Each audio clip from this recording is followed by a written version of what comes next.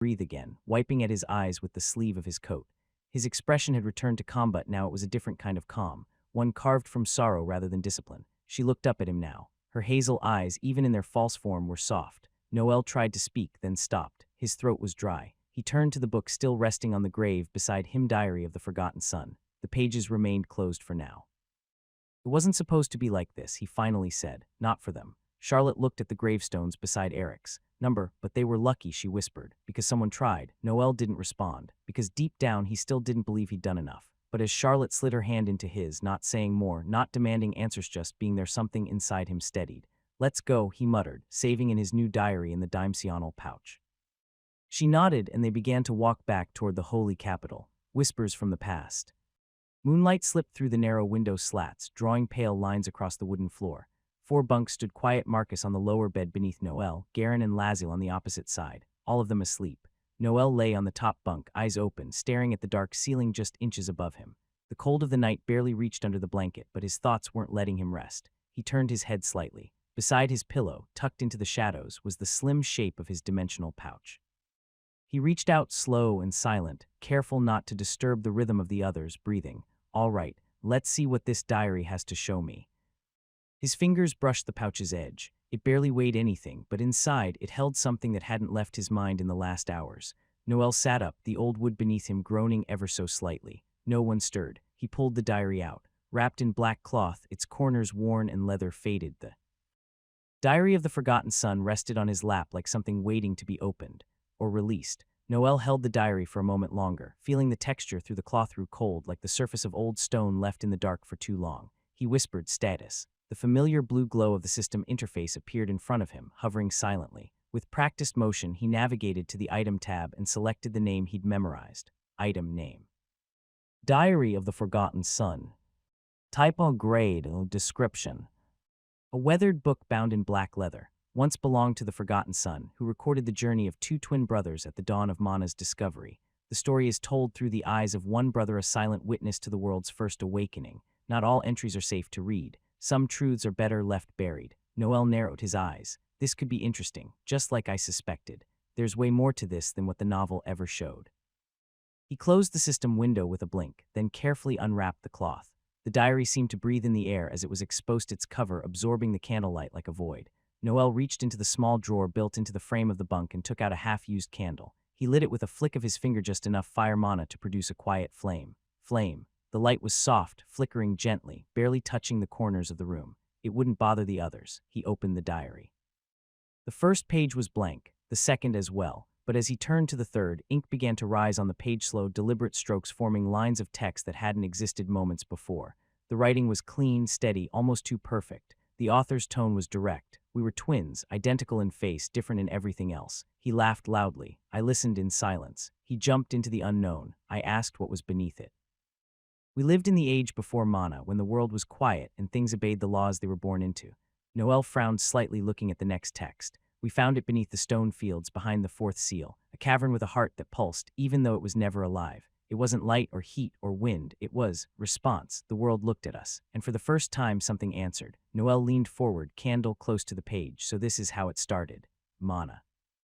Not as energy, but as awareness. He turned to the second page and kept reading. He was the first to touch it. He held out his hand and the cavern responded. Light gathered at his fingertips, not fire, not lightning, but intent. His body trembled. His eyes went white, and when it ended, he was different. Noel's eyes sharpened as he read. I watched as something formed inside him. I didn't have the words for it then, but now I do. He formed a core.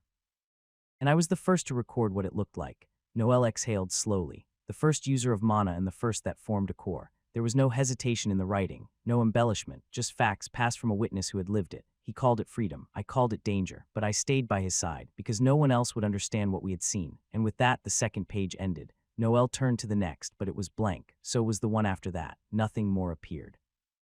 He frowned. That's it. Then the system window popped up, glowing faintly above the diary. System message: if you want to keep reading, you need to keep completing missions. Keep going, you are doing great. Noel stared at the message in silence. Right, figures. He closed the book and let the candle burn just a little longer before deciding to put it out. Just as Noel reached for the cloth to wrap the diary again, the wood beneath him creaked. A muffled voice came from below. Noel. He froze for a second, then looked down. Marcus, half asleep, blinked up at the underside of Noel's mattress. You awake? Yeah, Noel replied quietly, couldn't sleep. Marcus shifted under the covers. Figured, you're never this quiet at night. Noel didn't answer right away. He stared at the diary for a moment longer, then wrapped it up and slid it back into the pouch. He blew out the candle. The room fell into darkness again. As he lay back down, eyes open, thoughts racing, a single thought lingered. 500 years ago, this diary is telling me that story. Maybe there's something in the Academy archivessor Nicholas, or even Deemer, might know something, but I don't like this. Behind him, Marcus adjusted again. There was a pause, a beat. Then Marcus said, more awake this time. Hey, you okay? Noel didn't answer right away. Then finally, want to talk? Boys talk, sure, Noel answered. Marcus whispered from the bunk below. How are you holding up? Noel didn't answer immediately. His eyes were still fixed on the ceiling, the faint outline of wooden beams barely visible in the moonlight. Not gonna lie, he muttered. It hit me, I see. Marcus replied, voice quieter now, so I'm not the only one, though I imagine the others feel the same. Still, if I'd noticed earlier, maybe I could have stepped in, way before you got involved. You can't blame yourself. I knew it was coming and still couldn't stop it. Noel thought, fingers tightening slightly around the edge of the blanket. You shouldn't blame yourself, he said instead. It's not something we could have uncovered that easily. If they were professionals, then it's normal. We did enough. The saint's safe. Yeah, but that feeling doesn't go away. Why no? That sense of not doing everything I could. Believe me, Noel murmured. I know exactly what you mean. You know, Noel said, turning slightly on the mattress, that blue fire of yours is something special. Marcus snorted softly. Heh, you think so? Looks like he awakened part of his power ahead of schedule too. Marcus continued, I've been training with Clara back in Noveria before coming here, and even at the academy I kept working on it, didn't want to fall behind. Fall behind? Noel asked, glancing down. Yeah, watching you grow so fast made me feel smaller, I guess. So I made you my target, someone to catch up to. Noel smirked. So I'm your rival now. Now that you say it, yeah, it kind of sounds like that. You up for a bit of competition in the next exams? Noel chuckled. Wouldn't be fair, I'm garbage at theory. But you're great at spellcasting. It's not the same, Noel shrugged. Theory and practical magic don't work the same way. Hard to explain. I get it, Marcus nodded. Anyway, 9 days left before classes start. Second year already. Yeah. And being on the council means we'll have work piled up from day one. New first years flooding in. Oh, Marcus added casually, Charlotte's coming back with us to the academy. Noel blinked. That wasn't supposed to happen. In the original version of the story, she never left the holy capital. But the Noel of now didn't care about the original plot anymore. His job wasn't to follow a script, it was to survive. And if that meant surrounding himself with people he trusted, so be it. Didn't know that, he said calmly. She didn't tell you, Marcus asked. I saw you two walking back from the cemetery. No, not really, we didn't talk much. Huh, Marcus said, glancing up at the underside of Noel's bed. Weird. Noel stayed quiet, but the gears in his mind were already turning. Well, Noel said, stretching slightly. Enough of that. How are things with Clara? Marcus froze for a second. They're good. Noel smirked in the dark. That pause says otherwise. Marcus groaned. All right, fine. The other day, we held hands. Oh, Noel grinned. Big progress in your slow burn romance. Hey, at least it's something. Good luck. Noel raised an eyebrow. Why are you saying situation like that, and why it sounded plural? Marcus didn't miss a beat. I think it's obvious there's more than one, not like it's weird. Clara's dad has 4 wives, your dad has 2. I wasn't denying that, Noel replied, but if you want an answer, I'm officially with Elira. Marcus let out a low whistle. Wow, you move fast. Fast, Noel repeated. I've known her for almost a year. It wasn't forced. It just happened naturally. Fair enough, Marcus said. All right then, what about Alina? What do you want to know? Noel asked, resting his arm behind his head. Marcus didn't hesitate. She's clearly important to you. She likes you too, and you with eyes can see that. Noel exhaled slowly. I know, I've just been waiting for her to make the first move. Why not just take the step yourself, I guess? I wanted her to go at its own pace. Marcus stayed quiet for a moment, then asked, is there anyone else? Noel hesitated. Not sure. Oh, come on, Marcus said. Don't play dumb or I'll name them myself. Go on then, Charlotte and Selene. Noel shifted slightly. Why do you think that? With Charlotte, it's obvious. You two act way too close for how little time you've spent together. And Selene, I dunno, just a feeling. You're one of the only people she even interacts with in the academy, and she actually replies to you. Noel didn't respond. Marcus smirked. Anything you want to say? Nothing. A sharp voice cut through the darkness. Can you two shut the hell up already? Lazil growled from the top bunk across the room. Some of us aren't blessed by the gods of romance and don't need this shoved in our face at midnight. Noel and Marcus froze for a second. Even the damn gorilla below me has a girlfriend, Lazil continued, clearly pointing at Garin, and I'm still out here alone. Do you know how humiliating that is? There was a beat of silence, then both Noel and Marcus burst out laughing, trying and failing to muffle it with their pillows. Lazil groaned and turned over, pulling his blanket over his head. Assholes. The room finally began to settle into silence. Sort of. Gorilla, came a deep, half-asleep voice from the lower bunk. Did you just call me a gorilla? Lazil didn't reply. The lump under the blanket only curled up tighter. Yeah, thought so, Garin muttered, sitting up and scratching his messy hair. And yes, also I do have a girlfriend, Sophie. Got a problem with that. Noel rolled over on his mattress, still grinning. You gonna talk about Sophie again? Damn right I am. Garin grinned proudly. She's small, adorable, and could knock someone's teeth out if she felt like it. The first time she called me an idiot, I knew she was the one. Marcus chuckled. A true love story. She makes me bring her flowers every Sunday. Me, flowers. Do you have any idea how ridiculous a guy like me looks buying flowers? Very, came Lazil's muffled voice from under the blanket. Shut up, you bitter single bastard. Garin flopped back onto his bed with a goofy smile. I love her, a lot. And if you call me a gorilla again, Lazil, I swear I'll slap you with a rose. Noel burst out laughing again. Is that supposed to be a romantic threat? It's a threat wrapped in affection, Garin muttered. Good night. This time, silence finally settled over the room. More or less, not just a saint. The courtyard was quiet that morning. Warm sunlight filtered through the trees, their leaves now full and green with the coming of summer. The stone path radiated gentle heat, and a soft breeze carried the scent of herbs from the garden beds. Birds chirped lazily from the rooftop. Charlotte sat alone on a bench beneath the archway, dressed in a simple cream blouse and a light skirt that moved slightly with the wind. Her sancta veil was gone. Pink hair framed her face freely, and her amber eyes followed a pair of pigeons wandering near the fountain. Noel approached from the side path, sleeves rolled up, hands in his pockets. You're not wearing the veil, he said. I don't need it here, Charlotte replied, not looking at him. He stopped beside the bench, then sat down beside her. Why didn't you tell me you were coming to the academy? Charlotte's tone stayed casual. I didn't think you needed to know.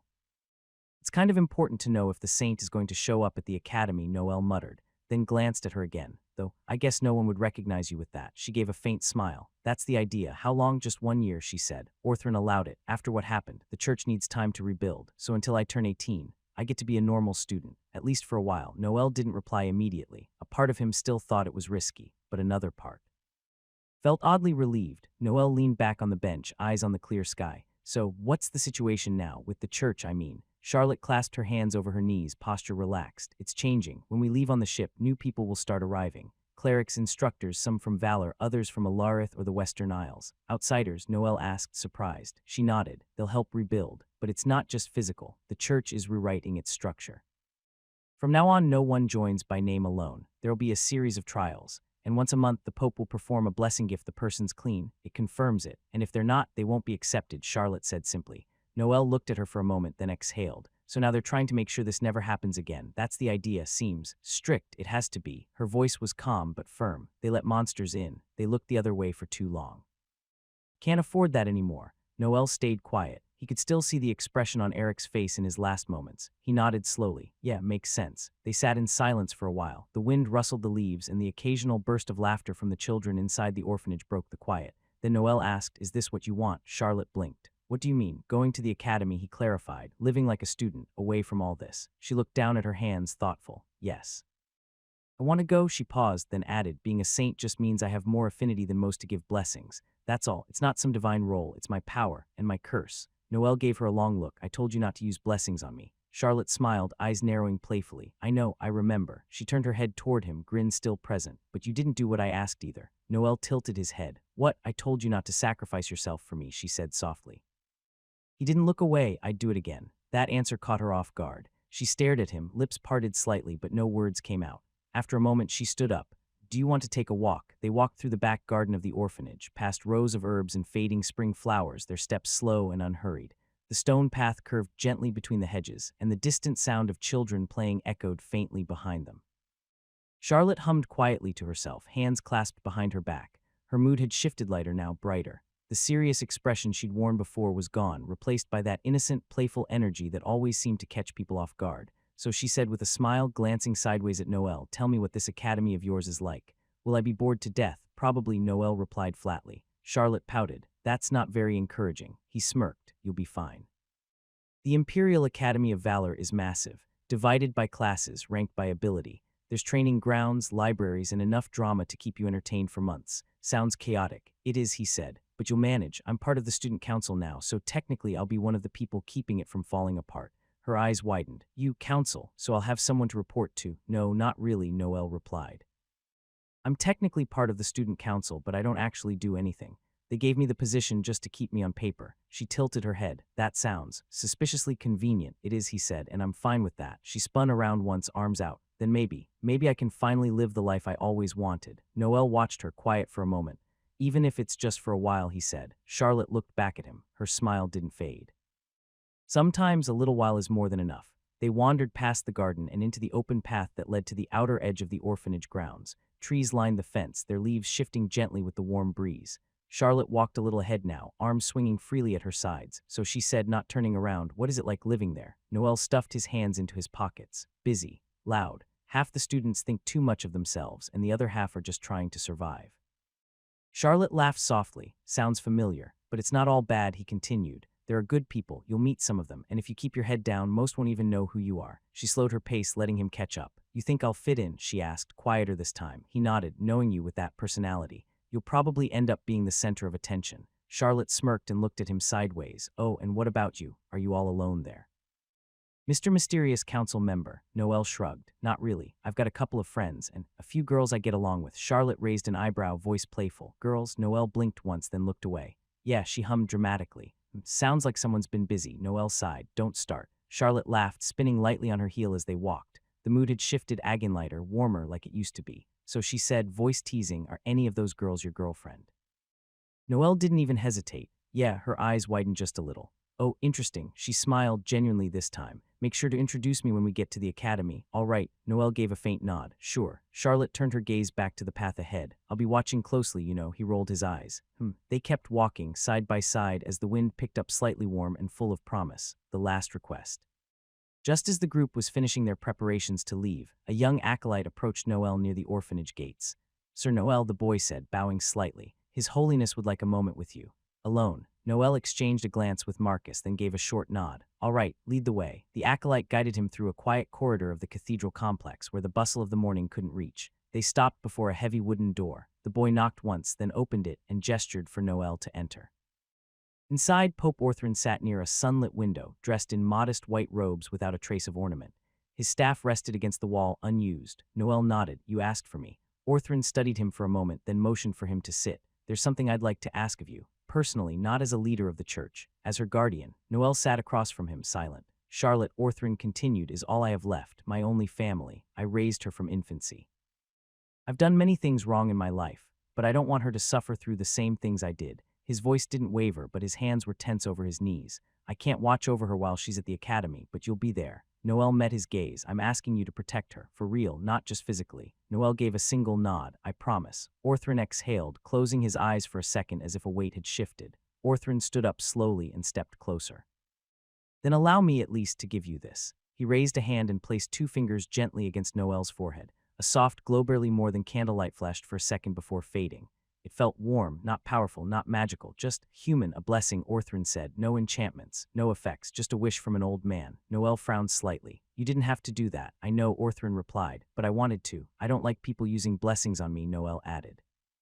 Orthrin chuckled under his breath. Now I see why you caught Charlotte's attention. Noel narrowed his eyes. What's that supposed to mean? Orthrin gave him a faint smile. She may carry the title of saint, but she's still a girl your age, with feelings, curiosity, that spark in her eyes. It's not something you see often in a place like this. Noel looked away for a second. Oh, Orthrin laughed, so you're not as dense as I feared. Good, just take care of her. Noel exhaled through his nose.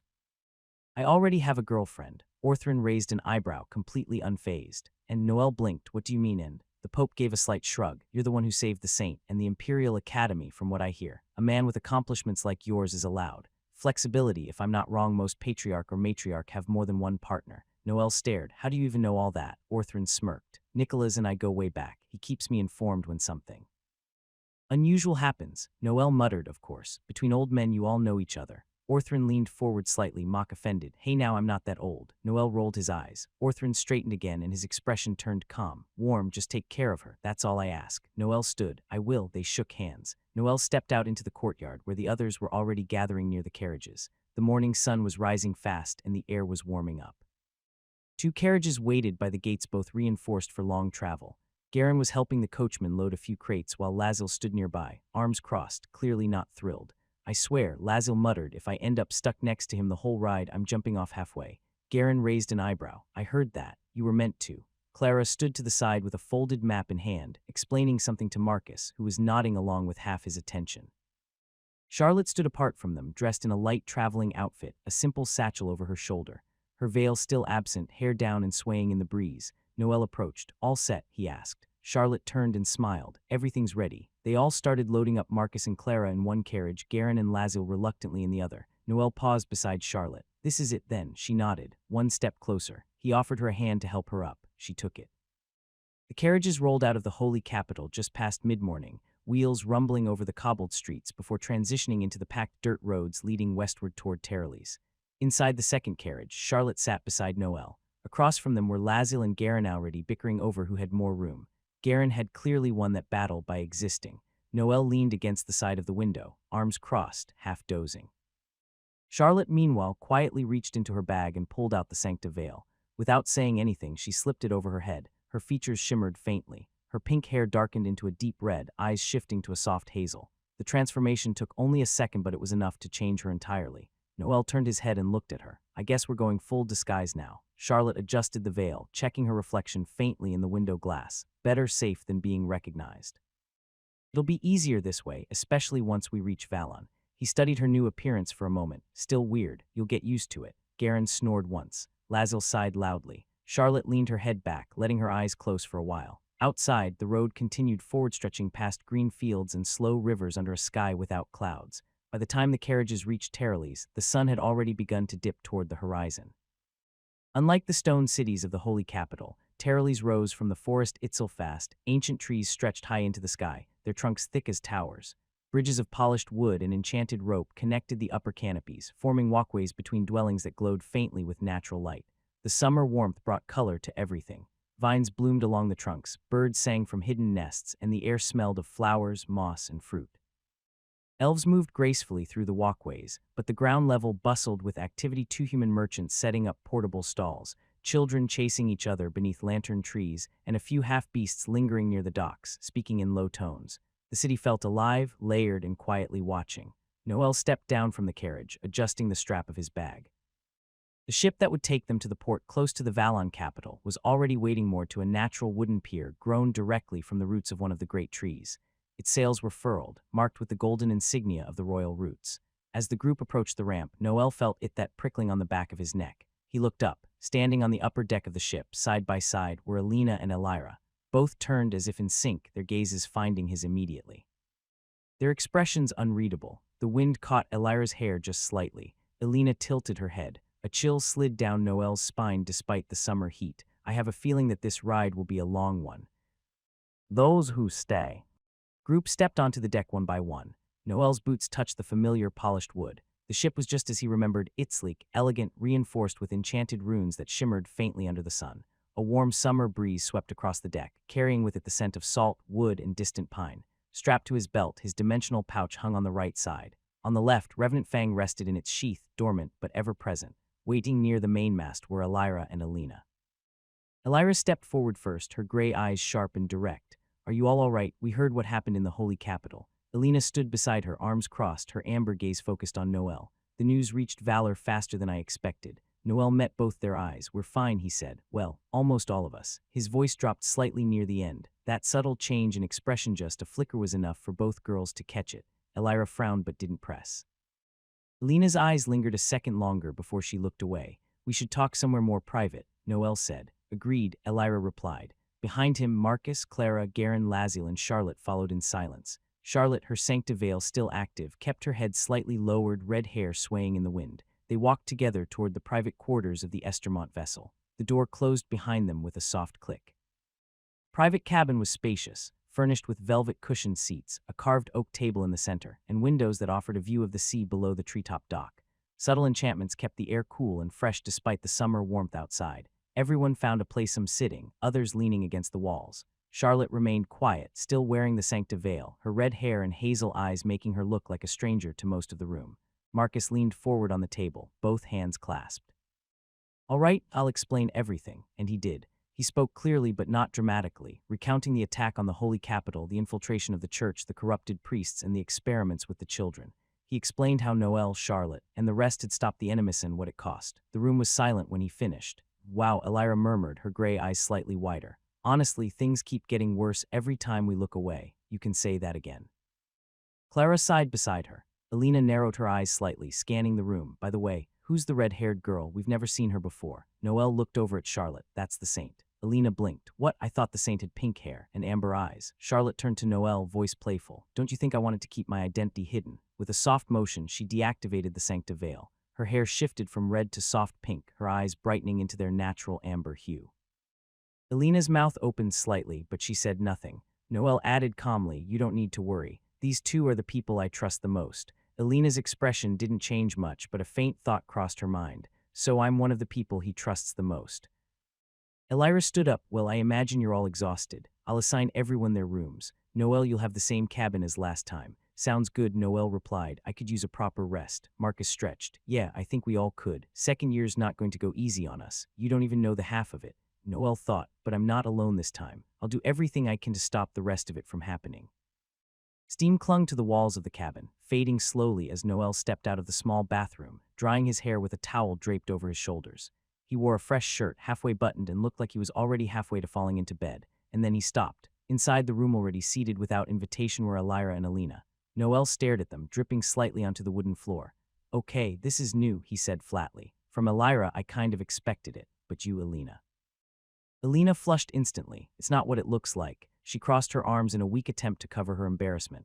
And what do you mean you expected it? Has Elira done this before? Noel rubbed the back of his neck. Honestly, it'd be weird if she didn't at this point. Elira, completely unfazed, smiled from her seat. Good to see your expectations are finally catching up. Noel sighed. All right, what exactly are you two doing here?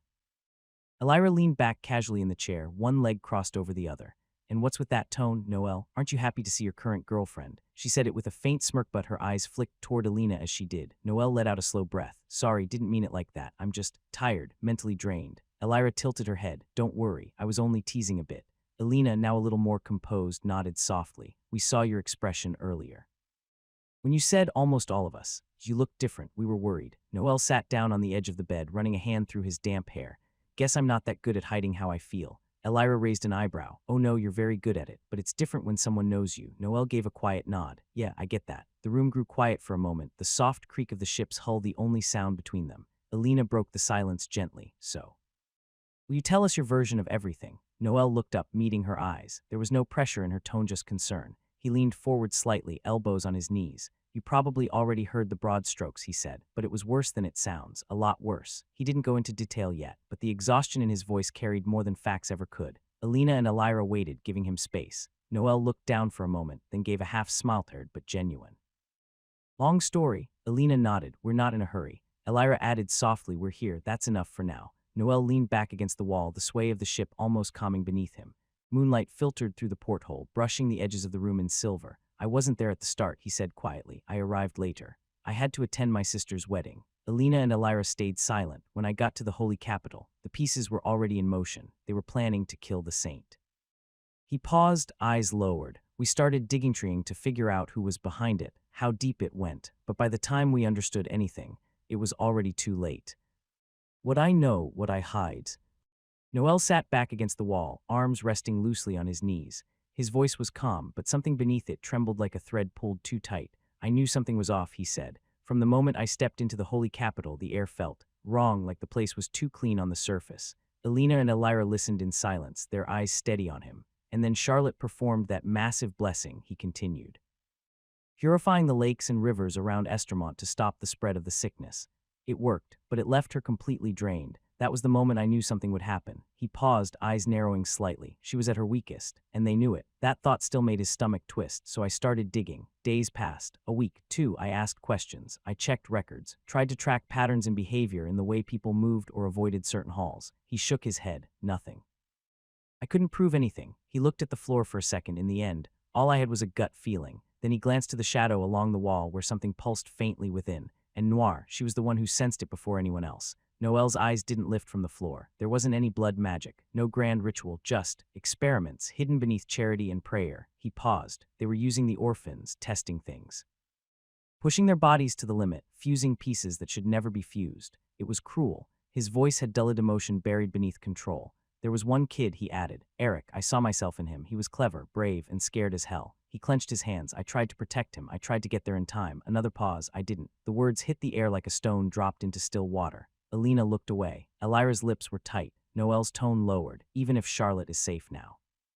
It doesn't feel like I did enough. Elira finally spoke, her voice gentle but firm. Noel, sometimes you forget that you're not alone. There are people willing to help you, people who care, and you're not even legally an adult yet. You've still got a year left. Alina nodded. She's right. We've told you before you don't have to carry all of this by yourself. Noel looked up at them both. I know, I want to rely on others. I do, but it scares me.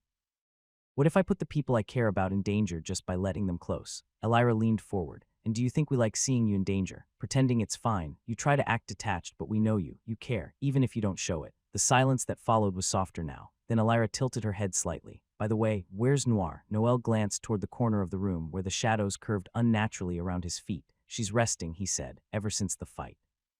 She hasn't left my shadow. Elira's eyes widened a little. Resting? Has she been like that the whole time? Noel nodded. Yeah, she's recovering, and she's grown a lot. Grown, Elira repeated. Alina, curious, looked between them. Who's Noir? Noel turned toward her. She's my familiar. Hatched from a strange egg I found months ago. We're bonded. She's unique. Alina blinked, eyes widening slightly. Wait, that's what came out of the egg. Noel nodded. Yeah.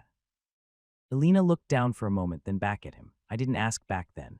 You were still recovering in the infirmary at the academy, and I didn't want to push you. Elira smiled faintly. Well, she's stronger than she looks. Noel returned the expression just slightly. She always has been. The quiet lingered. Noel sat still for a moment, eyes fixed on the candlelight dancing across the wooden walls. Should I tell them? Should I just say it that the original Noel is dead? That I'm someone else entirely? He glanced at Alina, then at Elira. If they knew, maybe it would be easier. Maybe they could help me without questioning why I know so much, why I've always been right where everything happens. His chest tightened. But how do you even explain something like that? That you've read this world as fiction, that you've lived it before. He closed his eyes briefly. Marcus has been involved in every incident too, though. Maybe I'm not as out of place as I think. Noel looked up and took a breath. Listen to me carefully. What I'm about to say might sound strange, but it's true, he tried. As you can see, I've changed a lot over the past year, and that's because of DGNFBDBF SDDSVBDDS Ethenbefub. Elira frowned slightly. What did you say? That you've changed? Didn't you hear me? I don't mind repeating it. My entire shift in mindset happened because of DGNFBDBF SDD SVBDDS Ethenbefub. Alina looked at him, puzzled. Noel, we can't understand you. I know you told me not to ask about weird languages a while back, said Elira, arms crossed, but seriously, I only speak common. And that wasn't it. What's going on? Noel went quiet, then looked away. It's nothing. What I meant to say is that something inside me clicked. I didn't want to be the same person anymore. That's all. Alina offered a soft smile. Ah, I see. Yeah, it shows. The room fell into a calm stillness. For a brief moment, it felt like everything had been said. Then, without warning, a faint shimmer of light appeared in front of Noel. Sudden. A message floated in the air, clear as crystal. System notification. Noel, you can't do that. There are rules that must be followed. Some basic laws cannot be broken like you just tried to. One day, you'll get the answers you're looking for. But first, keep going with the missions. Good luck. Noel stared at it, his breath caught in his throat. This is new. That tone, it didn't feel automated, it felt like someone wrote it. Someone real. Elira stood up, brushing off her skirt casually. Well, we should let you get some rest. If you need anything, you've still got that bell from last time, right? Elira smiled. Without hesitation, she leaned in and placed a soft kiss on his cheek. Don't forget to use it if you need anything. Alina watched the gesture, visibly flustered. Her eyes darted between them for a second before she stepped forward and, hesitating just a moment, wrapped Noel in a brief, gentle hug. The door closed behind them, leaving Noel alone with only the distant sway of the ship and the soft hum of thought in his head. The cabin was quiet now. Noel sat still for a moment, staring at the spot where the system message had appeared. Then slowly, he lay back on the bed. The faint rustle of movement came from the floor. A shadow shifted, rising, swirling again from it emerged Noir in her pup form. Her sleek black fur was darker than the room itself, streaked with faint traces of violet. Her eyes met his with a silent, knowing gaze before she leapt lightly onto the bed and curled up beside him.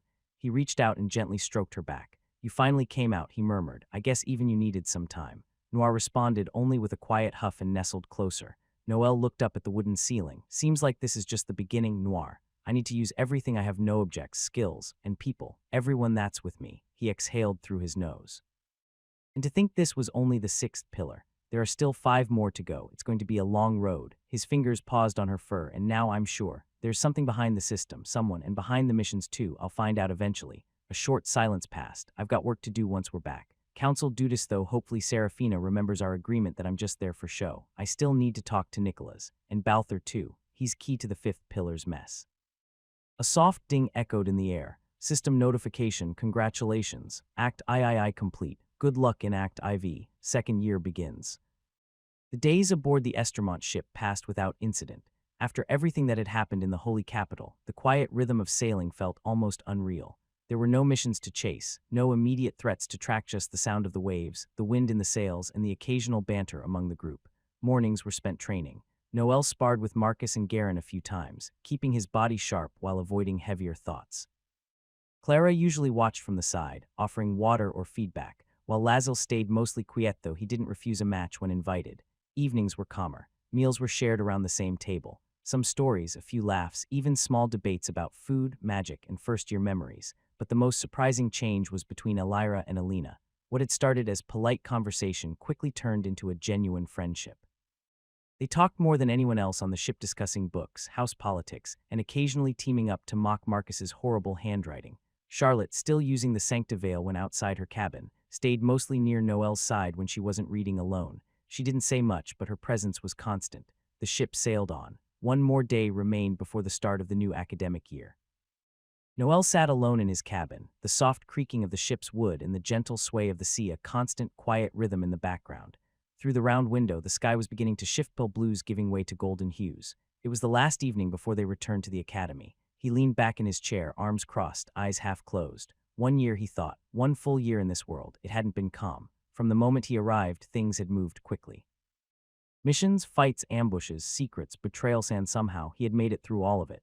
He had completed every mission the system had given him, even the last one, though if he was being honest, it didn't feel like a success. The cost still sat heavy in his chest. Charlotte's body, impaled by the enemy's scythe, flashing in front of him, the moment that triggered his instinctive activation of Ashen's sigil. A 6-second rewind. He had killed himself to do it. Again, that makes it the second time. He thought, number third if I count the tea Caliph gave me. He shook his head. It didn't matter anymore. What mattered was that they survived. The children had been saved, well, not all of them. Charlotte was alive, and now, with the sun setting in the second year ahead, he wasn't the same person who first stepped into the Imperial Academy of Valor. The academy grounds looked just as Noel remembered: grand, orderly, humming softly with magical energy flowing through its veins. Students bustled around the entrance, some wide-eyed first years, others relaxed second and third years like him. Noel passed through them with ease. He didn't need orientation. He knew exactly where to go. As he neared the Class S dormitory, he spotted a familiar figure leaning against the wall near the gates, flipping through a crystal slate. Gareth Wren looked up and grinned. Look who finally shows up. I was starting to think you fell overboard. Noel raised an eyebrow. Nice to see you too, Gareth. They bumped fists briefly as Gareth stepped in beside him. Busy few days, Gareth said. First years coming in non-stop, professors arguing over placements, a fire alarm that wasn't even real, same old chaos. You're still stuck with us in Class S? Stuck, Gareth smirked. Please, best gig on campus. Still your dorm guide this year, so if anything explodes again, I'm blaming you personally. Fair, Noel replied, smiling a little. Oh, and heads up in third years graduated last semester, so there were 10 open slots in Class S they filled, M based on rankings and combat scores. The usual reshuffling. Noel nodded slowly, so it shifted again. Yes, final placements lock in after the first semester exams, but I've got a feeling this year's gonna be even messier. Noel kept walking, eyes forward. This time, I'll beat my greatest enemy, theory. Noel stepped into the central courtyard, the stone beneath his boots warm under the midday sun. Students moved through the academy like a living current, laughing, talking, rushing to settle into dorms or meet up with old friends. He recognized a few faces in the crowd. Most he didn't, but something had changed. People didn't look at him the same way they used to. Some students nodded as he passed. Others gave him a little more space in the hallway. No one said anything outright, but the shift was there. A quiet kind of respect. The incidents from the Holy Capital or the actual academy hadn't been made public, but rumors had a way of spreading, even when names weren't attached. And Noel's name was starting to carry weight. He kept walking, taking in the familiar grounds and the subtle unfamiliarity of them. He thought of Elirashar, bold, confident, always 2 steps ahead, always there when it mattered. Then Alenekind, hardworking, always buried in books but never too distracted to listen, a bookworm with a strong spine. Selene came to mind next. Their adventure together in the north had been more than just a mission. Something in her had shifted back then. A wall had cracked, and even if it wasn't fully down, it was enough. And Charlotte, despite the short time they had spent together, she might already know more about him than most. Somehow she always saw through him past the deflections and sharp remarks. And now, she was here, hidden yes, but present. This year was already different, and it had only just begun. Noel walked through the main building of the academy, his steps echoing softly against the polished stone floor. The structure was wide and elegant, with tall arched windows that let the afternoon light spill across rows of crests and banners from the different noble houses. He made his way through familiar corridors, nodding at a few professors and staff members he passed. Eventually, he reached the office winquiet, lined with dark wooden doors, each one bearing a silver plaque. At the end of the hall was the door he was looking for. Seated outside behind a tidy desk was a young secretary dressed in a charcoal gray uniform with silver trim. She looked up from a crystal slate as he approached. "Good afternoon." "Noel, right. What can I help you with?" "I need to see the headmaster Nicholas," he replied. She tilted her head slightly. "Is it urgent?" "It's important." She gave a brief nod and stood, stepping through the office door without another word. Noel waited in silence, eyes fixed on the floor. "Even if I can't tell him everything, I have to make sure he knows enough." The door opened again. "You can go in." Noel exhaled quietly, then stepped inside. The headmaster's office was wide and well lit, with tall arched windows that let the sunlight spill across polished stone floors. Shelves lined the wall, some filled with thick tomes, others holding arcane instruments humming softly with dormant power. A large desk of darkwood dominated the center, carved with intricate runes that glowed faintly with protective enchantments. Behind it sat Nicholas von Aldros, his hands folded, expression unreadable.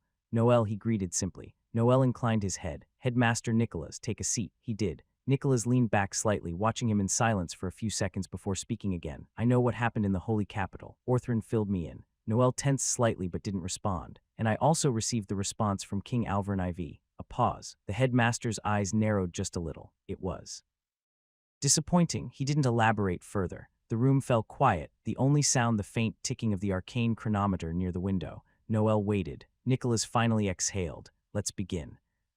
The report.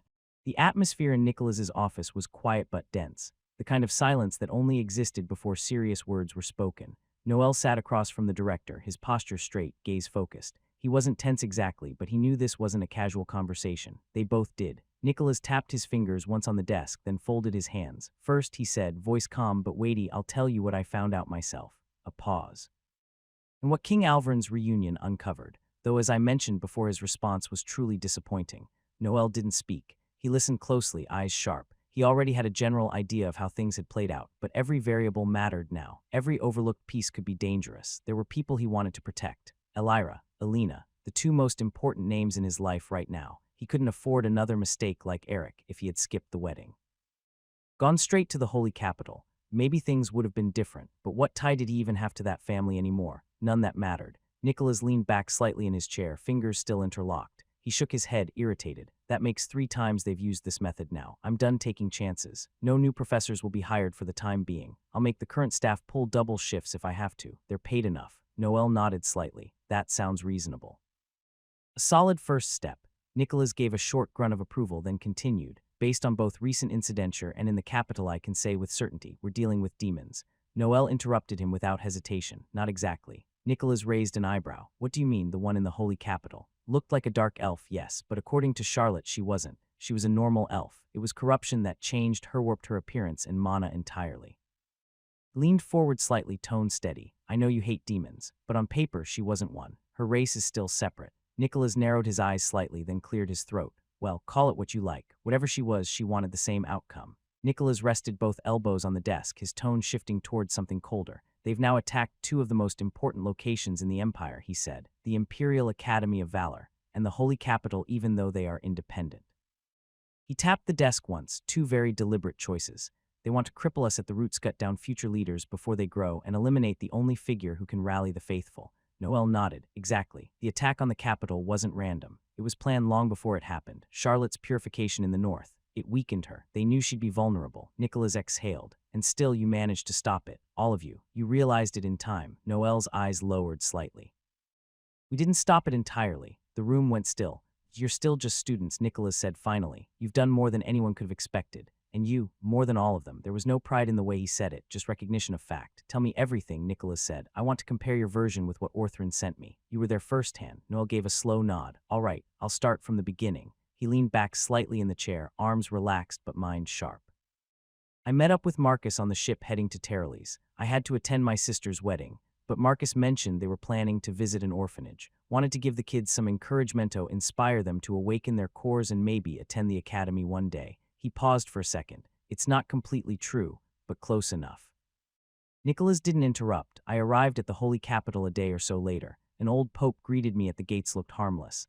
Kind, even. Later, we found out he was one of the infiltrators." He glanced aside. Charlotte told me he had served the church faithfully for decades. They corrupted him, twisted him. Noel's voice turned quieter. I had a bad feeling from the start. I couldn't explain it. Just something was off. He looked back at Nicholas. I spent 2 full weeks investigating.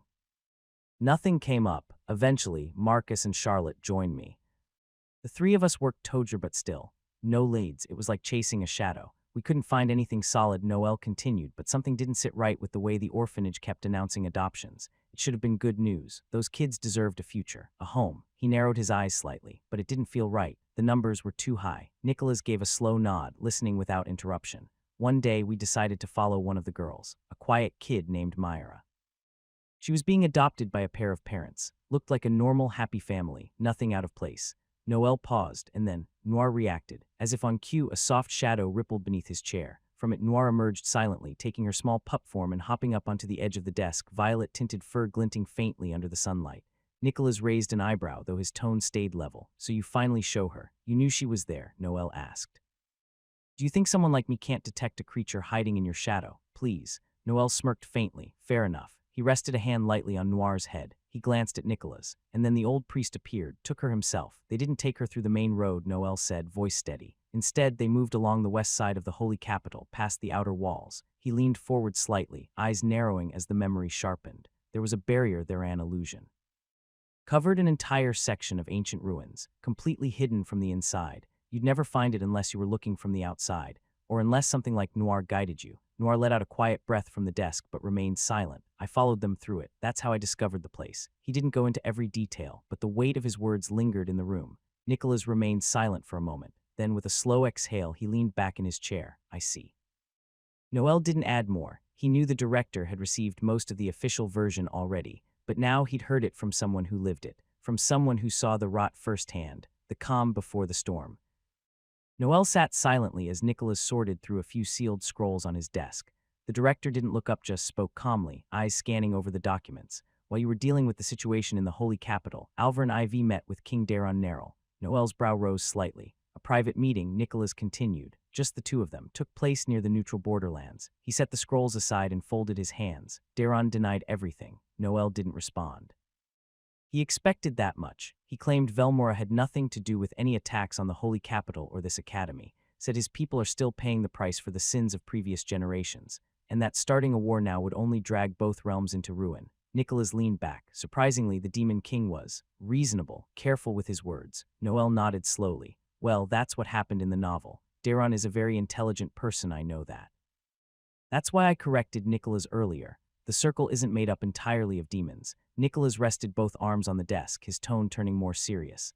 As much as I hate to admit it, Daron did more than just talk. He agreed to collaborate. Noel's eyes narrowed slightly. Collaborate how? A joint investigation, Nicholas replied. He and Alvarin both committed to uncovering who was truly behind the attacks. He let that sit for a moment before continuing. I'll be part of that effort. Alvarin specifically requested it.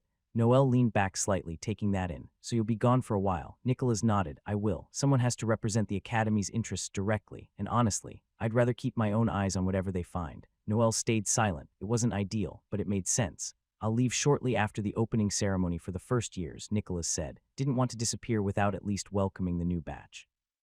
Noel nodded. Makes sense. In the meantime, I've made arrangements, the director continued. Class S will undergo a specialized training program for the entire first semester. Noel raised an eyebrow. A training camp. Nicholas's expression stayed firm. Not the kind with tents and campfires. Real training. Intense. Focused. Because like it or not, your class represents the future of this continent and some families of Alarith. He gestured toward a set of papers stacked on his left. We'll all need to be ready for what's coming. No excuses. Who's in charge? I've assigned Deemer and Rock to oversee it personally. You'll train with them under strict rotation. Physical, magical, theoretical. All of it. Noel exhaled slowly. Better to prepare now than regret later, Nicholas added. Seems like the changes I've made to the story are bringing good things too. This never happened in the original timeline. Everyone's growing faster now, if we dedicate a whole semester purely to training. Maybe we can close the gap, maybe even reach Ascendant, before 18. That would be a historic milestone in this world. Also, Nicholas added, shifting tone slightly, there's an event scheduled at the end of the semester. A major one. Noel looked up again. What kind of event? A tournament, the director replied. Hosted in one of the central Dwarven kingdoms. He leaned back in his chair, arms crossed. Several academies from different nations will attend. It's a way to test the next generation. Combat trials, magical aptitude, strategy, all of it. Noel raised an eyebrow. Even after everything that happened, especially because of it, Nicholas said. If we show weakness now, the entire continent starts to panic. Our enemies get bolder. He paused, then continued. Class S will participate. Like it or not, you're part of how we maintain face. Noel didn't argue. He understood. Political strength through magical performance. Classic valor. Nicholas opened one of the drawers built into his desk and retrieved a small item wrapped in enchanted cloth. He unwrapped it carefully, revealing a silver medallion etched with glowing runes in a circular pattern. This is for you, he said, sliding it across the desk. Noel picked it up. The moment his fingers touched the surface, a faint shimmer of blue flickered across his vision. Item identified, name, recall sigil. Grade rare. Description allows emergency signaling to a marked individual. Linked to Nicholas von Aldros. Noel turned it over once in his palm. What is it? Recall sigil, Nicholas replied. If you or the Academy are in real danger, use it. It'll send a signal and I'll teleport to the closest accessible point. Noel tilted his head. You can't teleport directly to me. I could, if I had your exact coordinates, but spatial magic's not as straightforward as most think. It doesn't fall under any elemental category. It's older, harder to control. Got it. Nicholas gave him a knowing look. Don't lose it. That piece is older than half the vault. Noel slipped the sigil carefully into his dimensional pouch, securing it in the right slot beside where Revenant Fang was always stored, sharp, still, and quiet. Let's hope I never need to use it, but if I do, at least he'll come. As Noel secured the pouch at his hip, Nicholas stood and stretched lightly behind the desk. Oh, one more thing, he added. I asked Deemer to teach you lightning magic. Noel blinked. Lightning. Nicholas gave him a faint grin. That's right. Isn't that your main element? It is, Nicholas replied, and Deemer's too. He's more than qualified. You've got potential in lightning's fast, disruptive, and sharp. I think it suits your style. Noel tilted his head. Not sure if that's a compliment. It is, mostly.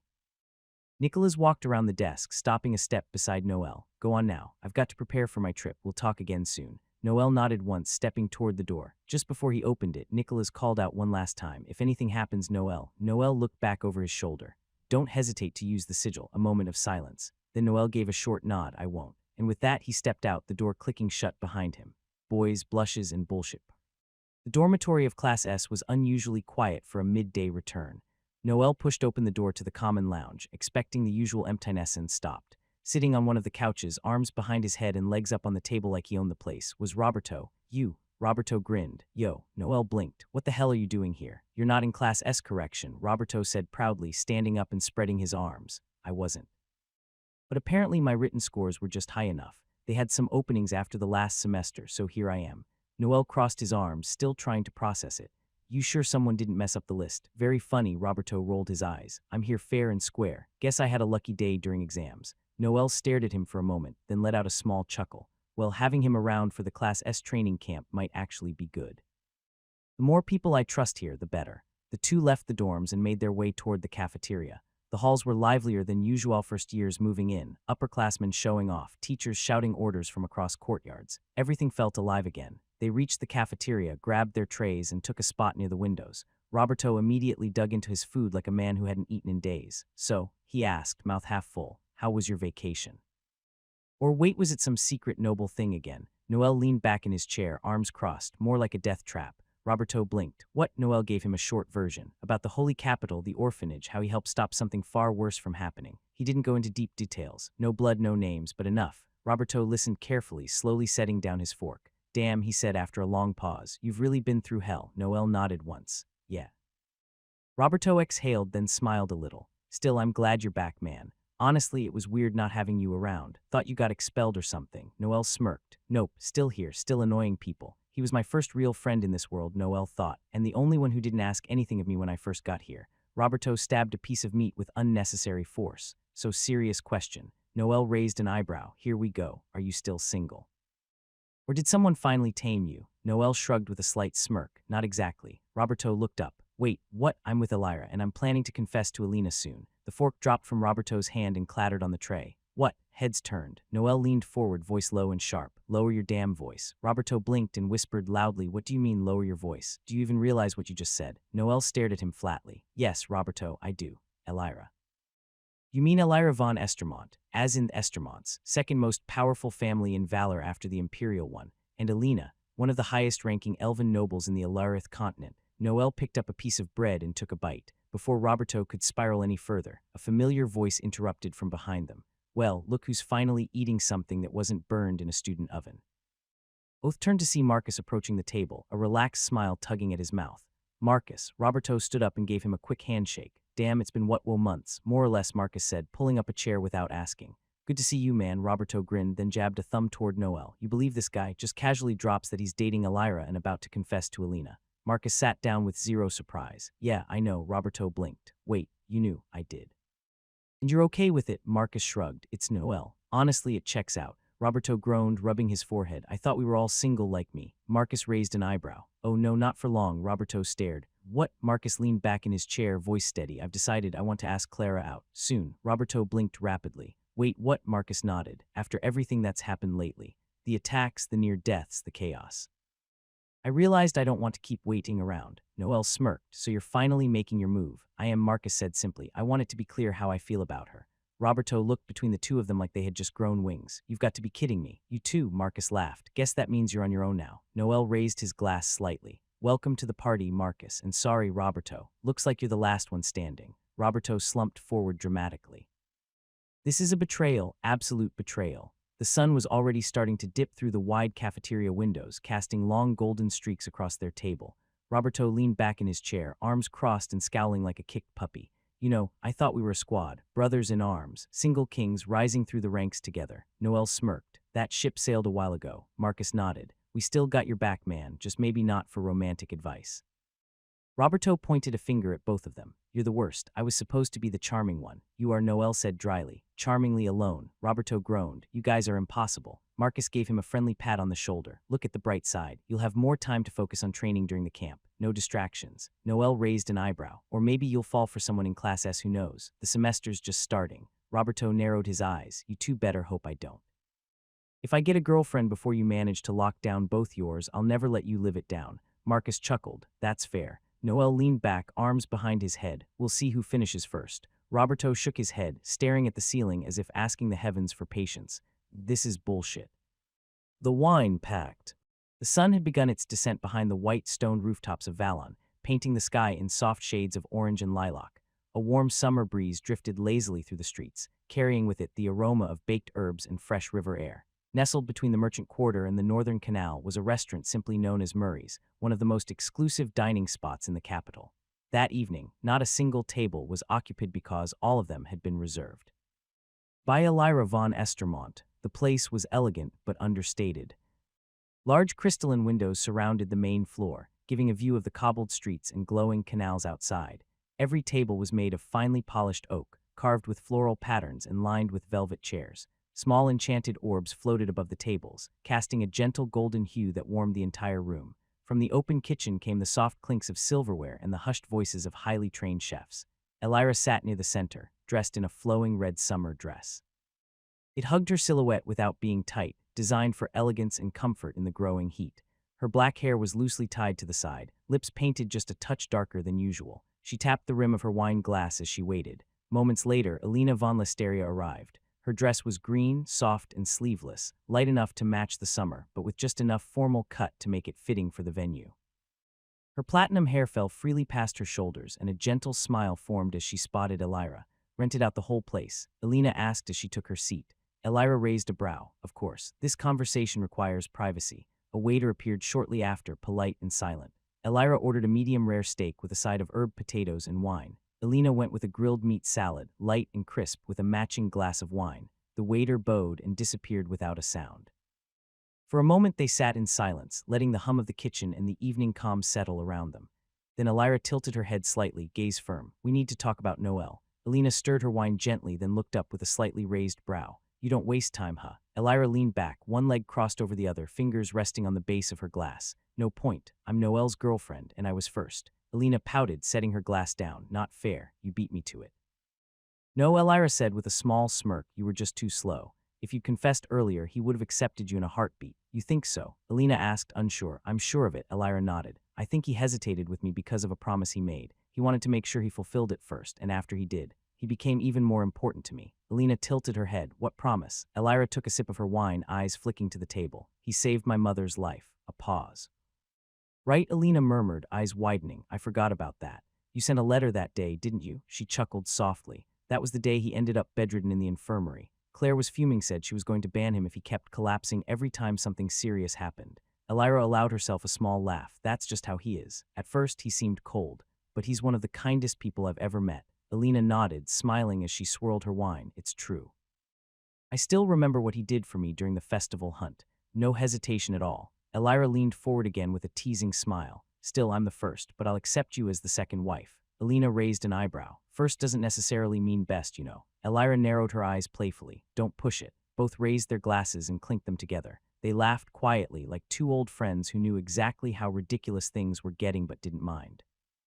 The laughter faded slowly, replaced by a brief silence as both women took a slow sip of their wine.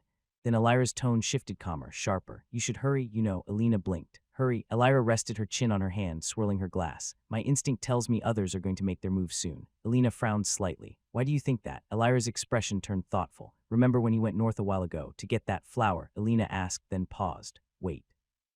Mean? Elira's eyes sparkled with amusement. Frost petals, but SHH top secret. Don't say the name out loud. Alina gave a mock salute. Understood, Captain. That earned a soft laugh from Elira. She took another sip, then continued. He was gone for over 2 weeks, and I know for a fact that Selene was with him part of that time. Alina's brows lifted. You think something happened? Maybe, Elira said. I doubt he spent all that time wandering around aimlessly. Noel's reckless, but not stupid. And Selene, she's not the type to waste time unless she had a reason. Alina shifted in her seat, biting her lower lip. You really think I should be worried? Elira gave her a knowing look. Selene isn't the biggest threat. She's not. Elira leaned forward, voice low, almost conspiratorial. No, the real problem is her. Alina leaned closer, almost whispering. Who? The saint, Elira said, eyes narrowing slightly. Charlotte. Alina blinked. Charlotte, you really think she's... Elira nodded slowly, placing her glass down. With me, she has no issue. I've already made it clear I don't mind if others join in as long as I'm always treated properly. That, and he knows exactly what would happen if I'm not. Alina arched a brow. Your father, Elira smiled without warmth. Let's just say the Estermont name isn't only for show. A beat of silence passed before Alina spoke again, this time more softly. So you're saying, my spot as second is in danger. Elira didn't answer. She simply gave her a look in that was enough. Alina sighed and leaned back in her chair, staring at the wine in her glass. Still, she barely knows him. I've known Noel almost a year. I've seen him at his worst, and he's told me more than most. True, Elira said, but sometimes that's not enough. What do you mean? Elira raised a finger. Noel acts like he's hard to read, but if you pay attention, really pay attention, you can catch him slipping. He's not as guarded as he thinks. Umi Marcus, even Roberto could tell how he feels if we really watch him. Alina's lips pressed together in thought. Elira continued, voice calm but firm. Charlotte may be new, but she already knows too much. You know what that means. Alina kept her gaze fixed on the glass for a long moment, the reflection of the chandelier flickering across the wine's surface. Her voice was barely a murmur. What do you think I should do? Then, Elira didn't hesitate. Go to his room. Tonight, tell him how you feel. Alina's heart skipped, her posture stiffening just slightly. Just like that. Elira nodded, confidence unwavering. Just like that. No more hesitation. If you wait, you might not get another chance. Alina glanced again at the nearly empty wine bottle on the table. Her cheeks were already a little flushed, her thoughts swimming from the alcohol, from the words, from the growing weight in her chest. She reached for the bottle without a word and ignoring her glass drank the last of it straight from the neck. Elira stared, lips parted in mild shock. Then, without warning, Alina stood up and slammed both hands on the table. To his room, right now. The shout echoed through the restaurant, but no one came running. They were alone, after all. Elira blinked, then laughed as she stood as well, smoothing out her dress. Well then, lead the charge, Lady Lesteria. Alina didn't wait. She turned, fire in her steps and wine in her veins. Elira followed, shaking her head with a smile. The streets of Valon were quiet beneath the pale glow of enchanted lanterns. The canals reflected the night sky, stars dancing in the water with every ripple. Shops had closed, the city shifting into its nighttime comic set for two determined figures walking side by side, Elira and Alina. Their heels tapped against the smooth stone roads, dresses swaying gently with each step. Alina's cheeks were still red, whether from wine, nerves, or both. Elira looked entirely composed aside from the amused smile tugging at the corner of her mouth. Still sure about this? She asked lightly. No turning back now, Alina said, focused forward. For the record, I'm impressed. I didn't think you had it in you. Neither did I, Alina muttered, but if I don't do it now, I'll keep putting it off. I'm tired of waiting. Elira gave a small nod of approval. Good. The gates of the academy came into view ahead. The guards let them through with barely a glance at both girls were well known, after all. They passed through the dormitory gardens, then into the main building that housed the Class S students. The night air grew cooler, the wind brushing softly against their skin, whispering like it, too, was aware of what was coming. They reached the entrance. Both paused. Elira looked at Alina, one brow raised. Alina exhaled deeply, steadying herself. Together, they stepped inside to a young woman, chasing a single heart. And somewhere above them, in one of those quiet, moonlit rooms, Noel was completely unaware of the storm headed his way, the unexpected night. The door creaked open with a groan, and a faint layer of dust danced in the air as Noel stepped inside. His room in the Class S dorms looked exactly like he left Itonly. Now it had gained the scent of wood, parchment, and neglect. 2 months. That's how long it had been since he last stepped foot in here. Between the missions, the holy capital, and the aftermath, he'd barely had time to remember this place existed. He sighed, rolled up his sleeves, and grabbed a cloth from the drawer. Let's get this over with. Shelves coated in dust. The desk slightly cluttered with notes. His bed still made, though a thin film of grime had gathered on the frame. He swept, wiped, folded, reorganized. On the bed, Noir lay curled in her pup form, peaceful, silent, her fur rising with every slow breath. As he passed her, he adjusted the sheets gently. His thoughts drifted to the cafeteria earlier, where he'd sat with Marcus and Roberto. The three of them had laughed, joked, talked about relationships. Normal things for once. Marcus is really going to do it, Noel thought, confessed to Clara. Honestly, I didn't think he had it in him. He smirked faintly. That's way ahead of the timeline in the novel. In the original story, those two spent 30 damn chapters blushing just from holding hands, then another 30 for a kiss on the cheek. I hated that slow burn nonsense. He stood up, stretched, and looked around. Clean, at last, and now he was sweating. Shower time, he muttered. The water ran warm over Noel's skin, washing away the dust and the fatigue of the day. He leaned back against the tiled wall, closing his eyes as the steam filled the small bathing room. His blonde hair clung slightly to his forehead, damp and heavy. After a few minutes under the stream, he turned it off and slid into the bathwater, letting out a quiet exhale as his body sank into the heat. It felt good, a quiet momentary these days. He rested his head back and let his thoughts wander. Too much happened today. First Nicholas, then Roberto and Marcus, and now this training camp incoming. His fingers drifted lazily across the surface of the water. At least Marcus is finally moving forward. If he confesses to Clara, that'll be one less couple to drag for another 50 chapters. I swear I don't miss that part of the story at all. A faint smile tugged at the corner of his mouth. Then, knock, knock, his eyes snapped open. Seriously, he waited. Maybe it was someone knocking on a different room. Knock, knock, nope, definitely his door. He sighed, stepped out of the bath, and grabbed a towel. Wrapping it securely around his waist, he shook his hair once, water droplets sliding down his shoulders. Who the hell is knocking at this hour? He made his way to the door, still drying his hair with one hand, and opened it. The door swung open and Noel froze. Standing before him were Alira and Alina. Alira wore a sleek crimson dress that matched the late summer warmth, her black hair neatly braided over one shoulder, gray eyes cool but slightly glazed. Alina stood beside her, platinum blonde hair down for once, flowing freely against the soft green of her dress. Her amber eyes were red around the edges and her cheeks were flushed. Both were clearly tipsy. Both were staring, and Noel was in nothing but a towel. His eyes widened. What he instinctively tried to close the door. Too late. Alira slid her foot between the door and frame like a seasoned pro. The door jerked, halted halfway. Wait, hold on, what are you doing? Noel asked, half panicked. The two girls didn't answer. Instead, they stepped inside like it was their own room. Noel stumbled backward, slipping slightly on the smooth floor and landing unceremoniously on his rear. Odemit, what is going on? Alira calmly reached back and closed the door behind them with a quiet click. On the bed, Noir perked her head up, then promptly vanished into Noel's shadow. Coward, Noel thought briefly, scrambling to his feet.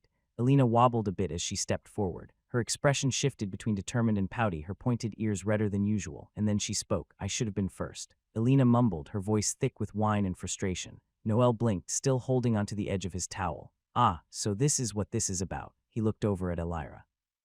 What did you do? Alira raised both hands innocently. I didn't do anything. Seriously, she drank the wine. I just watched. Alina wobbled again, stepping closer. Her amber eyes were glassy, but the emotion behind them was clear, longing, something that had been bottled up far too long. You know it doesn't matter, right? She whispered. Noel opened his mouth to respond, but he didn't get the chance. Alina leaned forward and kissed him. It wasn't a short, shy kiss. It was passionate, clumsy, and way too long.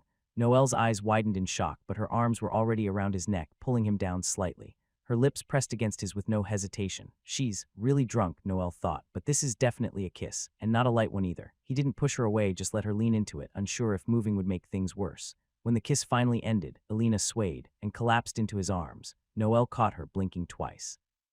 Then sighed, of course. He gently picked her up, walked over to the bed, and laid her down carefully. Noir shifted deeper into the shadow under the bed. Alira watched the whole thing with unreadable eyes. Then she smiled faintly. As Noel turned away from the bed, he found Alira standing just a few steps in front of him. Her arms were crossed, but her posture was relaxed, graceful, confident, entirely unaffected by the fact that he was still only wearing a towel. She tilted her head. Now it's my turn. What? She stepped closer, eyes narrowing with a hint of mischief. You didn't think I'd let her steal the moment, did you? Before he could respond, Elira rose on her toes and kissed him. Unlike Alina's kiss, this one was slower, less desperate, more deliberate. Warm lips, a soft sigh, and just the faintest taste of wine. It only lasted a few seconds, but it left Noel equally stunned. When Elira pulled back, she didn't say anything right away. She simply turned, walked to the bed, and laid down next to Alina, who was already asleep with one hand resting lightly over Noir's shadowy outline. Elira adjusted the covers and looked over her shoulder. She patted the empty space in the middle. Tap, tap. Noel rubbed the back of his neck, still trying to process everything. At least let me put on some clothes first. Fine, Elira said, smirking as she curled up beside Alina. But don't take too long, it's warm. Noel stepped into the bathroom, heart still thumping against his ribs. He looked at himself in the mirror. Hair damp, face flushed. A towel wrapped around his waist and two girls asleep in his bed. He exhaled, long and slow. What is my life? He dried off properly and pulled on his usual dark sleepwear, comfortable and loose. When he stepped back into the room, the air felt quieter, more intimate. Elira and Alina were already fast asleep. Alina was curled slightly toward the center of the bed, her platinum hair splayed across the pillow. Elira lay calmly on her back, arms tucked under her head, her braid resting across her chest. Noel looked around for an alternative. There was none. The room was tidy. No couch, no floor mat. There was a chair, but that wasn't an option because Noir just occupied it. He stood there for a moment, shoulders slouched in silent surrender. Then carefully he slid under the covers, between them. The mattress dipped slightly on either side. He could feel the warmth of their bodysone on each arm and the soft rhythm of their breathing. He stared at the ceiling for a while. How am I supposed to sleep like this? He turned his head, glanced at Alina, then at Elira. A small smile tugged at the corner of his mouth. The night deepened, and Noel, surrounded by chaos and peace alike, finally closed his eyes. Morning, memory, and a mess. The morning sun filtered through the tall windows of the dormitory, its golden light stretching lazily across the wooden floorboards and reaching the foot of Noel's bed. He lay there, eyes open, unmoving. One arm was pinned beneath Elira, her head resting comfortably against his shoulder. Her black hair, still loosely braided, had come undone during the night and now spilled across his chest. On the other side, Alina breathed softly, her platinum hair cascading over the edge of the mattress, one hand resting gently against his ribs. Noel blinked. Did I sleep? Barely. 2 hours maybe, Noir, you traitor. He shifted his head slightly and looked at the empty chair across the room. Noir had curled up there the night before, refusing to share the bed with that much emotional tension, as he imagined she'd say if she could talk. What am I even supposed to do in this situation? Just pretend it's normal. Act like having two girls sleeping on either side of me isn't giving me a light stroke. He exhaled, careful not to move too much. The silence in the room was peaceful, but it buzzed with unspoken things, memories of kisses, flushed faces, and a door that should have never opened at that hour. Who knows what they were thinking? They looked completely drunk yesterday. I guess I'll find out when they wake up. He closed his eyes again, not expecting risk, just preparing for the chaos to come. Movement stirred at his side. Noel turned slightly as Elira let out a soft breath and slowly blinked her eyes open. Her long black lashes fluttered for a moment before her gray eyes focused on the ceiling above. She yawned, then noticed exactly where she wastened on whom. Morning, Noel said quietly, his voice half amused, half resigned. Elira turned her head toward him, her black braid now half undone and pointing in wild directions. She gave a tired smile. Morning, Noel. He expected a comment, maybe something flirty, maybe something smug. But instead, sorry, I've got to run, she added quickly, sitting up and brushing her hair back with one hand. Noel raised a brow. Isn't today the first day of class? Yup. And I have to meet with Serafina before it all starts. There's a ton to go over. She stood, smoothing her dress with quick motions, still clearly in a rush. You know, Noel muttered as he sat up slightly, maybe drinking the night before a big day wasn't your brightest plan. Elira gave him a sideways smirk as she tied her braid back with practiced ease. Probably, but you wouldn't understand. Before he could protest, she leaned over and pressed a quick kiss to his cheek. See you later, boyfriend. She walked to the door, adjusting her clothes and tying a ribbon around her wrist. Noel watched her go, the door closing gently behind her. He turned his head. Now it was just him, and Alina, still sound asleep. She was still curled up under the blanket, her platinum hair draped over the pillow like silver threads. Noel watched quietly as her fingers twitched once. Then again, a low murmur escaped her lips, and finally her amber eyes fluttered open. She blinked once, twice, then sat up slowly. Good morning, Alina, Noel said. She turned to him. Then around the room, then back to him again. Good morning, she replied slowly. Her voice cracked slightly and she looked around again as if double-checking that she really was in his room. Her face paled. Wait, why am I in your room? Noel looked at her calmly, leaning back slightly against the headboard. Well, how do I put this? Before he could finish, Alina shot forward and pressed her hand over his mouth, cheeks already turning pink. don't say anything. Noel raised a brow but didn't resist. Her eyes went wide for a second. The fog in her mind was clearing. One by one, the pieces fell into place. Walking the streets of Valon, following Elira into Murray's, sipping wine in a private room, Elira's teasing words, and then her own bold declaration. Oh no, she thought, burying her face in both hands. I actually went through with it. I marched in here like some drunk war general, and her ears turned bright red, not just red crimson. Noel blinked, so. I guess that means you remember. Give me a minute, she mumbled, still hiding her face. Let me calm down first. Noel laid back down with a sigh, folding his arms behind his head. He still had a couple of hours before class, and clearly this morning wasn't done being chaotic just yet. Roughly 10 minutes passed. Alina had spent most of that time sitting on the edge of the bed, hands clasped in her lap, head tilted forward just enough to let her hair shield her face. Noir, now fully awake, sat lazily in the chair she'd stolen the night before, watching the two of them with her glowing eyes half-lidded. Finally, Alina exhaled and turned to face him. Okay, I can talk now. Noel rolled his head to the side. So, what was all that about? She hesitated. Her fingers fidgeted in her lap, twisting the edge of the blanket. Elira provoked me, she said quickly. She said some things, like how my place was in danger, I don't know. I panicked. I got bold.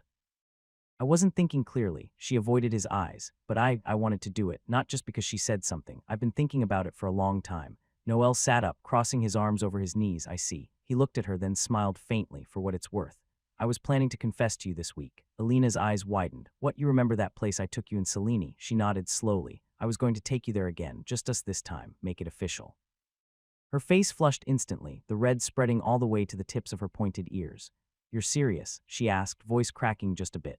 Yeah, but it looks like you beat me to it, Noel chuckled. Still, nothing says we can't go again, just this time as a couple. Alina's expression softened. She tucked a strand of hair behind her ear and nodded. Yes, let's go. There was a short, peaceful silence between them. Then Noel tilted his head. Mind if I ask you something? Go ahead. What were you and Elira talking about on the ship, before I arrived with Marcus and Charlotte? Alina's lips curled into a mysterious smile. That's a secret. Really? Yup, let's just say it's something between us girls. Noel leaned back again, pretending to groan. Fine, I won't dig. He glanced at the clock on the wall, but I think Seraphina and Elira are waiting for you by now. Alina turned and her eyes widened. I have 40 minutes. Alina stood up in a flash, nearly tripping over the edge of the blanket. Her expression shifted from sweet embarrassment to full-blown panic as she grabbed her boots, cloak, and the small satchel she had brought with her. I still need to fix my hair, change, eat something, Gug. Why did we drink so much? Noel watched from the bed, arms crossed behind his head again, amused. Calm down. You've got time. Barely. You're not helping. Noir yawned dramatically from the chair, hopping down and strolling over to sit beside Noel, curling her tail around herself like nothing in the world could disturb her peace. Alina tightened her satchel and rushed toward the door, stopping just before opening it. She turned, her hand hovering on the handle. Her face was still red, but this time her eyes were calm. I'll see you later, Noel. He gave her a small nod. Yeah, have a good first day. That earned a small smile from her, despite the fluster. And just as she began to open the door, she paused once more. Bye, boyfriend. The word came out quickly, hurried, soft. She didn't wait for his reaction. She disappeared into the hallway with a quiet click of the door. Noel sat up slightly, staring at the now closed door. A moment passed. He glanced down at Noir, who looked up at him with those glowing violet eyes. She really said it. Noir blinked once and returned to curling into her shadowy nap position. New faces, old shadows. The grand hall was filled with the quiet tension of a new beginning. Below, rows upon rows of fresh first-year students sat in silence, their eyes fixed on the stage. Sunlight filtered through enchanted stained glass windows, painting the polished floor with warm patterns. Crimson and gold banners hung above, proudly bearing the crest of the academy. At the front of the hall, Nicholas von Aldros stood tall behind the podium. Dressed in formal robes, hands resting calmly on the edge, he began to speak, his voice carrying effortlessly across the massive room. Welcome to the Imperial Academy of Valor. Today, your journey begins. You will learn more than just magic or swordsmanship here. You will learn what it means to survive, to adapt, and if you're lucky, to thrive. The message was clear, as it always was. Many enter, few succeed. Up on one of the viewing balconies, Noel leaned against the railing with his arms crossed. Attendance wasn't required for second or third years, but he had chosen to come anyway. A new year meant new players on the board, and it never hurt to observe. He scanned the crowd below, hundreds of unfamiliar faces, full of nervous excitement and untamed ambition. So many variables, he thought. He didn't recognize most of them, not that it mattered much. Things had already changed from how they were written. That meant anything could happen now. From the corner of his eye, he caught another figure on the same balcony. Dior, seated a few rows behind, shoulders back, posture stiff. His uniform was clean, composed, and his face unreadable. He was silent, alone, nothing like the loud, prideful boy from months ago. Noel frowned slightly. So he got back into Class S. Interesting. He didn't look over again, but the thought lingered. The speech ended minutes later to polite applause, echoing faintly against the marble walls. Noel didn't clap, he just turned and walked away. Let's see what this year really has in store. After the welcome speech, the grand hall began to empty as the first years were led by assistants and junior staff toward their assigned dormitories. Their voices, hushed and uncertain at first, slowly grew louder with curiosity and excitement. From his position in the hallway above, Noel observed them quietly as he leaned against one of the marble pillars. He didn't need to hear every word. Just, "Did you hear about the girl who can control ice and gravity? Selene von Iskandar, right? They say she can use all elements, a real monster. And what about that group with Marcus, the one that handled that incident last year? You mean the elite group, that guy, Noel or something, the one with the emerald eyes? Why am I in Marcus's group now?" Noel thought dryly. Whatever, he wasn't alone in attracting attention. A few boys were exchanging not-so-subtle glances toward the council members guiding the new students. "Did you see the one with the long black braid? That's the Estermont girl. And the platinum blonde with the elven ears. She's from House Lesteria, right? Damn." Noel's gaze sharpened. He didn't say anything, but when he turned to look directly at them, his expression was flat and cold. The effect was immediate. A wave of discomfort rolled over the group as if the temperature had dropped 10 degrees. One of them rubbed his arms awkwardly despite the heat. What was that? Did he just glare at us?" Noel turned his attention elsewhere. Maybe next time they'll whisper a little quieter. A familiar voice called out nearby. "There you are, you vanished after the speech." Roberto appeared at his side, grinning like always. Noel gave a nod, just watching the circus. Roberto chuckled. "You're part of the circus, genius." "See, moan," Roberto said. "Let's find the others." "I heard something about a training announcement. The training field behind the main academy building had been cleared out for the gathering. 40 students spanning all 3 years of Class S stood lined up in neat rows. The sun bore down gently from above, and the air buzzed with quiet tension. Some second and third years already knew what to expect. First years didn't. At the front of the field stood 2 men, Instructor Rock and Professor Deemer. Rock, broad-shouldered, with short military-cut hair and a presence that radiated discipline, stood like a wall, arms crossed, expression unreadable. An ex-soldier from the Royal Army of Valor, he carried the air of someone who had seen real war and didn't care for excuses. Beside him was Deemer, tall and slender, with streaks of gray in his neatly combed hair and sharp violet eyes behind rectangular spectacles. Despite his more refined appearance, his presence was no less commanding. Every student knew better than to underestimate him. Rock spoke first, his deep voice cutting through the murmurs like a blade. "You've probably seen the notice in your dorms. But in case you slept through, the obvious Class S is entering a training phase. Full semester, no exceptions."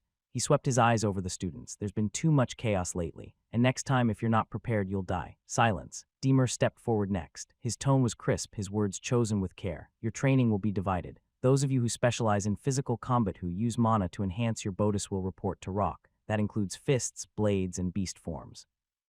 His gaze paused briefly on Garin. "Magicians, you'll train with me. Control, precision, output. I don't care if you use fire, gravity, wind, or void. You will master it." Noel nodded silently. Rock added, "Afternoons are free. Use that time to recover or break yourselves further, your choice. But show up on time every morning." There was a ripple of quiet relief. Deemer's violet eyes scanned the group. "Also be order of King Alvarin IV. The state of alert from last semester is officially lifted. Additional guards have been stationed, so you're free to leave campus. For now." The tension among the students eased slightly. "Well, not bad. If the story doesn't change much, next pillar will be in the Dwarf Kingdom, but it will not be involved directly with the Academy event." Rock clapped once, loud and sharp. "Training begins tomorrow. Don't make us come looking for you." After the announcement, students began dispersing from the training field, some chatting nervously about the new schedule, others already planning how to make use of their free afternoons. Noel turned toward the main building, heading to the council hall. His thoughts were already drifting ahead about the meeting, the semester, and the increasing weight on his shoulders. Then he heard it, soft but clear. "Noel." He stopped and turned. Standing a few steps away was Selene von Iskandar. Her short, neatly trimmed blue hair framed her cold features. Her cyan eyes met his with an even gaze, unreadable as always. She wore the summer version of the academy uniform, a crisp navy blue blouse with silver trim and a short black skirt, every fold perfectly in place. "Do you want to go eat something?" No expression, no inflection, just a statement. Noel blinked. "You're inviting me to lunch?" Selene gave a small nod. "Yes, I found a place. Outside the walls. Good meat." She paused briefly, then added in the same flat tone, "I'll pay. I have money." It was so direct that it nearly made him laugh, but he kept his face neutral and replied with a small nod of his own. "All right, sure." Without another word, Selene turned and began walking toward the academy gates.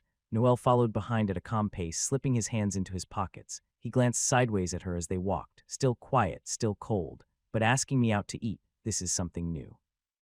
The two passed through the gates without issue. The guards barely glanced at them. Seleni's presence was enough to avoid questions. And just like that, they stepped past the outer wall, heading into the sunlit streets of Valon, more than just a meal. The streets of Valon were calm, painted in the golden light of early afternoon. Shops were alive with the sounds of casual conversation, and the scent of grilled meat drifted through the warm summer air. Noel and Selene walked side by side, keeping a steady pace. The silence between them wasn't awkward, just natural. Still, it was Selene who spoke first. "You walk slower than I expected." Noel glanced at her, slightly surprised she initiated conversation at all. "Maybe I'm just enjoying the sun." Selene looked ahead. "It's too hot." Noel smirked. "Didn't think someone who manipulates gravity and ice would mind the heat." "I don't. It's just annoying. Makes sense coming where she is from." They turned down a quieter street near the Western Market, and Selene stopped in front of a modest building with a polished wooden sign, the Ember Griddle. Through the clean crystal windows, the warm interior could be seen: oak tables, leather chairs, and small magical lanterns hovering gently above each table. Selene opened the door and stepped in without hesitation. Noel followed. Inside, the air was cooler, the sound of sizzling meat and soft conversation mixing in the background. The place was clean, well-lit, and clearly catered to those with decent coin. Selene paused for a moment before picking a corner table near the window. Noel took a seat across from her. "You've been here before?" he asked, raising an eyebrow. Selene shook her head once. "No, never had the money to." Her tone was simple. "But now I do," she added as she picked up the menu, "so I want something good." Noel leaned back, watching her flip through the pages with intent focus. She really doesn't hide her priorities. Refreshing, honestly. "You sure you want to spend it all on food?" he asked casually. Selene didn't look up. "Yes." The waitress arrived, a young woman with auburn hair tied into a bun, wearing a dark brown apron. She gave them a polite smile, her eyes shifting briefly between Selene and Noel, ready to order. Selene didn't hesitate. Grilled ribs, double portion, spiced steak strips, roasted chicken thighs, a bowl of seasoned rice, grilled vegetables, and a side of buttered bread. The waitress blinked, startled. "All of that for you." Selene met her gaze without blinking. "Yes, I'll finish it." "Of course." The waitress scribbled quickly, then turned to Noel. He glanced at the menu once more, then handed it over. "Just a pork sandwich, and a coffee with juice." The waitress looked up. "Together?" "Yeah," Noel replied, nodding casually. As she walked away, he leaned back in his chair and muttered to himself, "Second time already. Is it really that weird? Larius really had an effect on me." Selene remained quiet for a while, her eyes fixed on the window. Then, without turning to him, she spoke softly. "You never asked about that day." Noel looked at her calmly. "Didn't think I needed to." Another brief silence. Her fingers tapped the edge of the table lightly. "For what?" "For not saying anything. About what you saw. Most people would have said something." Noel gave a slight shake of his head. "You didn't look like you wanted to talk about it. That was enough for me." Selene finally looked at him just for a moment. Her face was neutral, but her voice was quieter than usual. Noel leaned back and looked toward the window. "No problem." The food didn't take long to arrive. A team of 2 servers came out with trays, one of them clearly struggling under the weight of the massive order Selene had placed. Plate after plate was placed on the table in front of her. Grilled ribs with a golden glaze, juicy steak strips still sizzling, perfectly roasted chicken thighs, a generous bowl of seasoned rice, buttered vegetables steaming on a separate platter, and finally a basket of warm bread. Selene picked up her fork without hesitation. Noel watched as she took a bite of the ribs, silent but clearly enjoying it. She wasn't a loud eater, just methodical, focused. "You really weren't joking," he muttered, glancing at the growing pile of empty plates from past experiences. Selene swallowed, then spoke while reaching for another piece. "It's one of the few things I can fully enjoy without thinking." Noel sipped from his cup. "Good food's a decent reason to relax." Another bite. Then, "I spoke with her." He looked up. "Your mother?" Selene nodded, still chewing. Noel waited. He didn't push. Eventually, she continued. "After you told me I should. I did. It was hard, but I listened." Her eyes didn't leave the plate, but her voice grew quieter. She didn't ask for forgiveness, just said she wants to try again, slowly. Noel leaned forward, elbows resting on the table. "And what do you want?" Selene paused. "I don't know yet." She placed her utensils down for a moment and sat back. "She hurt me for years. But hearing her admit it, seeing her trying it, makes it harder to hate her like I used to."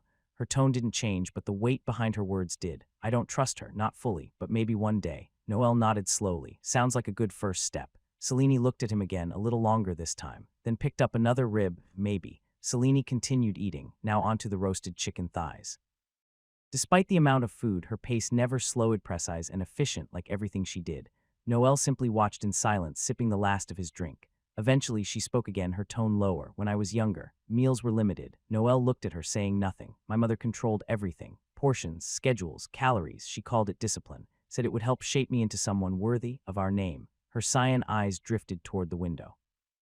The afternoon sun lit the edge of her short blue hair, now slightly messy from the walk. It never felt like discipline. It felt like punishment. Noel leaned forward slightly, resting his forearms on the table. And now, Selene looked down at her plate. Now I eat what I want. It's not about hunger. It's about choosing something for myself. There was no emotion in her voice as usual. But this time it didn't sound hollow, it sounded steady. I don't fight for revenge or family pride. I fight because I want to be stronger, so that no one gets to control my life again. Noel's eyes narrowed slightly, not out of judgment but because he understood. You're doing a good job of that already. Selene didn't respond right away. Then, I still don't know what I want, not really, but every time I eat like this, I remember that I survived her. Noel nodded. That's enough of a reason. Selene finished the last bite of bread and placed her fork down with precision. The table was covered in emptied plate stacked neatly, wiped clean. Noel had long since finished his meal and sat watching in silence, arms crossed. She leaned back slightly, her cyan gaze unfazed. That was good. Noel gave a half smile. You didn't leave much to rate. Selene glanced toward the window, not supposed to. The waitress returned, collecting the dishes and setting the receipt down. Selene picked it up immediately, sliding a few folded bills across the table. You sure? Noel asked more out of courtesy than anything. I invited you. Fair enough. Noel raised his hands in surrender. As they stepped outside, the soft breeze of early evening brushed past them. Selene adjusted her uniform lightly but kept walking at a steady pace. Noel looked at her briefly, a bit surprised. For what? For not being annoying. He blinked. I'll take that as a compliment. She didn't respond, just kept walking beside him with her usual composed silence. Even she. Noel thought, glancing sideways, changes a bit when you give her space. Beneath Valon, the morning sun filtered through the tall windows of the Class S dormitory, casting long golden streaks across Noel's floor. Dressed in his training uniform, he was already stepping out of his room, a sheet of parchment folded in his hand. The night before, after the meeting with Deemer and Rock, the Academy had posted new flyers this time with specific instructions about the training location. They were to report to the outer training grounds. There, a new building had been constructed over what used to be a sealed-off section of the Academy's ancient underground tunnels. According to the announcement, the tunnels had been completely renovated over the summer, so they actually went through with it, Noel thought as he walked. Remodeled tunnels, reinforced walls, upgraded magical insulation. Seems like the Academy really dropped a fortune on this. He pulled the parchment open again to reread the summary. Beneath the outer training grounds, the restructured underground facility will serve as the central training zone for Class S this semester. All students must report at 8 a.m. sharp. Status, Noel muttered. A soft hum followed by a blue screen popped up before his eyes. Current core progress, 40. 25 mana core, adept, almost halfway of adept. Not bad, but still a long road. If I focus during this semester, maybe I can push to 60%. Hunting monsters would be faster. Sure, but I need the foundation too. He remembered what Rock said the day before. The man was a former soldier, after all. His training style would likely be brutal. Noel's sword and magic combination meant he'd have to work under both Rock and Deemer. Fine, if I want to survive what's coming. This is the path. Noir was curled up in a ball back in the room, dozing peacefully. She wouldn't be joining today. With a steady breath, Noel made his way toward the new facility, unaware of the familiar figure already waiting ahead. As Noel rounded the final path toward the training grounds, he noticed a figure leaning casually against the outer wall of the newly built facility. The girl had short, messy red hair and hazel eyes, wearing the Academy's summer uniform. She didn't look familiar, at least not at first glance. Pervert, good morning. Noel stopped mid-step. Could you not call me that? Especially here, Charlotte grinned. So you're not denying it, that's not what I meant. He sighed, rubbing his temple. She pushed off the wall, walking beside him. Anyway, ready for our first official day of Class S. You're in Class S too? Noel asked, arching a brow. Of course, didn't think I'd get in, she gave him a smug look. You saw me fight that scythe-obsessed elf girl, remember? I did, but your main thing isn't blessings. Correct, she replied without pause. But I also have a regular mana core. Blessings run on faith. Daggers run on grit, and I know how to fight like Garin, by reinforcing my body with mana. Noel glanced at her sideways. Impressive. Right, she said, puffing out her chest with mock pride. Very, Noel replied sarcastically. They reached the new structure. The building was smooth and angular, made of dark stone infused with glowing runes. Two large metal doors stood open, and standing just outside was a familiar young man in a charcoal uniform.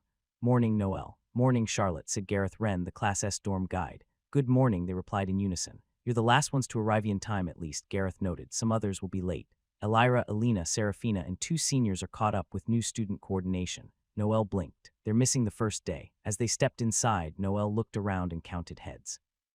33 other students were already gathered, including Marcus's group, Roberto, Dior, and of course, Selene, standing alone as always. Roberto nudged up beside Noel and whispered, "Hey, should I tell Elira and Alina you're cheating already?" Noel gave him a flat stare. "What? No, she's a transfer from Alarith. She asked for help, that's it." Charlotte turned to Roberto with a bright smile. "Nice to meet you, I'm Charlotte." Even using her real name, the hair and eye color change kept her identity hidden. No one questioned it. She moved effortlessly through the crowd, even greeting Dior with a cheerful wave. Noel watched her making the rounds. Well, this is what she wanted, a year to just be herself. The buzz inside the newly built facility was quickly cut short when two familiar figures entered through the main entrance. Deemer, tall and poised, his violet eyes scanning the group with practiced discipline. Rock, broader and with a posture that screamed ex-military, walked in just a step behind him. The moment the two stepped in, every conversation died. Deemer spoke first, his voice calm but sharp. "Good, most of you are here." Rock crossed his arms. "Let's not waste time. This semester we'll be training differently. The academy's made it clear we are no longer just students. You're part of the future of this continent and you need to be ready." He gestured toward the reinforced walls around them. "You're standing in what used to be the ancient tunnels under this academy. 2 months ago, this place was crumbling. Now, it's equipped with barrier runes, anti-collapse wards, and reinforced alloy core stone. Safe and indestructible for most of you anyway." A low wave of murmurs spread among the students. Deemer stepped forward again. "Starting today, this facility will host daily sessions. You will be divided according to your core fighting style." Rock raised a hand. "If you're a melee fighter enhancing your body with mana, or using close-range weapons, so you train with me." Deemer nodded. "If you're a pure mage long-range spellcasters, elementalists, or summoners, you'll be with me." Rock then said, "If you're like Thorn using both spellwork and blades, you'll alternate between both." Roberto looked toward Noel and muttered, "Guess we're doomed." Noel didn't reply. He was too focused on absorbing the information. Rock clapped once, loud and firm. "Line up and sort yourselves. Now."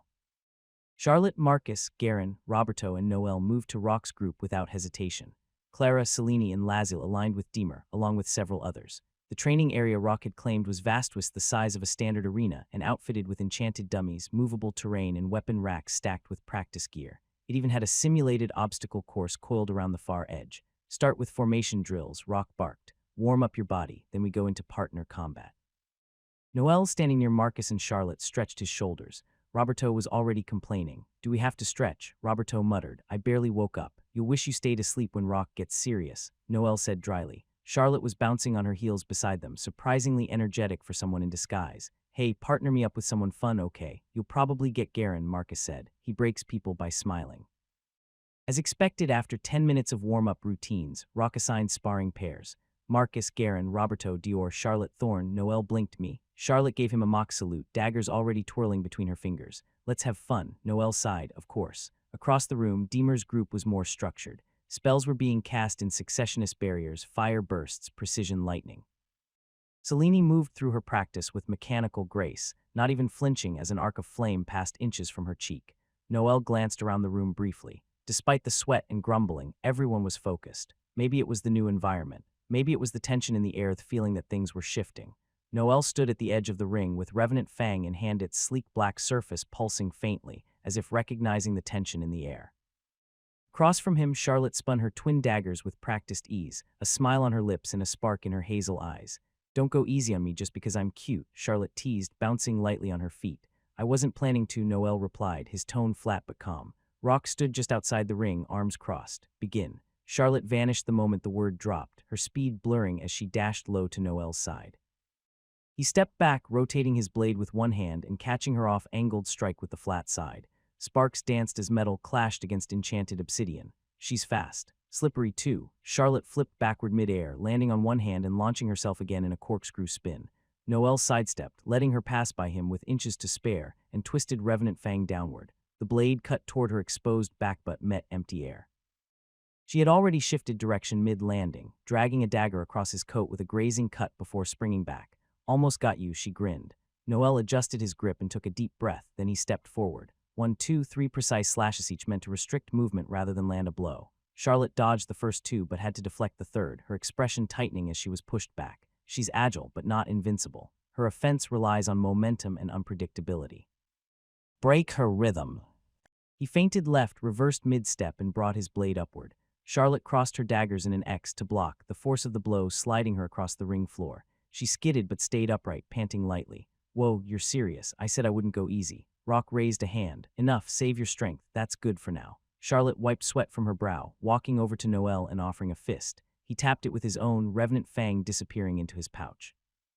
"You're pretty good with that thing," Charlotte said. "You're harder to hit than I expected." The two left the ring together, nodding to Rock as they rejoined the rest of the class. Sparks and shifts.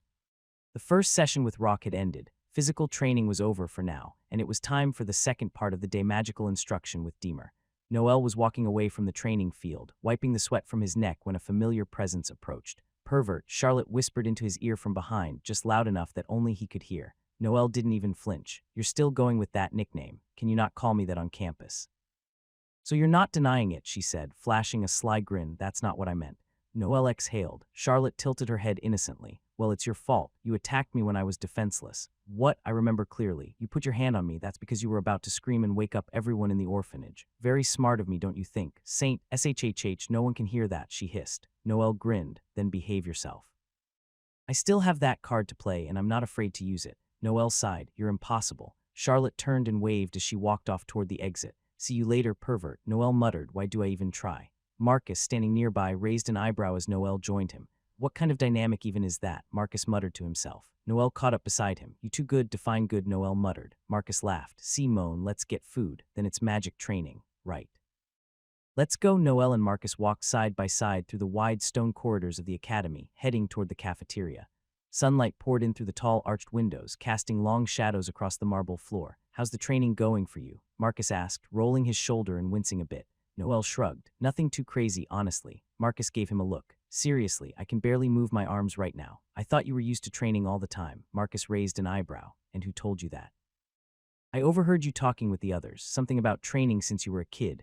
Marcus gave a small smile. "That's true. I've always trained to protect the people I care about." Noel nodded. "That's a good reason." Close one, he thought. Almost said too much. Marcus is a friend, but he haven't told me everything. As they approached the cafeteria, Noel spotted Clara sitting alone at a table, clearly exhausted. She was hunched forward slightly, rubbing her temples with her fingers, her plate barely touched. Noel nudged Marcus with his elbow. "Hey, look who's sitting alone. Think she could use some company." Marcus instantly tensed. "Why, yeah, good idea." Noel smirked slightly but then reminded himself of how awkward things had been for him at times. "Okay, maybe I shouldn't laugh. I've been there too. Still am, kinda." The cafeteria buzzed with activity. Students came and went, most of them carrying trays stacked with food. At another table sat Alira and Serafina, enjoying a light lunch. Noel turned toward them and made his way over. It had been a couple of months since he'd last seen Serafina while he'd seen Alira recently. It was always good to check in. As Noel reached the table, Serafina was the first to notice him. "Well, if it isn't your boyfriend," she said teasingly, nudging Alira with her elbow. Alira smiled and looked up. "Oh, hey Noel, how's training going?" Noel sat down at the edge of the table. "Fine for now. I'm with Deemer this afternoon." "What about you two? How's the council workload?" Alira sighed. "Busy as expected." Serafina leaned forward slightly, smirking. "Honestly, you should help out more. You do have the position, you know." Noel raised a brow. "Your Highness, I believe we agreed I'd be more of a symbolic figure." "True," Serafina said with a dramatic sigh. "But helping out your beloved girlfriends wouldn't hurt, would it?" Noel blinked. "You told her about Alina too?" Alira shook her head. "No, she kind of exposed herself today." Serafina nodded. "We were talking and she got so red it was obvious. She's in the bathroom right now trying to cool down." "Well, I guess that confirms it," Noel muttered. "And here I thought I was good at keeping things quiet." Alira gave him a knowing look. "Not when people know you well." Serafina leaned back in her chair. "Anyway, now that our work is done for the morning, we'll be joining the training with Deemer this afternoon." Noel nodded. "Got it. By the way, how's your brother doing?" He looked at Serafina directly. He seemed different. Her smile faded slightly. "Yeah, after that whole mess with the election, my father King Alvaron was furious. Dior humiliated the imperial family, and with everything else going on, my father's been less patient than usual. Let's just say Dior got straightened out." "Understandable," Noel replied. "Happened to my brothers too. We'll see how they do during this year's hunt." Alira perked up. "Can I come this year?" Noel chuckled. "Yeah, I'm not sure which family's hosting it this time, but since it's not mine, probably someone else. And I don't think the Estermonts participate, right?" "You'll meet my family then," Noel added. Serafina groaned. "Are you two seriously flirting in front of me? The imperial princess is sitting right here." Noel gave her a mock bow. "My apologies, your imperial highness, and future queen." Serafina waved him off. Apology accepted. Just then, Alina returned from the bathroom, her face slightly flushed but composed. She sat down quietly and started eating what was left of her meal. The four of them finished lunch together, a rare moment of calm before the storm of afternoon training. Once lunch ended, the group made their way back toward the training facility built beneath the outer training grounds.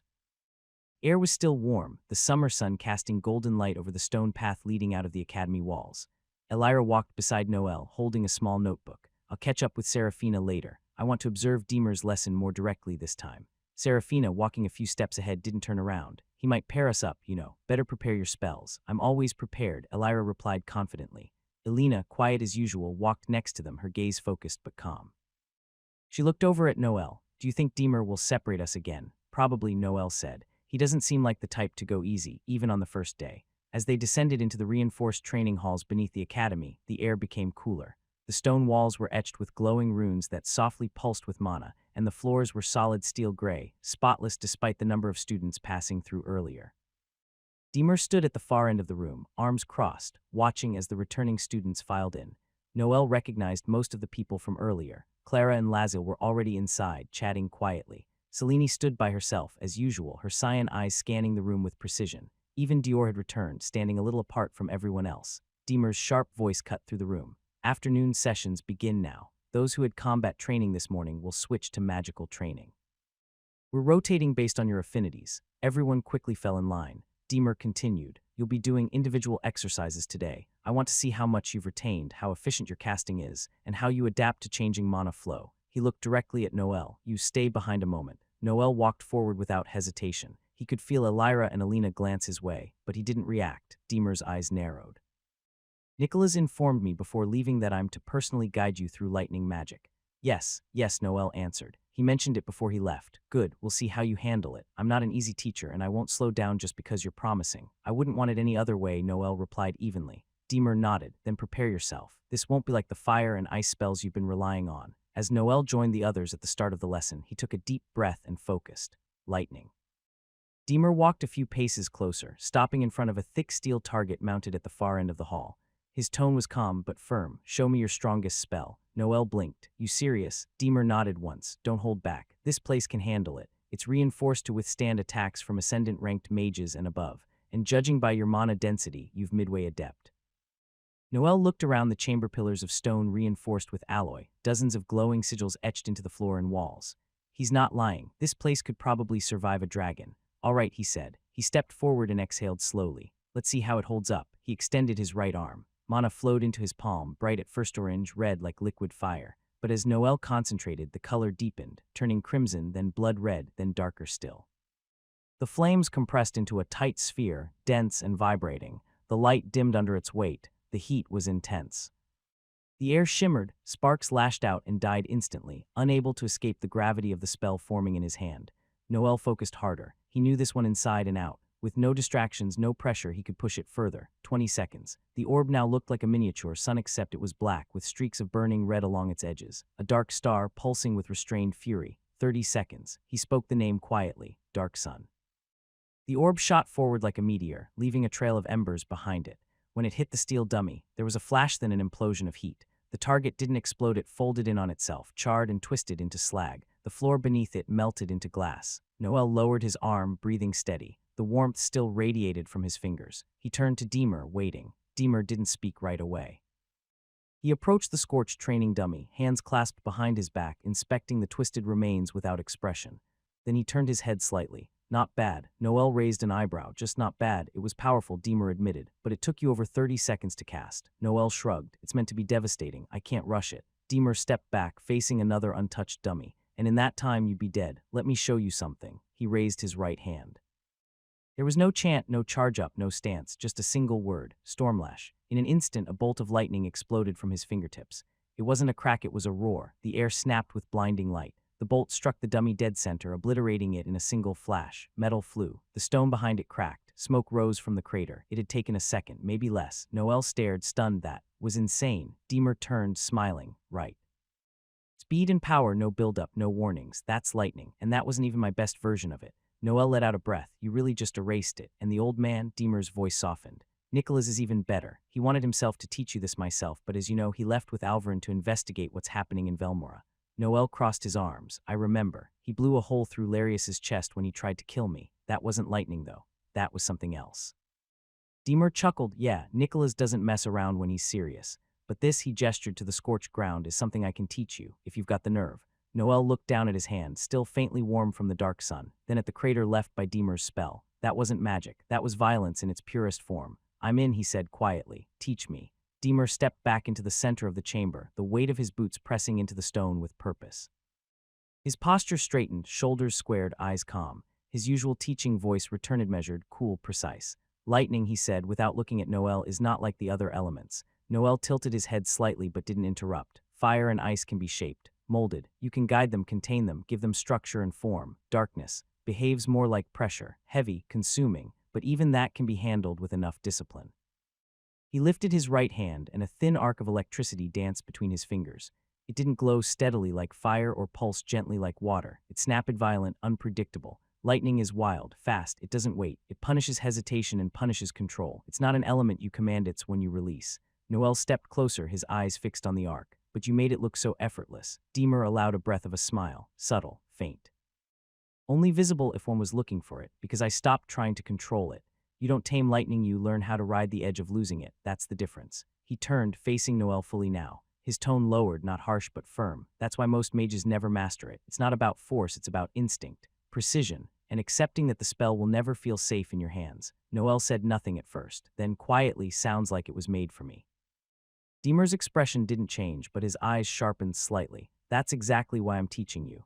Deemer walked toward a new section of the chamberless damaged, the targets intact. He stopped in front of one of them and extended his hand. I'm going to teach you a basic lightning spell, he said. It's called Voltage Needle. Simple concept, difficult execution. Noel followed, listening intently. You condense a small amount of lightning mana into the shape of a needle, Deemer continued. Fast, precise. Idea is to puncture and not explode. It teaches you control, not power. He raised 2 fingers and muttered, Voltage Needle. A flicker of mana flashed around his hand. A split second later, a thin bolt barely thicker than a finger launched forward like a dart of blue light. It struck the center of the dummy with a sharp zap, leaving behind a clean, blackened hole. Deemer turned to Noel. Your turn. Noel nodded. He inhaled slowly, then raised his hand and began channeling mana. Fire came naturally. Ice too, but lightning, it felt different, chaotic. He tried to compress it, to give it shape. It sparked, resisted. The mana flared back against his palm, wild and unstable. He clenched his jaw, forcing it into a line until the energy suddenly jerked sideways and detonated in his hand. A pop of light. Static burst across his arm. Noel cursed and shook out his fingers. Shit. Deemer didn't react, didn't move. He just said again. Noel took a breath, cleared his mind. It's not like fire. It doesn't build up slowly. It strikes. Sudden.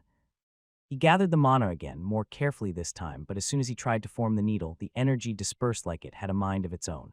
Another spark jumped and fizzled against his wrist. Noel hissed through his teeth. This is worse than ice when I first started. Still remember when I reached out to Selene for help. In truth, it was for another reason, but I kept the advice to myself. Deemer finally spoke. Lightning doesn't forgive. It doesn't wait for you to get comfortable.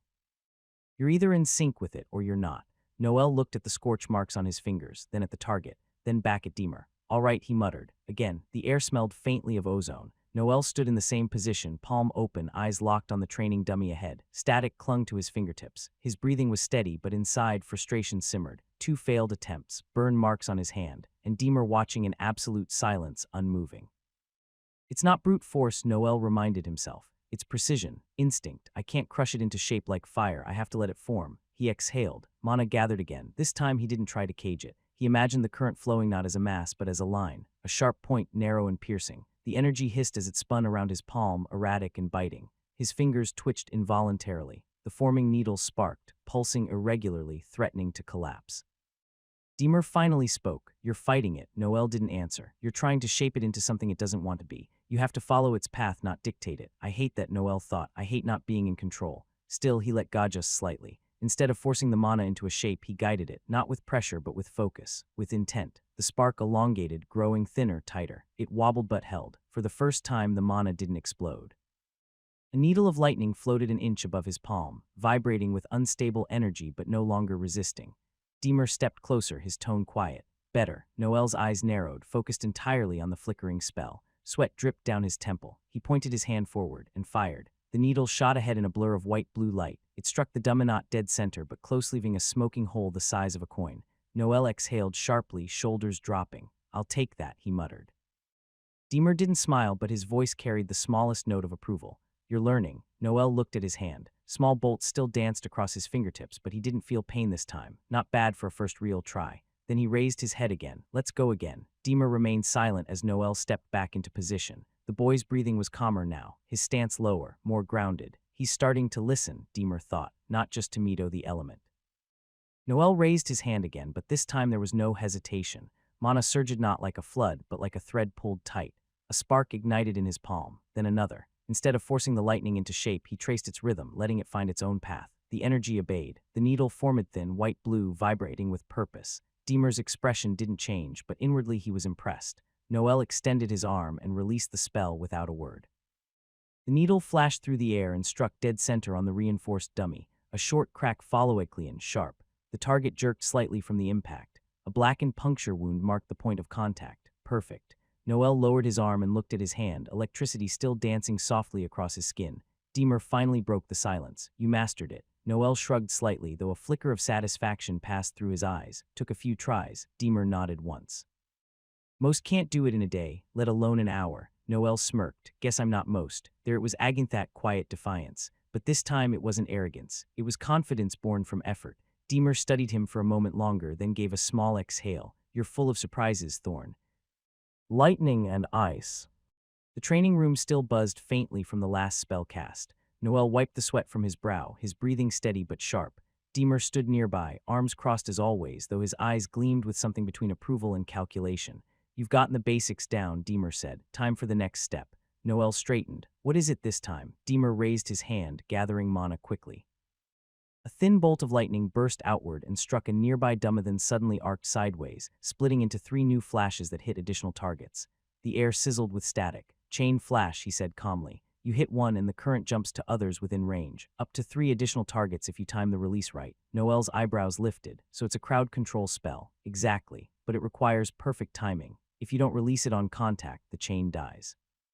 And if your mana balance is uneven, the arc won't split correctly. Noel cracked his knuckles. Let me try. He extended his hand and gathered lightning mana. It was faster. No had improved. The familiar surge filled his veins, wild and sharp, but he didn't fight it. He guided it forward, shaped it into a single bolt, and hurled it toward the first dummy. The strike hit dead on but no chain. The bolt fizzled into the target and stopped. Noel clicked his tongue. Too soon. Deemer's voice echoed behind him. No hesitation, but no rush either. Feel when it makes contact, then let go. Noel nodded once, tried again. This time the spell burst from his hand, but the chain fired too early, missing the nearby targets completely. Noel's jaw tightened. Okay, last try. He focused deeper, feeling the mana in his chest, letting it pulse outward through his arm. The bolt formed, shivering in his grip, waiting. He launched it. Impact, and then release. The main bolt struck the center dummy and instantly branched off. Arcs of lightning shot out left and right, cracking into the surrounding targets with sharp bangs of impact. Smoke rose. All 4 targets were scorched. Noel exhaled, lowering his hand slowly. The static tingled along his arm. Deemer gave the faintest nod. Good, Noel smirked. That's more like it. 2 weeks had passed since the day Noel mastered Chain Flash. In that time, he hadn't slowed down. If anything, he'd grown sharper, more precise with every spell. Others in the class had improved, but Noel was clearly accelerating faster than anyone expected. Except Selene, she was the other constant. While others struggled to stabilize their mana or refine control, Selene von Iskandar moved like someone born into magic. Focused, unflinching, cold but not arrogant. She said little but made every cast count, and today Deemer had decided it was time. He stood before the assembled class in the arena, the sky above muted by the high enchantments that sealed the space. Students lined the edges in a wide circle, whispering to one another. 2 names carried weight here. Noel Thorn, Selene von Iskandar. Deemer called out, voice firm and absolute. Step forward. The murmurs died instantly. Noel approached from the left, clad in reinforced training leathers, revenant fangs strapped to his back, electricity still crackling faintly around his fingers. Selene stepped in from the opposite end, hair short, dark blue under the artificial light, her cyan eyes calm. She held a long wand sculpted from ice blue crystal, the same one she had claimed after defeating the wyvern. Her posture was perfect, effortless. Both stopped in front of him without a word. You've been chosen because you're the best in this class. The difference between you might be smaller than you think, Deemer said. That's what this match is for. He pulled 2 thin bands from his pocket, silver bracelets inscribed with defensive glyphs. These are impact wards. If either of you takes a hit strong enough to be considered decisive, the bracelet will activate and block the strike. That person will be considered defeated. Noel took his without hesitation and strapped it to his wrist. Selene did the same, not taking her eyes off him. No lethal force, Deemer continued, but you may use anything else for ice, lightning, gravity, weapons, traps.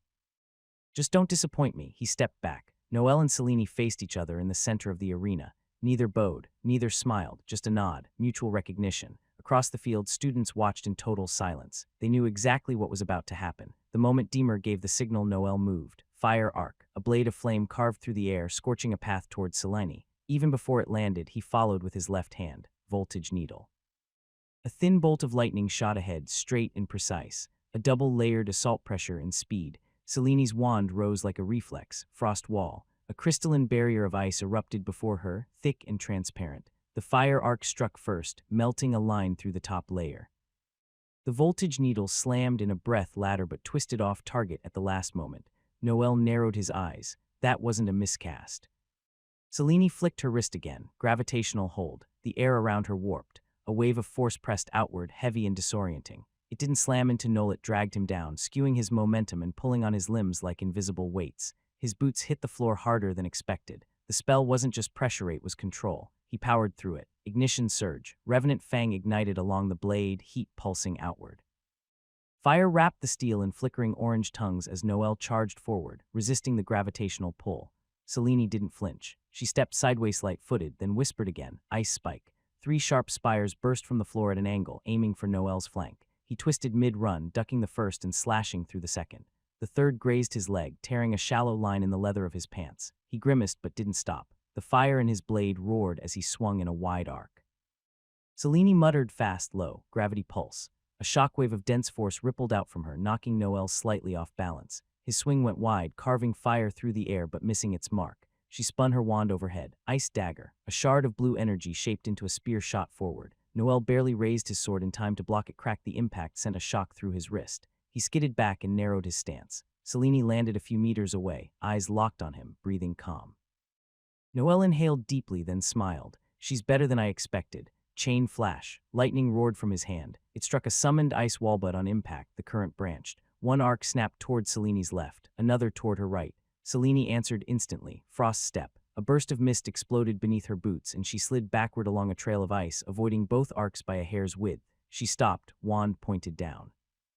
Noel dashed sideways, fire and lightning circling around his body like restless wolves. The duel had truly begun. The ground beneath her feet was slick with frost. Thin trails of ice followed each movement she made, precise, calculated, efficient. Across the field, Noel was in constant motion. He didn't pause, he didn't overthink.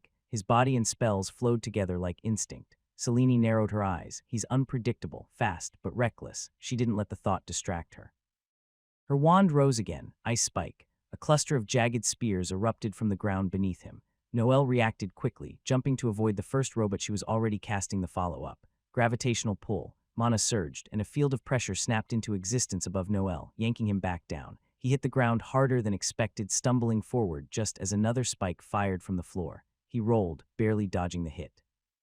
From the edges of the arena, she could hear students gasp. She ignored them. All that mattered was the rhythm. Control the pace. Stay ahead. Noel retaliated with a shout. Flare trap. She didn't see the sigil immediately, but she had anticipated it. She stepped to the side without hesitation, letting the burst of flame erupt behind her. She countered instantly. Ice shard. The projectile screamed toward him, but he parried it with revenant fang, redirecting it into the dirt. Selene's lips tightened. He was using everything: fire, lightning, ice, swordplay, and it was working. But it also meant he was stretching himself thin. She had to exploit that. Another step forward. Ice step. Frost formed instantly beneath her, propelling her across the ground like a blur. She reached his blind spot just as he turned. She swung her wand upward. Gravity hold. Noel's body froze for half a second, his limbs locking under the invisible pressure. Just long enough. Ice lance. A long spear of jagged ice formed and shot toward his chest.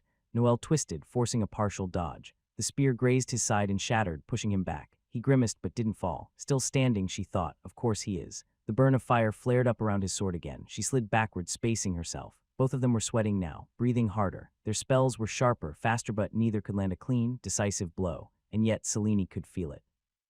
Noel wasn't just testing her. He was trying to overcome her. And that meant she couldn't hold back. The arena floor was scarred with burns and frost, cracked by pressure spells and shallow craters. Around the edge, the students watched in tense silence, no one cheering, no one speaking. Eyes wide, breaths held. Deemer stood with arms crossed, eyes locked on the two figures in the center. Noel's stance was lower now. He gripped revenant fang tightly, flames licking along the edge of the blade. Sparks of lightning flickered at his fingertips. Blood stained his sleeve where an ice shard had grazed him. Across from him, Selene held her wand upright. Her expression hadn't changed, but her shoulders had tightened. Her breath came in short bursts. Her mana still flared strong to be her last cast. Deemer narrowed his gaze. She's preparing it. Noel didn't wait. Dark Sun. He raised his hand. mana spiraled instantly, fire and pressure condensing in a black sphere. But even with his focus, the spell took time too much. Selene didn't give him the chance. Her wand glowed with a pale blue light that began to pulse slow at first, then faster like a heartbeat. She whispered, cold and clear, Frostfall Requiem. Deemer's eyes widened slightly. The air died. In an instant, a wave of mana burst outward from Selene's bodisilent, smooth, absolute. A pulse of glacial energy expanded in every direction, visible as a ring of pure frost spinning from her like ripples on still water. Then it struck. A storm of white descended without warning. Wind and snow and something sharper needles of ice so fine they were almost invisible rushed toward Noel. There was no time for him to move, not even to shield. Deemer raised his hand. Arcane seal. A dome of golden light wrapped around Noel just as the full force of Frostfall Requiem hit. The storm battered the barrier with a roar of cold fury. The temperature in the arena dropped several degrees in an instant. Students gasped and stepped back. Inside the dome, Noel remained frozen in place, eyes wide not from fear, but from sheer awe at the force that had nearly struck him. Selene stood unmoving, her wand lowered, steam rising from the ground around her. Her shoulders trembled slightly. Deemer let the silence linger a few seconds before lowering his hand. The barrier vanished. He took one step forward. Match over, he said, voice deep and final. Winner, Selene von Iskandar. The students erupted in applause. Selene lowered her head slightly in acknowledgement, then turned toward Noel. He hadn't moved yet, then smiled. Yeah, he muttered, that would have killed me. Selene didn't respond with words, but the faintest flicker of a smile touched the corner of her mouth. Deemer approached them both, tone firm again. You fought like real mages today, but I think I said no lethal magic. And now, he looked at Selene with something close to respect. I expect both of you to surpass me one day. Don't waste this potential. Neither of them answered. They were too busy catching their breath. The city, the beast, and the promise. Moonlight slipped quietly through the open window, painting soft silver lines across the polished stone floor of Noel's dorm. Unlike the standard quarters, the rooms of Class S students were crafted with refined material, smooth marble veined tile, enchanted wood paneling, and insulation spells woven into the walls. Cool in winter, but tonight, the summer heat had broken through. Noir padded across the floor in her small fox-like form, claws clicking gently against the stone as she searched for the coldest spot. Her fur fluffed outward in irritation. She sniffed, turned once, then collapsed with a tired grunt near the edge of the room, clearly uncomfortable. Too hot, huh? Noel said from his seat by the window, shirt half open, still damp from training earlier. He reached out lazily and murmured, cooling veil. A soft shimmer of pale mist spilled from his fingers and settled over Noir's body. Instantly she relaxed, her fur flattened, her muscles slackened. She rolled over onto her back, letting out a long, satisfied exhale. The room went quiet again. After a minute, Noel tilted his head and looked at the now sleepy wolf. Noir, can you shift into your adult form now, the real one? Noir's ears perked. She rose to her feet, gave a quick shake of her body, and in one smooth wave of mana, her form began to expand. Her sleek body stretched, limbs lengthened, fur shimmered like liquid shadow until a massive lupin beast stood where the small creature had been. She filled the space instantly. Her ears nearly brushed the arched ceiling. Her tail swayed slightly, knocking a chair out of place. 2 meters 30. Noel stepped closer and looked her over with raised eyebrows. Looks like you've grown again. Is that because I'm advancing too? Noir gave a short, low woof, her eyes locking with his. Status. A glowing blue window flickered into view. Current core progress 47. 25 mana core. Adept, 7% growth this month. Not surprising, Noel muttered, crossing his arms. Mastered a new element, been training with Charlotte and Marcus almost daily, then sparring with Selene. He trailed off, glancing at the elegant arcane lamp on his desk. Then his thoughts shifted. Charlotte said she wanted me to show her around Valon, he muttered. Weird. She has friends now, Clara, other girls, even some guys. Guess she just wants the personal tour. Noir lowered her body to the floor again, now too large to rest comfortably. A soft shimmer passed over her fur and she shifted down, returning to her small, compact form. She gave him a long, deliberate stare. He stared back. You want another one? She blinked, tail wagging faintly. He sighed, cooling veil. Another wave of chill mist covered her, and she let out a pleased woof before curling up tightly, eyes already closing. Noel smiled a little. Then he walked to the bed, pulled off his shirt, and lay down without a word. It was his first quiet night in weeks, and he intended to enjoy it. The morning had passed in a blur. Training with Rocket Dawn left his body sore in all the right ways. The old brute never held back, and Noel didn't want him to. Physical sparring helped keep his instincts sharp, especially with how much time he'd spent lately buried in spell work. At midday, he had lunch with Elira and Alina in the academy cafeteria. Alina had been her usual energetic self, chatting about new council responsibilities with bright eyes and quick words. Elira, as always, sat composed and confident, occasionally correcting Alina's phrasing with the calm arrogance of someone who is always right. Noel kept quiet and just enjoyed the moment. Afterward came more drills, afternoon training under Deemer and Selene. Deemer had taken a personal interest in his progress, especially now. The man wasn't just reviewing spells, was teaching Noel something different, something darker, something dangerous, a high-grade spell, one that reminded Noel of the day Nicholas had burned a hole through Larius's chest with a single strike. Whatever it was, Deemer didn't teach it publicly, only to him, and it wasn't easy. By the time evening fell, Noel's body was running on fumes, but his mind was focused. Back in his room, he showered slowly, letting the cool water pull the fatigue from his muscles. He dressed with care, dark pants, a sleeveless black tunic, boots, practical but clean. He attached his dimensional pouch to his belt and slid Revenant Fang inside. The weapon disappeared into the enchanted space without resistance. Last came the ring. The ashen sigil rested in its usual placeblak with a green gem pulsing faintly. Its cooldown had long passed. He could use it again now, but he didn't want to. The last time had been ugly, necessary, but not something he wanted to repeat. Still, he kept it on, just in case. Noel reached for the door, then paused and glanced at Noir curled up on her bed, already half asleep. "I'll be back soon," he said. "No girls, no friends, just me tonight." He stepped into the hallway. There was a debt to pay and a dwarf to face. Valon at night had its own kind of rhythm. Warm lantern light bathed the cobbled streets in amber hues. Merchants shouted last-minute offers while children laughed, chasing each other past fountain plazas and enchanted street lamps that flickered with soft blue magic. Noel walked without urgency, hands in his pockets, eyes half-lidded beneath the glow of the city. His path was familiar, didn't need to think about it. It was strange in a way. Not long ago, walking through Valon required special permission. Now students from the academy filled the streets, freely, some in uniform, others in casual wear, chatting, eating, wandering. It felt normal, which for Noel was still unusual. You wouldn't think people vanished here just months ago, he thought. Maybe it's better that they don't remember, or pretend not to. He passed a row of food stalls, grilled meat, spicy skewers, fruit ice. His stomach growled quietly, but he ignored it. He had somewhere to be. As he turned onto a side street, movement caught his eye. Across the plaza, under the soft lamplight, Marcus and Clara strolled hand in hand. Clara leaned against him, laughing at something he said. Marcus looked surprisingly relaxed. Noel smirked. "I'm saving that for later." He didn't call out, just kept walking. 3 streets down, the signs of order gave way to a different kind of noise. A rougher crowd, louder laughter, the clink of glass, the clatter of dice and boots and metal on wood. He was getting close. The drunken hammer was just ahead and it hadn't changed. Noel could already hear it from half a block away, slurred yelling, crude laughter, and the familiar rhythm of chairs scraping violently against the floor. Then, just as he turned the corner, it happened. The tavern doors burst open with a bang. 2 drunk men came flying out, locked in a messy brawl. Fists swung wildly, one missed and hit air, the other connected with a jaw. Both tumbled into the street, landing with a crash into a stack of barrels, the other flat into the muddy ground. One groaned, the other didn't move. A familiar roar echoed from inside. "And stay out, why, bloody imbeciles." The door slammed shut. Noel stood still for a second, blinking at the sight. Just like last time, a faint smirk crept across his face. The wooden sign above the tavern swayed lazily in the warm night breeze. The drunken hammer, carved in crude but bold script, still had the same dented hammer ornament hanging beside it. The entire place looked like it hadn't changed in years because it hadn't. He stepped over the unconscious man sprawled by the entrance and pushed the door open. The noise inside hit him like a wave. Roaring laughter, clinking mugs, boots stomping on wood. The warm glow of lanterns bathed the crowded room, illuminating the chaos. One dwarf slept under a table, snoring like thunder. Another was standing on a chair, singing off-key while holding a mug in each hand.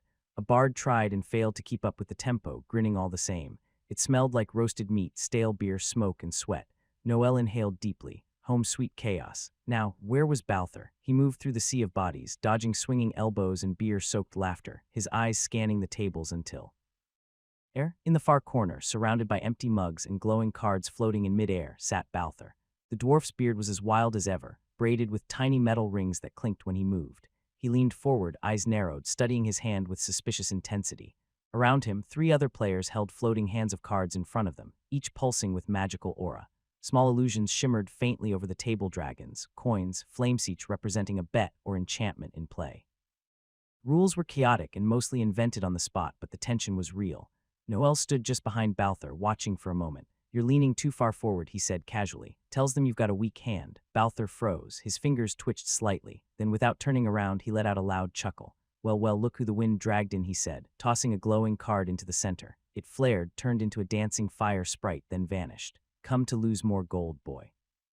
Or just here to ruin my luck with your fancy advice again?" Noel stepped closer, arms crossed, a grin tugging at his lips. "Maybe both." Balthor finally turned, eyeing him with that mix of amusement and mock annoyance. Don't just stand there, pull up a chair, unless you're scared of getting cleaned out again. Noel shook his head. Actually, I came to talk. Talk, huh? The dwarf raised an eyebrow. All right then, just let me finish robbing these amateurs first. The other players groaned, the worth of a fang. The tavern section of the Drunken Hammer was buzzing with quiet tension. A round wooden table in the corner hosted 5 players, 4 cloaked strangers with beads of sweat on their brows, and one grinning dwarf casually swirling a silver mug of spiced ale. Balthur. Noel leaned against a polished stone pillar near the entrance, arms crossed, watching the game unfold. The flicker of magical sigils danced in the air between the players, illuminating a floating set of runic cards. The game was the same as last time, magical poker. One of the strangers cursed as his mana slipped and his cards collapsed into ash. Another slammed the table and growled. Balthur, meanwhile, laughed heartily. Gentlemen, gentlemen, the dwarf said, collecting a small pile of glowing gold chips. You play like farmers who just touched mana for the first time. Noel raised an eyebrow and walked toward the table. You should be nicer to newbies. You're going to scare off half your customers like this. Balthur turned his head, and upon seeing Noel, his grin widened. Heh, you might be right, boy, might be right. But one of the players, a burly man with jagged teeth and narrow eyes, stood up with a scowl. The hell you sayin', brat? This table ain't yours. Before Noel could answer, Balthur slammed his mug down with surprising force. A pulse of mana rippled outward, silencing the room for a brief moment. Sit down, Orem, Balthur said, his tone heavy and final. He's not just some brat. He's an invited guest. That means you show respect or I show you the door. The man grumbled and slowly sat back down, avoiding Noel's gaze. Noel said nothing, only smiled slightly. He appreciated how quickly Balthur put the man in his place. The last few hands of the game moved swiftly. One by one, the remaining challengers folded, their mana drained, their faces pale.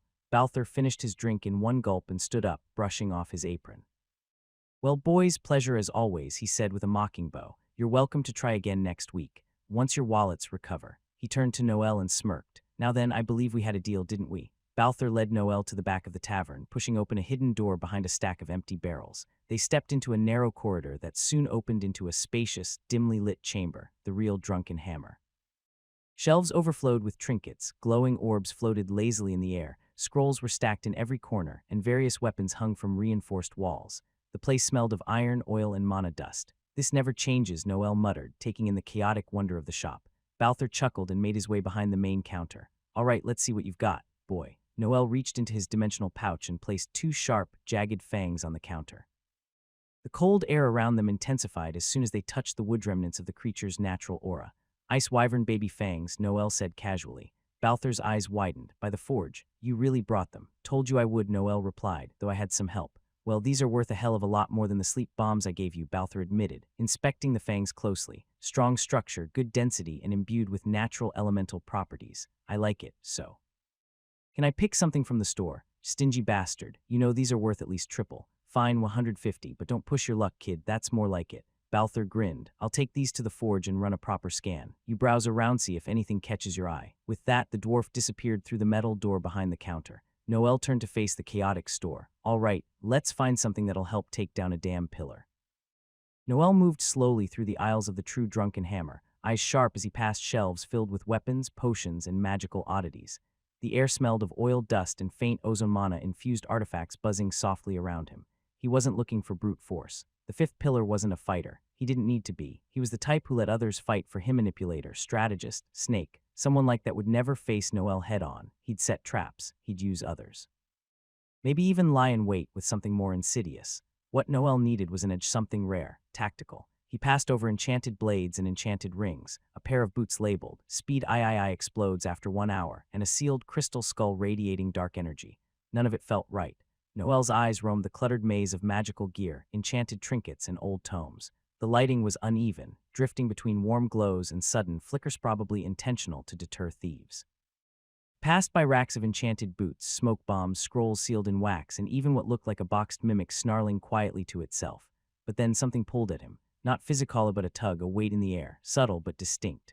Noel turned and saw it, a sleek, compact object encased in dark red velvet within a cracked display case. It was a metallic armband, pitch black with a deep purple core embedded at its center. Something about it screamed dangerous, but also reliable. He reached out. As his fingers brushed the glass, the system lit up. Item identified, name, Omen Coil. Type, artifact accessory. Grade, rare. Description, a forged relic designed to protect against mental interference and enhance cognitive reflexes. Originally used by assassins and information brokers. Trait, Mindlock grants resistance to mind control, illusions, and fear-based magic. Noel's expression sharpened. This might be it. It wasn't the kind of item you use to overpower an enemy with brute strength. No, it was subtle, smart. Perfect for someone like Balthur's younger brother, the kind who didn't fight, but controlled situations with leverage, trickery, and manipulation. A defense against manipulation and a weapon of calculated timing. Noel clenched his fist. Exactly what I need. He glanced toward the smithing room door. Let's hope this isn't too far over budget. Balthur returned from the forge, wiping sweat from his brow with a singed cloth. In one hand he held a rough sketch of the wyvern fang measurements, and in the other, a tankard that smelled suspiciously strong. Well, he grunted, eyeing Noel. Found something. Noel pointed to the black armband inside the dusty display case. That one. Balthur blinked, followed by a low whistle. The hell is that thing doing here? Thought I sold it years ago. He shuffled over, opened the case, and picked up the omen coil, turning it between his fingers with visible confusion. You sure about this? Doesn't explode, doesn't shine, doesn't scream I'm powerful like those flashy kids love.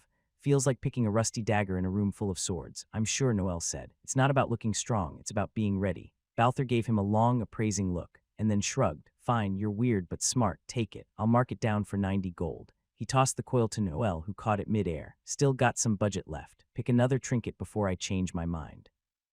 Noel looked around once more, but nothing stood out, until he noticed something behind a cluttered shelf, a pair of faint pink earrings, shaped like delicate blossoms, glowing ever so slightly. Not exactly his style, but they reminded him of someone. He picked them up. Item identified, name, Whisperbuds. Type, accessory, earrings. Grade, uncommon. Noel smirked faintly. She'll probably roll her eyes, but still. He thought of Charlotte's soft pink hair, the way she grumbled whenever he annoyed Heron, how she'd been the one to lead him through the holy capital. Suppose she never got a gift from a friend. I'll give it to her during the city tour. It's the least I can do, after using her for my own excuse. He nodded to Balthur. I'll take these too. Balthur grinned wide. Going soft on me, kid? Not at all, just being practical. The fallen still walk. The backroom of the Drunken Hammer was as chaotic as ever. Shelves overflowed with gear, enchanted tools, and scrap metal piled like ancient relics waiting to be reborn. Noel leaned against the side of the counter, still holding the small box containing the rose-tinted earrings. Balthur, polishing a silver ring behind the counter, glanced over. So he said, voice teasing. The gifts for the girl from last time, the serious one with eyes like amber. Noel raised an eyebrow. Alina, no, this is for another friend. Helped me a lot recently. I figured it was time I paid her back properly. Balthur chuckled, deep and warm. You're a good lad, you know that. He lifted the earrings to inspect them, then set it aside. Most boys your age are too busy chasing glory or coin. You're out here buying jewelry for girls who helped you out. Noel didn't reply immediately. He kept his gaze on the cluttered walls of the shop. So many things had happened in the past few months it felt surreal to be standing here again. But there was a weight on his chest now, something he had to say. Noel turned back toward Balthur, more serious this time. Balthur, can I ask you something? It's a personal question. The dwarf looked up, a flicker of curiosity in his eyes. Course you can, kid. Go on. Noel's voice was low. Did you ever have a brother? At Noel's question, the mood shifted. The usual spark in Balthur's eyes dimmed like a candle snuffed out by a cold breeze. He leaned back on his stool, fingers absently brushing the rim of his mug. Ah, so that's what this is about, Balthur murmured. Trouble with your own brothers, is it? Looking for some ancient dwarven wisdom? Noel offered a faint shrug. You could say that. They've changed recently. I'm not sure how to act around them anymore. Balthur let out a dry chuckle, though there was no humor in it. Well, I did have a younger Torwin, his name was. His voice dropped a notch tone thick with old emotion. He was sharp, smart enough to con a noble out of his fortune and still walk out with a thank you letter. Brave too, though he'd rather talk than fight. Noel listened silently. Balthur continued. He was supposed to inherit the forge with me. Said he'd turn the family smithy into something bigger, something modern. But then the last war happened. He paused, eyes fixed somewhere far away. Joined the front lines, said we couldn't sit idle while the world burned. I didn't agree, but he went anyway. A long silence. He died out there, Balthur said simply. Or that's what we were told. Never found the body, just a helmet, and his old flask. Noel lowered his gaze. Sorry, I didn't mean to bring that back up. Balthur waved it off. It's all right, kid. Some stories are worth remembering, even if they hurt. The silence stretched. Noel exhaled slowly, then spoke with quiet conviction. He's alive, Balthur. The dwarf didn't answer right away. His eyes shifted to Noel, now narrowed and cautious. Noel, that's not something you throw around for drama, I know, but I've seen him with my own eyes. Well, not really, but it counts when I got the info of him right. Balthur raised an eyebrow, unconvinced. He's your size, Noel continued, fiery red hair, long red beard, and a tattoo in his left shoulder. A barrel of ale and a smith's hammer. That made Balthur blink. His expression darkened slightly. Plenty of dwarves have those kinds of tattoos. Not this one, Noel said. It was custom, a matching pair, right? One tattoo for each brother. The barrel was Torwin's symbol and the hammer was yours. You wore yours on your right shoulder, he had his on the left. Now Balthur froze. That's not public knowledge, I figured. The dwarf leaned back, his jovial air now fully gone. And you're saying he's alive, that he faked his death all those years ago. He didn't fake it, Noel replied. He just survived. And he's working under someone Nosomio dangerous. Not because he's evil, just lost in something bigger. Balthur let out a breath like gravel. So you're telling me my little brother is alive, and part of whatever madness is stirring behind the scenes? Noel nodded. He's smart, smarter than most people I've met, and that's why I need your help. Finding him won't be easy. Balthur turned without a word, grabbed a small keg from behind the counter, and cracked it open. He didn't offer Noel any. He just drank, slow and silent. After a moment, he spoke through his beard. And how do I know this isn't some twisted joke? Noel's eyes narrowed. His tone was clear, calm, unshaken. If I wanted something from you, I wouldn't mention Torwin. I'd say I had a lead, ask for payment. But I didn't. I told you what I know for free. He paused, because I want to stop what's coming, before it's too late. Balthur remained still, cradling the half-empty keg against his shoulder. His eyes were lost in the dim glow of the shop's floating lanterns, and for a long moment he didn't say a word. Then in a low, gravelly voice he muttered, I buried that idiot with my own hands, or at least, I thought I did. Closed his casket, mourned him with our clan. Burned the old war flags and drank till I passed out for 3 days straight. Noel didn't interrupt. Torwin was the brains between the two of us, Balthur continued, always 5 steps ahead. Always had a trick up his sleeve. If anyone could cheat death, I suppose it'd be him. He wiped his mouth with the back of his hand, then looked at Noel. You sure it's him? Pretty damn sure, Noel replied. Noel stepped closer. Look, I'm not asking you to fight him, that's on me, but I do need your help to get to him. He's smart, like you said, and he's got dangerous people around him. Balthur narrowed his eyes. The kind of danger that bleeds kingdoms. Noel gave a half smile. Close enough. That's why I need every edge I can get. Balthur leaned forward, arms on the counter. I'll help you find him, and if he's truly gone off the deep end, then I'll decide what to do with him myself, that's all I'm asking. They locked eyes for a long moment. Then for the first time in the conversation, Balthur grinned. You've got guts, kid. Reminds me of someone I used to know. Noel raised an eyebrow. Let me guess. You, Balthur said, tapping the keg. Torwin. Noel stepped out of the drunken hammer with both items tucked into his dimensional pouched carved relic with the unknown trait and the simple rose-colored earrings. The air outside was still warm, the sun having set but the heat of the day lingering in the stones of the street. The city of Valon was alive, buzzing with energy, laughter, and conversations from shops and taverns alike. He adjusted his cloak slightly as he made his way toward the main road that led back to the academy.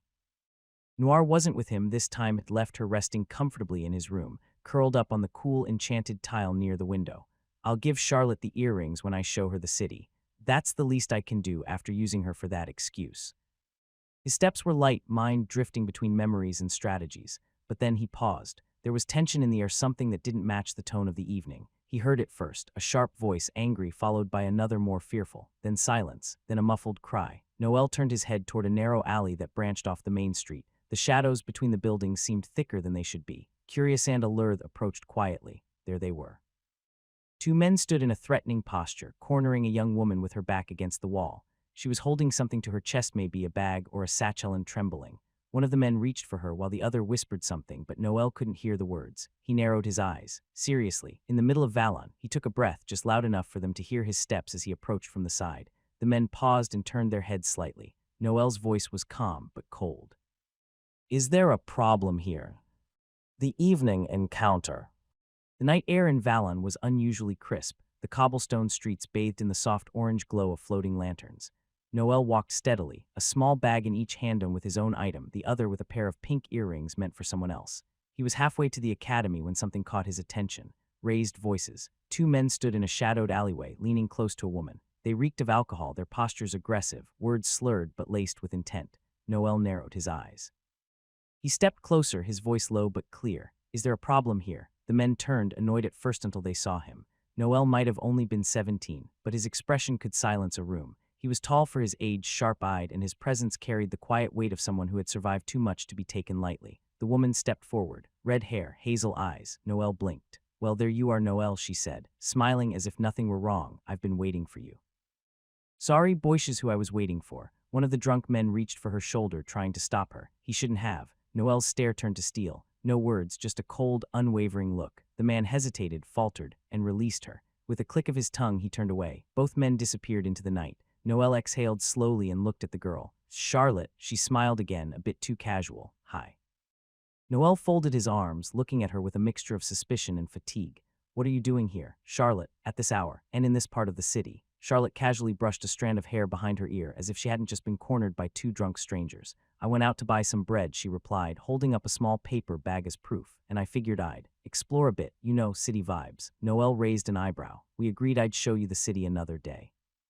Charlotte averted her gaze, muttering something under her breath. I wanted to know some good spots for the date. Noel leaned in slightly. What was that? Nothing, she replied quickly, puffing her cheeks a little, just talking to myself. He sighed and reached out, gently taking the bag from her hands. Let's go, I'll walk you back. Aw, how chivalrous, she said with a grin. Are you always this charming with girls you rescue? Only when they put themselves in dumb situations. Rude. Despite her playful tone, she walked quietly beside him as they made their way back toward the academy. Her usual energetic bounce was a little softer nostal Charlotte, but maybe slightly more grounded. Their footsteps echoed lightly through the cobbled streets, Varian now quieter under the moonlight. The great walls of the Imperial Academy soon appeared in the distance, two guards already stationed at the front gates. Charlotte glanced sideways at Noel's silhouette. His back looked broader than she remembered. And steady like before, back when he'd stood in front of her during the Alina incident. Just like now, when they reached the gates, Noel handed the bread back to her. Get inside, and don't pull something like this again. Yes, yes, she said, waving dismissively. I'll make sure to get your permission next time I want to buy carbs. He didn't smile, but she could tell he wasn't really angry anymore. What the hell was she doing out there? For a moment, she stood there, holding the bread with both hands.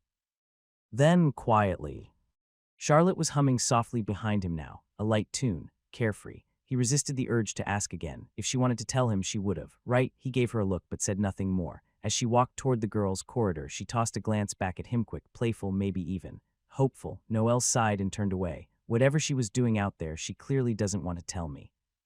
He didn't know it yet. But Charlotte had simply been scouting locations for the grand tour Noel promised her. She had planned to let him lead, of course. But deep down, she also wanted to pick a few spots of her own, special ones, as if it were a dadith, though she'd never admit that out loud. That night, she just got a little too excited, and couldn't wait. The night breeze slipped through the slightly open window, brushing past the curtains with a whisper. Charlotte lay on her bed, arms behind her head, staring at the ceiling. The dormitory was quiet, peaceful, boring. I should talk to them soon. Alina and Alira. She rolled onto her side, the loose braid of her red hair falling over her shoulder. Her hazel eyes reflected the soft glow of the floating light crystal above. She wasn't nervous, just curious. They're with Noel, aren't they? It wasn't that she felt bad about it. Honestly, she had no idea what kind of relationship they had, but she could imagine it. But whatever it was there. Obvious in the way Alira looked at him, in how Alina spoke his name, in the way Noel didn't brush it off, and she, well, I wanted to see the city with him first. She grinned to herself. Was that childish? Maybe. But it was also fun. It wasn't jealousy. Not really. She just didn't like being left out of the game. Especially not when she liked the player. He's annoying, always acting so serious. But he's got this solid presence, like you could fall and he'd just catch you without making a fuss. She swung her legs off the bed and stood up, stretching lazily. Anyway, if I'm going to keep hanging around him, I should know where I stand. And if those two are serious, I'll ask. Simple, I don't mind not being the first, but what I don't like is being left out. She picked up a small ribbon from the desk, yellow, frayed at the edge, a gift from one of the orphans back in the holy capital. She tied it around her wrist with a practiced flick. Tomorrow, I'll find Alira. Then Alina. Ask straight up. No drama. And if they didn't like that, tough, I don't fight over people. I just walk my path, and if they want to walk next to me, fine. If not, I'll find someone else who can keep up. With that thought, Charlotte smiled and turned off the light crystal. She didn't need permission to care about someone, where I stand. Charlotte's dorm room looked nothing like Noel's. Where his space was minimal, almost utilitarian, hers was filled with small details. Glowing fairy lights gently floating above the bed frame, potted enchanted lilies that swayed with emotion, a plush rug shaped like a crescent moon, and a shelf full of trinkets and tea tins. Feminine, maybe, but definitely hers. She stood in front of the mirror in her bathroom, slowly brushing her long hair, pink and luminous under the soft magic light. The sancta veil was off for now, allowing her natural features to reflect clearly. Golden eyes met her gaze from the mirror. I like this look more, she thought, admiring the way her real hair shimmered with a light that no illusion could replicate. But I can't walk around the academy like this, not unless I want to get lectured by the elders or dragged back to the holy capital. It had been exactly 1 month since she arrived. She'd made friends some too eager. Clara always invited her to go explore Valon, but Charlotte declined every time with some excuse. Because I want him to be the one to show me around, she admitted to herself, a small smile forming on her lips. A tour, a stroll, anything that feels like a date. Just one normal day like any other girl my age. Back in the holy capital, that wasn't even an option. There were no boys my age, and the ones that were around weren't interested in anything but praying or politics. Things changed the day they named her saint. As she continued brushing her hair, memories flickered in her mind, moments filled with chaos, fire, and Noel. I still remember when that traitor pervert left me alone with the lions. He betrayed me. I was so mad I almost cursed him out loud. She let out a soft laugh, but something about him stuck. She ran her fingers through the silky strands of her hair one last time. He smells nice too. Not nice like someone you trust, but nice like something you remember. I never told him, but it's true. No one else has ever smelled like that. Not Orthrin, not Marcus, not Garin or Laziel, not any guy in the holy capital, not even God, for heaven's sake, just him.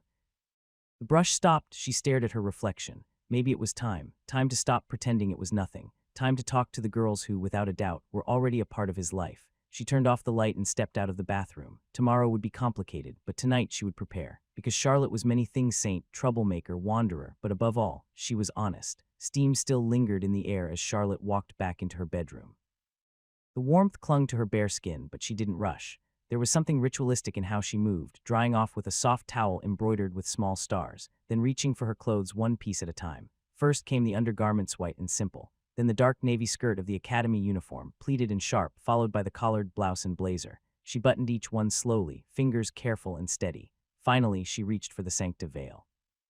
The moment she slipped it over her head, her body shimmered slightly. The pink hair faded to a deep red and her golden eyes turned hazel. Her usual disguise, Saint Charlotte, student of the Imperial Academy. She stared at her reflection again, now a stranger to herself. I always look so serious like this. Kind of mysterious, too. Her eyes narrowed as she adjusted the folds of her skirt. Tonight wasn't about teasing or wandering off to buy bread at midnight. Tonight she had something important to do. I guess it's time to have that talk, she whispered to herself, standing tall, not with Noel with them. She picked up a small enchanted comb from the vanity, slipped it into her pocket, and stepped outside. The moonlight bathed the academy halls in silver. It was quiet, almost sacred. Her boots tapped gently against the marble as she walked past empty classrooms, silent gardens, and dark corridor searching. She knew where they'd be. The same place they always went when they needed peace, the east courtyard, where the roses bloomed even in winter. The two girls who already held pieces of him. Alina, Elira. Charlotte tightened her jaw. I just want to know where I stand. The courtyard was as peaceful as always. Neatly trimmed hedges bordered a wide circular path paved with white stone. A fountain gurgled softly in the center, and around it, benches stood like quiet sentinels under the moonlight. And on one of those benches sat the two girls Charlotte was looking for.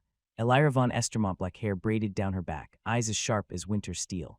Elena, platinum hair glinting like frost under the stars, her amber gaze softer but no less perceptive. Both wore the gray and crimson uniforms of the student council. Both looked like they belonged there, composed, calm, powerful. Charlotte approached slowly. Her steps were deliberate, her heartbeat annoyingly loud in her ears. They probably noticed me the second I entered the courtyard. Alina was the first to turn her head, her expression curious. Charlotte, she asked, did something happen? Elira looked over next. Her eyes narrowed slightly, not in hostility, just analysis. It's late. Charlotte stopped a few feet away. Her usual smirk tugged at her lips, but she forced herself to keep her expression steady. No emergency, she said lightly. I just wanted to talk to us. Alina tilted her head. Now, Charlotte shrugged. Wait, the two girls exchanged a glance, then made space on the bench.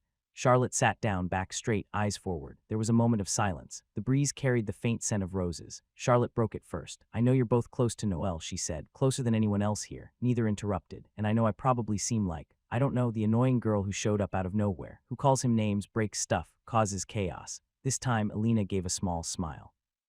Elira didn't. I don't really care what title you give me. Saint, transfer student, troublemaker, Charlotte took a breath. I wanted to be honest with the two of you.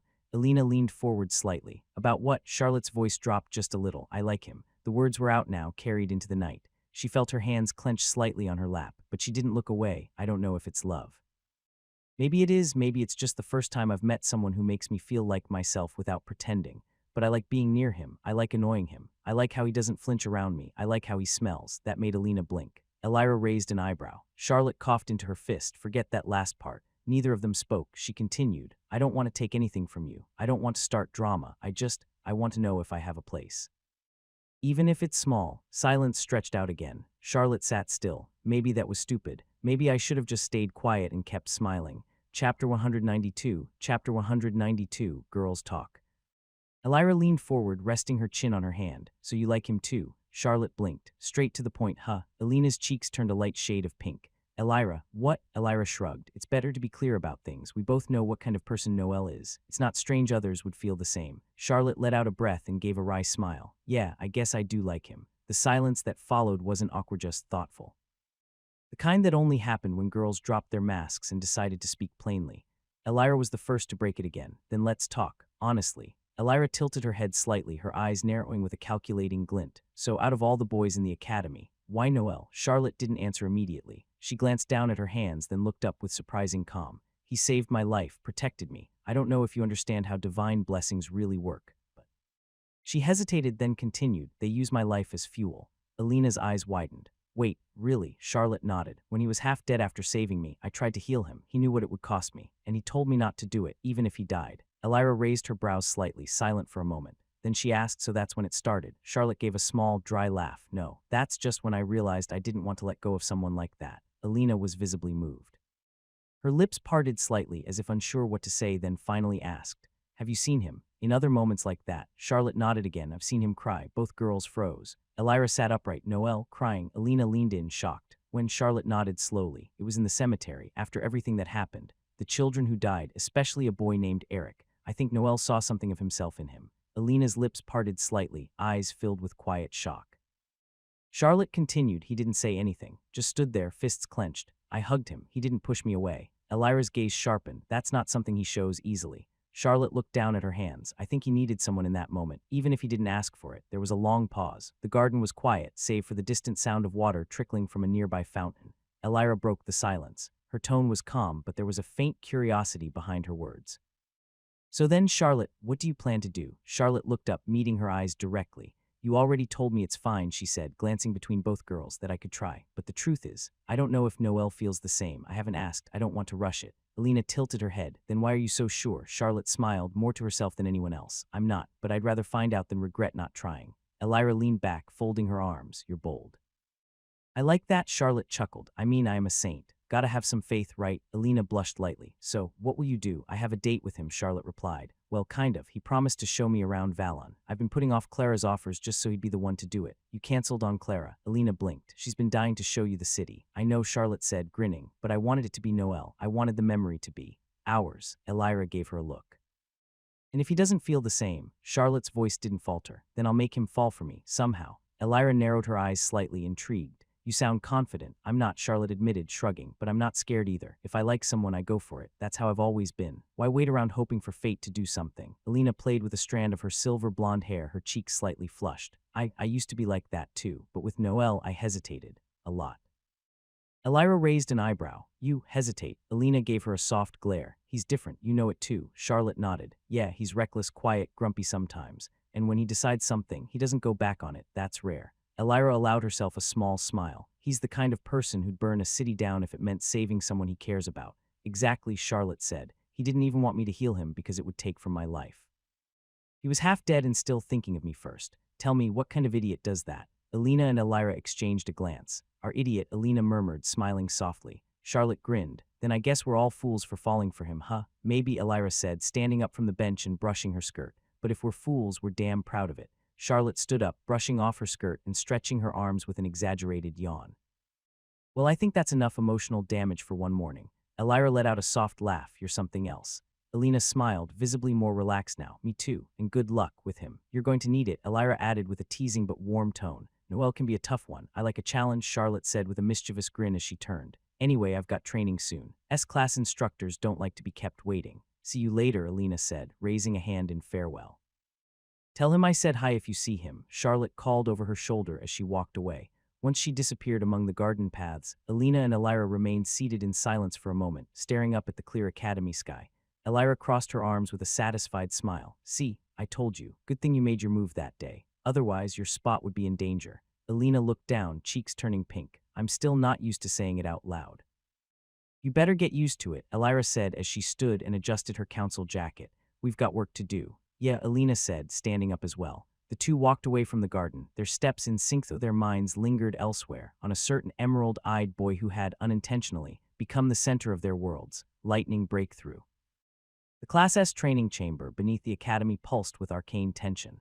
Reinforced stone walls, etched with ancient runes, absorbed the noise and shockwaves from countless spells. It was late afternoon, and the chamber was alive with movement. In one corner, Marcus and Seraphina clashed in a spell-only sparring match. Streams of blue fire from Marcus twisted through the air, countered by shimmering blades of metallic energy conjured by Seraphina. Neither dared to blink. Each strike carried serious weight. Elsewhere, Selene trained alone, summoning jagged spears of ice from the ground and launching them toward moving targets. Each spell was precise, devastating, and chilling in more ways than one. At the center stood Noel, alone in a designated circle. His shirt clung to his back, soaked in sweat, and his breathing was sharp, shoulders tense. Mana surged beneath his skin, angry, coiled, begging to be released. Across from him, Professor Deemer watched in silence. The older man's purple eyes were focused, his posture still, the edge of interest barely visible on his stoic expression. "Don't force it," Deemer instructed. "It's not a sword, it's more like a storm. Let it come to you." Noel closed his eyes. His fingers twitched. A flicker of mana sparked between them, familiar but volatile. And then, crack, a flash of white-blue lightning shot from his outstretched hand, instantaneous and merciless. It wasn't a slow spell or a building surge, it was pure destruction in its most direct form. The bolt struck the reinforced far wall, carving a blackened scar into the stone, and the smell of ozone filled the chamber. Everything stopped. Selene turned. Marcus and Seraphina paused mid-cast. Even Elira's spell faltered for half a second. Deemer's eyes narrowed. He stepped forward. Noel looked at his hand, still smoking faintly. "Stormpiercer," he muttered. Deemer exhaled slowly, then spoke with rare approval. "You're casting spells of that level." "Already?" Noel turned to him, uncertain. "Was that bad?" Deemer shook his head, placing a firm hand on the boy's shoulder. "No, it means you're ready to stop pretending you're average." He let a beat pass before adding more seriously, "You just performed a lightning spell that only an ascendant tier mage would normally attempt. That's not normal, Thorn. That's really rare. Even I couldn't perform something like this at your age." The scorched wall still smoked faintly as Noel lowered his hand. He could feel the residue of the spell crackling through his veins like static under the skin, raw and alive. But Deemer had already turned away, reaching for a thick notepad bound in dark leather. He scribbled a few lines in silence, eyes darting between Noel and the remnants of the spell. "That was a success," Deemer finally said, his voice back to its usual composed tone. "You won't need further lightning instruction for now." Noel blinked. "That's it. You'll spend the next few weeks learning how to control what you just did," Deemer replied. "But I'll be informing Nicholas that you surpassed the current training module. From here on, it's refinement." He tore the page from the notebook, folded it neatly, and handed it to an assistant nearby. Without another word, the messenger sprinted out of the chamber. "Stormpiercer." Deemer repeated the name. "You cut through stone like it was paper." Noel looked down at his hand. It was steady now, but he could still feel the echo of the mana, like the sky itself had passed through him. Deemer gave a subtle nod, softer than usual. "You're the kind of student people remember, Thorn. Don't waste it." Then, with his usual composure, Deemer turned and walked away, already calling Marcus and Seraphina forward for their next rotation. Noel remained still for a moment, absorbing everything. He murmured to himself, "Status." A faint chime and the familiar blue screen appeared in front of him. "Current core progress, 55, 35 mana core, adept." He exhaled. Still adept. But that spell, that wasn't adept tier, not even close. And then, beneath the core update, a new line appeared, something he hadn't seen before. "New quest received. Join the Saint in investigating the forgotten history of our world. Reward +2 pages unlocked in Diary of the Forgotten Son." He tilted his head. "A quest that doesn't involve almost dying," and with Charlotte, he laughed under his breath. Either the gods are bored, or this is going to get weird. His fingers hovered over the quest message. For now, he let it be. The Diary of the Forgotten Son. Why do I feel like that name means something? The session continued for nearly another hour. Deemer rotated among the standout students of Class S, correcting forms, adjusting spell sequences, and demanding discipline. Meanwhile, Noel stayed back, observing with quiet focus. Selene moved like a sharpened blade of winter, summoning pillars of ice that erupted from the ground with surgical precision. Her expression was unreadable, as always calm, deadly, and in complete control. Across the chamber, Marcus and Seraphina were deep in a magic-only duel. The ground cracked under Marcus's feet as he launched stone projectiles, his hands glowing with an intense blue flame. Seraphina countered with metal blades that hovered in midair, responding to her commands with precise, elegant lethality. Noel crossed his arms, silently watching each of them. Everyone's pushing themselves harder than ever. Guess the attack changed something in all of us. From the corner of his eye, he caught a glimpse of Alina entering the room. Her long platinum hair bounced slightly as she walked. The moment her amber eyes met his, she froze. Noel lifted a hand. "Hey." Alina stared for a heartbeat too long, then quickly turned away, her face flushed, and walked past him without a word. Noel blinked, puzzled. Did I do something wrong? He turned to look at her retreating back, but she didn't stop or look back, just kept walking. Definitely something's up. He walked through the quiet stone corridors of the academy, still mulling over Alina's reaction. Why did she avoid me? She didn't even say anything. Was it because of something I said, something I did? He ran a hand through his slightly damp hair, still feeling the residual static from the lightning spell that had burst from his fingers earlier. The thrill of that moment was quickly fading beneath the unease settling in his chest. As he turned a corner near the eastern wing of the academy, he spotted her. Charlotte. She was stepping out of another training hall, dressed in tighter training gear than usual, her sancta veil inactive. Her long pink hair stuck slightly to her forehead from sweat. She carried a pair of short daggers strapped to her sides and looked tired but satisfied. Rock, the battle instructor in charge of close quarters weapon training, waved her off with a grunt before walking the opposite direction. Noel raised a hand and approached. Yo, Charlotte turned, blinking. Noel, done for the day, he asked, eyeing her daggers. Yeah, Rock finally let me go. Apparently I still stab like a nun, she grinned, brushing her hair back. Noel chuckled. I'm guessing that's not a compliment. Not when it comes from Rock, she replied, then tilted her head. You look stressed, something wrong? He hesitated. Just people being weird. Charlotte's hazel eyes narrowed slightly. Alina, maybe. Charlotte crossed her arms. Want me to interrogate her for you? Please don't. Charlotte smirked. No promises. He smiled faintly. At least with her, things are still simple. Noel leaned casually against the wall, watching Charlotte stretch her shoulders. Her relaxed attitude was refreshing, especially after the tension he'd felt earlier. So he said after a moment, you still want me to show you around Valon? We could go today if you're free. Charlotte blinked, then her eyes lit up. Really, he shrugged. Why not? I'm done for the day and I feel like walking a bit. Charlotte smiled wide, then immediately turned serious, well, as serious as Charlotte could be. Okay, but you have to give me a few minutes to get ready. You look fine to me. She narrowed her eyes. Noel. It's a date with the city. That requires prep time. He raised a brow. Right, Charlotte giggled and spun on her heel. Give me 20 minutes. I'll meet you at the front gate. Before he could respond, she closed her eyes and activated the sancta veil. In an instant, her pink hair faded into a striking crimson red and her hazel eyes sharpened. Her demeanor shifted slightly, a little more poised though still unmistakably her. Then she was gone, jogging down the corridor, calling out over her shoulder, "Don't be late, pervert." A stroll through Valon. The sun was beginning to dip past the walls of the academy as Noel closed the door to his room. The air inside was heavy and warm. Summer in Valon had no mercy, and training in the underground chamber hadn't helped. Without hesitation, he peeled off his damp shirt and walked straight to take a short, cold shower, efficient and brisk. 15 minutes, that's all he had. He dried off, pulled on a clean white shirt, and slipped into black trousers tailored to move freely.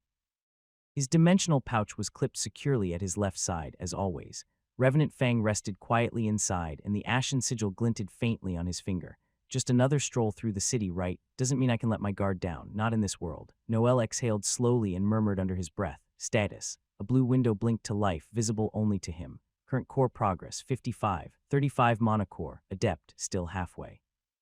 That lightning spell pushed me a little, but it's not enough yet. A second window appeared immediately after. New mission, join the Saint in investigating the forgotten history of our world. Reward +2 pages unlocked in Diary of the Forgotten Son. Noel raised an eyebrow. A mission that doesn't revolve around killing something for once. And with Charlotte, does this have to do with the god she worships, or maybe the church's deeper secrets? Either way, interesting.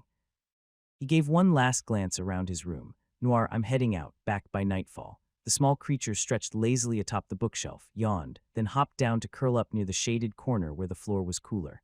Noel adjusted his collar, ran a hand through his hair, and headed toward the academy's main gate.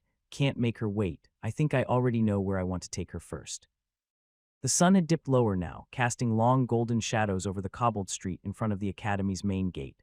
Noel leaned casually against one of the pillars, flipping a silver coin between his fingers. 20 minutes had passed since they agreed to meet. She's late, though. She did say she needed to prepare. I guess that's fair, he thought, eyes following the coin as it danced from hand to hand. Still, it's already sunset.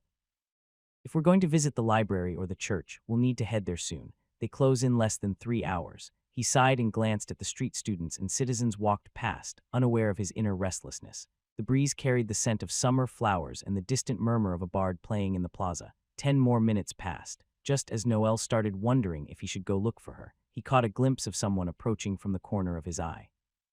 A girl with long crimson-red hair, glowing softly in the evening light, was walking toward him with graceful steps. Her hazel eyes locked onto his. She was wearing a black summer dress, modest, yet undeniably elegant, accented by subtle silver embroidery and a few delicate accessories. The kind of outfit that caught the eye without screaming for attention.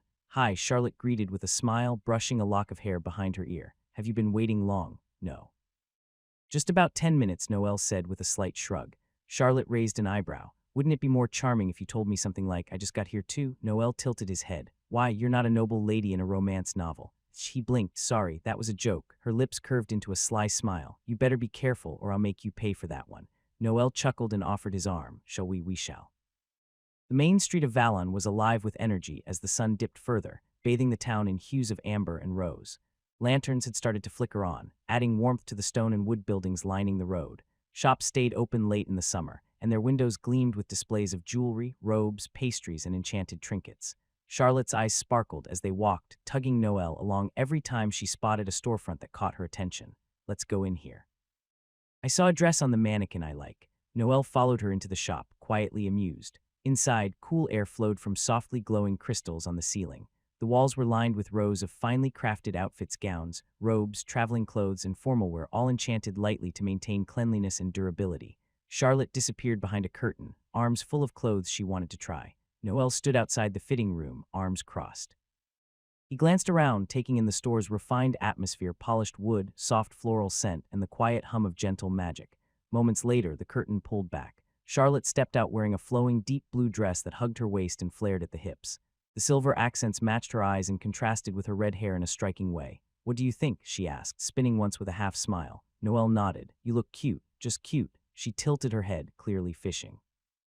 Bit dangerous, too, he added after a beat. That earned a smirk. I'll take that. She returned to the fitting room to try on another. The cycle repeated 2 more times, different outfits, different moods each time Charlotte stepped out. She watched Noel carefully, gauging his reactions with increasing interest. Eventually, she emerged holding 2 outfits in hand. I'll take these. Since a certain someone approved, Noel chuckled. You sure you're not just spoiling yourself? Oh, I am.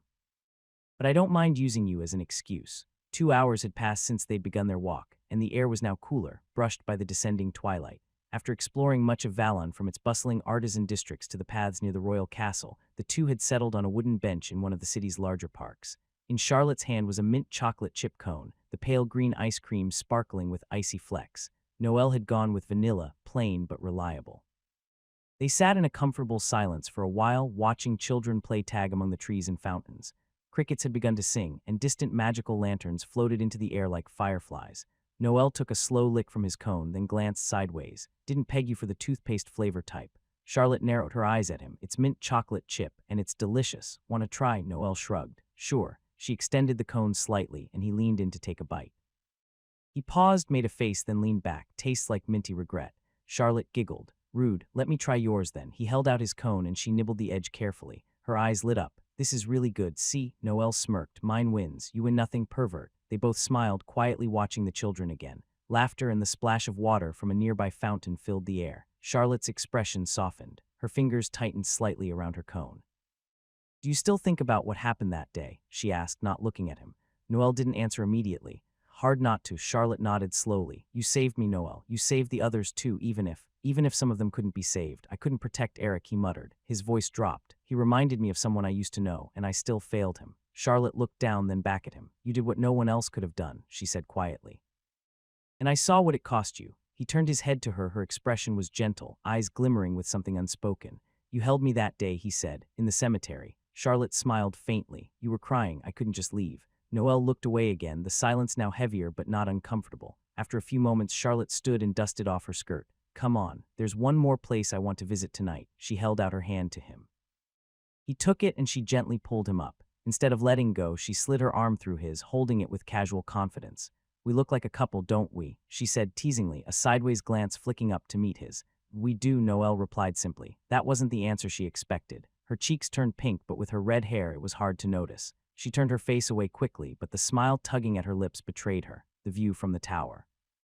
Charlotte walked ahead, guiding Noel with a quiet sense of purpose. She didn't say much at first, just glanced back occasionally to make sure he was still following. The sun was already descending, dyeing the sky a pale orange. They crossed from the heart of Valon to its outer districts, where the stone roads grew thinner, the houses closer together, and the presence of noble crests disappeared.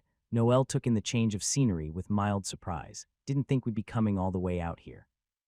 Charlotte smiled faintly. Yesterday, when I was interrupted by those men, I found something interesting. I thought this would be a good place to end our little date. She led him down a narrow alley, then turned a corner. Before them stood a tall, cylindrical tower of smooth gray stone. It rose quietly above the surrounding buildings, somewhat hidden behind the silhouette of the nearby church. A modest sign beside the entrance read, Observatorium Sancta Lux. A tower, Noel blinked.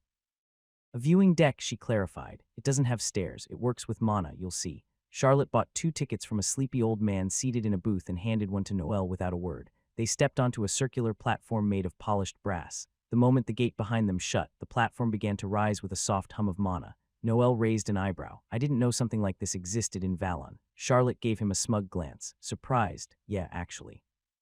I've been in Valon longer than you, and I had no idea this was here. Maybe you didn't make time to explore properly, she teased. Didn't you already take Alina and Elira on a few strolls around the city? I did, Noel replied calmly. It's pretty normal for couples to go on dates, right? Charlotte blinked at him. I guess so, though I wouldn't know. I've never had one. No, he looked at her sideways. You're the saint. I figured you'd have plenty of admirers. I did. But my grandfather, Orthrin, was strict about boys. Said none of them were good enough. She laughed softly. And in the holy capital, there weren't many boys my age. The few that were, well, they weren't interested. Makes sense. But now, she added, a bit too cheerfully, I have more chances to find a boyfriend. Noel gave her a sideways glance. You sure? I've seen a lot of guys try to get close to you in the academy. Even yesterday in the street. You're popular, she pouted. Well, I definitely learned not to go buy bread in dark alleys anymore, pervert. Hey, that again. Noel chuckled, watching the golden rooftops shrink below as they ascended. You're never letting that one go, huh? The view was beginning to open up, revealing the whole western quarter of Valon. In the distance, the church bell rang solemnly. Charlotte grinned, arms behind her back as she leaned a little closer. You do know how you earned that nickname. Right, Noel gave her a wary glance. Traitor, I get. Pervert, that one's still up for debate. Oh, come on, she nudged his arm with her elbow. First time I saw you, you came out of the boys' dorm soaking wet, shirtless, water dripping down your hair, and then what did you do? I calmly asked you not to scream, Noel said, deadpan, because someone was about to shout and wake up the entire orphanage. You put your hand over my mouth, she said, eyes wide in mock shock, while you were shirtless and dripping wet, and you pushed me against the wall. It wasn't like that, he groaned. You make it sound like some scandal. I was traumatized, she said with a grin, clutching her chest dramatically. Noel rolled his eyes. You were not traumatized. You wouldn't stop calling me that after 5 minutes, exactly. It's a term of endearment now. Somehow that makes it worse. They both laughed. A comfortable silence followed, filled only by the hum of the platform and the distant sounds of music wafting up from the streets below. Charlotte tilted her head, looking at him sideways. You know, for someone who acts so grumpy, you're kind of easy to tease. And you're getting too good at it, Noel muttered, but a smile tugged at the corner of his lips. With a final soft click, the platform reached the top. We're here, Charlotte said softly, stepping off first as the full majesty of Valon spread out before them, rooftops glowing in the last golden hues of sunset, street lamps flickering to life, and somewhere to the south, the faint echo of music playing through the evening air. The wind was gentler at the top, brushing past with a soft, cooling touch as if the skies themselves welcomed them. The circular platform was wide and open, lined with a few benches and reinforced railings. From here, the entire capital of Valon stretched in every direction, rooftops gleaming gold and crimson, distant spires rising like needles toward the dusky sky, and the winding river cutting through the city like a ribbon of light. Charlotte walked ahead, slowly, taking it all in. It's beautiful, she whispered, stepping toward the edge. Noel followed, glancing around. Yeah, I didn't know this place existed. Pretty hidden for such a tall tower. The church blocks the view from the main road, she said. That's why I never noticed it until yesterday. She leaned forward against the railing, eyes scanning the horizon. For a moment, she looked at peace, her usual energy subdued, replaced by quiet wonder. Then, without warning, she leaned a little too far. Charlotte. Before she could lose her balance, Noel was there, arms circling her waist, pulling her back with a sharp tug. They both stumbled, landing on the floor, knees hitting the stone with a soft thud. Charlotte blinked, stunned. Noel still had one arm wrapped protectively around her. Are you insane? What the hell were you doing? I don't know, she murmured. I just wanted to see the church from a better angle. You almost fell off the tower, he snapped, his voice sharper than intended. But then softer, you scared me. A pause stretched between them, the air around them suddenly still. She leaned forward and kissed his cheek. Noel froze. Before he could respond, Charlotte drew back slightly, her eyes meeting his. Her expression was serious now, no teasing, no games. I want to tell you something, she said. They were still kneeling on the floor, the fading sunlight bathing them in amber light. That day you found me in the alley. When you were the one who said it, Charlotte murmured. You looked at me and just blurted out, the saint, before anyone had told you, before I'd even said anything. I didn't understand how you knew, and maybe I still don't. But back then, when I got closer, I noticed something. She hesitated for a second, voice soft. You have a scent, not just one that says you're good or kind. It's something more, something I can't describe. No matter how hard I try, I still don't know what it is exactly, but I think it might be love. Noel's eyes widened and his breath caught. I'm not experienced, Charlotte went on, voice calm but firm, but I've got 11 months. 11 months to make you fall for me. I just wanted you to know, and don't worry, the other two already know how I feel. Noel opened his mouth, then closed it again. His brain was scrambling for words, anything to say that wouldn't make things worse. I see, I didn't realize, he finally said. Can I have a bit more time? Charlotte smiled. Of course. I told you I've got 11 months. Noel looked away, cheeks burning. It's just surprising. I wasn't expecting something like that today. I had a whole plan. I was going to take you to a few places, but now it might feel weird, she echoed, tilting her head. Oh no, are you embarrassed, Noel? He groaned. Charlotte chuckled and stood up, offering him a hand. Don't worry, I'm perfectly fine. Let's go wherever you want. Noel took her hand and stood, still a bit stunned. He glanced at her, then looked away, flustered. You might be fine, he muttered, but I'm definitely not. A curious boy and the saint. Noel remained seated on the stone floor of the lookout, still trying to process what he had just heard. The evening breeze cooled his face but didn't quite ease the quick thudding in his chest. Charlotte had already stood up, looking down at him with a gentle smile, half amused, half affectionate. So, shall we go where you wanted to go? She asked, tilting her head slightly. Noel looked away, clearing his throat. Yeah, let's go. Charlotte turned and walked toward the platform while he got up a bit awkwardly, brushing off his pants. They began their descent in silence. The platform moved smoothly, but to Noel it felt like the whole world was moving faster than usual. Charlotte didn't stop watching him. Her hazel eyes gleamed under the soft glow of Valon's lights as if trying to read his thoughts. Is this what it feels like? He thought. I kind of expected something eventually. Clara did say a few things, but this was direct. He remembered how Clara had tried to invite Charlotte on a tour around the city several times, always getting rejected. Then came the moment when Noel casually mentioned he'd be taking Charlotte himself, and she didn't reject him. Clara had looked at him strangely after that, as if she was starting to suspect something. Did she already see this coming? Was I really the last one to notice? The embarrassment rose from his stomach like a warm, fizzy drink, uninvited. He had two girlfriends already, Alina and Elira, but this situation felt entirely different. Back on Earth, he'd never been the guy girls paid attention to. And now, is this normal here, having 3, 4, and how is anyone supposed to survive that without imploding? He sighed and stared at the floor. Charlotte let out a soft chuckle through her nose, clearly sensing the storm swirling inside him. Noel didn't even dare ask what she found funny. The platform reached the ground with a quiet, magical hum. The doors slid open, revealing the streets of Valon once more. They were quieter now, the night fully settled. Charlotte walked a few steps forward, then turned back toward him, her red hair fluttering slightly in the breeze. So where exactly do you want to go now, Noel? He took a deep breath. The crisp night air helped steady him a bit. The library, he said at last, though I think it closes in about 30 minutes. Charlotte blinked, then smiled. Wow, so serious all of a sudden. I figured we could make it if we hurry, he added, rubbing the back of his neck. She tilted her head, walking backward a few steps while facing him. You really are full of surprises. First you called me the saint before anyone else knew, then you acted all innocent like it was nothing. That was an accident, Noel muttered. An accident? Charlotte raised an eyebrow. You stared straight at me and said it like you were reading from a prophecy.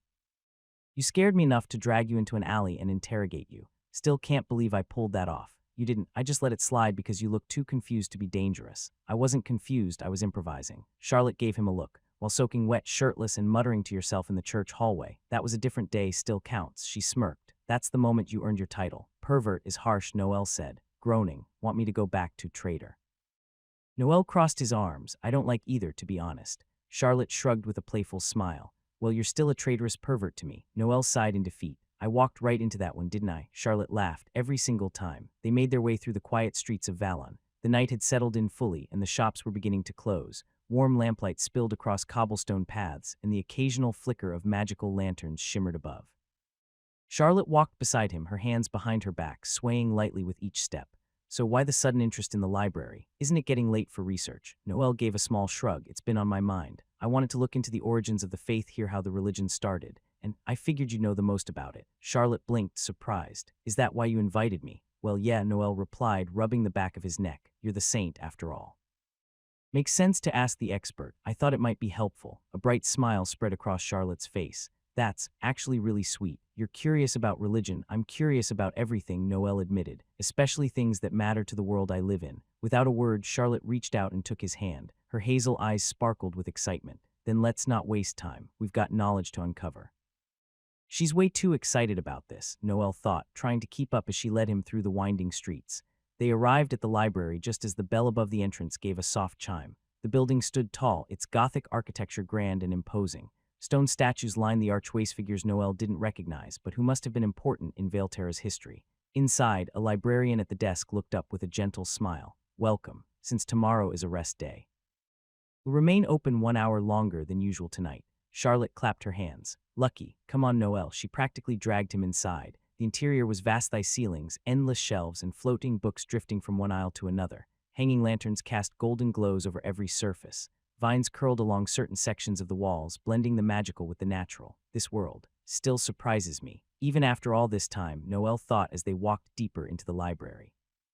Charlotte turned, walking backwards now. So what exactly do you want to start with? I'd like to know how the faith began. What sparked it all? Noel trailed behind her through the tall, maze-like shelves. It didn't take long before he lost sight of her. Completelish was smaller than him by nearly a head, and the shelves towered over both of them.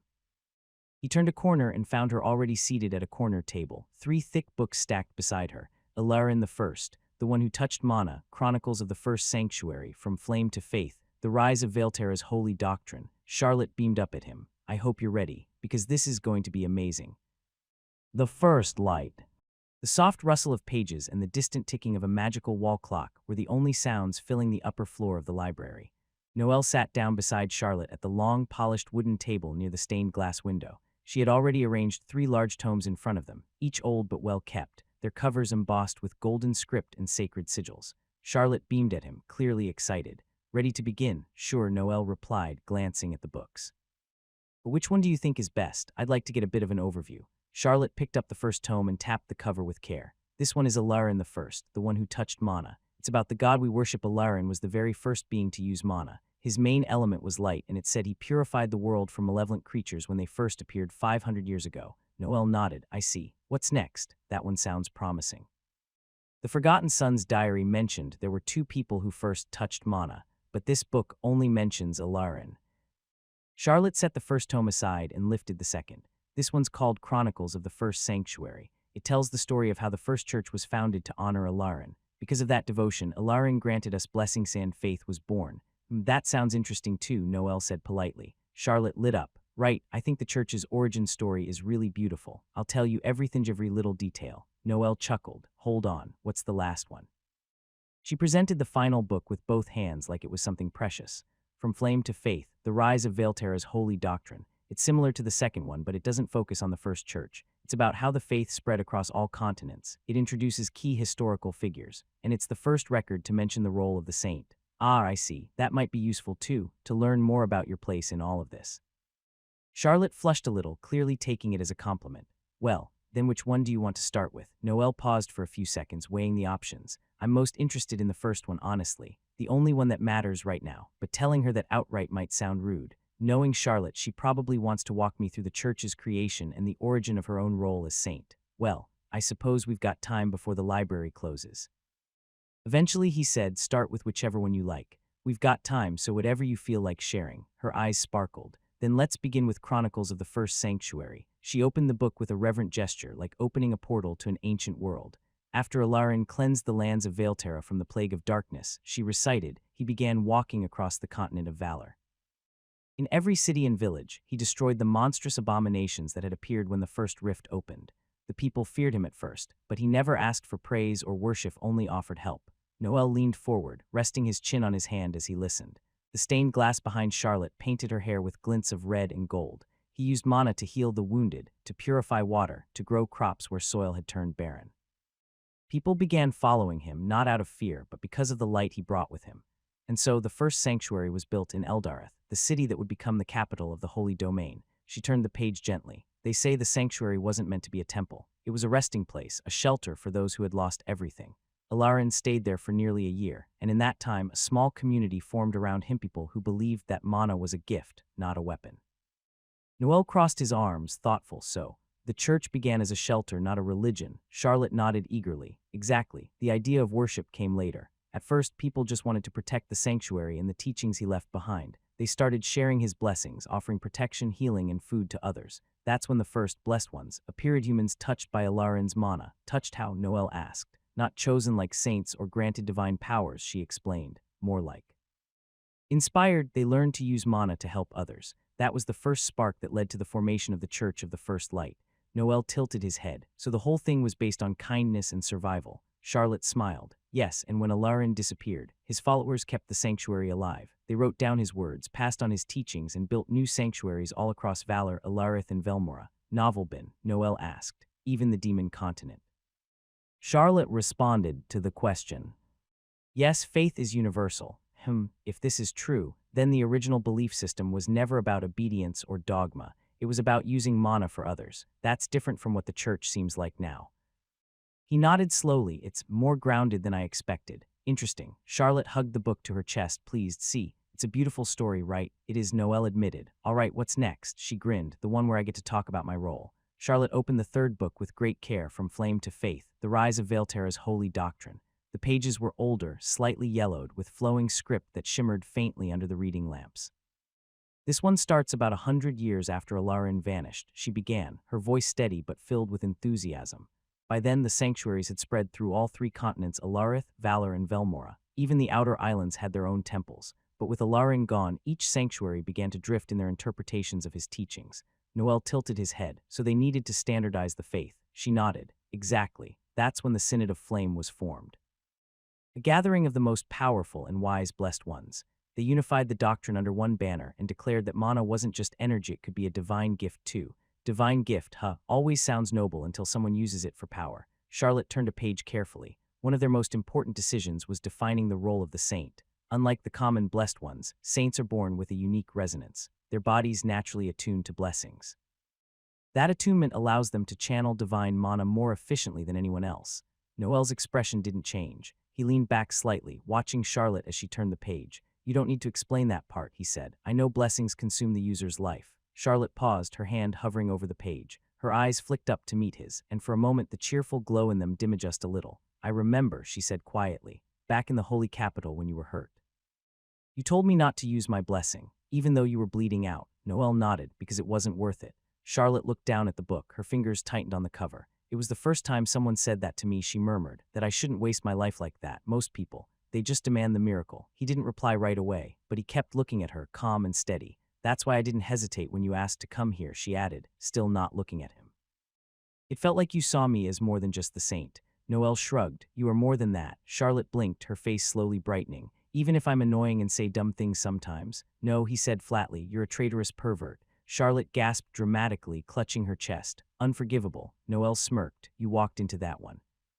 The light of Alarin. The library was silent, cloaked in the stillness of night. Only a few faint crystal lights hovered above, casting soft glows between the towering shelves. The usual murmur of students or civilians had long faded, they were the only ones left. Charlotte sat beside Noel at a corner table, her eyes shining with excitement. A thick tome rested between them, its cover marked with worn lettering, Alarin the First, the one who touched mana. This one's my favorite, she whispered, almost reverently. It's where everything began. Noel leaned forward, elbows on the table. His eyes scanned the title, unmoving. The one who touched mana. Charlotte opened the book carefully. The aged pages let out a faint rustle as she turned them, revealing an illustration of a lone figure standing before a cave, bathed in radiant light. It said that Alarin was just a lonely traveler at the time. She began, her voice soft in the quiet. He found a hidden cave in the far north of Alarith. No one had ever entered it before, and there he felt it mana, pure and alive. Noel's gaze didn't leave the image. His thoughts stirred. That doesn't line up. The book claims he was alone, but the diary mentioned two, not one. He remembered the worn, angry handwriting from the diary of the forgotten son. He was light, I was shadow. Charlotte continued, flipping another page. The next image showed Alarin emerging from the cave, radiant, with his hands glowing. It says that once he left the cave, everything changed. He could heal with a touch. Monsters fled from him. Even wild beasts calmed in his presence. People began to follow him, believing he was chosen by the heavens. Noel's fingers tapped absently against the wooden table, so Alarin became the legend, and the other one, just a footnote lost in time. Charlotte looked at him with a hopeful smile. He was the first human to connect with mana. Everything we know began with him. Noel nodded slowly. His voice was calm when he finally spoke. Right, the first, but in his mind another truth echoed louder. History picks its heroes, but it never tells the whole story. Charlotte turned another page, this one showing early sketches of villages forming around places Alarin had passed through, crude temples, open gatherings, people bowing before him. He didn't just bring power, Charlotte said, her voice full of admiration. He brought hope. After he returned from the cave, he traveled across Alarith, then to the south of Valor, and even parts of Velmora. Wherever he went, he taught people to use mana gently, carefully. He healed the sick, protected the weak, and blessed the land. Noel leaned back slightly in his chair. The gentle crackle of a nearby crystal lamp echoed in the silence. Outside the tall windows, the city of Valon slumbered under moonlight. He sounds too perfect, Noel thought, like a legend smoothed over by time. No flaws, no mistakes, but no one's like that, not even heroes. Charlotte traced a finger over a line of text. This is where he first created a blessing. It said he crafted it not just with magic, but with prayer. The blessing of Vitalis, a gift that could purify poisons and restore strength. Noel gave a slow nod, glancing at the parchment. And people started following him just because of that, he asked. Charlotte shook her head. Not only that, he inspired them. His presence made people believe they could be more. They weren't at the mercy of monsters or fate anymore, and from that belief, the first sanctuary was built. Noel's gaze drifted back to the image, Ilarin standing atop a stone altar, arms open, bathed in sunlight. But what about the other one, the shadow he left behind? He closed his eyes for a second. The silence pressed gently around them like the weight of forgotten truth. Charlotte, he said quietly, do any of the old texts mention anyone who traveled with him? Charlotte blinked. Not really, most of the stories say he wandered alone. Some myths mention voices or signs guiding him, but never another person. Why, Novelben? Noel shrugged, playing it off, just curious. Seems strange that someone so important wouldn't have crossed paths with anyone back then. Charlotte smiled. Maybe he did, but maybe those people just weren't remembered. Noel met her eyes, and for a moment neither said anything. Exactly, he thought, that's the problem. Charlotte turned the last page with a mix of reverence and awe. Her voice softened as she read the final passage of the book, and then Ilarin stood face to face with a creature unknown to all, a being of pure shadow known only as the Hollow One. Their battle shook the skies, scorched the earth, and in the end, both vanished. A heavy silence settled between them. The air inside the library felt denser, as if even the walls were paying respect to the tale. No one ever saw Ilarin again, Charlotte continued in a quieter tone. But the blessings kept manifesting. That was when people with an affinity for them began to be born. The first saints. Noel didn't respond right away. His eyes were locked on the illustration on the last page, a figure of light clashing against a shadowy humanoid shape. Novelben, two entered the cave. One was remembered, the other, forgotten. He remained silent, the information from the diary of the forgotten son echoing in his mind like a truth sealed by time. Noel leaned back slightly, glancing toward the tall arched windows. The soft glow of the moon filtered through the glass, painting pale lines across the floor. Don't you think it's gotten pretty dark already? He asked. Charlotte blinked and followed his gaze. Yeah, it really has. We had about an hour or so, right? Uh-huh. The librarian said they'd stay open an extra hour since tomorrow's a non-working day. Noel stood up, stretching a bit. Let's take a look around before we go. I want to see if they have anything else about Ilarin's last battle. Charlotte began gathering the books carefully. Wait, I'll put these back where they were. Give me a second. She hurried off between the shelves, humming lightly to herself as she returned each book to its spot. When she came back, Noel was already heading toward the exit because he couldn't find nothing about Ilarin's last battle. Together, they walked down the quiet aisle to the main hall. The library, once filled with warm whispers and faint footsteps, now felt completely still. But when Noel reached the main doors and pulled, nothing happened. He pulled again. Then harder. Locked. Charlotte blinked. Huh, he glanced at her, then back at the door. They locked it. We're stuck. Charlotte took a step forward and tried it herself. No response. Oops, she said, her tone light. Noel raised an eyebrow. Oops, seriously. She gave a sheepish smile. I guess we lost track of time. Noel sighed, running a hand through his hair. Of course we did. Moonlit pages. The soft hum of the mana lights faded, one by one, until only silence remained. Shelves rose like pillars in a forgotten temple, their towering silhouettes swallowed by shadow. Pale beams of moonlight filtered through the tall windows, casting silver streaks across the marble floor. The great library of Valon had fallen into sleep. Charlotte looked around, blinking twice. What do we do now? Noel exhaled slowly, hands tucked into his pockets. Good question. I have no idea. He glanced toward the sealed main doors. Noir fell asleep in my room. Charlotte stepped forward, her footsteps echoing faintly against the stone. Well, maybe we can find an open window or something. Without waiting for his reply, she reached for the collar of her sancta veil. With a soft flick of her fingers, the holy illusion shimmered and faded, revealing her natural appearance, warm amber eyes and flowing pink hair that caught the moonlight like rose gold. Much better, she said, brushing a strand of hair behind her ear. I prefer this appearance. Noel stared at her for a heartbeat too long. Yeah, me too. Charlotte tilted her head. Did you say something? He cleared his throat. Nothing, just, we should try to find a way out. They said the library's closed tomorrow too, so I really don't want to be stuck here until the next workday. She chuckled lightly. Right, let's go then. They took a few steps forward, but halted at the same time. Silence hung between them again, interrupted only by the faint creak of wood as the shelves settled around them. Charlotte glanced sideways. Should we split up? Might be faster that way. This place is huge. Noel hesitated, then nodded. Yeah, I think we can. If you find something, just yell. There's no one around, so I doubt anyone will complain. She gave him a teasing smile. Even so, we should respect the silence of the library, shouldn't we? Noel rolled his eyes with a dry grin. Haha. They turned in opposite directions and split up. The library at night was a strange place. By day, it felt alive with murmurs and motion. But now, under the silver veil of moonlight, it felt like stepping into someone else's dream lined with old books, sacred knowledge, and secrets too heavy to speak aloud. Charlotte walked slowly down a corridor of tall shelves, her hands clasped behind her back, amber eyes scanning for any hint of a cracked window or an unlocked side door. Her footsteps were barely audible, absorbed by the old rugs that lined the stone paths. Now that I think about it, I'm alone with Noel. Wouldn't it have been better to use this chance to get closer to him? She stopped at an ornate window, gently tugging on the latch. Locked, of course. With a sigh, she kept walking. I said I'd make him fall for me. Stupid Charlotte, you shouldn't have split up. Somewhere deeper in the library, she could still sense Noel's presence. Like a quiet ember glowing out of sight, she turned a corner. Anyway, I better find a way out. If I go back with nothing, I'll look like a fool, and I really don't want someone like Noel saying that to me. A faint breeze whispered through a crack in the wall, but it was too narrow to be useful. Charlotte brushed her hair over one shoulder, her sancta veil still deactivated, preferred it this way. She felt lighter, freer herself. She passed another set of tall windows, each as sealed as the last. Though I could say I didn't find anything, and if I pray hard enough, maybe our dear God will leave us locked in here until the next days too. Her lips curved into a mischievous smile. He. She wasn't entirely joking. Charlotte continued deeper into the library, her thoughts drifting between moonlight and the memory of Noel's voice, wondering if this night would lead somewhere unexpected after all. Noel moved with steady steps through the western wing of the library, opposite to where Charlotte had gone. He checked another window. Locked. Another side door. Also locked. Damn it, there's nothing here. Everything's locked. He sighed and rubbed the back of his neck, eyes scanning the hallway dimly lit by the lunar light filtering through the high arches. The silence was eerie but not unpleasant. It gave him space to think. At least I've got food in my dimensional pouch, always ready for emergencies. He pulled the pouch slightly open, confirming the presence of a wrapped sandwich and a small fruit flask. He let the flap fall shut with a light thud, still no sign of an exit.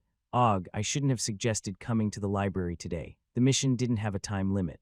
I even thought about that. We should have come on a quieter day with more time. Just as he turned a corner, eyes drifting toward an empty bench near the reading section, a soft chime echoed in his mind, familiar, mechanical, and sudden. Mission complete. Join the saint in investigating the forgotten history of our world. Reward +2 pages unlocked in Diary of the Forgotten Son. Noel blinked. He looked around, half expecting Charlotte to have triggered something, but all was still. This is good, he muttered under his breath. If I read them now, nothing should happen. Right, Charlotte will find a way out eventually and call me. He sat down by the old oak table in the reading area, the leather of the chair creaking under his weight. With calm, practiced movements, he reached into the dimensional pouch and pulled out the worn, black leather-bound Diary of the Forgotten Son. He placed it on the table gently, his fingertips brushing the cover like one might touch a sleeping creature. Then he whispered, "Flame." A small orb of fire floated above his palm, giving just enough light to read without alerting anyone, though there was no one to see it. The diary was ready to speak again. The little orb of flame hovered quietly above the table, casting soft amber light over the faded parchment. The leather cover of the Diary of the Forgotten Son creaked slightly as Noel opened it. The pages turned with a dry whisper, like voices too old to speak aloud. He glanced at the first two, still blank, as before. Then he arrived at the third and fourth page, the same ones he'd read the last time. He laughed loudly. I listened in silence. He jumped into the unknown. I asked what was beneath it. We lived in the age before mana, when the world was quiet and things obeyed the laws they were born into. We found it beneath the stone fields, behind the fourth seal, a cavern with a heart that pulsed, even though it was never alive. It wasn't light or heat or wind, it was response. The world looked at us, and for the first time something answered. He was the first to touch it. He held out his hand and the cavern responded. Light gathered at his fingertips, not fire, not lightning, but intent. His body trembled. His eyes went white, and when it ended, he was different. I watched as something formed inside him. I didn't have the words for it then, but now I do. He formed a core, and I was the first to record what it looked like. Noel leaned back slightly, exhaling through his nose. It still gives me chills. He ran his fingers along the margin of the fourth page, pausing only when he noticed the next one shift beneath his touch. A subtle shimmer ran across the edge of the fifth page, and before his eyes, fresh ink began to form on the untouched parchment. He leaned closer, narrowing his eyes. We traveled the world together. Noel's heart beat just a little faster. This already feels different from the books I've read with Charlotte. His eyes traced the forming letters, still faint and half-shaped like a memory pulling itself into focus. Whatever the diary was revealing now, it was something the world had buried, something it might rather forget. The hidden twin. The ink glowed faintly as it settled into the page, the words forming like breath on cold glass. We traveled the world together. Noel leaned back in the chair, fingers still resting on the edge of the parchment. His emerald eyes narrowed slightly. Why is everything more complicated than it needs to be? He exhaled slowly. The flame orb above him flickered with his breath. The history everyone knows is wrong. He wasn't alone like Charlotte just read to me a few moments ago. He had someone with him, and I learned that from the very first damn line. He ran a hand through his hair and leaned forward again, eyes scanning the freshly formed sentence with growing tension. His fingertips hovered near the paper, as if touching it might make it vanish. The page continued to write. We helped everyone, him and I, though people only ever paid attention to him. It never bothered me. In fact, I liked being unnoticed. My brother enjoyed the attention, and I enjoyed his happiness. After all, we only had each other in this world. Noel blinked. Looks like the helping part checks out, just like the books. But the tone was different, personal, honest, not the glorified epic passed down in polished religious texts. This was someone who had lived it, not worshipped it. He kept reading. He could heal the sick, bless the fields, purify poison. To the people, he was a god, a perfect, gentle god. But to me, he was my brother, my twin. People began to worship him. Temples rose in his name. A faith was born. He slew monsters across all the continents. Even the far islands reached them too. They called him a savior. I simply called him a Laran. Noel stared at that last sentence. Well, not much different from the public records on this page, I guess. He leaned back again, the chair groaning faintly. The flickering flame cast shadows across his face. And the page continued, word by word, refusing to stop. We made a peaceful world. The monsters that remained were manageable. The other races learned to awaken their mana cores. Life became easy.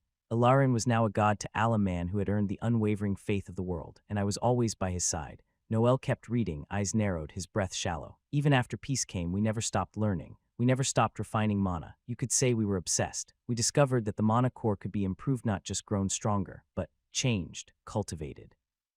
Trained and nourished like a living thing. He gave a small nod. Okay, nothing strange so far, just like what Charlotte mentioned. All of this lines up with what's taught. He flipped to the next part. The flame hovering over the desk crackled slightly as the diary reacted to the mana in the air, new words pressing into the parchment like confessions. My brother reached what we called the mana code, the final stage of mana. That day, something changed in him. He began saying strange things. This is the truth. I have to change this. After that day, Ilarin changed. Nothing was like before. He stopped answering my questions. He avoided me. We were no longer together. Didn't speak to me. I was at Archmage rank, still stuck there too, so I made a decision. I would reach mana code on my own, but Ilarin kept changing. He started doing and saying things that didn't make sense, and one day, he changed completely. He was no longer my kind brother, the one who helped everyone and dreamed of a better world. Noel sat frozen for a few seconds, eyes locked on the page. Oh, come on, system, really. He pushed the chair back slightly, the legs scraping the floor. Always leaving me hanging. This is bullshit. He rubbed his temples. All right, calm down. Let's think this through. If I put the pieces together. Ilarin eventually fought the Hollow One. That must mean he fought whoever wrote this diary. But I still don't know why. All I've got is he reached mana code, and then lost his damn mind. So now the question is, does reaching the final stage of mana do something to your mind? If Ilarin was that strong, how did he even die, gods? So many questions, so few damn answers. He leaned forward again, closing the diary gently. The flame dimmed, sensing the moment. And then Noel, a scream cut through the silence, sharp and sudden. He stood immediately, turning toward the source of the voice. Looks like she found a way out. Good, time to go. I'm not staying here any longer than I have to. The flame above the table flickered once, then vanished as Noel dispelled it with a gesture. He stuffed the diary back into his dimensional pouch and rose to his feet in one fluid motion. Charlotte, he called, voice bouncing off shelves and stone. Where are you? No response. The library remained still, bathed in moonlight and long shadows. He took a few steps forward, then raised his voice. Charlotte, still nothing. He frowned. Great. She screams like she found something, and now she vanishes. His boots echoed softly as he moved deeper into the labyrinth of books. He passed ancient scrolls, maps of forgotten lands, magical treatises and bestiaries locked behind reinforced glass. The silence returned, almost pressing against his ears. Maybe she's playing around. Wouldn't be the first time. Another corridor opened to his left. He turned sharply. Then movement. Something leapt out from the dark. A pink blur, a flash of light hair and amber eyes. Shit. Noel stumbled back, instinctively trying to balance himself, but his foot caught the edge of a rug. He fell hard on his back, the wind knocked out of him, and something soft and warm landed right on top of him with a thud. Oh, what the hell? When his vision refocused, he saw her. Charlotte. Her long pink hair spilled over his chest and shoulders, a cascade of silk glowing in the moonlight. Her body was flush against his, legs tangled with his, palms pressed to his chest from the fall. Her sanctive veil was still disabled, amber eyes wide with surprise, breath close enough to brush his skin.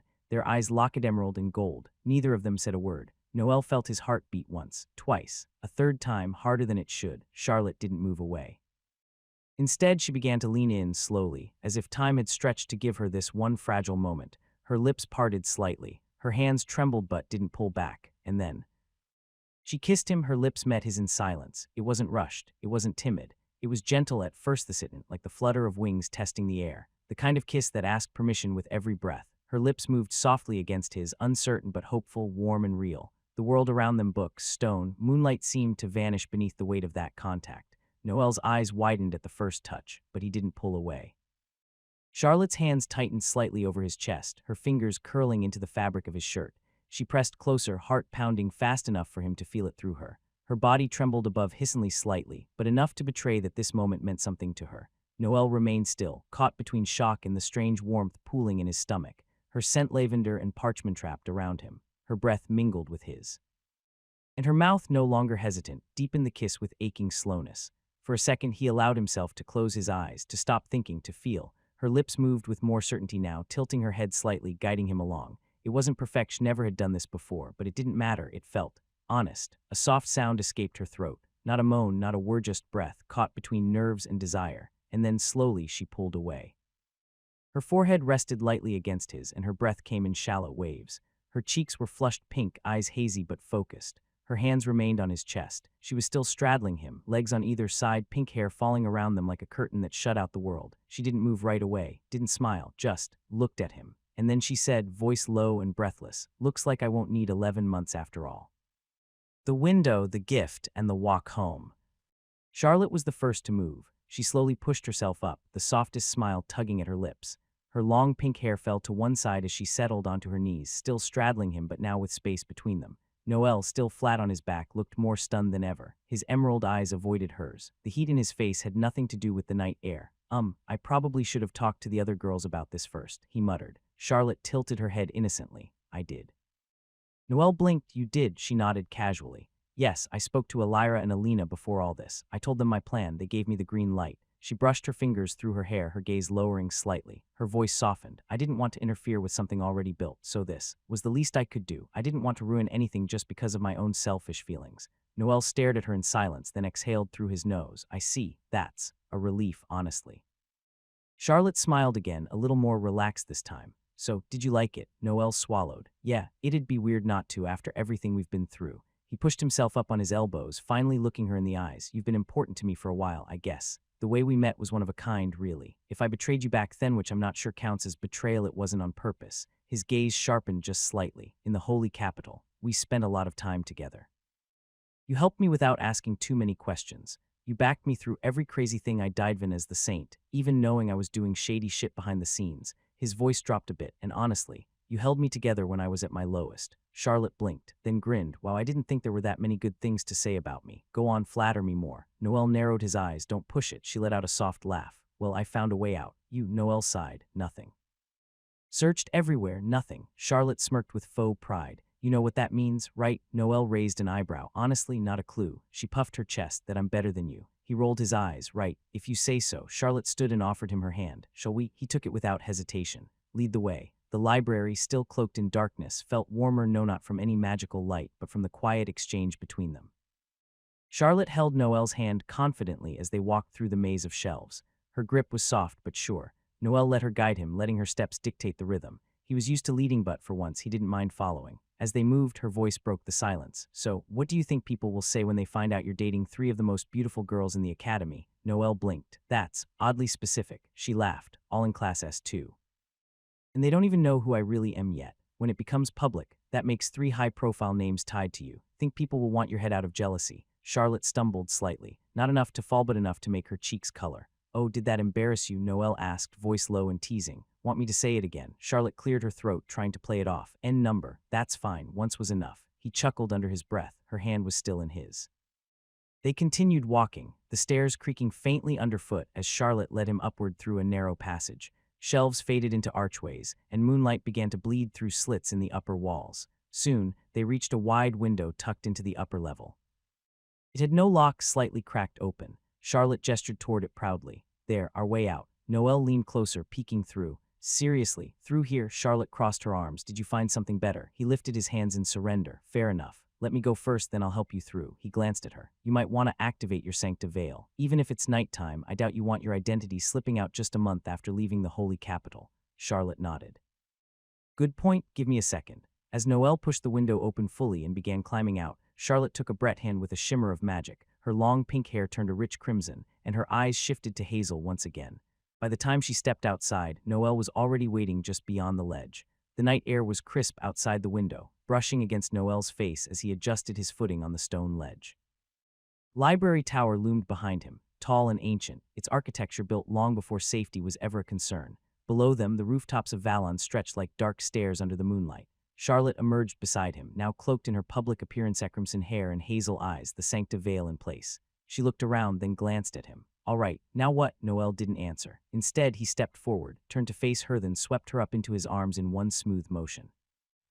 Charlotte squeaked, arms instinctively wrapping around his neck. What are you? Before she could finish, he bent his knees, mana surging through his legs, and leapt. They landed on the slanted roof of the next building down. Noel grunted softly as his feet made contact, knees bending to absorb the force. Without hesitation, he moved again another jump, another drop, landing gently on a stone terrace. The process repeated, moving from rooftop to rooftop like descending a staircase of shadows. By the time they reached the final ledge, Charlotte had relaxed in his arms, chin resting lightly against his shoulder. You know, she murmured, you can put me down if you want. I don't mind being carried like this, but you do know I could have done the same thing, right? Noel smirked. Oh, I knew. Charlotte narrowed her eyes. So you were showing off? No, just being efficient. She exhaled a short laugh. You're not as dumb as you look. He set her down gently on the grass of a quiet courtyard. The city of Valon lay behind them, still and glowing faintly from the distant mana lamps of the main square. Before them, the winding path led back toward the academy. They started walking side by side, and for a while said nothing. Charlotte walked beside Noel, her hands behind her back, rocking slightly with each step. The Sancta Veil shimmered subtly in the moonlight, keeping her identity hidden beneath the mask of crimson hair and soft hazel eyes. A comfortable silence stretched between them until they reached the final bend near the academy's outer gates.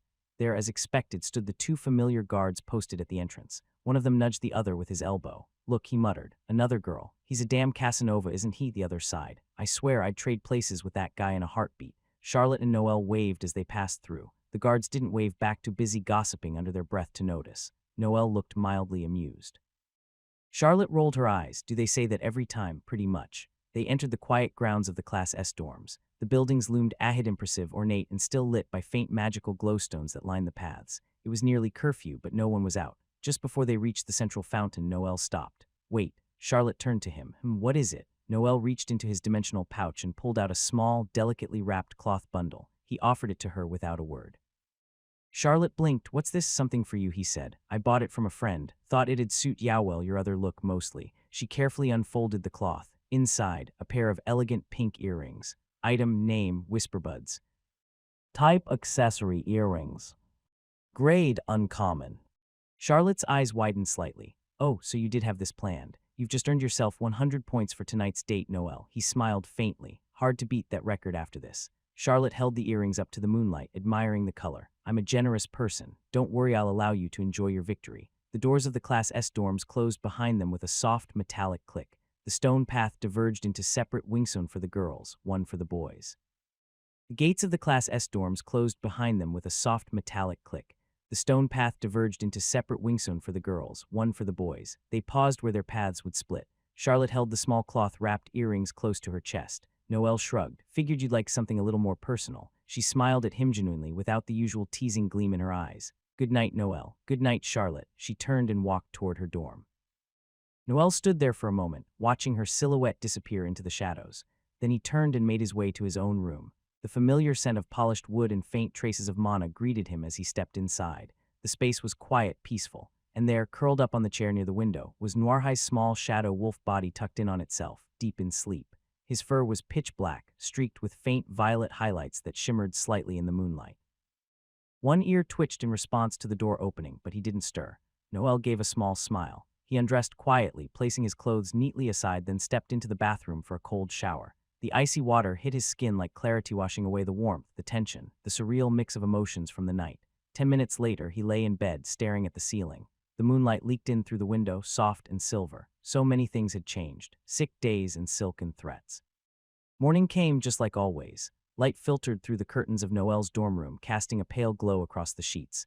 His eyes opened slowly, but he didn't move. He groaned. His limbs felt like iron. Every muscle in his body throbbed with dull heat. Even the act of breathing took more effort than it should have. He dragged a hand across his forehead. Too warm, way too warm. You've got to be kidding me. Does this actually happen? Has any reincarnated protagonist ever just gotten sick in another world? Hey, no shit, I've reincarnated as an extra. He let his head fall back against the pillow. This is bullshit. My head feels like it's going to explode and every part of me hurts.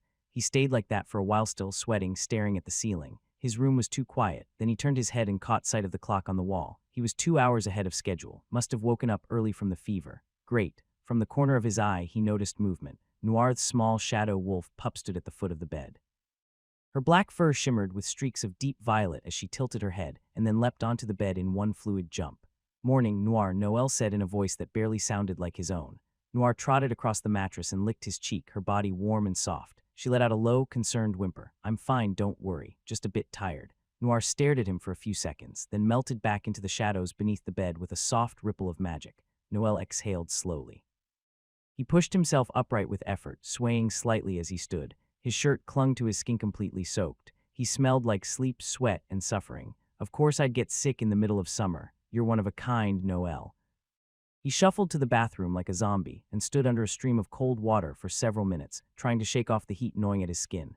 It helped, a little. Once dried and dressed in a clean shirt, he changed the bedsheets with slow, robotic movements. He pulled out a spare set from the closet. Thank the gods for Academy-issued backup sand, forced himself to finish the task before collapsing into the now clean bed. His body sank into the mattress. The chill of the sheets felt like heaven. Sleep claimed him quickly. The sun had barely cleared the academy when Alina von Estermont sat before her mirror, braiding her dark hair with practiced ease. Her uniformed council edition of course fit her perfectly, a sharp-cut gray jacket with dark crimson accents, her own touch of style in a sea of standardized nobility. Her gray eyes met her reflection. I want to see him. The thought arrived with clarity. Noel had been distant lately, not cold, just busy. Between the training, Charlotte, and whatever else was chewing through his attention, her own time with him had thinned. And Alina von Estermont was many things, but passive was never one of them. Her braid done, she adjusted the collar of her jacket and sighed. That boy better not be ignoring me. A faint ripple of shadow flickered in the corner of the room. Alina turned. A smile broke across her face. Noir. The little shadow wolf pup slipped from the darkness, her silky black and purple fur gleaming softly under the morning light. Without hesitation, she leapt into Alira's lap.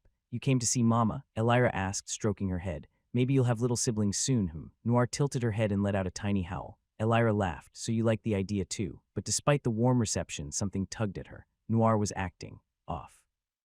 Her instincts, finely honed and annoyingly accurate, whispered that something was wrong. You're worried, she muttered. Noir jumped down from her lap and padded toward the door. You want me to follow? The pup let out another soft howl, urgent this time. Alina stood. All right, I'm coming. She grabbed her jacket, slung it over one shoulder, and followed Noir through the dorm halls, her polished boots clicking confidently with every step. She didn't even have to ask where they were going.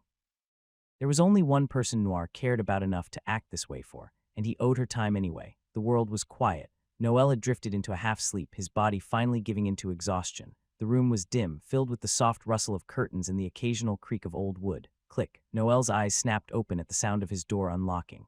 Only one person had the spare key, though. Technically, he had never made one. She had simply taken the liberty of crafting a copy herself. Of course, he muttered, throat dry. The door swung open, and there she was. Alina von Estermont stepped inside, her uniform pristine and tailored to perfection, gray fabric with dark red accents hugging her frame like it was born for her. Her long black braid rested neatly over her shoulder, and her gray eyes swept the room in one glance. Then they landed on him, flat in bed, shirtless, pale, and sweating. Her expression softened, but only slightly. You look like shit. She closed the door behind her with a quiet click and walked straight toward him, her boots light against the wooden floor. Are you okay? She asked. I'm fine, just a little fever, nothing serious. You know my intuition never fails me, right? Noel sighed. Yeah, it doesn't mean I can't pretend it's fine. No, you can't. He tried to sit up, wincing as his muscles resisted the motion. Don't. Alina pushed him back down gently by the shoulder. Stay down, you're burning up. I'll be fine, I'm not asking. Noel blinked. That tone, he knew it well. She turned to his desk and began writing a quick letter. I'm going to inform Deemer that you won't be attending training today. He groaned. I can still. No, you're staying here with me. Seraphina will take care that I don't be needed today. Right. He narrowed his eyes, but she smirked. I'm calling Claire to come check on you, she added. What? That's not necessary, it is. My future husband has to be in perfect condition at all times. She walked back to him and placed a soft kiss on his forehead. I'll be back soon, darling. And with a graceful turn, she left the room to deliver the letter herself. Noel stared at the ceiling. Guess I don't get a say in anything today. He exhaled slowly. Rest in the lioness's den. When Noel opened his eyes again, the world was no longer spinning, but it still felt heavy, like he was underwater. The room was dim, the mana lantern set low, and the scent of herbs mixed with sterilized fabric filled the air. Sitting nearby, arms crossed and face utterly unimpressed, was Claire, the academy's ever-grumpy nurse. And right beside her, graceful as always and dressed immaculately even indoors, was Elira. Elira looked up as soon as he stirred. I already delivered the message to everyone who needed to know, she said calmly. From now on, you're to rest until you recover. I had to wake Claire up to come check on you. Claire let out a long, exaggerated sigh. You know, Noel, you're the student who's given me the most work, and you're only in your second year. We just started. Don't you think that's a little rude? Noel stared at her, blinking slowly. Isn't that literally your job? Claire moved closer with a clipboard in one hand, already muttering under her breath. I'm going to take your temperature and run a few basic checks to see what's going on. All right, Noel said hoarsely. Tell me what to do. He let her press a crystal thermometer to his temple, then felt a minor spell wash over his chest and stomach standard mana diagnostic pulses. Claire didn't waste time. After a few scans, she gave Elira a glance. Can you step out for a moment? It's about privacy. I need him to remove the blanket for a proper reading. Elira didn't move. Instead, she smiled completely unfazed. Oh, don't worry. I've already seen his body quite well. Noel's soul momentarily left his body. Claire raised an eyebrow. Well, I understand you're both young and eager to experiment, but I do recommend using protection at the very least. You'd be surprised how many students end up pregnant and have to drop classes for a semester. Noel's fever jumped instantly. We haven't even gotten to that part, he protested. Elira added with perfect timing. For now, Claire didn't even blink. She continued her checkup with cool efficiency, tapping notes into a floating scroll while muttering under her breath about irresponsible noble brats and her ruined sleep schedule. Finally, she stepped back and crossed her arms. You're exhausted. From what I can tell, your mana's nearly depleted and your body's struggling to recover because you pushed yourself too hard. I assume that's from Class S training. Noel nodded faintly. Claire clicked her tongue. I get that you want to keep up with the pressure, but your body's not invincible. Take care of it. With rest, you should stabilize in a few days. Claire scowled. Don't wake me again unless someone's literally dying. She turned and walked out, muttering to herself. Noel watched her go, then sighed. You heard her, Elira said, smirking as she looked down at him. Time to rest now. Noel let out a long sigh as his head sank deeper into the pillow. The blanket clung to his damp body like a second skin, but the fever dulled his sense of discomfort. I get it. I'll rest, though it's not like I overdid it as bad as last time. Elira raised an eyebrow with a smirk. Oh, feeling nostalgic already. Want to sleep in my lap again. Before he could answer, she was already moving. With smooth, deliberate ease, Elira climbed onto the bed beside him, settled herself comfortably, and tapped her thigh twice. Tap, tap. Her eyes glinted teasingly. Come on, it helped last time, didn't it? Noel hesitated. You sure? I'm sweaty as hell. I don't want you catching anything. Elira chuckled, brushing a strand of hair behind her ear. I don't care. Honestly, the way you look right no-flushed, shirtless, all muscled up. Kind of sexy, not gonna lie. His face turned bright red. Still, he shifted closer and gently laid his head on her lap. Her hands moved automatically to his hair, stroking softly, and the pounding in his head faded just a little. Elira's fingers moved gently through his hair, her touch light, rhythmic. Noel let out a small breath, almost like a sigh, as his fevered body settled slightly into the warmth of her lap. After a few moments, her voice broke the silence. So, how was your date with the saint? Noel blinked slowly, then let out a faint chuckle. Pretty normal, I guess. I showed her around Valon. We went here and there, ended up at the library. She started teaching me about the history of the church, about Alarin. We kind of lost track of time. Elira tilted her head, got locked in. Yeah, some things happened. But we got out in the end. She narrowed her eyes slightly, then gave a small shrug. I'm glad you had a good time, but some things is a little vague, don't you think? Be specific. I already gave her the green light as the head wife, remember. I accept her. Noel looked up at her, eyes half-lidded from fatigue. You can imagine what happened then. Elira paused for a heartbeat. Her voice was quieter when she spoke again. Is Charlotte important to you? Noel didn't hesitate. Yeah, I think what happened in the Holy Capital really hit me hard. I was drowning a bit, and she was someone I could lean on. There was a short silence. Elira's hand never stopped moving. She simply continued stroking his hair with steady care. Then if she's important to you, it's fine, she said at last. But I won't let just anyone take advantage of you. Only the ones I approve. You remember your promise, right? Noel turned slightly, still resting in her lap, and met her gaze. Yeah, I promised I wouldn't neglect you. Elira smiled warmly. Good. Elira's smile lingered as her fingers played lazily with a lock of his hair. You know, she murmured, you've been a little distant with me lately. Noel blinked, surprised by the shift in tone. I get it, she continued, her voice soft but firm. There's the council, the training, all the things you do when you're off on your own. I won't push you to explain everything, but… She paused, brushing her thumb along his temple. I wish you'd talk to me more. Noel shifted slightly, his cheek still resting against her thigh. He turned his head just enough to look into her eyes. Elira's expression softened again. Then with a mischievous glint in her eye, she added, you know, I wouldn't mind taking a year off the academy. It's not like I need ITME positions already secured, and money isn't a problem either. Noel blinked. Wait, what are you? I'm just saying. She interrupted with a teasing smile. Whenever you're ready, we could get started. His fever might have been high before, but now his face went crimson for a different reason. We can talk about this when I'm not sick, he blurted, clearly avoiding her gaze. Elira let out a melodic laugh, the sound vibrating softly through her body. Of course, but don't make me wait too long. You know I always get what I want. Right, yeah, Noel muttered, still red. I know that all too well. Good, she leaned down without warning. Elira's lips met his in a slow, lingering kiss, not rushed or teasing deep, confident, warm. Her hand cupped the side of his face, guiding him gently as her mouth claimed his with unmistakable passion. His body tensed briefly, then relaxed into the kiss, eyes fluttering closed. When she finally pulled back, her voice was low, a breath against his cheek. Remember you're mine. Then she stood, brushing her skirt back into place and headed toward the door. I'm going to get you something for breakfast. Don't go dying on me while I'm gone, okay? Noel let out a breath, dazed and flushed. Yeah, got it. Warmth, spoons, and secret smiles. Noel sat upright in bed, groaning softly as the weight of fatigue clung to his body like a wet cloak. His head throbbed, and his throat still burned from the fever that had taken hold of him the day before. The dim morning light filtered through the curtains, casting pale lines across the wooden floor. He reached for the small nightstand beside his bed, fingers fumbling until they closed around the familiar texture of his dimensional pouch.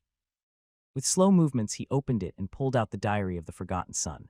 The worn leather cover felt colder than usual in his hands. You left me hanging right when I was about to discover something big, he muttered under his breath, voice still hoarse. I wonder, should I go with that theory, that the one who wrote this is the same bastard who killed Alarin? His brow furrowed. That answer would come later, was certain of it. What mattered more was that Act IV had officially begun. So far, each act had always carried two major events. Torwin, that was likely the first, but what would the second be? I guess the system will let me know when the time comes, he murmured. He opened the diary again. The first 2 pages were blank. Noel stared at them in silence. Does it mean something? He wondered. A message, or maybe a spell trigger, hard to tell. But the way the pages progressed after that almost like a real diary left him thinking that maybe even this emptiness had meaning. Still, with his head spinning and his body aching, it was too much for him to analyze right now. With a heavy sigh, Noel shut the diary and dropped it gently beside him on the bed. Just then he heard footsteps in the hallway, soft and measured, but unmistakable. The door opened moments later, and Elira stepped in carrying a tray. The scent of hot soup filled the room. Elira approached the bed with an amused smile. Noel, I told you to stay lying down. You're still sick.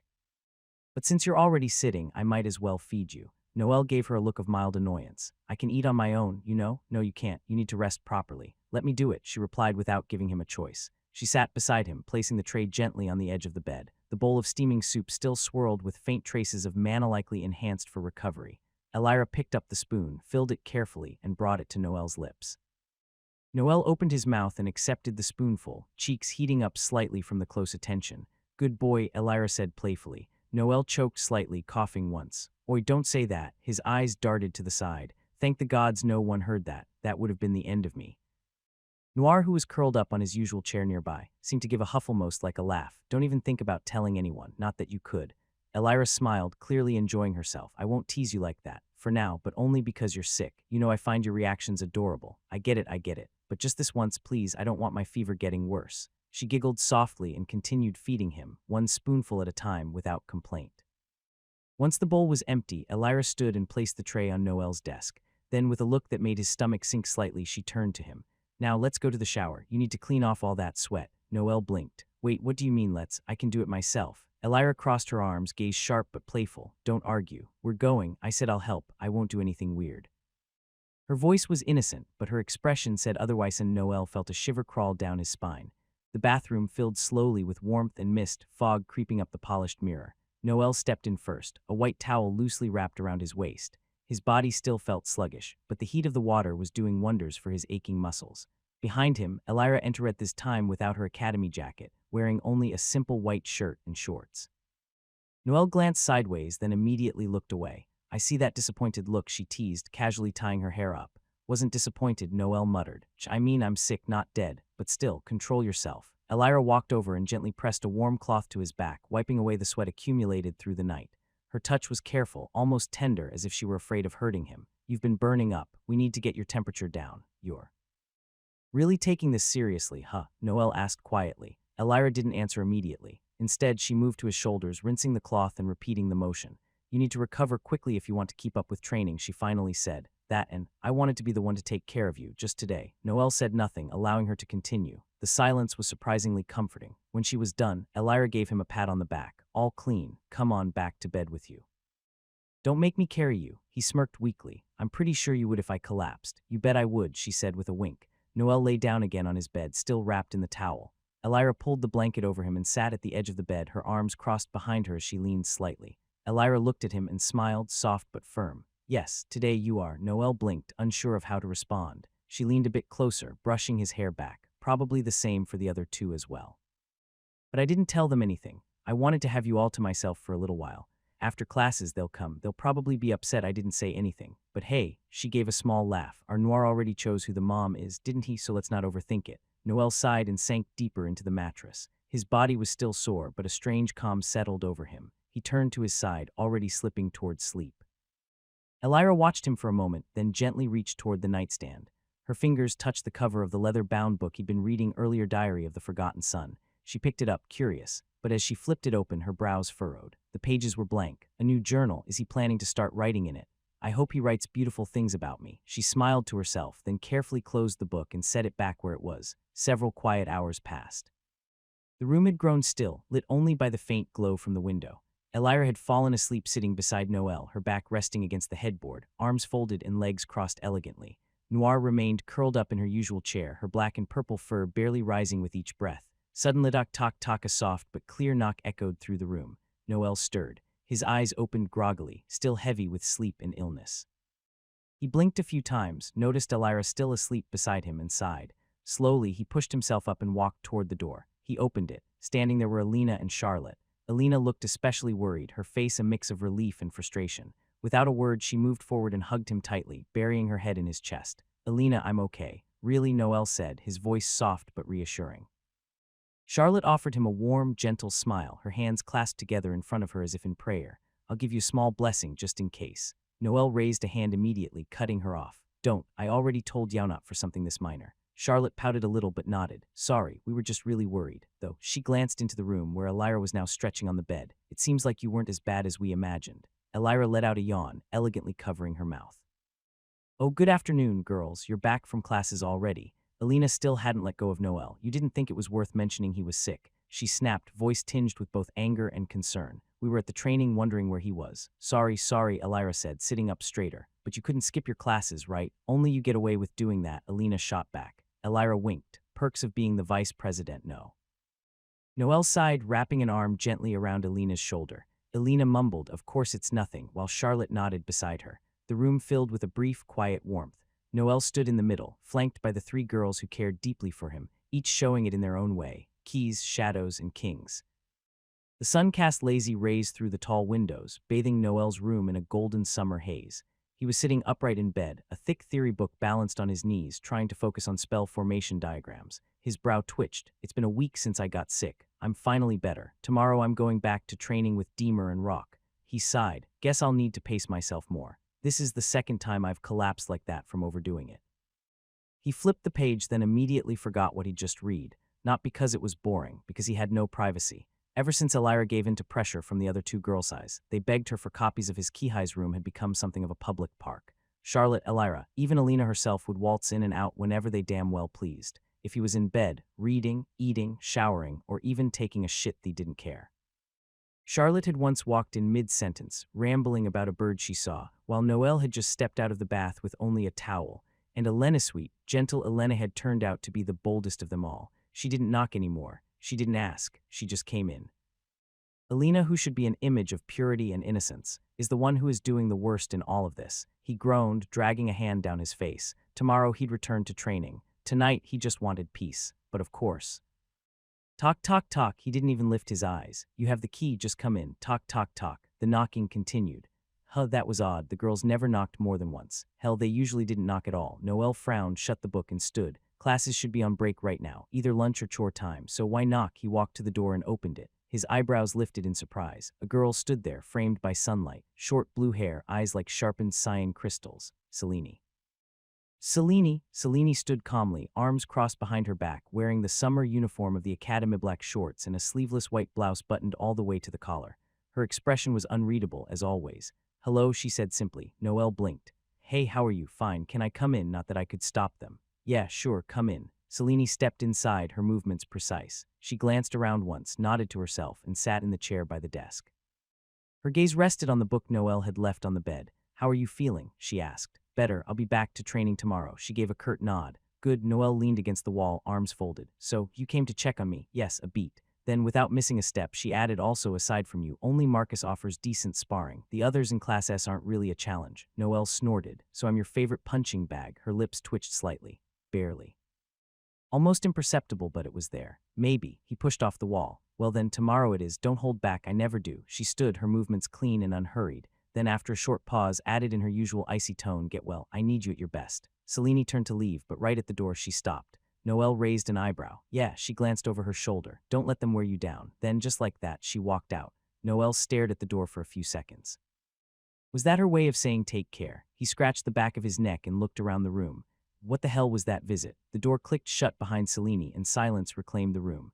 Noel exhaled and dropped back onto his bed, one arm thrown over his eyes. What the hell is happening to my life? He rolled onto his side. Noir, the little shadow wolf pup, was curled up at the foot of the bed. Her sleek black fur shimmered faintly, streaked with subtle purple highlights.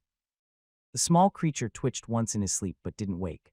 Noel reached out and gently scratched behind one of Noir's ears. At least you don't talk. But even as he said it, he heard the familiar creak of the door again. He didn't even bother lifting his head. You already have the key, just come in. Elira's voice floated through the room. So grumpy today, that's not like you. Noel finally sat up. Elira stepped in, wearing her academy skirt with a light blouse tucked neatly into it.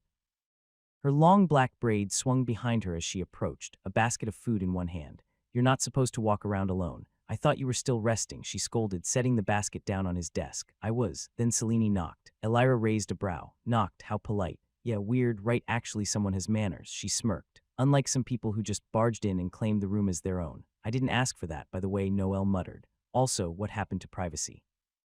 Elira sat beside him on the bed and leaned closer with a knowing look. Charlotte begged me for a copy. She said it was for emergencies. Then Alina said it wouldn't be fair if she didn't get one too. They ganged up on me, Noel. I held out as long as I could. He stared at her flatly. You're the one who made the copies. I never said I didn't cave. She grinned. Noel groaned and slumped back onto the pillow. I should just move into a cave in the mountains, already taken by dragons. Noel turned his face to the side, ignoring her teasing. They don't knock either, I bet. She reached out and gently brushed a lock of hair from his forehead. You're warm again. I'm fine, just residual heat. I'll be back to training tomorrow. Elira didn't look convinced, but she didn't press. Instead, she opened the basket and handed him a neatly wrapped sandwich. You better eat. If you're planning to push yourself again, you're going to need strength, and I don't want you collapsing in the middle of an arena. As they sat in comfortable silence, Noir stretched, yawned, and rolled onto her back with her tiny paws twitching in the air. Elira smiled softly. She's getting bigger. She eats like a bottomless pit. You two have that in common. He glared at her. She just smiled wider. Far across the sea, beneath the towering black spires of Velmora, the demon continent, 3 men sat in a stone chamber built into the heart of the mountain fortress. No light from the sun reached this place, only the faint violet glow of embedded crystals humming softly within the walls.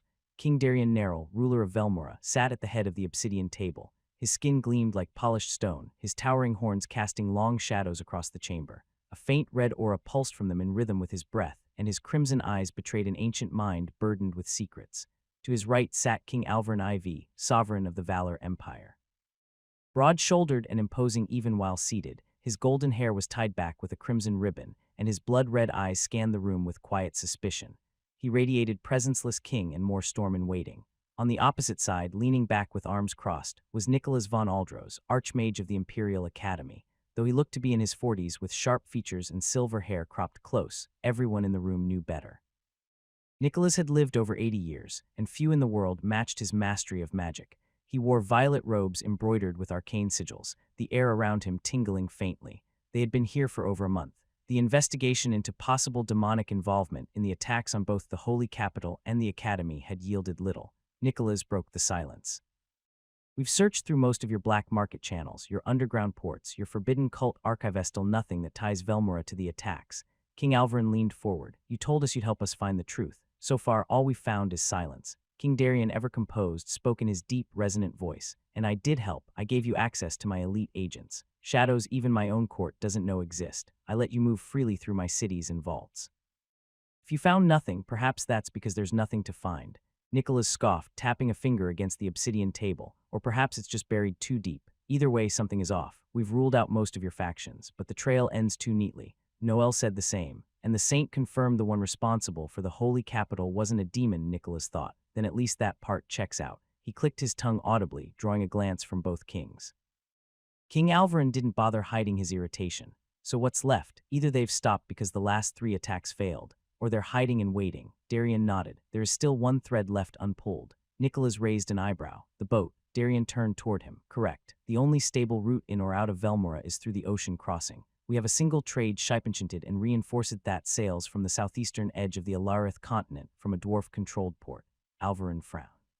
You said it's captained by a dwarf loyal to your court. Not to me directly, Darian clarified, but we have a long-standing agreement. He runs the ship, I protect the waters. That's how the world keeps turning. Nicholas folded his arms. Then that's where Caliph must have slipped through. Over 10 years ago. He couldn't have crossed the mountains, and teleportation that far is suicide without a direct anchor or without the skill. Darian gave a slow nod. If he came, it was on that vessel. But we'll need to contact the Dwarf King to access the manifest records. Only he has the authority. Alvarin stood from his seat. Then do it. Darian didn't flinch. It will be done. Nicholas looked between the two monarchs. This is our last lead. If this falls through, then either our enemy has already moved elsewhere or we're walking blind into something bigger than we thought. The room fell into a heavy silence, broken only by the soft hum of magic in the walls, the weight of the name. The thick oaken doors creaked shut behind him as Albrecht Thorne stepped into his private study. His boots left faint prints of dust and sweat on the marble floor, and his shirt clung to his chest. His broad shoulders rose and fell with each breath, but his expression remained unreadable. Behind him, a soft but firm tapping of polished shoes announced the arrival of his ever-faithful butler. Frederick moved like a ghost of discipline, thin, slightly hunched from age, dressed in impeccable formal wear. His skin was pale and deeply lined, his pure white hair combed neatly back. Despite nearing 90, his eyes retained the sharpness of a hawk. I told you at Lady Livia's wedding, Frederick said, voice dry as parchment. Sooner or later it will kill you. You do know you have soldiers who could assist with this, don't you? Albrecht grunted, pouring himself a glass of chilled water from the crystal decanter by the desk. He didn't sit. Are any of them as strong as I am? He asked, not waiting for an answer. You know damn well they're not. Some are close, but none have stepped into the ascendant threshold. He downed the water in one motion, wiped his mouth with the back of his hand, and turned toward the window. Right now, they just get in the way. I won't throw lives away without reason. I'm still capable. Alone for now. Frederick folded his hands behind his back and let out a quiet sigh. If you say so, but you know the burden will fall on one of your children eventually. That means choosing a proper heir. And I assume Lady Livia is no longer in the running. Albrecht didn't answer. He only stared out at the darkening horizon beyond the glass. The lands of Thorn stretched far forests, rivers, cold winds, all his to protect. And eventually, someone else's. Albrecht didn't turn away from the window. The weight in his silence was heavier than the stones that built the estate. I know, he said finally. Livia's out of the question. Frederick gave a small nod, unsurprised. And Damon. Cale, he pressed, his tone neutral but probing. After what they pulled at the Hunt Festival. They shamed the family, Albrecht interrupted. His voice was low, cold, but the Academy seems to have knocked some sense into them. Still, after Noel's mother died, I wasn't in my right mind. Let too much slide. Thought I could beat honor into them. I was wrong. He clenched his jaw. His hands remained at his sides, but the muscles in his forearms tensed. I should have raised them differently, he muttered. Frederick arched an eyebrow, lips twitching into something between a smirk and a frown. Well, better late than never, as the saying goes. Though if I may, you've acted like a boy yourself at times. You really should listen to your elders more often. Albrecht finally turned to face him, one brow lifting. Then let's hear it, he said. What would you recommend? Frederick didn't hesitate. You mean regarding the heir? Yes. The old butler took a step forward, as if the gravity of the question demanded it. You have Sylvette. She turns 19 this year. Brilliant with magic, more so than her 2 older brothers combined. She's calm, tactful, and respected within the house. A pause, but Albrecht's eyes narrowed. But there's Noel. Frederick nodded slowly. Exactly. The air in the study grew heavier. Frederick's voice remained even, but his eyes carried a spark of something sharper, understanding, perhaps, or warning. You know perfectly well that while the public doesn't hear the truth, families like ours do. The things that boys done, they travel fast even when they're buried under official lies. Albrecht walked to his desk, resting both hands on its polished surface. He didn't look at Frederick. He changed, Albrecht said. Noel changed too much, too fast. It's impossible not to notice. After everything, the way we treated him. The way I treated him, he still came out the other side stronger. His fingers curled slightly against the wood. I thought he'd break. Frederick let out a quiet breath. Perhaps he did, he said, and rebuilt himself into something sharper, stronger, or maybe he just got tired. Albrecht looked up at that. Tired, of all of you, Frederick said plainly. Of this place, of us. There's a real possibility he won't accept the airship, no matter what you offer. Albrecht was silent. If that's the case, Frederick went on, then Sylvette is the logical choice. She's ready, willing, and most importantly, she still wants it. A moment passed. Albrecht gave a slow nod, gaze unfocused. You might be right. Frederick, as if timing it perfectly, reached into the inner pocket of his jacket and pulled out a letter sealed with deep blue wax. Then perhaps this will help make things clearer, he said, extending the envelope. The official invitation to this year's Hunt Festival. It arrived this morning. Host family, House de Noveria. Albrecht took the letter without opening it. He studied the seal in silence. They're close, he muttered. Their lands border ours to the east. We're the two houses that control the southern frontier. Precisely, Frederick confirmed. You know the rules. Each house may send 3 children. I assume you've already made your selections. Albrecht nodded once. Damon, Sylvette, and Noel. Frederick didn't react at first, but a faint flicker of surprise touched his expression. Leaving out Kale, he noted. Any particular reason? Albrecht didn't hesitate. I want to see the ones most likely to inherit what I leave behind. Frederick tilted his head, his tone still calm but just edged with curiosity. So you're discarding your firstborn as heir to House Thorn. I imagine Lady Meyer won't be thrilled by that decision. Albrecht's expression didn't change. I'm not here to please her, he said flatly. I'm thinking about who can bear the weight of our name. The name matters more than blood order. Frederick gave a short, satisfied nod. Then I'd say you're finally making decisions, like a proper lord. Albrecht turned toward the fireplace, his gaze fixed on the silver hound above the mantel, jaws open, ready to bite. Let's see how they perform at the festival, he murmured. Frederick said nothing. He simply turned and walked toward the door. I'm back. The air beneath the academy was thick with heat and the tang of mana. The underground training grounds, vast, humid, and echoing, with footsteps buzzed with the usual energy of Class S. Sparks crackled, sweat dripped, and the stone floor radiated warmth from a long day of combat drills and elemental refinement. Today, however, someone unexpected had returned. Noel, a voice rang out, then another. Several students turned, eyes widening with surprise and relief. Although many had visited him during his recovery, seeing him back in uniform, weapon at his side and aura steady, brought a new kind of reassurance. Took you long enough, Marcus said with a crooked grin, walking up with a towel slung over his shoulder. You good? Noel nodded. Good enough, at least. He didn't say much else. Most of them already knew he wasn't one for small talk. Still, the atmosphere lifted noticeably as he passed through, shoulders brushing those of the strongest students in the academy. From the far end, Selene stood alone near one of the empty circles, practicing silent footwork with twin daggers. She didn't look at him, didn't say a word, but her eyes flicked briefly in his direction as he passed. Even she noticed. Guess I really was gone for a while. Later, Noel stood face to face with Deemer. The heat was even more suffocating here, made worse by the static in the air. Deemer folded his arms, eyes scanning Noel up and down. You look steady, he said simply. I want to control Stormpiercer, Noel replied. They began with the basics: mana flow regulation, short bursts of lightning through each hand, and resistance focus to avoid burnout. The room buzzed with energy, heat sticking to Noel's skin like a second layer. When the real part began, attempts to summon Stormpiercer, everything slowed down. Noel inhaled, focused, and shaped the mana along the blueprint he'd memorized. Sharpened flow, density compression, then ignition. A pulse, sparks flared, but nothing took form, just static and a faint flash of blue which vanished the moment he tried to solidify it. Deemer didn't speak. He only gestured for him to try again. Noel growled under his breath. I summoned it once. Just once, yeah, but it was real. It wasn't a fluke. He tried again, and again. Each attempt drained him more. His control was better than ever, but Stormpiercer remained out of reach. The shape hovered, but never locked. An hour passed. Then two. Noel's shirt clung to his body, soaked in sweat. Sparks ran down his forearms with each breath. When his fingers began to twitch from overuse, Deemer finally raised a hand. Enough. Noel stood still, chest rising and falling, eyes on the scorch mark he'd left on the floor. It's close, he muttered. I can feel it. The structure's there. I just can't lock it in. Deemer walked forward. His expression remained neutral, but his voice dropped slightly in tone. You're forcing it. That weapon isn't just lightning, it's you. The flow will match you when you stop trying to mimic what you felt the first time. Noel blinked. You're saying I'm chasing a memory. Deemer's gaze locked with his. I'm saying you're smarter than that. He turned and walked away without waiting for a response. Noel stared at his own hands, the smell of ozone still clinging to his skin. One clean summon, that's all I need. The sparring ring beneath the academy pulsed with residual mana. The stone floor was scarred from previous battles, lines of ice and scorch marks crisscrossing like a battlefield map. The air was thick with heat and tension.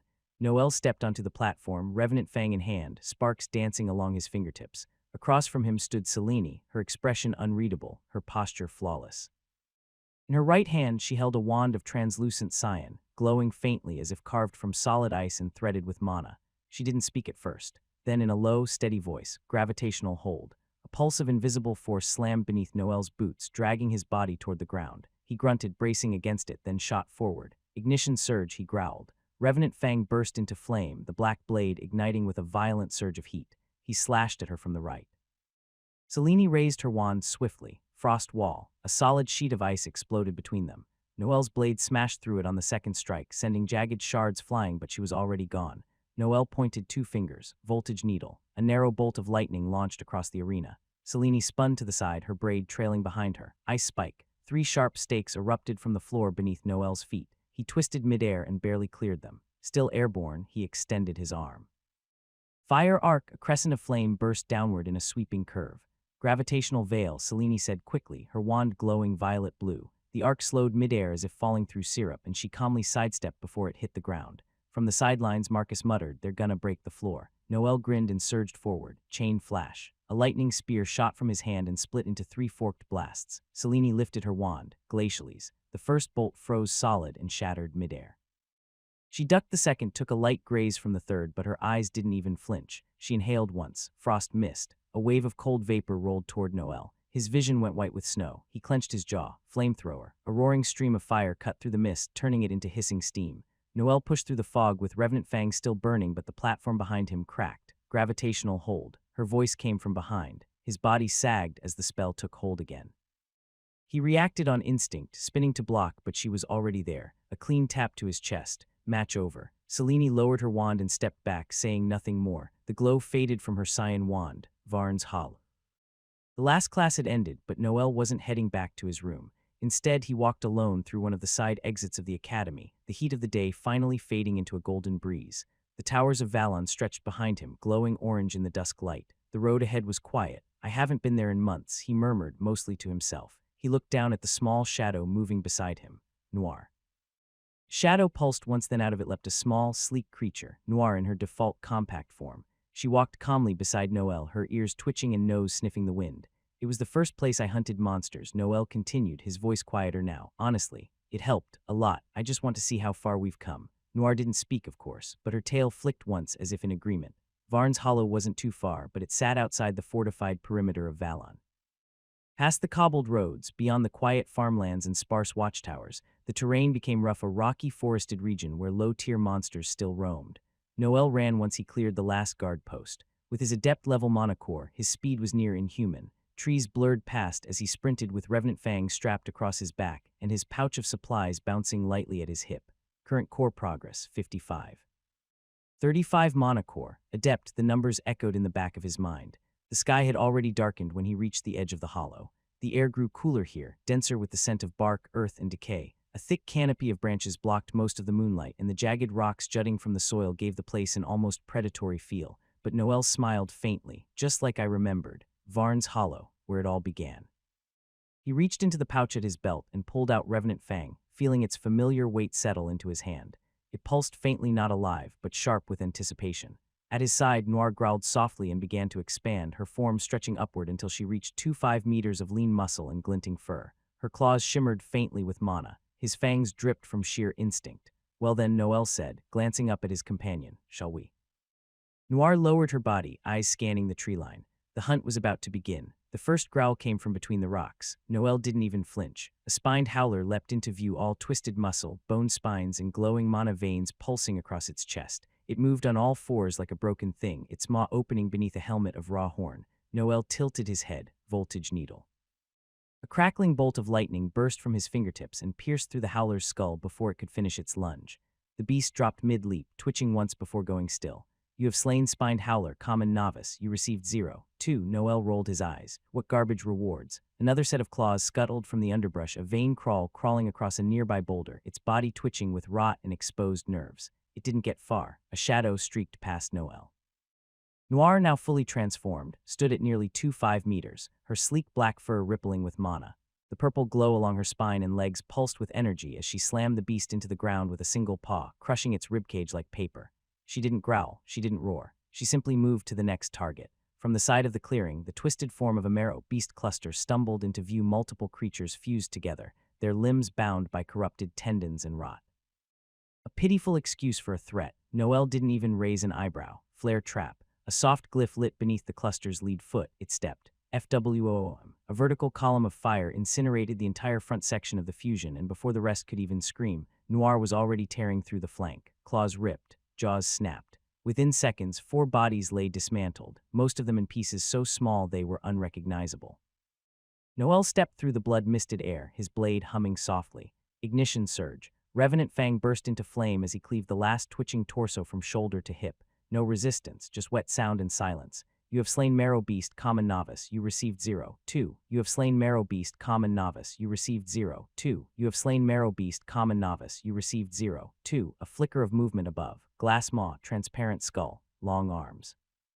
Creeping across the rocks to flank, Noel pointed without turning. Glaciales. The ice projectile ripped through its jaw and out the top of its head. The creature froze mid-movement, then cracked and fell apart as it hit the rocks below. You have slain Glassmaw, common novice. You received 0. 2. Noir rejoined him quietly, her black fur glistening with streaks of dark blood. Her purple accents pulsed softly under the moonlight. Her belly looked slightly rounder. She devoured more than her fair share. Noel sheathed Revenant Fang with a flick, wiping his hand on his coat. Not a scratch on him. I didn't even use real spells. He opened his status briefly. Current core progress, 56. 55 mana core. Adept, he sighed. 1% for all that. Pathetic still. It felt good, not the progress, the power. The night air was cooler now. The forest behind them was silent, stripped of threats. Even the insects seemed to keep their distance. Noel walked at a calm pace along the dirt path back toward Valon, the sky above dotted with stars, the horizon faintly glowing with the city's light. Beside him padded Noir, once again in her smaller form, but clearly heavier. He glanced down at her and smirked. Hey, don't think I didn't notice, he said, nudging her side with his boot. Did your stomach get bigger, or are you just full of monster meat? Noir didn't react at first, then let out a soft, satisfied huff, her tail swaying slowly as she walked. Noel chuckled. You're lucky you're cute, you know that. She bumped against his leg gently, eyes closed, clearly enjoying the stroll or the digestion. The trees thinned as they neared the outer wall of Valon. Distant lights from the academy flickered atop the hills beyond. Noel glanced up at them, then exhaled deeply. Hard to believe it's only been a year, he muttered. 3 hearts, 1 path. The summer heat had finally retreated. In its place came a gentler warmth, the kind that brushed softly against the skin and hinted at the coming of autumn. The city of Valon had settled into that seasonal shift, with cooler breezes and longer shadows. And in the heart of its noble district, the top floor of the famed Murray's restaurant had once again been rented out in full. By Elira, of course. Murray's wasn't just any restaurant, it was one of Valon's most exclusive. The upper level, reserved only by those with money or influence, or both, boasted wide windows overlooking the city skyline, plush crimson seats, and tables crafted from enchanted whitewood that never stained or dulled. This evening, one table in particular was alive with light conversation and soft laughter. Noel sat at the head, relaxed but alert, a half-finished glass of chilled berry wine at his side. Around him sat the 3 girls who now filled his life with more chaos and peace than he'd ever expected. Elira wore her signature deep red, the color of her house Estermont. Her long black hair was tied into a thick, precise braid draped over her shoulder. Her gray eyes scanned everything as usual, but softened when they landed on Noel. Alina was in soft yellow, matching her amber eyes. The cut of her dress was refined, subtle, with silver stitching tracing gentle curves across the fabric. Her platinum hair hung loose, with her pointed ears barely peeking through. Charlotte, seated closest to Noel, was without the sancta veil. Her pink hair shimmered in the dim light, and her golden eyes were exposed without hesitation. Her dress leaned toward a warm blush cream, elegant and feminine, her hands folded neatly in her lap. Noel leaned back in his seat, arms crossed, his eyes drifting between the 3 girls sitting around him. You know, he said casually, I don't think there's a guy in this entire continent luckier than me right now. Elira raised an eyebrow. And why's that? He smirked. Because I'm pretty sure no one else is dating 3 absolute beauties at the same time. The reactions were immediate and, as always, different. Elira narrowed her eyes, lips curling with mischief. Is that so? Then I guess I'll have to make sure you never forget it. Alina turned bright red, eyes darting toward the floor. And Noel. Charlotte just smiled, leaning her chin against her hand. As you should feel, you earned it, Noel chuckled. Honestly, I'm still not used to it. Elira crossed one leg over the other. You better. This is how you'll live for the rest of your life. Keep us happy or else, Charlotte added sweetly. Alina, still pink, gave a quiet nod. You have to. Noel raised both hands. Yeah, I know. If I mess up, Elira's father hires an army to hunt me down and the church labels me a heretic. Not exactly great odds, Elira smirked. So you have considered and rejected it, Noel said without hesitation. Right now, you three are the most important people in the world to me. Charlotte closed her eyes and nodded once. Good answer. Alina bit her lip, trying to suppress a smile. Elira gave a satisfied breath. Well then, let's change the subject before we all end up piling on you. Elira reached for her glass, took a sip, and glanced toward the window before speaking. Tomorrow, they'll make the announcement officially. The students of Class S will be sent to Alarith. The academy's participating in the Inter-Academy event. Charlotte blinked. Already. Alina nodded. We got the news early through the student council. The others will hear it tomorrow morning. We'll need to pack. Charlotte leaned forward, her golden eyes wide. Wait, so we're all going, even me. You're Class S now, Elira said. Of course you're coming. Charlotte beamed, visibly excited. Alina looked to Noel. What about Noir? Will she come with us? Noel nodded. Of course, she can stay hidden in my shadow during the trip. Once we're there, I'll let her rest in my room while we attend the event. I'll take her out in the afternoons. Charlotte smiled. She's earned a vacation too. Yeah, well, I doubt she'd sit still for long anyway, Noel said. Charlotte tilted her head. So what's the event like? I've never been to one, you know why. Noel folded his arms. It's basically a massive competition between the best academies across Vailterra. Since we're from the Imperial Academy of Valor, the top one, supposedly we're expected to represent at a high level. Alina added, my family had the option to send me to other schools in Alarith, but they chose this one specifically for its prestige and the quality of training. Charlotte nodded slowly. So it's not just about the continent then. It's international. Elira rested her elbow on the table, cheek against her knuckles. Pretty much. The best from all over. Hundreds of elite students competing for glory and reputation. Charlotte's eyes lit up. That sounds fun. Noel shrugged. It will be just long. The trip won't be short. We'll have to cross a big part of the ocean to reach the west coast of Alarith. Charlotte asked, so how are we getting there? By ship, Noel replied. Our destination's on the western coast of Alarith. So yeah, we'll cross the ocean. But it won't be your typical sea voyage. Alina nodded. That canal connects directly to the mountain region where the Dwarven kingdom is located. It saves days, maybe even weeks compared to traveling by land. Charlotte blinked, visibly impressed. So we'll be traveling under the mountains, exactly, Elira confirmed, and not just any mountains. That range is part of the spine of Vailterra, the massive natural barrier that cuts through the continent. Isn't that dangerous? Charlotte raised a brow. Noel shrugged. It's Dwarven work.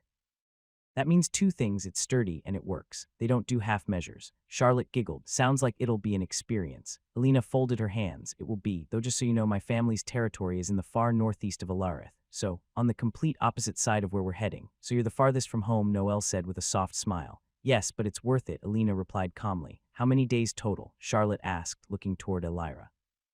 9 or 10, depending on the weather and currents, Elira answered evenly. It's not exactly a short trip, but it will be like a small vacation.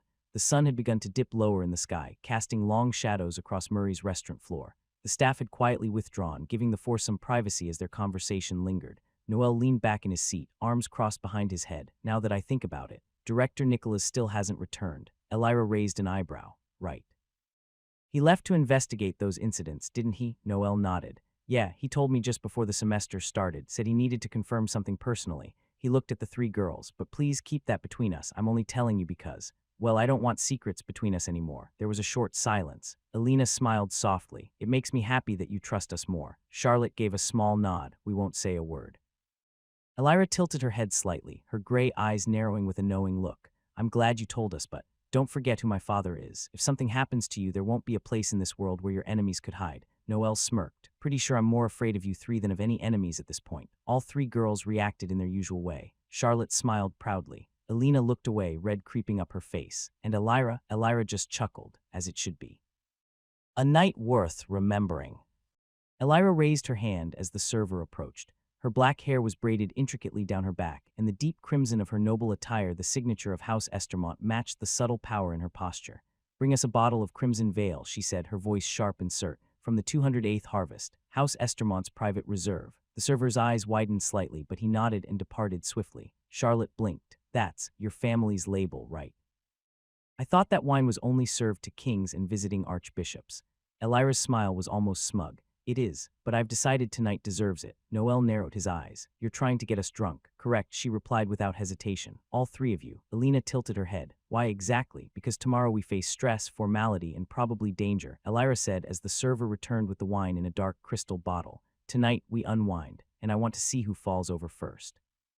The server poured into 4 engraved glasses a ruby-colored liquid that shimmered unnaturally, catching the light like molten gems.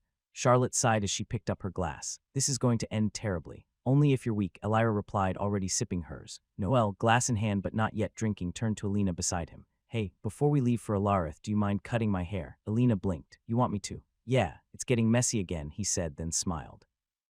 And I liked how it turned out last time, so don't worry, I trust you. She looked down shyly, her lips curling into a small smile. All right, I'll make sure it's perfect. Elira grinned behind her glass. Oh, I'd pay to see him with uneven bangs. Charlotte raised her glass. To Noel's soon-to-be-perfect haircut, their glasses clinked. The bottle of Crimson Veil was already halfway empty. Noel leaned back in his chair, a lazy smirk on his face as the warmth of the wine spread through his chest. His glass swirled slowly in his hand, though he'd been careful not to drink too much, not yet at least. Charlotte had gone a little pink in the cheeks. Alina, still composed, was sipping slowly, though her posture had loosened with the comfort of the evening. Elira, as expected, held her liquor with aristocratic poise, but there was a glint of mischief in her eyes. So Elira began, setting her glass down with a soft clink. You all heard about Marcus and Clara, right? Charlotte nodded immediately. Yes. Marcus finally told her how he felt. About time. Alina's amber eyes widened just a bit. He did, I hadn't heard. When, a few days ago, Elira answered, crossing one leg over the other. He asked her to take a walk in the greenhouse at night and blurted it out before they even got to the roses. She said yes. Noel chuckled. I knew he'd crack eventually. He was starting to look like a lost puppy every time she walked by. Charlotte giggled. And now they act like a married couple. Clara keeps telling him to fix his collar and drink more water. That does sound like her, Alina said, a gentle laugh escaping her. Elira raised an eyebrow toward Charlotte. You know what that means, right? Of the Class S group, only Lazo remains unattached. Noel set his glass down with a tap. Well, technically, but Charlotte leaned in. But he's been different lately, Noel said, drumming his fingers on the table, spending a lot of time alone, disappearing after class. Even skipping training once. I saw him talking to someone behind the greenhouse last week, Alina added, her voice quiet. It was dark and I couldn't see who it was. Charlotte blinked. What, who would he? Elira waved a hand. Calm down, it might be nothing, or it might be something interesting. Either way, we'll find out soon enough. I'm betting on something interesting, Noel said with a grin. With our luck, probably very interesting. Dishes had finally arrived: succulent roasted duck with golden garlic potatoes, a basket of buttered rolls, and a platter of herbed vegetables fresh from the morning market. The 4 of them settled back into their seats as the table filled with warmth and aroma. This smells amazing, Alina murmured, carefully slicing into the duck. It's Murray's, Elira said proudly, pouring the last bit of Estermont wine into her glass. Only the best for tonight. Charlotte took a bite and gave a soft hum of approval. MMH, the sauce is sweet, I like it. Noel was already halfway through his plate. I'm just glad it's not another cafeteria stew. I think I forgot what real food tastes like. Elira arched a brow. You're saying I've been wasting my gold renting this place all this time? No, Noel replied quickly, grinning. I'm saying you've been saving our lives. Alina smiled at that, golden eyes warm. We should do this more often, just us. Charlotte nodded, especially before the trip. It feels calm tonight. Too calm, Elira said, pretending to narrow her eyes. I half expect someone to crash through the window and start a duel. Noel chuckled. Let's not jinx it. I'm enjoying this. The air was soft, filled with idle clinks of silverware and the gentle crackling of the lantern light above them. Outside, the night breeze slipped through the open balcony doors, bringing the scent of the city's stone and sea. Charlotte leaned forward, resting her chin on her hands. What time do we leave tomorrow? Not immediately, Elira replied, sipping the last of her wine. Tomorrow morning they'll make the official announcement at the academy. After that, we'll have about 2 days to prepare before departure. 2 days, Charlotte blinked. That's tight. It's always like that, Alina added softly. They don't want too much time for rumors or drama to spread, but we'll manage. Noel let out a breath and leaned back slightly. Well, we'll have to pack fast and handle whatever we need to before we leave. The girls nodded in quiet agreement, each one lost in thought for a brief moment. The last of the main dishes sat warm on the table, untouched for now, while the flickering city lights of Valon painted soft patterns across the polished glass. Outside, the night deepened, but their dinner continued. New mission. The soft morning light filtered through the high windows of Noel's room. The once oppressive heat had finally begun to fade, giving way to a more bearable warmth. Noir lay curled up near his legs, her black fur with subtle purple accents gently rising and falling with her quiet breaths. She didn't seek shade anymore, just the comfort of being near him. Noel groaned, lifting a hand to his forehead. Ah, My head feels like it's about to explode. We really shouldn't have drunk that much. The night at Murray's came back to him in fragments. Charlotte's bright laughter, Alina's flushed cheeks as she tried to keep pace, and Elira's smug grin as she poured glass after glass of Estermont vintage, clearly enjoying her role as the instigator. They had all eaten well, talked too much, and drank more than they should have. We're getting the announcement today, 2 days until we leave. Deemer will probably tell us during training since Nicholas is still out. Just then the familiar chime echoed in the air, and a bright system window flashed in front of him. New mission, find the 5th pillar and deal with him. Reward, time limit, 40 days. He blinked at the screen. Great, just like last time. No clue what the reward is. 40 days, though. Guess the system factored in the 10-day sea trip. How thoughtful. He exhaled and leaned back on the bed, careful not to disturb Noir. The circle's been quiet lately. Too quiet.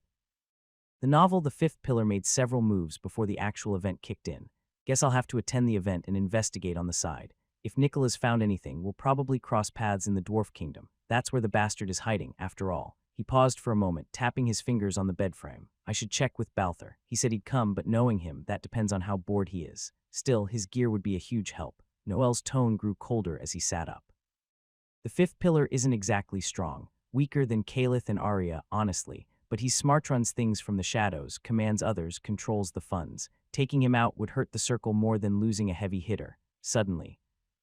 Knock, knock, knock. Come in, Noel called. Good morning, Noel. I came to cut your hair like you asked yesterday. Alina followed him in silence. The room was still cool from the morning breeze, and a quiet calm settled between them as they entered the small bathroom. Noel sat down on the wooden chair he had placed in front of the mirror. As Alina tied back her sleeves, she glanced at him in the reflection. Just remember, I'm not a professional, so try not to move too much. Noel smirked. Don't worry. I actually liked how you did it last time. That made her pause for a second, a small smile tugging at her lips. All right then, I'll try not to ruin it this time either. She began trimming his hair carefully, running the comb through the blonde strands with gentle movements. Alina's hands moved steadily, but her voice broke the quiet, a little more serious this time. Noel, she began softly, the girls and I, we've been talking. Noel opened one eye lazily, looking at her reflection in the mirror. That already sounds dangerous. She rolled her eyes. I'm serious about the trip. He frowned slightly. What about it? Alina hesitated for a second, then sighed. We feel like something's going to happen. You haven't said anything, and we know you won't unless you're forced to, but we can still tell when something's not right. Noel remained quiet, letting the scissors click a few more times before speaking. It's just a diplomatic mission, he said with a shrug. And a tournament. It's nothing we can't handle. Alina didn't buy it. She placed a hand gently on his shoulder, her voice quiet but firm. Noel, don't lie, not to me. He let out a low breath, then nodded slowly. Okay, maybe. Maybe there's a chance things could get complicated. I'm not sure yet, but nothing dangerous has happened so far. Alina's grip on his shoulder tightened for a moment before she spoke again. You always say that. Then you come back half dead or covered in blood or passed out in the infirmary. Noel smirked a little. It's part of the charm, right? No, she said bluntly. Claire won't be with us this time to heal your reckless ass, so you'll have to rely on us. He tilted his head slightly. All right, if things get complicated, I want you to rely on people who care about you. She met his gaze in the mirror. Promise me that if something happens, you'll tell us. You'll ask for help. He paused. The weight of her words settled in his chest. After a moment, he gave a small nod. I promise. Alina's expression softened. Good. She resumed cutting his hair, the tension easing between them. Noel looked down at the floor for a second, then glanced back up. The quiet rhythm of scissors slowed as Alina made the last few adjustments to Noel's hair. She stepped back, tilting her head slightly as she examined her work with narrowed eyes. All done, she said, brushing a few stray blonde strands off his shoulders. Not perfect, but I'd say you're about 70% less like a wild animal now. Noel gave a small laugh. That's generous. I'll take it. You were, she said without hesitation, folding her arms. You're lucky I didn't charge you. Do I get a discount if I promise not to die on this trip? She tapped her chin dramatically. Maybe. I'll consider it if you also help me pack. Noel grinned and leaned against the doorframe. Speaking of packing, have you even started yet? Alina groaned. No, after yesterday my head was pounding. I think I still smell like Estermont wine. That's probably because Elira tried to drown us in it. Probably. Alina raised an eyebrow. Noel, she pulled out a second bottle and said, we drink until we can't pronounce our last names. That sounds about right. He shook his head with a smirk. At least the food at Murray's was good. Alina nodded, smiling. It was. I liked the roasted boar with sweetroot glaze. Same. Charlotte nearly cried over the dessert, though. She was so dramatic, Alina laughed. But it was funny. There was a pause, a calm one. Alina stepped closer, holding the comb one last time to fix a strand near his ear. Then slowly, without a word, she reached forward with her free hand, fingers grazing his jaw. Noel blinked, confused, as she gently turned his face toward her. Alina, she didn't reply. Her cheeks were already a soft shade of pink, but her golden eyes were steady determined. She leaned in and in one smooth motion pressed her lips to his. The kiss was gentle, short, but enough to freeze Noel in place for half a heartbeat. When she pulled back, Alina cleared her throat awkwardly. Face flushed now from nose to ears. "Now you're ready," she mumbled, avoiding eye contact. Noel blinked again. "That was unexpected. She's getting bolder." "I know," she said, hugging the comb to her chest, "but I wanted to." He looked at her for a moment, then offered a small smile. Alina finally met his eyes, lips curved in a shy smile. "You're welcome." They stood there for a moment longer, the air filled with something unspoken. Then Noel glanced at the clock. "We should probably get ready. There's a meeting later today, and I bet Deemer's going to announce the departure." "Right," Alina nodded, brushing past him on her way to the door. "Come find me when you're packed. I'll need help folding robes, only if I don't have to iron them. No promises." She left with a soft laugh, leaving Noel alone in the bathroom still slightly stunned, a hand absently brushing his lips. "Right," he muttered to himself. "Definitely didn't see that coming." Announcement. The underground training grounds of Class S, usually filled with the echo of spells and the clash of weapons, were unusually quiet that morning. Instead of drills or combat, all 40 students had been gathered into the waiting hall, a large, stone-lined room lit by floating crystal lanterns. Whispers filled the air as students waited for whatever announcement the professors had prepared. Noel leaned back against the wall with arms crossed. Standing next to him was Roberto, fidgeting with the edge of his sleeve. So Roberto began, glancing around. "What do you think they'll tell us?" "I imagine they'll give us information about the event," Noel replied, keeping his voice low, "and when we're supposed to leave." "Event, huh?" Roberto smirked. "Maybe I'll finally meet my soulmate. These big events usually bring students from everywhere. Romance can bloom, you know." Noel raised an eyebrow. "Are you that desperate?" "Did you know Lazil might be leaving the singles club soon? You'd be the last one standing." "HMPH. Don't worry about me," Roberto said, brushing imaginary dust from his shoulder. "Coaches don't play, remember. But maybe this coach is tired of watching. Don't start praising yourself now. You didn't help any of us." Yeah, keep telling yourself that," Roberto said with a grin. Before Noel could answer, the large doors opened with a dull groan. All chatter ceased as Deemer entered the room, his long silver hair swaying with each step. His violet eyes scanned the students calmly. Beside him walked Rock, silent as always. Deemer stopped at the center and addressed them, his voice smooth but commanding. "As you might have seen last night on the Class S dormitory bulletin, today was set for an important announcement." A scroll appeared in his hand with a flick of mana. He unraveled it, then began to read. Deemer's voice echoed clearly through the chamber as he read from the scroll. "The Imperial Academy of Valor, along with 3 other prestigious institutions, has been formally invited by the Tharvaldur Institute of Arcane Might to participate in this year's Grand Exchange event." He paused for a moment, letting the words settle. "This is an annual gathering hosted by the Dwarven Kingdom's finest academy. You may think of it as a combination of cultural exchange and tournament," he continued. Rolling the scroll closed and tucking it under his arm, "You'll have the chance to meet students from other kingdoms, build connections, and, more importantly, fight." A spark of excitement ran through the students. Some exchanged glances. Others straightened up slightly, already imagining the battles ahead. Deemer went on. "The main event will be a tournament. There will be brackets, 160 students in total, 40 from each of the 4 academies. It will be long, and it will be difficult.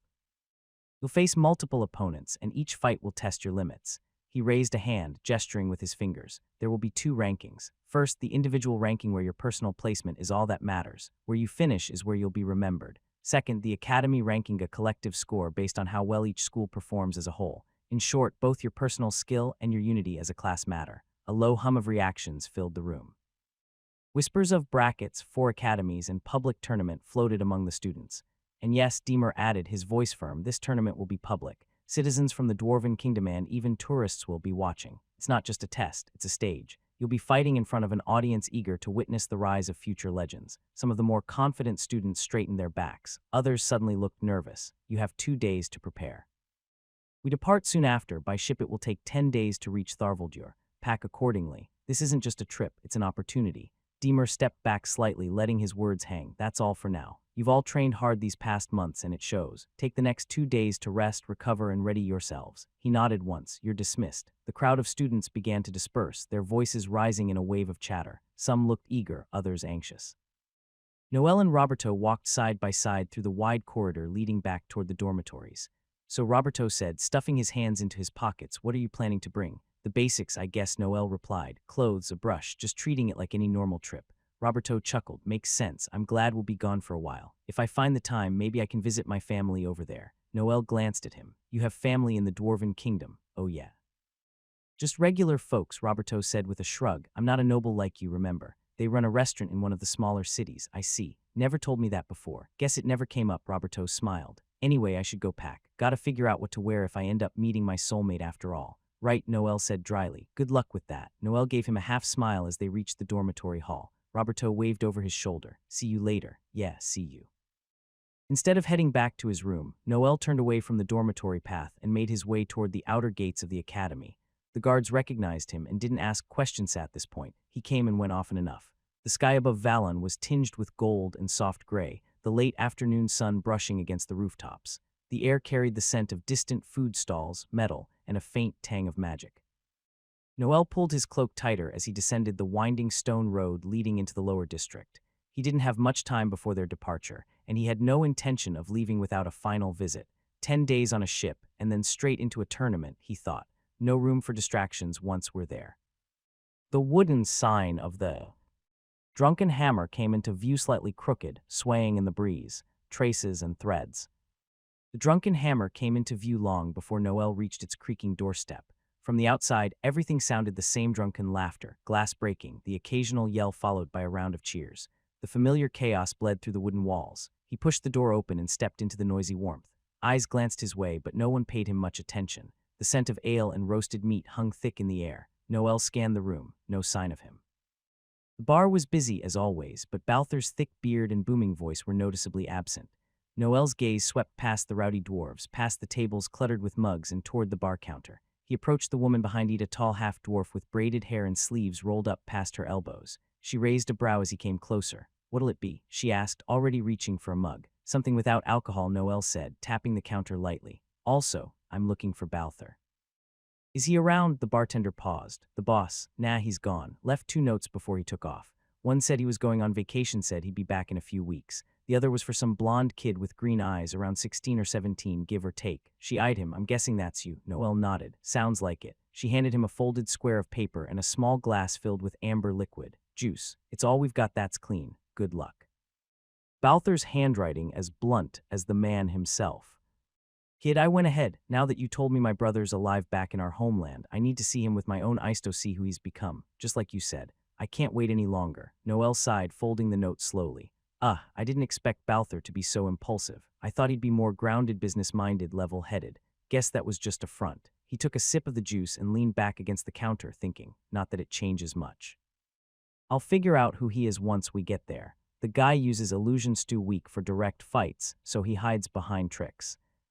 Noel reached into the inner pocket of his coat and touched the smooth band of metal wrapped around his wrist omen coil. He smirked faintly. Item name, omen coil. Type, artifact, arm accessory. Grade, rare, modified. Description, a forged relic designed to protect against mental interference and enhance cognitive reflexes. Originally used by assassins and information brokers. Trait, Mindlock grants resistance to mind control, illusions, and fear-based magic. With this, I'm practically immune to illusions. Good thing I bought it when I did. If he's still acting like in the novel, he'll be manipulating people behind the scenes, not fighting himself. He traced the edge of the glass with one finger. In the original story, the academy we're going to wasn't directly guilty. They were being extorted. If I find the right people and push in the right places, I might get someone to talk. At least that's how it went back then. He finished his drink, set a silver coin on the counter, and stood up. Balthur got ahead of me. I doubt he'll find anything on his own who doesn't have the same knowledge I do. Still, I wonder if Nicholas has discovered anything from his side. Far from the lively streets of Valon, in the fortified port of Vailterra operated by the dwarves, Nicholas von Aldros sat inside a small office aboard a moored transport ship. The room swayed gently with the tide, lanterns fixed to the walls casting golden light over stacks of thick ledgers and travel logs. Across from him stood a dwarf with slicked-back black hair and round spectacles perched low on his nose. He wore a navy blue vest with silver clasps and held a ledger thicker than a tower shield. I assume King Daron has already informed you of the situation, Nicholas said, arms folded behind his back. I'd like access to the records of passengers who have used this crossing. The dwarf squinted at him. Well, since the request comes from the King of Velmora himself, I suppose I've got no choice. But I'll warn you, hundreds of thousands have crossed between the continents over the past decade. Nicholas nodded. I'm not interested in all of them. Just the window between 11 and 10 years ago. The dwarf grunted and heaved the massive ledger onto the desk. Suit yourself.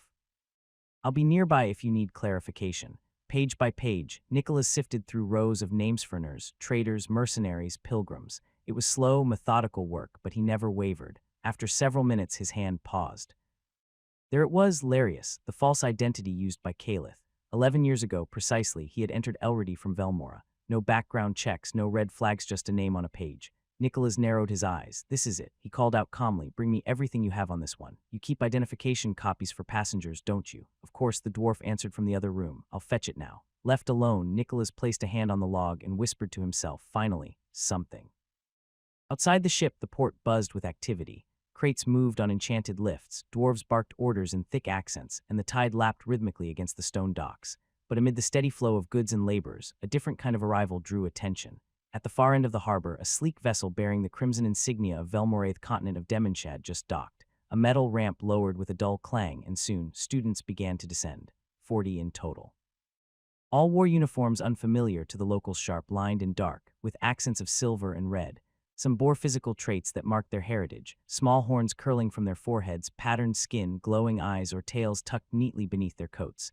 Yet their steps were measured, casual. They laughed, whispered, or pointed curiously at the architecture. They were students. A few dwarves slowed their work to watch them, more out of interest than fear. For all their exotic features, they moved with the same energy and uncertainty as any group of teenagers in unfamiliar territory. At the base of the ramp, a girl with silver hair and charcoal gray skin paused, glancing around the port. She adjusted the strap of her bag and gave a small nod to the group behind her. All right, she said, her voice clear but calm. Let's not make a scene. We're guests here. The others murmured in agreement and began to follow her toward the checkpoint. A letter before departure. Noel tightened the strap on his dimensional pouch, now filled with everything he needed: clothes, essentials, every item he might require. There was nothing left to pack. Looks like my vacation's over, he thought, stepping back to glance at the tidy room one last time. Well, it was nice while it lasted. Time to focus on my favorite quest, save the world. He ran a hand through his hair, lips curling into a faint smirk. Act IV. That's where we are now. I still have no clue what the second major event is supposed to be in this act, but whatever it is, I've got a bad feeling about it. Just as he was about to open the door, a knock came. Gareth Wren, the ever-proper dorm supervisor, appeared in the hallway, slightly out of breath. Oh, Noel, good thing you haven't left yet, he said, holding out a sealed envelope. A letter just arrived for you. A letter? For me? Gareth nodded. Yeah, here, take it. You don't have much time. Class S is heading to the port shortly. Right, see you when we get back. Gareth, yes, hurry along. I finally get a month off while you're all gone. Noel took the letter, eyeing the seal on the back. The insignia of House Thorn was pressed into the wax. That's never a good sign. He walked toward the exit of the building, the pouch fastened to his left hip. Outside, the morning light was crisp and cool. He broke the seal and unfolded the single sheet inside. It was from his father. Noel, once you complete your first semester, you are to return home to take part in this year's Hunt Festival. Do not forget, that was it, not even a. Take care. Noel folded the letter with an emotionless expression. Straight to the point as always. I guess I shouldn't expect anything more. That house was never big on feelings anyway. He slipped the note into his coat and stepped outside. The others were already gathering. Outside the Class S dormitory, nearly all 40 students were gathered in the courtyard. Luggage had been packed, dimensional pouches secured, and the crisp morning air buzzed with anticipation. 24 enchanted carriages waited nearby, sleek and reinforced with subtle runes, each designed to carry 2 passengers comfortably. Deemer stood at the front, arms behind his back, his silver hair catching the light. All right, he called, his voice cutting cleanly through the murmurs. You'll be riding in pairs. Pick your partner and get into a carriage. We leave for the port immediately. That was all he needed to say. Instantly, groups began to form. Laughter, nudges, and subtle glances filled the space. Among the shifting crowd, 3 particular girls, Elira, Alina, and Charlotte, were in the middle of a light but rapidly escalating argument. I'm sitting with him, said Charlotte with a smile that looked far too innocent. You had your chance yesterday, Alina countered, folding her arms. Elira raised an eyebrow. Technically, I'm still owed a favor. They all turned at Ancito Noel. He froze. The 3 girls looked at him expectantly. So Charlotte tilted her head. Who would you rather ride with? Noel stared, mentally screaming. His eyes flicked between the 3 own bold and teasing, one calm and cold, one unreadable and intense. Why does it always come down to this? Before he could say a word, an arm hooked around his shoulder and pulled him backward. Yikes, you looked like you were in trouble, Roberto grinned, steering him toward one of the unclaimed carriages. You know, part of me regrets saving you. Maybe I should have let you deal with the fallout. Sorry for rubbing it in, Noel smirked. As they climbed in, the rest of the pairs quickly formed. Clara naturally joined Marcus, the newly established couple. Lazil took a spot with Garin. Meanwhile, Elira ended up with Elena, both carrying a quiet dignity that masked the earlier squabble. Charlotte, now without her preferred pick, sat beside Selene. The contrast couldn't have been more obvious. Charlotte chatted animatedly from the moment she sat down. Selene didn't say a word, her expression as frosty as always. From his carriage, Noel glanced back at them. Good luck, Selene, I'll pray for you. The journey was quick. The carriages moved smoothly across the cobbled roads, enchanted wheels absorbing every bump. After just a few hours, the students of Class S reached the closest port to the academy. As the carriages pulled into the wide plaza, the students leaned forward, eyes scanning the docks. The vessel that awaited them wasn't grand or decorative like the Estermont family's private skyship. It was built for efficiency. Its hull was reinforced with polished black steel, its sails enchanted for long-distance travel, and its design clearly prioritized function over luxury. Still, there was something impressive about it. Deemer stepped down from the first carriage, adjusting his long coat before turning to face the students. Line up. You'll board one by one as I call your names. He pulled out a clipboard and began reading aloud. Irvin, Lyra de Quintel, Alina von Listeria, Juno von Hargrave, Myra von Feldrin, Tavian, Elira von Estermont. Heads turned as Elira stepped forward without hesitation, climbing the ramp onto the ship. Noel Thorne. Noel adjusted his pouch and followed suit, walking up the ramp with calm, steady steps. Clara de Neveria, Marcus, Lazil Varn, Charlotte, Selene von Iskandar, Garin Bale, Roberto. Each name was followed by the shuffle of boots on wood, the murmur of voices, and the rustle of wind against the sails. Soon all students were aboard. Deemer glanced at Rock, who gave a silent nod from the shadows. The last ropes were unhooked, and the ramp drew back with a metallic groan. The ship began to drift away from the dock, sails catching the wind as enchantments kicked in with a low hum. The hum of magic deepened as the ship gained speed, gliding smoothly over the water. Wind whipped through the sails, and the coastline of Valon slowly began to shrink behind them. Students leaned against the railing, chatting or simply taking in the view, the excitement of the journey ahead mixing with quiet tension. Noel stood near the bow, arms crossed, eyes fixed on the horizon. 10 days on this ship, he thought. 10 days before we arrive at the Dwarven kingdom. New land, new people, and possibly new enemies. Behind him, he could hear Charlotte laughing loudly, probably teasing Selene again. He didn't turn to look, but he could already imagine Selene's stone-faced expression. Act IV had officially begun. Shadows and secrets. Once everyone was aboard, Deemer had handed each student a small iron key engraved with a number. Noel's had the number 9. He now wandered through the narrow wooden corridors of the ship's lower deck, passing door after door. The scent of salt, old varnish, and faint traces of mana filled the air. The hallway wasn't wide, barely enough for 2 people to pass without brushing shoulder sand. The creaking of the ship added to the quiet atmosphere. He stopped at the last door on the right, room 9, end of the hall. Fitting, Noel slid the key into the lock and turned it with a soft click. The door opened to reveal a modest room, no larger than a storage closet, but it was functional. A single bed sat against the wall with clean linen sheets. A small desk with a wooden chair stood near the round window, offering a view of the vast, shimmering ocean. Below the bed was a built-in wardrobe, barely large enough for folded clothes. No bathroom in sight, not very spacious, but it'll do. Got a desk, a bed, and a view. No private bathroom, though. I guess I got too used to noble life. He dropped his pouch onto the bed and tapped his shadow lightly with the tip of his boot. You can come out now, Noir. A ripple formed at his feet, and Noir emerged from the darkness, her small form jumping up onto the bed. She circled once, then sat neatly, staring at him with her usual silent intensity. You like it? He asked. This is where we'll be staying for the next 10 days. Noir tilted her head but didn't move. Noel opened his dimensional pouch and began unpacking, setting folded clothes into the narrow wardrobe beneath the bed. There wasn't much, just enough to last the trip. He gave the room one last look and exhaled slowly. All right, Noir, I think it's time we explore this ship. You coming with me? Woof, he smirked. Thought so. Stay in your small form. Just as Noel was about to step out, the door opened on its own, gently but deliberately. Standing there was Deemer, his violet eyes calm as always, his long silver hair draped over one shoulder. Good thing you hadn't left yet, the professor said, voice smooth and low. I'd like to speak with you in private. Noel blinked once, then nodded. Deemer wants to talk. Has something happened I haven't heard about? Of course. Lead the way. Deemer turned without another word, and Noel followed him through the narrow hallway.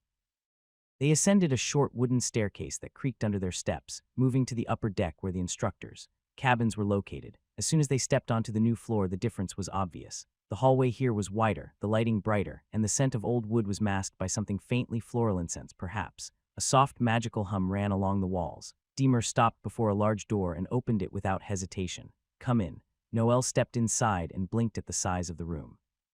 It was nearly 3 times the size of his own. A wide bed with fine bedding sat against one wall, a polished desk at the other, and even a private washroom was visible through a half-open sliding door.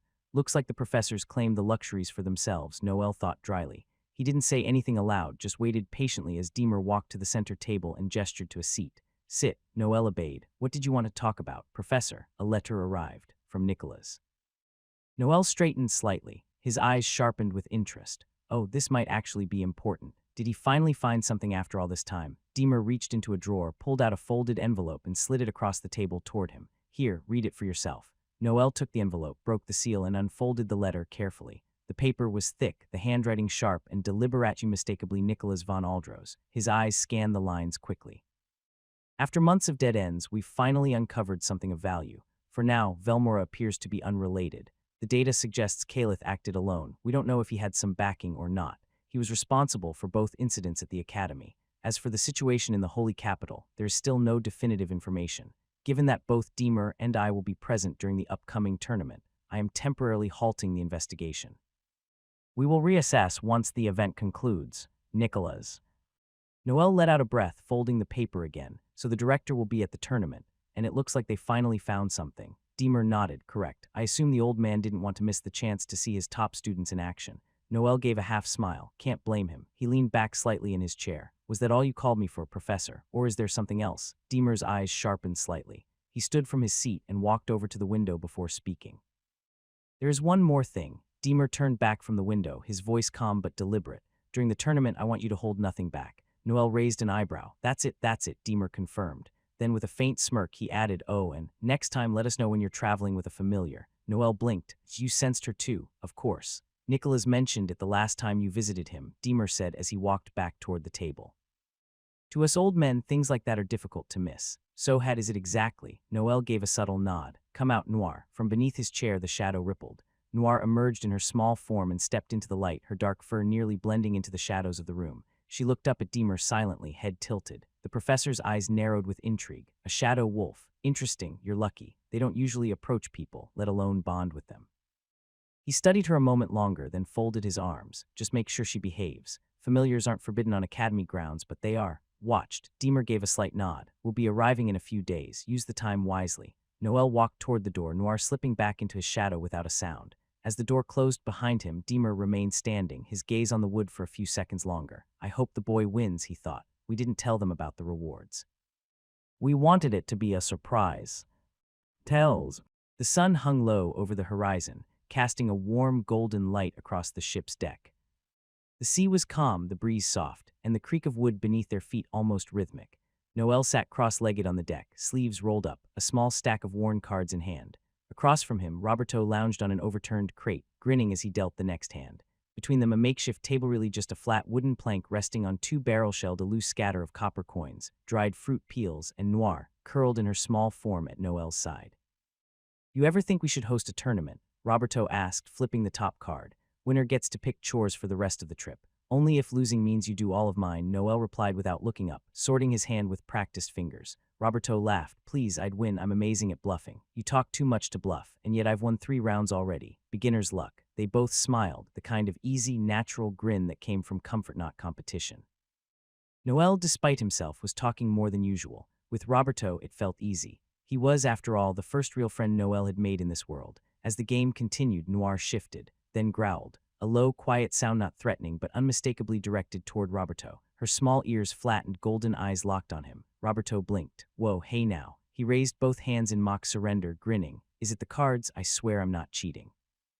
Noel frowned slightly and placed a hand gently on Noir's back. Noir, stop. Go back into the shadow. With a reluctant huff, Noir sank into the floor like smoke, vanishing without a sound. Noel shook his head. Seems like she doesn't like you. Roberto chuckled. Well, guess my charm doesn't work on everyone. The stack of cards was thinning. The copper coins had mostly shifted to Roberto's side, though neither of them seemed to care much about keeping score. The sun had dipped lower, and the ocean reflected a soft palette of reds and blues. Noel stretched his legs out and leaned back on his hands. You know, Roberto said, tossing a card lazily onto the table, I overheard something from one of the professors earlier. Apparently, one of the academies in the tournament is from Velmora. Noel looked up, his expression tightening ever so slightly. From Velmora? Yep. That means all 3 continents are going to be represented. The Dwarf Kingdom hosting, so that's Alarith, Valor with us, and Velmora bringing their dark and spooky charm. Noel let out a quiet exhale. Then this tournament might be more interesting and complicated than they're letting on. Roberto smiled. Please, it was already complicated. Now it's just extra spicy. Noel gave a dry laugh, then paused to gather the next hand. If I have to fight any of you, I will, even Alina, or Charlotte. Roberto blinked, surprised by the sudden honesty. Yeah. Yeah, I wouldn't go easy on them just because they are my girlfriends. They probably find a way to get back at me afterward anyway. Roberto made a face and waved a hand. Okay, Ake, spare me the details. I really don't need that image in my head. Noel smirked. Jealous, not even a little bastard, Roberto shot back, grinning. They both laughed. The wind picked up slightly, rustling the cards as Noel dealt the next hand. The light was dimming, streaks of orange and purple stretching across the sky. A lantern nearby flickered to life with a soft, magical hum. All right, Roberto said, cracking his knuckles. Last round, winner takes. Bragging rights for the rest of the trip. Noel arched an eyebrow. You've been bragging since the first hand. Exactly. I'm just making it official now. They both chuckled and began playing. The hand unfolded slowly, both of them exchanging glances and quiet observations. Noel narrowed his eyes as Roberto made a bold raise. You sure about that? Noel asked. Completely, Roberto replied without hesitation. Noel held his cards for a moment, then sighed and laid them down. A straight. Roberto grinned and flipped his hand, just a pair. Noel stared. You bluffed. Like a professional, Roberto said proudly, scooping the coins toward him. Noel shook his head with a smirk. Maybe I'm the one being played. Roberto leaned back slightly, his voice casual. Wouldn't be the first time someone said that. All right, that's enough humiliation for today. Game ended with scattered laughter and a few leftover coins between them. Roberto leaned back and dug into his coat pocket, pulling out a small paper pouch. Want one? He asked, shaking it slightly. Dried fruit candies. Picked them up from the ship's cafeteria earlier. Not bad, surprisingly. Noel took one and popped it into his mouth, chewing thoughtfully. You're right, better than expected. Told you, I've got great taste in snacks, terrible luck in love, and a perfect poker face. Noel snorted. 1 out of 3, maybe. They sat in silence for a few moments, listening to the waves brush against the hull, the sails creaking softly above them. Eventually, Noel stood and dusted off his trousers. All right, I'm heading back to my room. Don't stay up brooding, Roberto said with a grin. You'll need your full brain power for the tournament. Noel gave him a mock salute and turned to leave. As he walked across the deck, his shadow shifted. Noir rose from it quietly, padding alongside him. But as they reached the stairway leading below, she turned her head back, ears perked, eyes fixed on Roberto, then turned and followed Noel down the steps. Noel glanced over his shoulder, then down at her. Not a fan of Roberto, huh? He murmured. He'll be your first miss. You liked Marcus, didn't you? Noir let out a quiet howl, brief, almost like a sigh. Noel gave a short laugh under his breath and reached to scratch behind her ears. Guess everyone's allowed one bad call. They descended the steps together towards Noel's room. Arrival to Tharvaldur. It was the 10th day of travel. After entering the Dwarven tunnel on the 3rd day, the journey had turned into a monotonous glide through endless stone and mana-lit paths. The magical lamps embedded in the walls gave off a steady blue glow, casting long shadows that shifted as the vessel moved forward. The view hadn't changed in days. Noel stood at the front of the ship, hands resting on the railing. Alina was beside him, her long braid gently swaying with the wind generated by the vessel's motion. This is it, she said, eyes fixed on the faint light ahead. We'll be arriving soon. Are you excited for the tournament? Noel let out a short breath, not quite a sigh. I'm not sure, should I be? It's a chance to face the best students from all of Vailterra. Isn't that something? All the top academies gathered in one place, I suppose. Roberto mentioned there will be academies from all 3 continents. Ours, of course. 2 from Elritihon being Tharvaldur's own, the Hostend another from the northwest of Elridi, and then 1 from Velmora. Alina nodded. And you know our academy is the most prestigious among them. Right, even students from Alarith choose ours over their own. Alina, for example, Noel replied. Exactly. The tunnel was starting to widen up ahead, and the faint outline of something massive began to appear. Columns, lights, and stone structures emerging from the darkness. Noel squinted, watching the distant lights shimmer like stars trapped underground. This reminds me of the old train tunnels under Europe. Miles of darkness until the next city, glowing faintly at the edge of the rails. He shook his head slightly. Not like I can ever mention that comparison to anyone, but aloud he simply said, looks like we're almost there. As the ship emerged from the tunnel, the view opened into a breathtaking, colossal cavern. Before them lay the capital of Tharvaldur, carved deep into the heart of the mountain.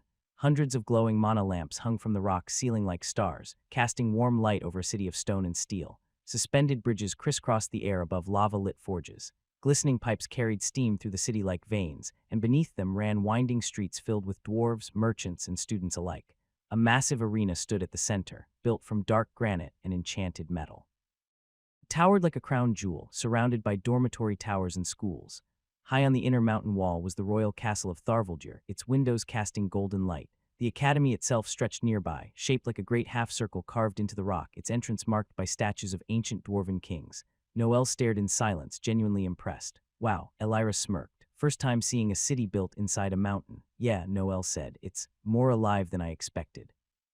It's my first time too, despite all the trade deals my family does with Tharvaldur. Elira replied, smiling faintly. You Estermonts do business with everyone. Huh, everyone except Velmora. My father refuses. He blames them for the last war. But, she paused, brushing a strand of hair behind her ear. If I'm the one making deals in the future, I'll go anywhere including. Velmora, money is money. Noel raised an eyebrow. Do you really need that much? Oh, I'll need a lot, Elira said with a sly smile. Unlike my parents, I don't plan to stop at just one child. Noel blinked. What? She tilted her head toward him, clearly amused. That means someone's going to have to work very hard to keep up. I want a big loving family, you see. Noel looked away quickly, trying to hide the heat in his face. Okay, chill. That was not what I meant. Elira chuckled. You remember I said I can fund my own studies. Right, I do. Still not what I meant. She laughed again, fully entertained by his discomfort. The ship slowly drifted toward the illuminated Dwarven harbor. Other ships could be seen, sleek Dwarven vessels built for practicality rather than style. Golems stood at the docking station, ready to help with unloading. As the ship began docking procedures, students gathered on the main deck with their belongings. Deemer stood tall at the front, flanked by Professor Rock, both wearing travel cloaks in their academy emblems. All right, listen up, Deemer called out, his voice echoing clearly across the deck. We've arrived at Tharvaldur. Grab your things and when your name is called, proceed to disembark, one at a time. Noel adjusted the strap of his dimensional pouch as the list began. Several names came. Juno von Hargrave, Myra von Feldren, Tavian. One by one, they stepped down the ramp onto the stone dock, greeted by Dwarven officials in dark blue uniforms.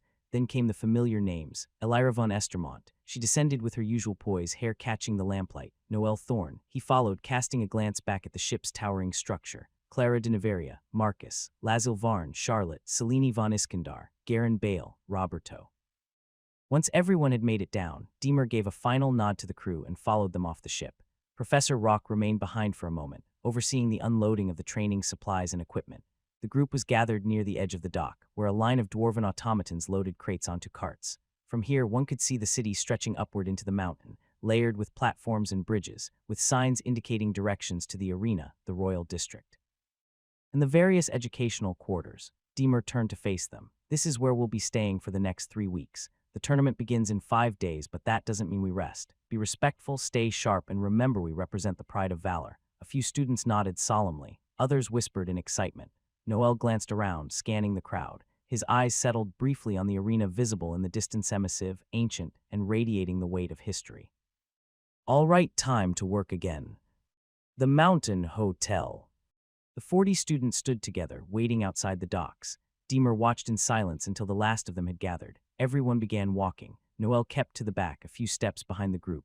Elira, Alina, and Charlotte stayed together. Selene, as always, walked ahead alone. Clara and Marcus held hands. Garin was laughing at Lazil for still being single. Noir, go take a look around. Come back tonight. Learn where the important places are. If the 5th pillar is someone with influence. We'll need every advantage. Noir tilted her head, then darted off, vanishing between the crowds. You good, Noel? Roberto appeared beside him. Why are you walking back here? Shouldn't you be with your girls? Ah, I was tying my boots. Told them to go ahead. Roberto glanced down at Noel's boots and had no laces, but he didn't say anything. Right. After crossing several main streets and passing through wide stone corridors, the group arrived at a massive building carved directly into the mountain wall. The structure resembled a luxury hotel, tall, symmetrical, and glowing softly with embedded mana crystals.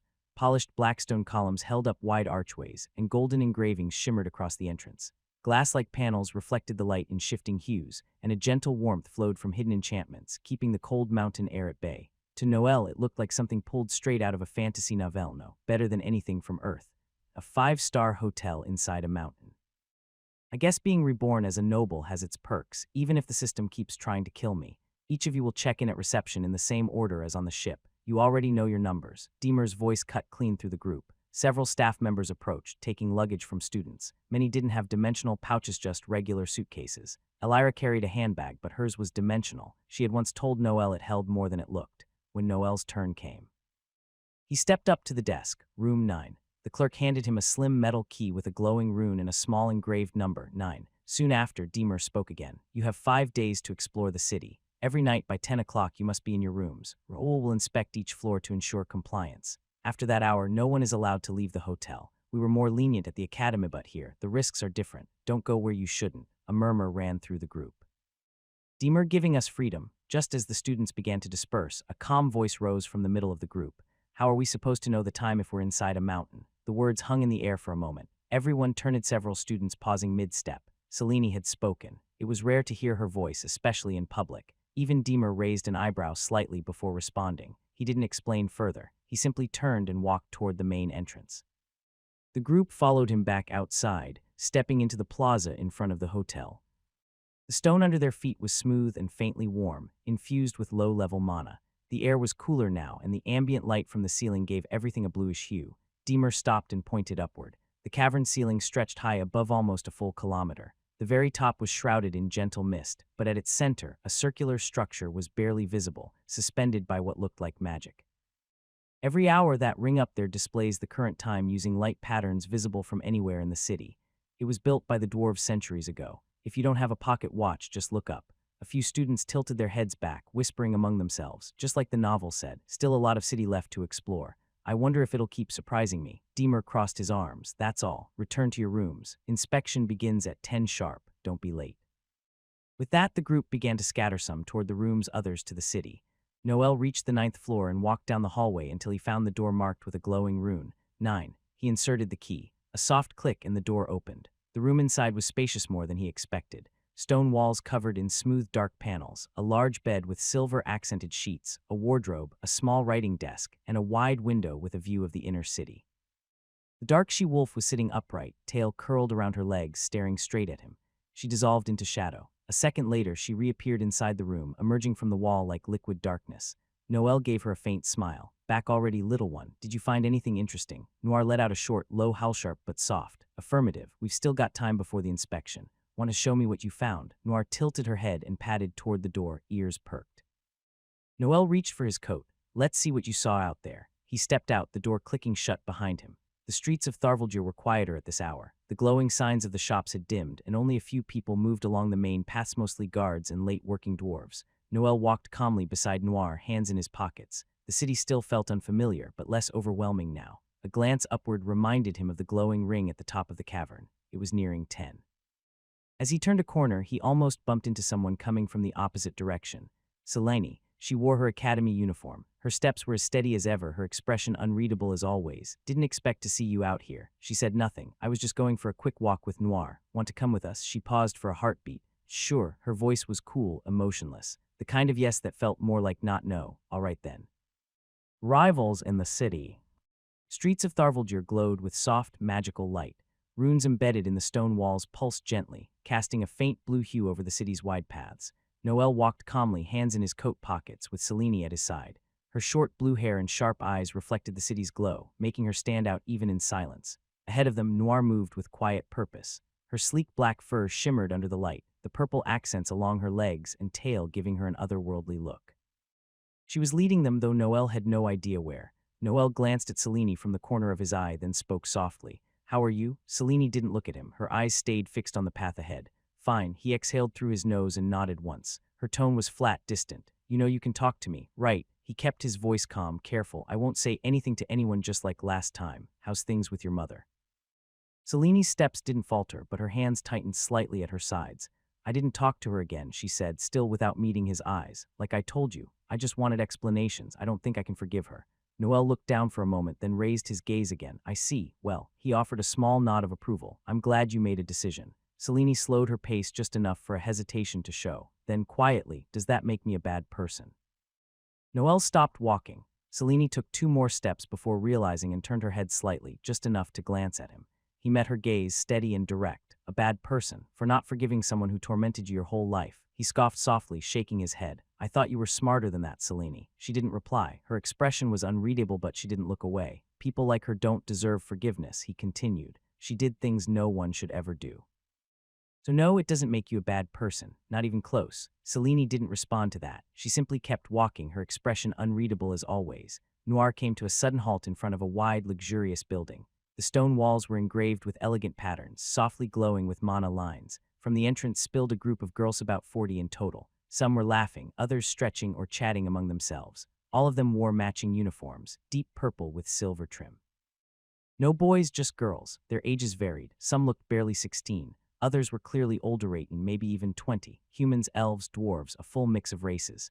Noel narrowed his eyes slightly. Looks like we found one of the other academies. Do you know who they are? Selene shook her head once, eyes scanning the crowd. No. Noel glanced up at the signage, though he already knew. I already know. That's the academy from the northwest region of Alareth, Luceria Grand Academy, all girls.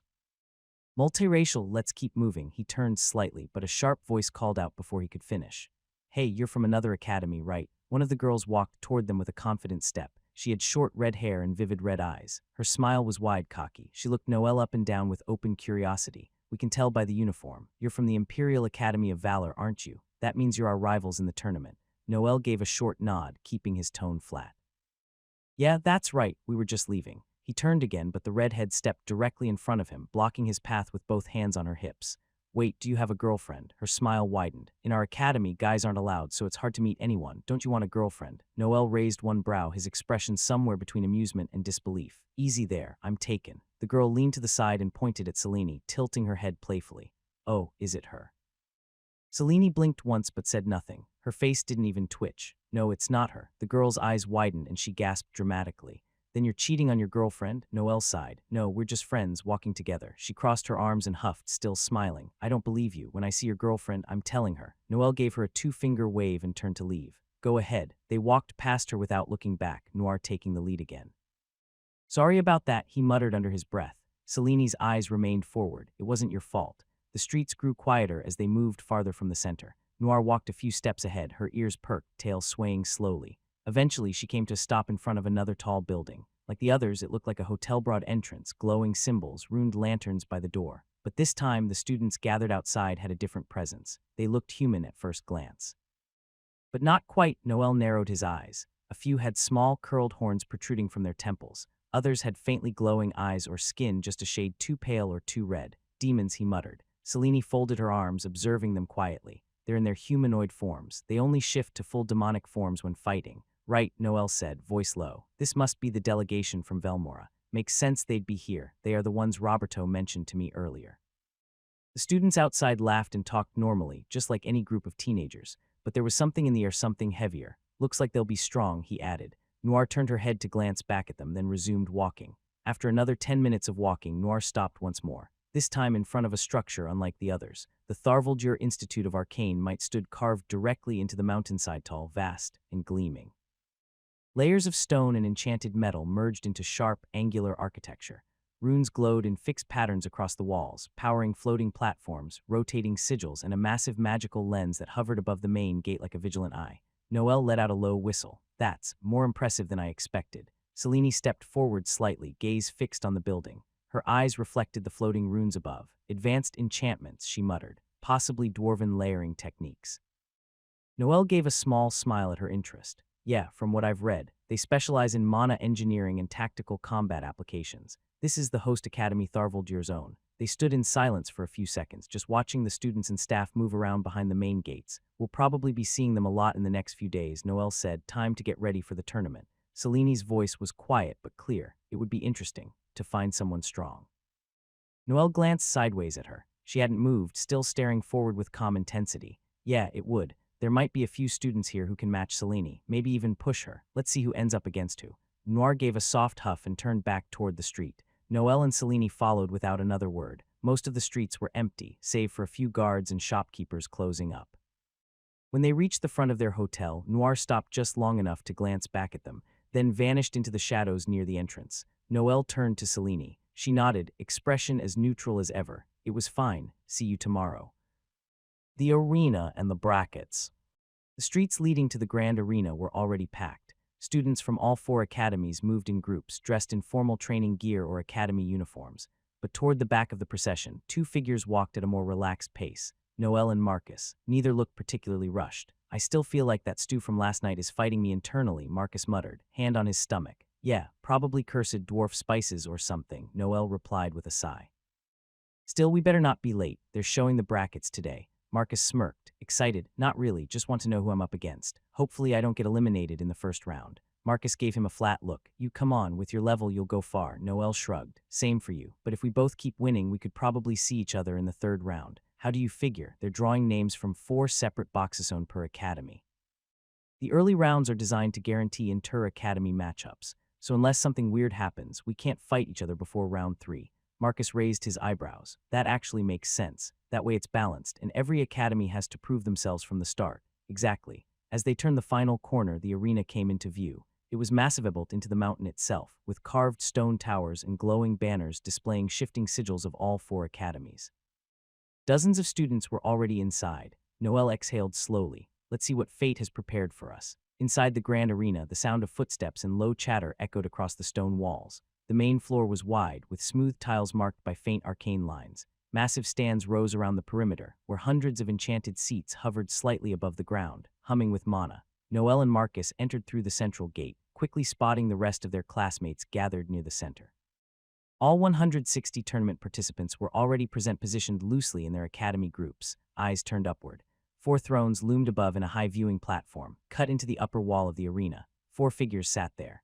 At the far left was director Nicholas von Aldros, dressed in his dark blue and gold robes, arms folded and expression unreadable. Next to him sat a heavily bearded dwarf, thick and short, his crimson cloak draped over steel-plated armor. That had to be the host director of Tharvaldur. Beside him sat a tall woman with long violet hair, braided down one side, dressed in flowing robes of deep purple silk. Her gaze was sharp, assessing. The director of Luceria Grand Academy, and finally at the far right, impossible to miss, was a man with sleek black robes and curved obsidian horns rising from his skull. His skin had a faint red tint, the director of Velmora. Noel's gaze settled on Nicholas. So he's back, good. I'll need to speak to him soon about what he found on the 5th pillar. His eyes drifted to the horned director beside him. But first I'll enjoy watching him suffer sitting that close to a demon. Up above, Nicholas shifted slightly in his seat. Whether it was discomfort or irritation, it was hard to tell, but it was there. The murmurs of the crowd faded as the dwarf director stepped forward to the edge of the platform. His voice boomed across the arena without the aid of magic. Young warriors of Vaelterra. He paused for effect, grinning under his thick beard. You are the future of this world, mages, knights, tacticians, champions. Tomorrow the tournament begins. Fight well, fight proud. Let this be your chance to earn fame and honor for your academy, and maybe even yourselves. A ripple of scattered applause moved through the students. Some nodded with solemn faces, others just stood there quietly. But above all, the dwarf added with a wink, enjoy it. This only happens once. Then he stepped back and Nicholas rose smoothly in his place, where the dwarf had been informal. Nicholas was all precision, hands behind his back, voice calm but commanding. Now listen carefully. In a moment you'll discover your first opponent. To ensure fairness, all first and second round matches will be between students of different academies. After that, any matchup is possible. He raised his right hand, and with a whisper of mana, 4 ornate boxes floated up from the ground, each marked with a different crest: Imperial Valor, Luceria Grand, Velmora, and Tharvaldur. They hovered high above the arena floor, slowly spinning in place. Each box holds the names of its respective students. Watch carefully. With a sharp gesture, he sent out another pulse of magic. One by one, slips of paper began flying out of the boxish. Hundreds of them until 160 names glowed midair. They began aligning, slotting themselves into rows and columns, forming a massive transparent bracket that hovered over the arena. Gasps and whispers spread. Some students squinted, trying to locate their own names. Nicholas spoke once more. A detailed version of your match schedule will be available in your locker rooms. Due to the number of participants, some of you may fight twice in the same day. Be prepared. The bracket shimmered, finally locking in place. Noel's eyes narrowed. Time to see who he was up against. Lines of glowing text stretched across the sky above them, names pairing off one after another, each box a potential duel. It was hard to focus on anything specific, with so many glowing letters flickering in constant magical shimmer. But then he found it: Noel Thorn versus Varian Craxus. A demon. The name alone sounded aggressive, but Noel couldn't recall any specific details from the novel, just a vague memory of the early rounds being full of surprises. Great, a demon right out of the gate. At least I won't get bored. His eyes kept moving. Garin versus Anastasia. He blinked, then again. Wait, a cold chill ran down his spine as realization hit. The red hair, the piercing red eyes, that smug grin. The girl who had approached him 4 nights ago outside Luceria's hotel, the one who asked if he had a girlfriend. Anastasia, that's her. The damn girl. He rubbed the back of his neck, jaw tightening slightly. She's dangerous, fast, unpredictable, and likes to toy with people before finishing them off. I remember Nosh made it far in the novel. He looked toward Garin, who was still staring at the sky, unaware. Gods, what a matchup. Let's see if he even makes it past round 1. A quiet sigh escaped him. I've been relaxing too much. I need to review everything again. I've let my guard down. The bracket shimmered one last time before slowly fading from the sky. The crowd began to murmur again, nerves and tension settling in as reality took shape. The tournament had officially begun, too high to see clearly. The streets around the arena were a lot quieter now. Most students had gone back to their dorms, either to talk about the brackets or rest before tomorrow's fights. Noel, however, wasn't heading back just yet. He moved quietly through a side path near the administrative sector of the arena, hood up, with Noir walking close at his side. She didn't make a sound, her black and purple fur blending almost too well with the stone surroundings. They weren't here to fight or break in. They were here to look. In the novel, the fifth pillar was connected to the event itself. Not in the shadows, not hiding. He was someone important part of the system. Noel glanced around before ducking into a narrow corridor between two buildings, checking for guards. No one. If that's true here too, then he's not some random assistant or technician. He's got pull. He's close to the arena, to the logistics, maybe even to the administration. Noir stopped for a second and sniffed the air. Her ears flicked slightly, then she moved on without a sound. Anything, Noel whispered. No response, just the steady rhythm of her padded steps. They reached a lower section of the arena's perimeterless guarded, likely meant for storage or worker access. The entrance was locked. Noel stopped in front of it, placing a hand against the stone wall. Noir. The wolf looked up at him, then without a sound melted into shadow. Her body dissolved into black mist, slipping through the narrow cracks between the frame and the door. Noel waited, checking over his shoulder once to make sure no one was nearby. A few seconds later, there was a soft click from the inside. The door creaked open. "Good girl," he muttered, stepping inside. "Let's see what kind of people move behind the scenes here." The interior was wide, far bigger than he expected. Stone hallways opened into a large operations floor beneath the arena. Dozens of dwarves moved back and forth, setting up equipment, calibrating floating screens, adjusting runic projectors. Some were enchanting platforms, others checking safety protocols. It looked like the control room for a massive concert, if concerts involved combat spells and structural enchantments. Noel stayed in the shadows of an overhead walkway, crouched low and silent. Noir was a thin veil of shadow beside him, her form flat against the stone. Damn, this is more intense than I thought. He wasn't the only one watching. At the far end of the floor, surrounded by high-ranking staff, stood the director of Tharvaldur, broad-shouldered, with a deep red beard and a voice that echoed even from here. He wasn't wearing his ceremonial robe now, just a reinforced coat and thick gloves. He looked more like a military commander than an academic. Next to him stood another dwarf, older, with silver-streaked hair and a golden circlet resting just above his brow. He spoke less, but everyone turned when he did. Noel narrowed his eyes. The king, the atmosphere around them made it obvious. This wasn't just any noble, it was someone everyone else deferred to instantly. Behind them stood two more dwarves in sharp formal attire, likely nobles or heads of guilds. Noel's gaze moved back to the director. He was laughing, like a man who had nothing to hide. "He's got control of the whole place, if I were the fifth pillar."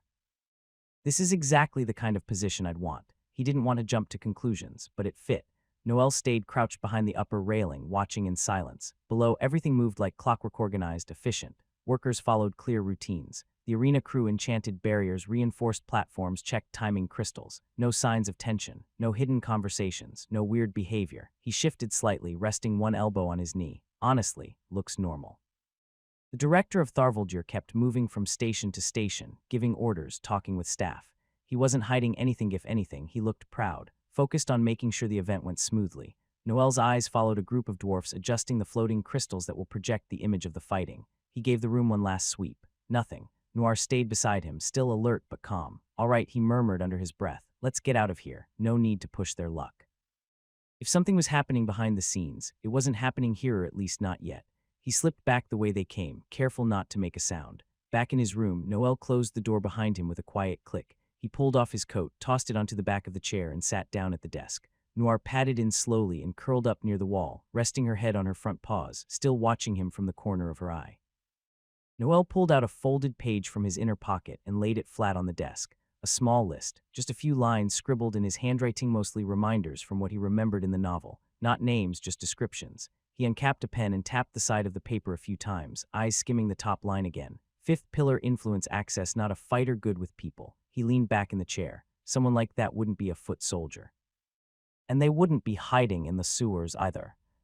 He started thinking it through, line by line. Could be a noble, someone from a big dwarven house. Plenty of money, resources, maybe even access to the arena infrastructure through donations or status. He scratched that idea in the margin. Possible, but a bit too disconnected from the operations side. Or maybe someone connected to the royal family. The king himself was there. Maybe it's someone close to him. A political advisor, a cousin, whatever. He frowned. But that type would be smart enough to stay far from the center of attention. Right now, the tournament is the biggest thing happening in Tharvaldur. If the pillar wants control, this is the perfect place to use it. He glanced at the bottom of the list. Director of Tharvaldur Institute of Arcane Might. He thought back to earlier, the way the man moved around like he owned the entire building, the way everyone stopped talking when he entered a room, and if I were in his position. I could do a lot without raising suspicion. Noel rubbed the back of his neck. It fits. Doesn't mean it's him, but it fits. He let the pen drop and leaned forward on his elbows, staring at the page for a few seconds. No proof or name, but if he's the one, he'll slip eventually. Noir let out a soft breath behind him. Noel stood, stretched his arms, and looked out the window. Tomorrow the tournament would begin. Balther returns. The roar of the crowd was overwhelming. More than 50,000 people filled the arena seats, rows of carved stone and polished platforms that stretched up the walls of the massive cavern. Banners representing the 4 academies floated overhead, enchanted to ripple gently despite the lack of wind. Magical screens hovered above the field, projecting enhanced views of the battlefield below, powered by glowing monoconduits embedded deep into the stone. A man floated to the center platform, tall, dressed in robes of deep blue trimmed with silver. His voice, amplified through a magical array, echoed through every corner of the arena. Welcome, citizens of Tharvaldur and honored guests from across Vaelterra. Today begins the Grand Inter Academy Tournament. The cheers shook the walls. Before we begin, a quick reminder of the rules. Each student has been given a personal protection artifact. It will activate automatically in case of unconsciousness or life-threatening injury. You fight until one side yields or is knocked out. A rune below the announcer pulsed brightly as he spoke. The winner advances. The loser is eliminated. Noel stood in one of the wide stone hallways that opened onto the stands. From where he was, he could see almost the entire arena. The energy in the air was heavy excitement, nerves, tension. He glanced toward the battlefield. The first match was about to start. Velmora vs Tharvaldur. Figures they'd open with one of their own, he thought, arms crossed. Probably one of their best. Gotta keep the crowd happy. The 2 students were stepping onto the platform now. Their names echoed through the air, but Noel didn't catch them. He was too focused on the layout, on how the runes around the arena pulsed in sync with the match timer. The announcer floated away. The crowd hushed. The duel began. Noel walked up the steps into the public seating area, choosing a spot a bit off to the side, not too close to the center, but still with a good view of the field. He sat down just as the 2 students began circling each other on the platform. The arena crowd was already reacting, cheers, groans, calls from all sides. Despite the size of the place, the sound of boots on stone, spells being cast, and clashing mana was still clear. Noel rested his elbows on his knees, watching quietly. Then a voice boomed out just to his right. No, no, no. Step to the left, kid, not into the damn fire rune. Noel blinked. He turned his head slowly. Sitting right next to him was a familiar figure, a short, broad-shouldered dwarf with wild red hair and a massive red beard. His eyes were locked on the fight, his arms crossed, and his expression full of frustration. Balther, the dwarf, looked over at him with a wide grin, like he'd just run into an old friend at a tavern. Oh hey, Blondie. You finally made it to the big stage, huh? Noel stared for a second, then shook his head. You're unbelievable. Noel slid back into his seat, still looking sideways at Balther. I thought we were coming here together. Balther shrugged, eyes still locked on the match below. Yeah, well, I got here early. Couldn't sit around waiting anymore. Figured I'd make myself useful. Did you find your brother? Balther's expression tensed for a second. He scratched at his beard. No.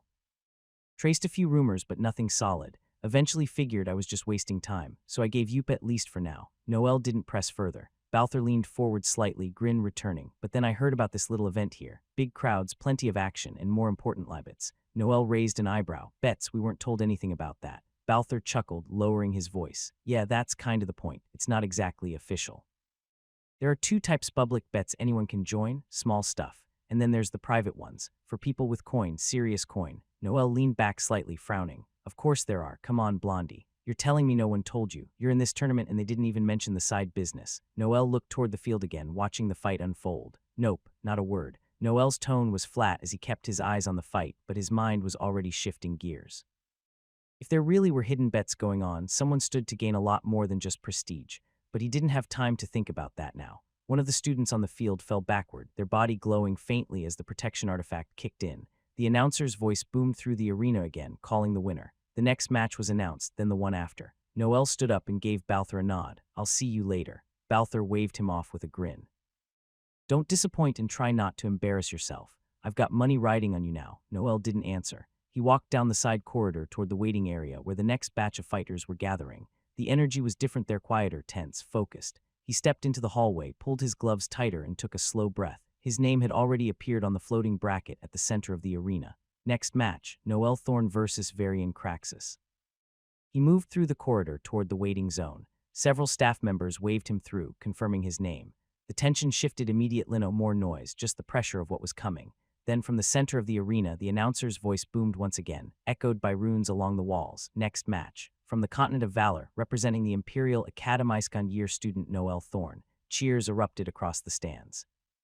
Noel stepped out into the light, the sheer size of the crowd finally hitting him full force. But over the general noise, he picked up a clear voice screaming, "Geo Noel." He glanced briefly toward the direction it came from. Charlotte stood near the front row, unmistakable even in a crowd sancta veil activated, her long red hair glowing like fire under the arena lights, hazel eyes locked on him with an absurd amount of energy. Beside her were Alina and Alina, both clapping, far less loud but clearly present. He blinked once. Then the announcer continued, and from the Demonlands of Velmora, one of their top 10 students, Varian Craxus. Another cheer burst through the air in Astrong, but not as loud as the one before. From the opposite tunnel, Varian stepped into view. Black uniform with deep crimson trim, tall, lean build, grayish-red skin, and two small, curved horns pushing back from his temples. His eyes were yellow and sharp, with a smirk already forming as he looked across at Noel. He cracked his neck once and walked until he stood across from him on the platform. Then he pointed casual, almost lazy toward the section where Charlotte, Alina, and Alina were watching. "Those your fans?" He tilted his head. "Pretty bold of you to bring them here. You really think they'd still cheer for you after they see me in action?" Noel didn't say a word, but a single vein on his forehead twitched. The announcer raised his arm. "Fight." Noel vs. Varian. The arena pulsed with tension. Noel stood on one end of the platform, revenant fang in hand. The black blade absorbed the arena lights rather than reflecting them, almost as if it drank in the pressure of the crowd. Across from him, Varian Craxus spun two curved daggers between his fingers. His stance was relaxed, Confident's dark uniform hugging tightly to his frame, reinforced at key points. His eyes glinted with sharp amusement, and his Demonkin horns cast jagged shadows beneath the arena lights. The barrier dome above shimmered faintly. A distant voice rang from the stands. "Let SGO Noel," Charlotte's voice clear and defiant. Noel glanced up just long enough to see her in the crowd sancta veil glowing, red hair vivid under the magical lights. Alina and Alina stood at her sides, both focused on him. Noel exhaled through his nose, steadying his grip. Varian blurred forward, one dagger aimed for Noel's neck, the other for his waist. His speed was impressive, faster than most humans, faster than expected. Noel sidestepped, dragging Revenant Fang in a low arc, fire arc. A searing crescent of flame lashed out, forcing Varian to twist midair and disengage, landing lightly a few meters back. A smirk played on his lips. "Not bad." Noel didn't answer. He advanced instead, blade raised. Varian raised both daggers, and his mana flared gray and metallic. The blades in his hands lengthened slightly, taking on a sheen of enchanted steel. With a sharp gesture, he slammed one foot down. Steel burst. Dozens of needle-thin shards of metal erupted from the ground toward Noel. Frost wall. Noel raised a glimmering wall of ice just in time. The needles clattered against it, some melting instantly from the heat residue of fire arc. He dashed to the side and flicked his hand. Voltage needle. A streak of lightning zipped forward. Varian dodged, but the bolt scraped his shoulder. His expression faltered for half a second, then narrowed into a grin. "You're fast and clean. I like it." Noel didn't reply. His stance shifted, preparing for the next exchange. Noel surged forward, gripping Revenant Fang tightly. Ignition surge. Flames wrapped around the black blade in a spiraling blaze, heating the air as it crackled to life. The ground beneath his boots hissed from the sudden spike in temperature. Varian didn't back down. He met Noel head-on, daggers crossing to parry the flaming sword. Sparks exploded on contact. Noel's blade, now burning hot, slammed against Varian's defenses in a rapid flurry, each strike heavier, faster, and sharper than the last. Varian grunted, sliding back as one of the impacts pushed him off balance. "You hit harder than I thought." "Good." Noel pressed in again, but Varian suddenly slammed both hands down. Stone grasp. From the arena floor, two arms of earth erupted, aiming to bind Noel's legs. Noel leapt back, narrowly avoiding the trap, but the delay gave Varian an opening. The demon closed the distance, his daggers dancing in a deadly arc. Noel twisted, blocking one and letting the other graze his side. Blood spattered across the arena floor. He spun, sweeping with a wide arc of Revenant Fang, forcing Varian to retreat. The crowd roared at the clashsome for Noel, others for Varian, but the loudest voice came from above. "You got this, Noel." Charlotte again. Loud, clear, impossible to ignore. Noel exhaled sharply, steadying himself. Flames licked up his sword again. Varian didn't give Noel time to breathe. Iron bloom. The ground cracked beneath his feet as metallic spikes erupted in a wave toward Noel. Dozens of jagged spears of steel shot out from below, aiming to impale or pin him. Noel raised his hand without hesitation. Frost wall, a thick barrier of ice, burst forth, absorbing most of the spikes. The impact shattered it into glittering shards, but the attack was halted. "Not bad," Varian muttered, already circling again, blades flashing. "Let's see how you handle this." Noel wasn't listening. His eyes narrowed and lightning sparked across his free hand. Voltage needle. He fired the spell in an instant so fast it didn't even look like an attack. A thin streak of light zipped through the air, nearly invisible. Varian barely reacted in time. One of his daggers moved to deflect. But it didn't deflect. The needle pierced his shoulder cleanly. Varian stumbled, his left arm twitching from the electricity now dancing across it. His dagger slipped from his grasp and hit the ground with a metallic clatter. Noel didn't waste the opening. He darted forward. Varian raised his remaining dagger, but Noel was already inside his guard. Chain flash. A crackling bolt of lightning exploded from his palm, hitting Varian straight in the chest, then split into 3 smaller arcs, lashing outward and crashing into the floor behind him. The force of the hit sent Varian flying backward, smoke rising from his chest. Silence washed over the crowd for a heartbeat. Then cheering erupted again, but the fight wasn't over. Varian, bruised and panting, slowly rose to one knee, growling, "You're tougher than you look." Noel didn't smile. "I get that a lot." Varian dashed in with his dagger raised, eyes sharp despite the bruises. He was fast, relentless, but Noel had already seen enough. He took a breath. The air around him shifted. Just one word: Stormpiercer. A sharp crack split the arena. A bolt of lightning shot from Noel's hand, straight through Revenant Fang. The blade became a conduit, pure electric force condensed into a line of piercing light. In the blink of an eye, it fired forward. Varian barely had time to react. The lightning tore through the space between them, slicing through his guard and striking him center mass. His protective artifact triggered instantly, flaring red and absorbing the brunt of the force, but it flung him back violently all the same. He crashed into the ground, smoke rising from his uniform. His eyes rolled back and the magic barrier around him flickered, then vanished. Silence. Then the announcer's voice boomed, "Victory. Noel Thorne advances to the second round." The crowd erupted, and cutting over all the noise, that SMY boyfriend. Charlotte's voice rang out from the stands, carried by her Sancta veil. "Did you see that? He justizipiastiregiht through him. Elina, did you see that?" Alina hid half her face with her hands. Elira exhaled, calm but visibly annoyed. Of course she had to shout that. Noel stood in the middle of the arena, Revenant Fang still faintly crackling with residual energy. "She's gonna keep yelling every time, isn't she?" He turned and walked off, the crowd cheering behind him and Charlotte still screaming his praises. Marcus's match. Noel made his way back to the seat he'd used earlier, away from the main crowd.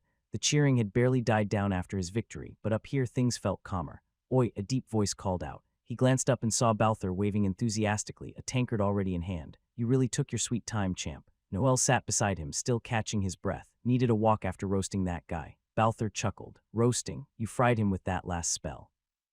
"Kid, I'm telling you, I made a fortune off that fight. These fancy nobles don't know shit about power when it's right in front of them." Noel raised an eyebrow. "A fortune, huh? Then I expect free drinks at the Drunken Hammer for life." Balthor snorted. "You'll get your drinks, but only if you keep winning. You're my lucky charm now." Noel smirked. "Then take me to wherever you're placing these bets. Might as well see the place if I'm the one making you rich." The dwarf looked at him for a second, then grinned. "Heh. Sure, I can get you in. One of the lounges down below, nobles and big names only, but I've got connections." "Perfect." Noel leaned back, eyes scanning the crowd again. "If there's a place where money and influence meet, maybe I'll find something useful." A sharp chime echoed through the arena, silencing the low murmur of the crowd. The announcer's voice boomed seconds later, brimming with energy. "Up next, Marcus of the Imperial Academy of Valor versus Illyria Dawnville of Luceria Grand Academy." A wave of applause rolled across the stands. From the left tunnel, Marcus emerged in his deep navy uniform, cape fluttering slightly behind him. His expression was unreadable, jaw set, eyes fixed forward. From the opposite end, Illyria stepped into view. Her uniform was elegant, trimmed in silver, her violet hair braided tightly behind her head. A magical glaive rested casually across her shoulders, humming faintly with light-aspected mana. Cheers rose louder. Luceria's students were especially vocal. "Is that the glaive user?" Noel muttered, narrowing his eyes. Balthor, still beside him, nodded. "Aye, she's fast, aggressive, and flashy. But Marcus is solid. If he keeps his cool, he's got this." Down below, Marcus and Illyria met at the center of the arena. They exchanged brief nods, respectful, measured. The announcer raised his hand. "Combatants ready." Both answered in sync. "Ready." Noel leaned forward slightly. The announcer's hand dropped. "Begin." A burst of wind swept across the arena as the battle began. The moment the match started, Illyria vanished in a flash of light. Noel blinked. Whoosh is already in. She zipped across the arena, glaive spinning with radiant speed. In less than a second, she was behind Marcus, aiming a precise cut at his back, but Marcus reacted fast. "Stoneguard," he muttered. A stone shield snapped up just in time, blocking the strike with a heavy clang. Sparks flew, and Illyria leapt back before her weapon got stuck. She didn't slow down. Another burst of light shot her sideways, and she came in from a different angle. Her glaive moved like it was dancing clean in arcs, impossible to follow. Marcus stayed still for just a second too long. The glaive grazed his armlight magic, burning into the sleeve of his uniform. Noel winced. Damn, she's fast. Marcus took a breath and grounded his stance. Azure flare strike. His sword lit up as he slashed forward, sending a wave of blue fire that exploded near Illyria's feet. She jumped, but a second blast followed closer this time. Illyria clicked her tongue, landing further back, breathing a little heavier. You're not bad with that sword, she called. But I'm not slowing down. She blinked forward again. Marcus didn't wait. He raised his hand, blazing pillar. A column of azure fire erupted from the ground where she landed. She twisted midair to avoid the center of the blast, but the heat still caught her leg, singing part of her boot. Noel leaned in, arms crossed. He's adapting to her speed. Illyria hit the ground rolling, spun, and charged Aganglaive, now glowing with a light-based enhancement. Marcus whispered, molten skin. A faint shimmer of glowing earth and heat coated his arms. He stepped forward to meet her, sword clashing against her glaive. The impact echoed across the arena. Each of her blows sparked off his defensive, but it was clear now. She was being pushed back. Then Marcus gritted his teeth and jumped. Terra slam. As he came down, the earth beneath Illyria crackajagged, rocks shooting in a straight line toward her. She jumped to the side, but stumbled slightly on landing. She was starting to lose her footing. Noel tilted his head. She's running out of momentum. Illyria's breath was shallow now, her stance looser. Sweat rolled down her temple as she adjusted her grip on the glaive. She dashed forward one more time, light magic gathering around her boots and shoulders. A final burst. Marcus didn't move. He was waiting. Just as she closed the gap, stone burst. The ground beneath her feet exploded in a tight burst of sharp stone shards. She flinched, losing momentum, and that was all Marcus needed. He planted his foot. Terra grip. Thin lines of mana pulsed into the earth. A moment later, rocky arms surged from the ground, locking around Illyria's legs and waist in one smooth motion. Her eyes widened. What? Marcus charged, sword glowing. Azure flare strike. A short slash fueled with focused blue fire hit her square in the chest, but just before impact, a soft ding echoed through the arena. A golden barrier shimmered into place. Her artifact had triggered automatically. The crowd held their breath as the flames died out. A second later, the bell rang. Victory goes to Marcus of the Imperial Academy of Valor. The crowd erupted in cheers louder than before. This time, Marcus had turned heads. Noel nodded from above. Nice, that was clean. Down below, Marcus stepped back as the stone bindings crumbled. Illyria stood upright, brushing herself off. She looked at him, then offered a small bow. You got me. Marcus nodded silently. As she walked off the field with grace, Marcus finally turned toward the crowd and let the corners of his mouth rise just a little. Noel remained in his seat, arms crossed, eyes scanning the arena as the cheers for Marcus finally began to die down. Not bad, he muttered. Balther chuckled beside him. Told ya. That earth-fire mix of his, brutal when used right. Noel didn't reply. His eyes were already on the floating bracket above the arena. Marcus had moved forward. Illyria was out. But what caught his attention was the next match lighting up on the screen. Selene von Iskandar versus Verk Molten. Noel's expression sharpened slightly. So she's up next. He looked toward the tunnel where the next fighters would appear. Better keep an eye on this one. The crowd was already starting to stir again, murmurs spreading as the name Iskandar echoed through the arena, the icebound arena. The arena lights dimmed before shifting focus to the stage once again. The announcer's voice echoed with practiced excitement. Up next, Selene von Iskandar of the Imperial Academy of Valor versus Verk Molten of the Academy of Velmora. A wave of noise surged through the Kalai, some shouts, applause, and some particularly loud roars from the Velmora section. From the right tunnel, Verk stepped into the light. He was tall and broad-shouldered, clad in black armor with deep red accents. Two curved horns jutted from his forehead, and though the rest of him was human in appearance, there was something unnatural about the way fire and shadow magic crackled together across his arms. He looked ready to destroy anything in front of him, and the crowd loved it. Up in the higher seats, Balther leaned back, smug. I've got 50 on the horned bastard, he said, flashing his betting slip. Noel glanced over. You bet against Selene. She's small, quiet, and not exactly intimidating, Balther replied with a shrug. Thought I'd go for the underdog. Noel raised an eyebrow. You just donated your coins to the arena. Balther scoffed. We'll see. From the opposite tunnel, Selene emerged. Short blue hair framed her face, and her cyan eyes gleamed under the stadium lights. Her deep blue uniform hugged her frame with clean lines. She moved with silent confidence, her expression neutral, almost bored. The temperature seemed to dip slightly as she walked to her mark. Here we go, Noel thought, his gaze fixed on her. Selene and Verk stopped a few meters apart at the center of the arena. Verk cracked his neck, flame curling around his fists. Try not to shatter. Selene didn't say anything to the provocation. The announcer raised his hand. Combatants, ready? A beat. Begin. The instant the announcer's hand dropped, Verk exploded into motion.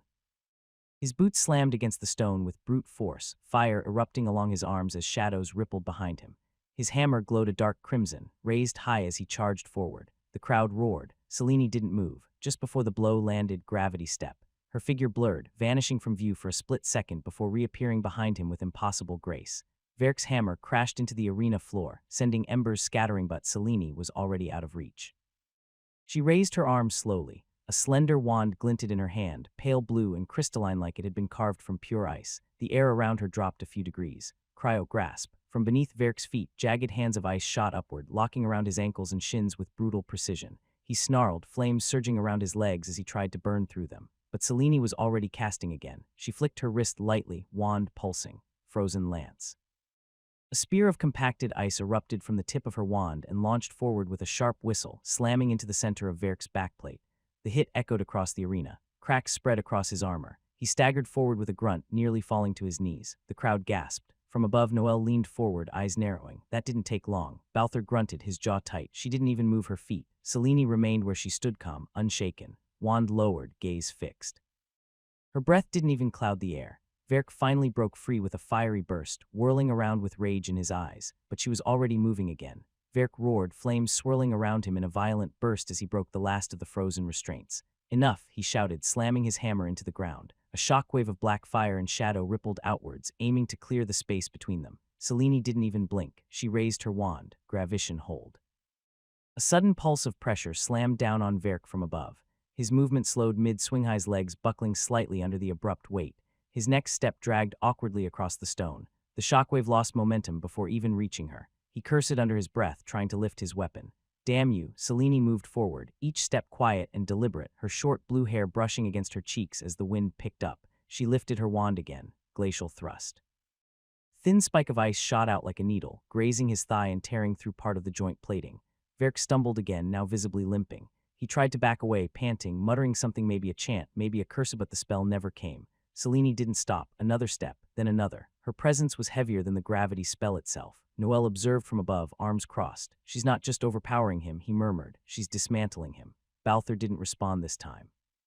Below, Verk tried one last time to gather mana around his hammer. The flames flickered at him. Selene raised her wand once more. A soft breath escaped her lips, white, cold, and calm. She whispered the words, barely audible even in the silence. Frostfall Requiem. In an instant, the temperature dropped like a stone. Every breath became mist. The stone beneath her feet crackled with thin webs of ice. Even the torches along the arena's edge flickered, dimmed, and shrank. A pulse of mana erupted from Selene's body, silent, cold, and absolute. It expanded outward in a perfect ring, like a frozen heartbeat. Then came the storm. A dense, blinding blizzard crashed down over the arena floor, centered entirely on Verk. Snow and frost surged around him, wrapping his figure in a cocoon of white. He shouted something, but the sound vanished beneath the roar of the wind and the hiss of 1,000 microscopic needles of ice. Noel squinted through the swirling frost. There's no counter for that. In the center of the storm, Verk's defensive artifact flared a solid orange dome, snapping around him just in time. The blizzard hammered it relentlessly, the glow holding firm despite the barrage. For several long seconds, it withstood the full weight of the storm. Finally, the snowstorm slowed. The wind fell still. The magic faded. The crowd exhaled all at once. The orange light dimmed and collapsed gently, revealing Verk in city in one knee, shoulders heaving. His armor was cracked in places, the surface glazed with frost, but he was still conscious. Barely. Steam rose from his back as heat returned to the air. He swayed slightly, then collapsed forward, unconscious but protected. The bell rang once. Victory goes to Selene von Iskandar of the Imperial Academy. The crowd erupted, this time with no hesitation. Even students from other academies had to clap. It hadn't just been a win, it was domination. Selene turned without a word, lowering her wand and walking back toward the tunnel. She didn't look at the crowd, or at Verk, or even the announcer. Noel followed her with his eyes until she disappeared from view. Balther let out a long, dramatic sigh beside him. Damn it, there goes my bet. Noel smirked without looking at him. Told you. You basically handed the arena your wallet. Balther rubbed his beard, clearly annoyed. Yeah. Next time I listen to the skinny kid with too many secrets. He stood up and stretched. All right, let's go. I'll take you to the betting lounge like I promised. Noel blinked. Now, Balther said, already walking. But first we need to look the part. They don't let just anyone in there dressed like a student. He gave Noel a once-over and grunted. We're making a stop at one of the shops. I know you look like a beggar now. Noel raised an eyebrow. That a real dress code? No, Balther said, grinning, but it should be. A proper suit for trouble. The echoes of the arena faded behind them as Noel and Balther exited through one of the side tunnels. The distant roar of the crowd still lingered, a reminder that the tournament was far from over. Matches were ongoing Anastasia's and later Charlotte or Alina. Noel glanced back briefly. He wanted to watch them, but something else had already pulled his focus. New mission, find the fifth pillar and deal with him. Reward, time limit, 25 days. The message pulsed faintly in the corner of his vision before vanishing. A soft ticking sound echoed in his head, subtle yet constant. He exhaled slowly. Now that I think about it, it doesn't say kill the fifth pillar, just deal with him. That's not like the others. He adjusted the strap of his sword and kept walking beside Balthur through the wide stone roads of Tharvaldur. The city was alive even at this hour. Lampposts glowed with soft manalight, casting warm hues across clean-cut walls and archways. Stalls had closed, but taverns were still buzzing, and the stone beneath their feet was warm from the heat stored during the day. Well, I'll do what I have to. Balthur walked ahead with his hands behind his back, humming an old Dwarven tune. The mission timer had started ticking. Noel's time was running. The path ahead curved through a broad main street, its walls carved directly from the mountain stone. The air smelled faintly of iron and baked bread. Magic lanterns floated in neat rows above them, glowing softly as the city settled into its nighttime rhythm. Balthur walked with a steady pace, clearly enjoying every step. This place brings back memories, he said, hands clasped behind his back.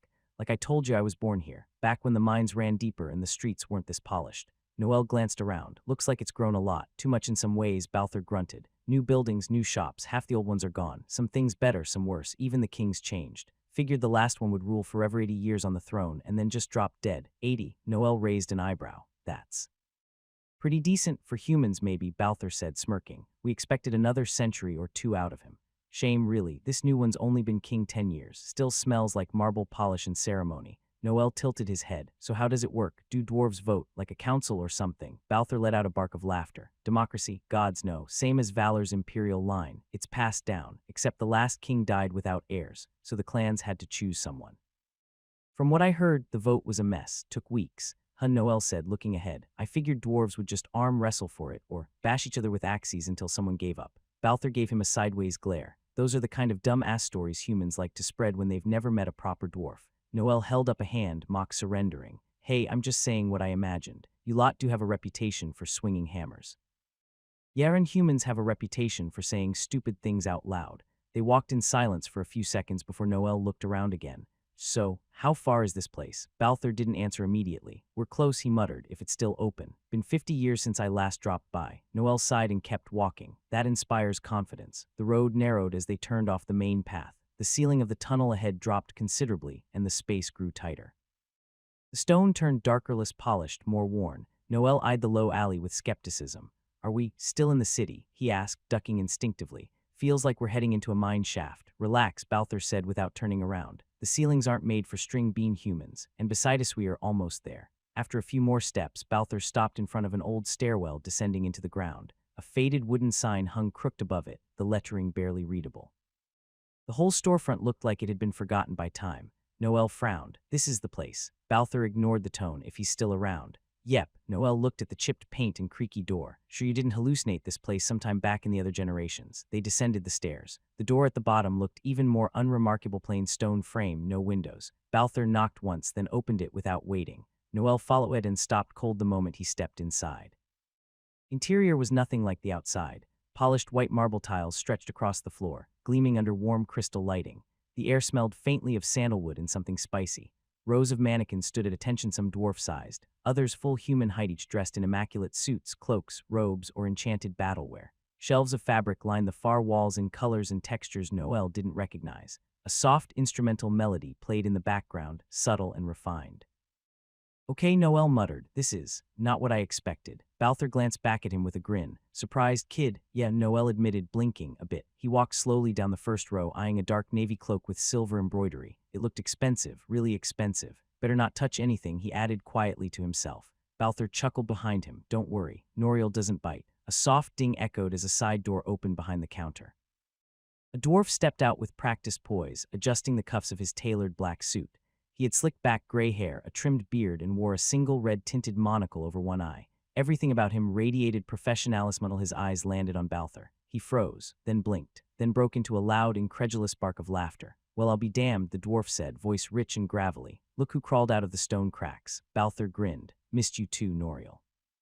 Noel stepped around the counter, arms open. No fucking way. I thought you died in a tavern brawl or got buried under your own debt. and now you stroll into my shop like it's still the old times." The two dwarves clasped forearms, then pulled each other into a rough shoulder check that could almost pass for a hug. "You look worse than I remember," Noel added, stepping back. "And you still talk too much for a tailor," Balthor shot back. Noel watched with mild amusement as they bantered. Noel finally turned toward him, eye narrowing behind the monocle. "This the human?" "He's the one," Balthor confirmed. "Need something sharp. We're heading somewhere important." Noel gave Noel a quick once-overboots, belt, posture, expression. He adjusted his monocle. "All right, I can work with this." He extended a hand. "Noel Stoneweave, master tailor, enchantment specialist, and occasional miracle worker. Welcome to Iron Thread." Noel shook his hand, firm but cautious. "Noel." "Good name," Noel said. "Now let's get you into something that doesn't scream student with secrets. Tailored to win." Noel stood on the raised platform, arms slightly out to the sides, watching a dozen enchanted threads orbit his body like curious snakes. Each one shimmered faintly, measuring everything from shoulder width to ankle alignment with perfect precision. Noel circled him with a sharp eye, scribbling on a floating slate that followed him mid-air. "Hold still and don't flex, you'll throw the measurements off," he said flatly. Noel exhaled, wasn't planning to. One of the threads hovered unusually long near his waist. Too long. Noel glanced down. "You're seriously measuring that too?" Noel didn't even blink. "Of course, cut matters, balance matters, presentation definitely matters." Balthor let out a hearty laugh from his seat nearby. "Now you're starting to understand what a real tailor's like." Noel groaned under his breath. "You could at least warn a guy." Noel raised an eyebrow. Would that have made it less awkward? Noel muttered something under his breath and looked at his reflection in the mirror. His blonde hair had gotten a bit messy from the walk, and his green eyes looked faintly annoyed, but the truth was, the fit of the first sample vest already looked. Sharp, green eyes, blonde hair. "I already stand out enough, and with this I know why girls are after me now. Just kidding." Noel stepped back and snapped his fingers. The threads instantly vanished into the air. Measurements complete. Time to choose how dangerous you want to look. Noel opened a tall cabinet with a flick of his fingers. Inside, row after row of suits floated forward, suspended by fine enchanted hangers that hovered mid-air. "Let's start with these," he said, walking between them like a general inspecting troops. Minimal runic layering, high mobility seams, and all reinforced with light mana threading. "Durable and clean," Noel blinked. "You talk about clothes like they are weapons." Noel didn't look back. "Because bad tailoring is a form of assault, at least to me. I'm a professional in my work and the best at it too." First option came to him, a deep navy suit with silver embroidery, high collar, and subtle shoulder plates. Noel tried it on, looked in the mirror. Too shiny. Second, a black and gold piece with a formal military cut. Sleek, powerful, bold. He stepped out. Balthor frowned. "Makes you look like you're going to execute someone." Noel raised a brow. "And that's a bad thing." Third suit, dark gray with minimalist lines and hidden runes along the cuffs. Noel liked the balance, but something felt off. Too quiet. Fourth, a forest green robe with a lighter tunic underneath. Comfortable, ceremonial looking. "Too soft," Noel said. "Feels like I'm about to give a speech." Noel nodded without judgment and snapped again. Then one more. From the side, a final suit floated forward. Sacramento green, three-piece design. High-quality shirt in clean white. Bronze-stitched lapels, dark trim, no unnecessary flourishes. It didn't scream for attention but demanded respect. Noel slid into it. The fit was exact, perfect. He turned toward the mirror. Blonde hair, green eyes, sharp cut. There was elegance, strength, and intent. Balthor let out a short grunt of approval. "That's the one." Noel didn't argue. "Yeah, this feels right. I wonder how this color would look on Alina. Green colors like these suit her. I'll save it for the future." Noel stepped down from the platform, adjusting the cuffs of the jacket one last time. The weight, the fabrice for a thing felt just right.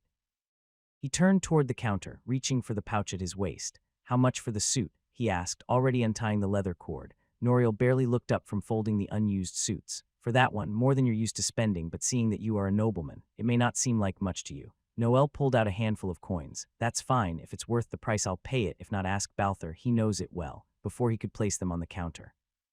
A small mithril token clinked down beside his hand. Balthor had moved first. "Put it on my tab," the dwarf said, arms crossed. Noel frowned. "You don't have to. I know I don't," Balthor interrupted. "I'm doing it anyway." He smirked. "Think of it as an investment. You better keep winning in that damn tournament." Noel chuckled from behind the counter. "If he doesn't, I'll just triple the cost." Noel stared at them both for a second, then shook his head, sliding the coins back into his pouch. Balthor gave a dismissive wave. "You can repay me by not dying in the next round." Noel started wrapping the suit in a mana-treated garment case, then paused. "You two in a rush." Balthor checked a pocket watch pulled from his coat. "Still got time before the real fun begins." Noel raised an eyebrow. "Then drinks before you go." Noel guided them through a side door into a cozy back room warmly lit, lined with dark oak shelves and thick dwarven rugs. A low table sat in the center, surrounded by leather chairs that looked older than some kingdoms. From a polished cabinet, Noel pulled out a crystal bottle filled with amber liquid. Stonefair blend, he said, aged 70 years, still sharp enough to slap a giant sober. He poured 3 short glasses and handed them out. Noel eyed his drink. You're offering me alcohol now? Noel raised his own glass. You just let me take full measurements, top to bottom. I figured you earned it. Balthur clinked his glass against Noel's. Tradition, lad, don't make it weird.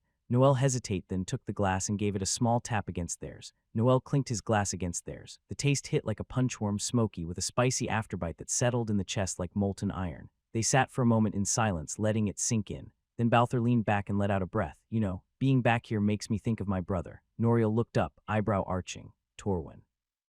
Yeah, Balthur's tone shifted. Haven't spoken since the incident. Noel glanced between them, sensing tension. Noel swirled his drink once. You didn't hear? He's here. He is now the director of the Tharvaldur Institute of Arcane Might. The room froze. Noel, mid-sip, choked on his drink and coughed violently, spraying a bit of it onto his sleeve. You what? He sputtered. Balthur's eyes went wide. You have to be fucking kidding me. I've been looking for weeks. I saw the director from a distance, but he doesn't look much like Torwin from the last time I saw him. Noel shook his head calmly. I wouldn't joke about something like that. He really is the director now. He came back a decade ago, but he doesn't tell anyone about his past life. It's not like I've ever met him either. You can see him now. It seems he has a cache. He's not the same Torwin from 50 years ago, Balthur. I don't know if something has happened to him, but even though it hurts me to tell you since you're his brother, I don't know if he'll remember you. Balthur leaned forward, gripping his glass tightly. The room went quiet again until Balthur spoke. I need another drink. Grace and Bloom, Alina, POV. The arena roared with life.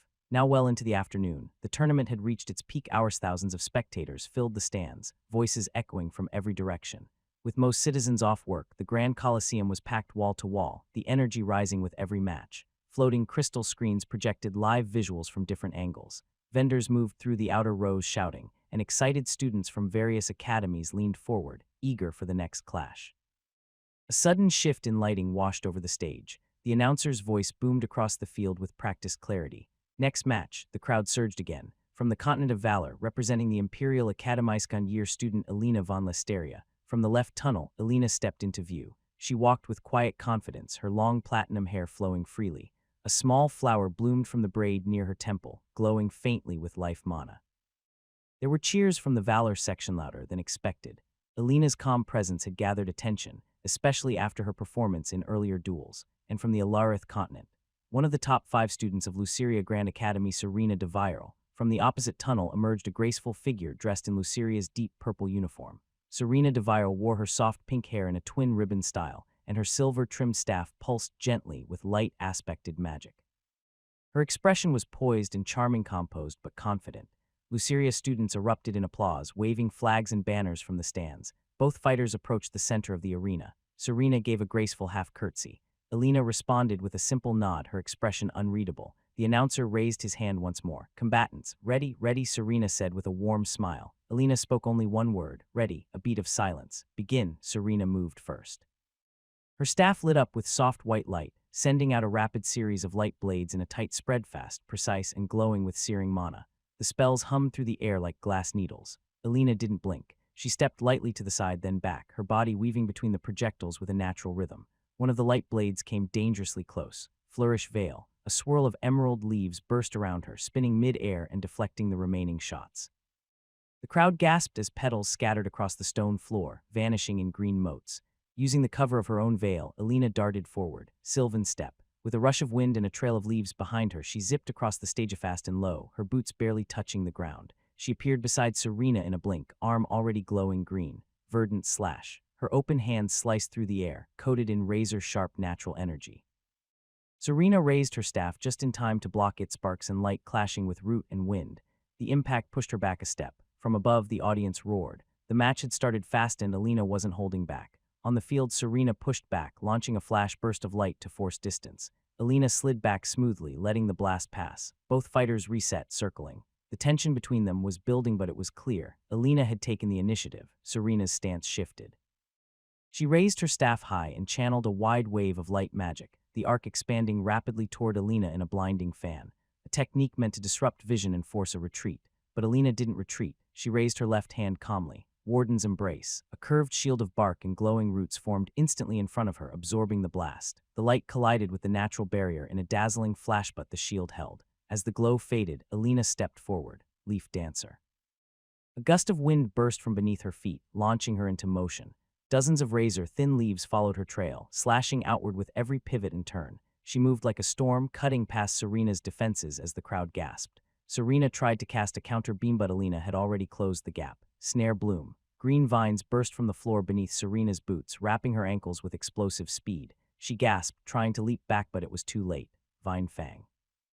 A spear-like root shot up from the ground straight toward Serena's chest. She barely managed to raise her staff in time, deflecting it to the side, but the force knocked her off balance. The audience erupted in cheers as Serena stumbled back, her elegant posture broken for the first time. She landed hard, one knee on the ground, breathing fast. Her staff pulsed weakly in her hand. Alina stood in the center of the Anastasia, composed, her hair flowing gently with the wind still circling her. Everyone watching could see it. Alina von Listeria was in control. Serena rose to her feet, her breath uneven. The glow around her staff flickered as she tried to gather mana again, forcing a tight smile to hide the exhaustion on her face. But Alina didn't hesitate. She moved. Soulbound Leap. Roots burst from the ground beneath her feet, launching her diagonally to Serena's left side. It wasn't just speed, it was positioning. Serena turned instinctively to follow the motion and missed what was happening below. Roots snap. The moment her boots touched the ground, it exploded beneath her. Roots twisted violently and detonated upward in a burst of splinters and earth. Serena lost balance mid-turn. Her stance broke. Briar Whip. A long thorn-covered vine cracked through the air and wrapped tightly around Serena's arm, yanking her staff clean from her grip. The weapon clattered across the stone, rolling to a stop. Serena's eyes widened. Alina dashed forward. Verdant Slash. Her arm, coated in sharp green mana, cut forward in a clean horizontal arc, stopping just before Serena's torso. The wind pressure alone pushed the Luceria student back half a step. Her defensive artifact flared instant like a white light pulsing around her body. The barrier held, triggering the automatic safety. Ding. The bell rang. Victory goes to Alina von Listeria of the Imperial Academy. Cheers erupted through the Arenalauder, and more genuine than before.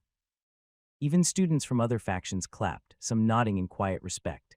Alina didn't smile. She simply stepped back, lowered her hand, and gave a subtle bow. Serena, still catching her breath, looked up at her with tired eyes but smiled nonetheless. She gave a small nod of acknowledgement. Then Alina turned and walked toward the exit tunnel, her figure composed, every step surrounded by fading petals. Lightning Crush Garin POV. The arena lights shifted again as the crowd leaned forward in anticipation. Afternoon sun filtered through the enchanted dome above, casting glints of gold across the stone platform. Next match. The crowd surged once more, cheers, gasps, conversations stopping mid-sentence. From the continent of Valor, representing the Imperial Academyskan year student Garin Bale, a section of the Valor stands exploded in applause. Garin entered with heavy steps, fists clenched and shoulders squared. Towering and broad, he wore no armor, no weapons, just the standard navy blue combat uniform, reinforced at the chest and arms. His thick boots hit the arena floor like war drums. He grinned and threw a quick thumbs up toward the audience, then rolled his neck, already channeling mana through his body. And from the Alarith continent, one of the top 5 students of Luceria Grand Academy, Anastasia Duravian, from the opposite tunnel came a much smaller figure. She walked calmly, almost delicately. Her purple and silver uniform fit snugly, tailored and elegant. Her short crimson hair framed her porcelain face, and her red eyes locked forward, sharp as glass. In her right hand, she carried a thin silver wand etched with storm runes. A light ripple of electricity danced at its tip. The contrast was absurd. Garin looked like a mountain, and Anastasia like a noble child who had wandered into the wrong building. The arena buzzed with whispers, laughter, bets being placed. Anastasia didn't react. She stopped at her mark and raised her wand, slightly formal, mechanical. Garin exhaled once, slamming his fists together with a crack. The announcer raised his hand. Combatants, ready, always, Garin said, flashing a grin. Anastasia blinked once. Ready, begin. The battle started. The moment the announcer's voice faded, Garin exploded forward. Pure strength and momentum, his fists tightened, feet pounding the stone with thunderous steps, mana surging through every muscle in his body. Anastasia didn't move. She stood perfectly still, wand raised loosely at her side, watching.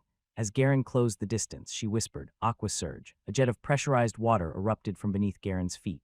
The blast struck him square in the chest, lifting him off the ground and interrupting his charge mid-step. He hit the stone hard, sliding across it soaked and disoriented. She didn't wait. Voltage arc. A bolt of lightning shot from her wand and struck the water still clinging to his body. The resulting crackle echoed through the arena as sparks danced violently across his soaked form.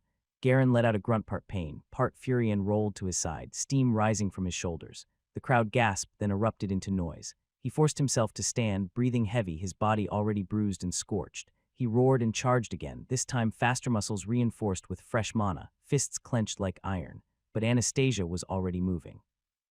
A short, precise step to the left, then a flick of her wand. Shockline. A narrow line of lightning rippled across the ground, timed perfectly with Garin's approach. He stepped into it unknowingly, and the voltage surged through his legs, locking them in place for half a second long enough. He stumbled again, his next punch wild and off balance. Anastasia took 2 steps back and lowered her wand. Garin was already breaking apart. Garin let out a sharp breath, crouched low, his arms trembling as mana continued to surge through him. His fists were clenched so tightly his knuckles had turned white, steam still rising from parts of his soaked uniform. He launched forward Agonaut with speed but with brute force. Anastasia stood her ground. At the last moment she stepped aside with graceful precision, avoiding the punch by mere inches. Stream flicker. Her body shimmered, momentarily rippling like flowing water as she dashed along a thin trail of moisture across the stone. She reappeared behind Garin before he could even stop his charge. She didn't speak. Chain spark. Lightning split the air, striking him across the back in 3 consecutive bursts: shoulder, spine, calf. Garin shouted, body jerking as he dropped to one knee. His mana flickered chaotically across his skin, unbalanced, unstable. Still, he growled and forced himself up again. He swung a wild fist behind him, hoping to catch her by surprise, but Anastasia was already sliding around him with effortless steps. She flicked her wrist, pulse tap. A direct burst of electricity from the tip of her wand slammed into the side of his neck. Garin staggered sideways, almost toppling completely. He caught himself against the floor, panting, sweat dripping from his brow, arms shaking. His skin was marked with red streaks of magic burn. His punches had never landed. His speed was gone. He looked up, trying to focus. Anastasia was standing 5 meters away, perfectly composed. Her uniform looked untouched. Her expression hadn't changed once. Garin's breathing was ragged now. He tried to push himself up again, forcing every last drop of mana into his legs. His vision blurred. His body trembled. His pride screamed louder than the pain, but Anastasia was already in position. She extended her wand forward, still expressionless. Storm snap. A small orb of compressed lightning and water formed at the tip of her wand. With a sharp flick, it launched and detonated directly in front of Garin in a crackling flash of white-blue light. The impact wasn't large, but it was precise, centered on his chest. His artifact flared to life in an instant, forming a defensive shield around him just before he collapsed completely. Ding! Victory goes to Anastasia de Ravian of Luceria Grand Academy. The crowd erupted in a mix of stunned silence and then applause louder than expected, not because she had won, but because of how she had won. Anastasia turned on her heel without looking back, walking toward the tunnel with the same slow, elegant steps as when she arrived. Behind her, Garin remained on his knees, fists resting on the floor, head lowered. His shoulders shone not from pain this time, frustration. He had trained harder than anyone, pushed his body past its limits. He wasn't supposed to lose in the first round, not like this, not without even touching her. In the waiting area near the brackets, Marcus stared at the crystal screen displaying the match's end. He said nothing at first, arms crossed tightly, watching Anastasia walk away on the projection. Then his eyes shifted to the tournament bracket. Anastasia's name had just been moved into the next line. Right into his path. She's fast, he murmured under his breath, and clean. The odds, Noel, POV. The quiet hum of the boutique faded into the background as Noel sat beside Balthor and Noriel, the scent of malt still lingering in the air. His dark green outfit hugged perfectly to his frame, tailored down to the millimeter. One final sip of the strong Dwarven brew warmed his throat. The 3 of them sat in an uncomfortable silence until Noriel broke it with a guilty glance. I shouldn't have brought up your brother. Sorry, he muttered, setting his mug down. Balthor exhaled slowly, the foam still clinging to his beard. No, don't worry, if anything. I'm glad you did. I came here for that reason. When Noel told me Torun might still be alive, I had to see it for myself. Noel leaned forward, elbows on the table. But you didn't recognize him when you saw the director of the institute. Balthor shook his head. Same face, but not the same man. Back then, he was wild like Menno suits, no titles, just booze and business talk. Now. The posture, the clean language. I had my doubts, but deep down I knew. Noriel chuckled, lifting his mug. You 2 together were chaos. I still remember the night you set fire to your own bar trying to light a pipe with magic ale. Balthor laughed. That was his fault, not mine. Noel smiled faintly, watching the exchange. Even with everything happening, these moments feel normal, almost peaceful. Noriel raised his mug toward Noel. Well, good luck in the tournament, kid.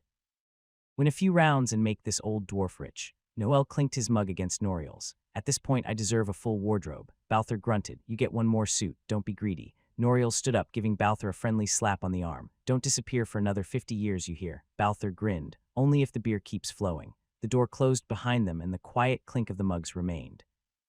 The moment they exited the boutique, Noel instinctively ducked under the narrow stone arch of the dwarf tunnel, but not far enough. Thud, he smacked his forehead on the edge of the ceiling. Odemit, he muttered, rubbing the sore spot as Balthor burst into laughter beside him. That's what you get for mocking Dwarven architecture. Balthor snorted, slapping his thigh. Karma's quick in these streets. Yeah. Noel sighed, adjusting the shoulder of his green jacket. Just take me to this place already. They walked side by side through the low, dim corridor, cobblestones echoing softly underfoot. The deeper they went, the more silent it became, just the occasional flicker of a wall torch breaking the monotony. So where exactly are we going? I mean, where is this fancy place situated? Noel asked, a bit more cautious this time. Balthor smirked, lowering his voice. Somewhere the real gold flows. High-stakes bets, anonymous clients, and he leaned in slightly rigged matches. Noel stopped for a moment. Rigged. You forgot to mention that part. Ah, just a detail. Balthor waved a hand with a grin. Nothing that'll ruin your fun. Noel narrowed his eyes. Rigged matches. If the Institute is allowing that, they're either desperate or in control. And if it's about money, there's always someone pulling strings. Balthor gestured forward. Come on, we'll need a mask for Yauna. One walks in there without one. A few minutes later, they arrived at a small, dimly lit shop nestled between two massive stone pillars. A hanging sign creaked overhead, etched with the word Velmara's Veil. Inside, walls were lined with elegant, mysterious masks, some plain, some extravagant, all enchanted with minor allusions to conceal features. Noel scanned them quietly. Pick something discreet, Balthor said, arms crossed. You're flashy enough with that green suit. Noel nodded, reaching for a deep forest green mask with subtle silver trims. It matched perfectly with his current outfit. This'll do. Balthor gave a thumbs up. Nice taste. Now give me a second, gonna get changed too. He walked into a nearby alley, tugging off his outer layer with practiced ease. Noel waited by the entrance of the shop, arms folded. Noir, you there? He asked quietly. From his shadow, the black-furred wolf emerged silent, ears perked. Once we're inside, scout on your own. Don't draw attention. If you spot anything weird, let me know. Noir gave a small nod and vanished back into the dark ripple under Noel's feet. Moments later, Balthor returned wearing a sharp yellowish suit tailored to his stocky frame with a matching golden mask that complemented his red beard and hair. Looking good, Noel smirked slightly. I always do, Balthor grinned, adjusting his collar. Let's go make some memories. They crossed the cobbled plaza to a polished establishment guarded by a stern dwarf in a black vest and golden buttons. Reservation, the dwarf asked, peering at a clipboard. Balthor, he replied. The dwarf checked the list and nodded. Last time you came alone. Who's this? My assistant. Name, Noel. Just Noel, he added dryly, adjusting his green mask. The butler scribbled it down. Very well, you may enter. As they passed through the ornate doors, Noel leaned closer. So, a restaurant, by appearance. Balthor tapped the side of his nose. Just wait till we go downstairs. Balthor led the way down a narrow staircase, the polished stone steps curving beneath the elegant restaurant above. The sound of muffled laughter and clinking glasses grew louder with every step. As they reached the bottom, the air shifted warmer, denser, laced with perfume and tension. The underground hall was a stark contrast to the world above. Velvet carpets, gilded chandeliers, and long marble tables surrounded by masked guests. Dwarves, elves, humans, and even demons mingled, all draped in tailored suits and expensive gowns. The hum of quiet conversation floated above faint music. Noel's eyes scanned the room beneath his mask. So this is the real game. Balthor leaned in with a smug grin. Welcome to the undercurrent, kid. Noel gave a small nod and whispered, Noir search. A faint shimmer in the air and the shadow wolf slipped silently across the floor, dissolving into darkness. The hunt had begun. Blood on velvet. Noel walked a few steps behind Balthor, careful not to brush against the shoulders of the masked guests crowding the hall. The space was filled with round tables covered in crimson velvet, golden candelabras casting flickering light across crystal glasses and overflowing platters of food. Every person wore a mask. Some simple, others extravagant, bejeweled, feathered, or carved from dark metal. The air smelled of incense, wine, and something faintly spiced. Waitresses moved through the crowd with trays in hand, dressed in minimal, elegant clothing that drew the eyes of many. Laughter, clinking glasses, and murmured conversation blended into a background hum. Balthor stopped by a table near the edge of the room and poured himself a dark amber drink from a crystal decanter. Well, kid, what exactly do you want to do here? He asked, swirling the drink lazily in his glass. Noel didn't answer immediately. His gaze scanned the room. Don't you think your brother should be here? He said at last. Naniel told us he's the director of the Tharvaldur Institute and that some of these fights are rigged. If he's involved in the betting, this seems like the perfect place to make deals. That's why I asked you to bring me. Balthor raised an eyebrow, then nodded slightly. You've got a point. He probably is around, but as you can see, there are a lot of dwarves here, and if he's wearing a proper suit, the tattoo would be hidden, might be hard to spot him. Noel leaned a little closer, voice low. Not really. If he's the one handling the bets, wouldn't that make him the center of attention? I doubt someone like that could blend in even here. Ha, Balther chuckled. You're right again. When he shows up, there'll probably be some kind of shift in the room. People will flock to him. For now, we wait, Noel asked. Balther lifted his glass and enjoy the show. Noel tilted his head. Show. Balther gestured toward the far end of the hall. Sometimes they have singers or dancers, pretty girls really, but the main attraction here is the fighting. Look over there. Noel followed his gesture and saw a wide stairway leading down into what looked like another level. Faint cheering echoed upward. That's the arena, Balther said. Most nights they have fighters go at it until someone gets knocked out or worse. Is that the kind of entertainment powerful people enjoy? Noel asked quietly. Balther gave a short laugh. Who's going to stop them? Out there, maybe they play by the rules. But in here, people want something different. If you earn the owner's trust, you might get invited to deeper circles of business. But the arena's the place most people come for. I see. A sudden wave of cheering echoed from below. Noel didn't move, but his eyes narrowed. Something feels wrong about all this. I wonder when the fifth pillar will appear, and if I'll be able to get close. A smooth, amplified voice rang out from the lower level, drawing the attention of many guests nearby.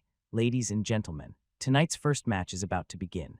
Noel and Balther moved toward the balcony overlooking the arena. From there, the full view of the lower floor came into focus. A circular pit surrounded by elegant railings, rows of cushioned seating, and private booths set along the walls. Torches glowed in metal sconces, casting sharp shadows across the sand-covered floor of the arena. At its center stood a woman and elven announcer, dressed in a deep violet gown that shimmered under the lights. Her mask was made of silver and shaped like delicate wings. She raised one arm gracefully, signaling the crowd to quiet. Our first contender, she announced, is a young warrior from one of our very own esteemed academies.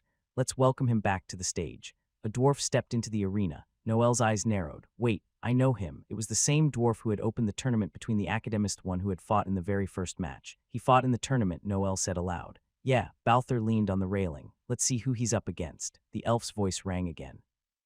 And facing him tonight, the crowd favorite, a mountain of muscle and might, the undefeated Bone Crusher. The opposite gate opened. A massive dwarf lumbered into the arena. His skin was pale and scarred, his body almost unnaturally wide. Each step he took made the wooden boards beneath the sand creak. His mask was minimal, more like a metal jaw guard. That can't be fair, Noel thought. This isn't a fight, it's a setup. He turned to Balther. Why does this look so one-sided? Balther shrugged. Beats me, the other day there were two guys just like this. Brutal mismatch. No magic, no tricks, just fists. I don't know what people enjoy about watching someone get flattened. Noel didn't respond right away. His eyes locked onto the young dwarf standing alone in the pit, trying to keep his hands steady. This can't be normal. Is this punishment? Could it be tied to his performance in the tournament? The big one's been here before, Balther said. They call him Bone Crusher for a reason.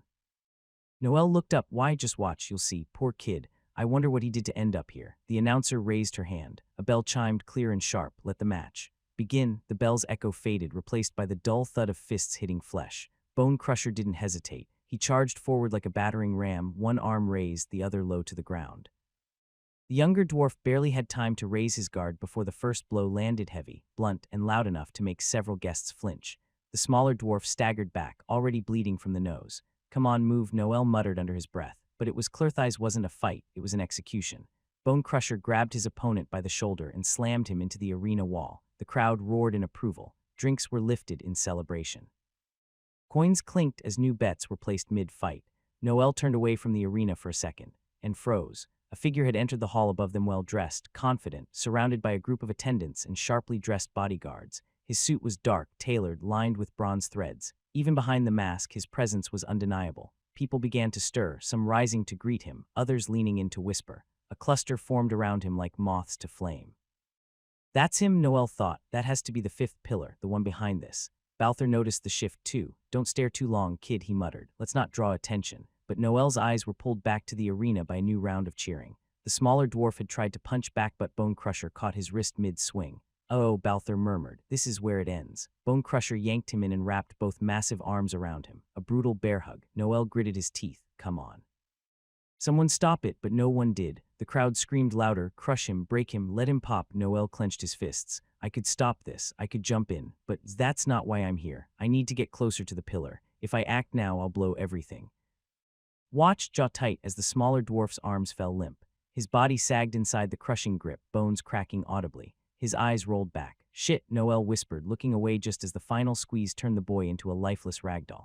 The crowd erupted into thunderous applause as Bone Crusher let the dwarf's body slump to the ground. The boy didn't move. His limbs were twisted unnaturally, his chest barely rising. Blood trickled from the side of his mouth, and his eyes remained open, unfocused. A moment later, a group of medics rushed into the arena from a side Gadathri, dwarves in white coats and gloves, moving quickly with a stretcher between them. One knelt beside the body, checking for a pulse. Another shook his head grimly and began casting a basic healing spell, just enough to stabilize. Bone Crusher raised both arms to the audience, flexing with a wide grin on his face. The crowd responded with wild cheers and chants. Bone Crusher, Bone Crusher. He pounded a fist against his chest and let out a roar, savoring the attention. Noel stood still, jaw clenched. The boy was carefully lifted onto the stretcher, his body limp like wet cloth. The medics carried him out swiftly, avoiding the center of the arena where blood had stained the sand. Disgusting, Noel muttered under his breath. Balthor exhaled beside him. They love a show, even if it's twisted. Noel didn't respond. His gaze shifted back toward the man in the crowd, the one surrounded by guards, now laughing with a pair of masked merchants. That's the target. That's the reason I'm here. His eyes narrowed. 24 days left. If I want answers, I need to act. I can't waste tonight. Without another word, Noel began walking toward the far side of the room, weaving through groups of nobles and guild leaders. The crowd was still cheering, but for him, the real fight hadn't even begun. The nameless challenger. Noel moved through the crowd with calm precision, his green suit brushing against velvet chairs and trailing coattails. Balthor followed closely, keeping pace but glancing around with visible discomfort. As they neared the center of the room where the richest laughter and densest crowd gathered, Noel subtly tilted his head toward him. Don't call him your brother, he said quietly. Just follow my lead. Whatever he was back then, he's not that anymore. Balthor hesitated but nodded once. All right, kid. The man at the center was impossible to miss. Surrounded by masked merchants, investors, and dwarven nobles, he stood with perfect Issa drink in one hand, the other gesturing lightly as deals and rumors flowed around him. His mask was black and bronze, intricately carved, and his presence pulled attention like gravity. Noel's eyes narrowed. That has to be him.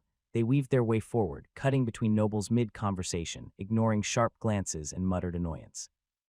Noel walked with just enough confidence to blend in and just enough detachment to be noticed.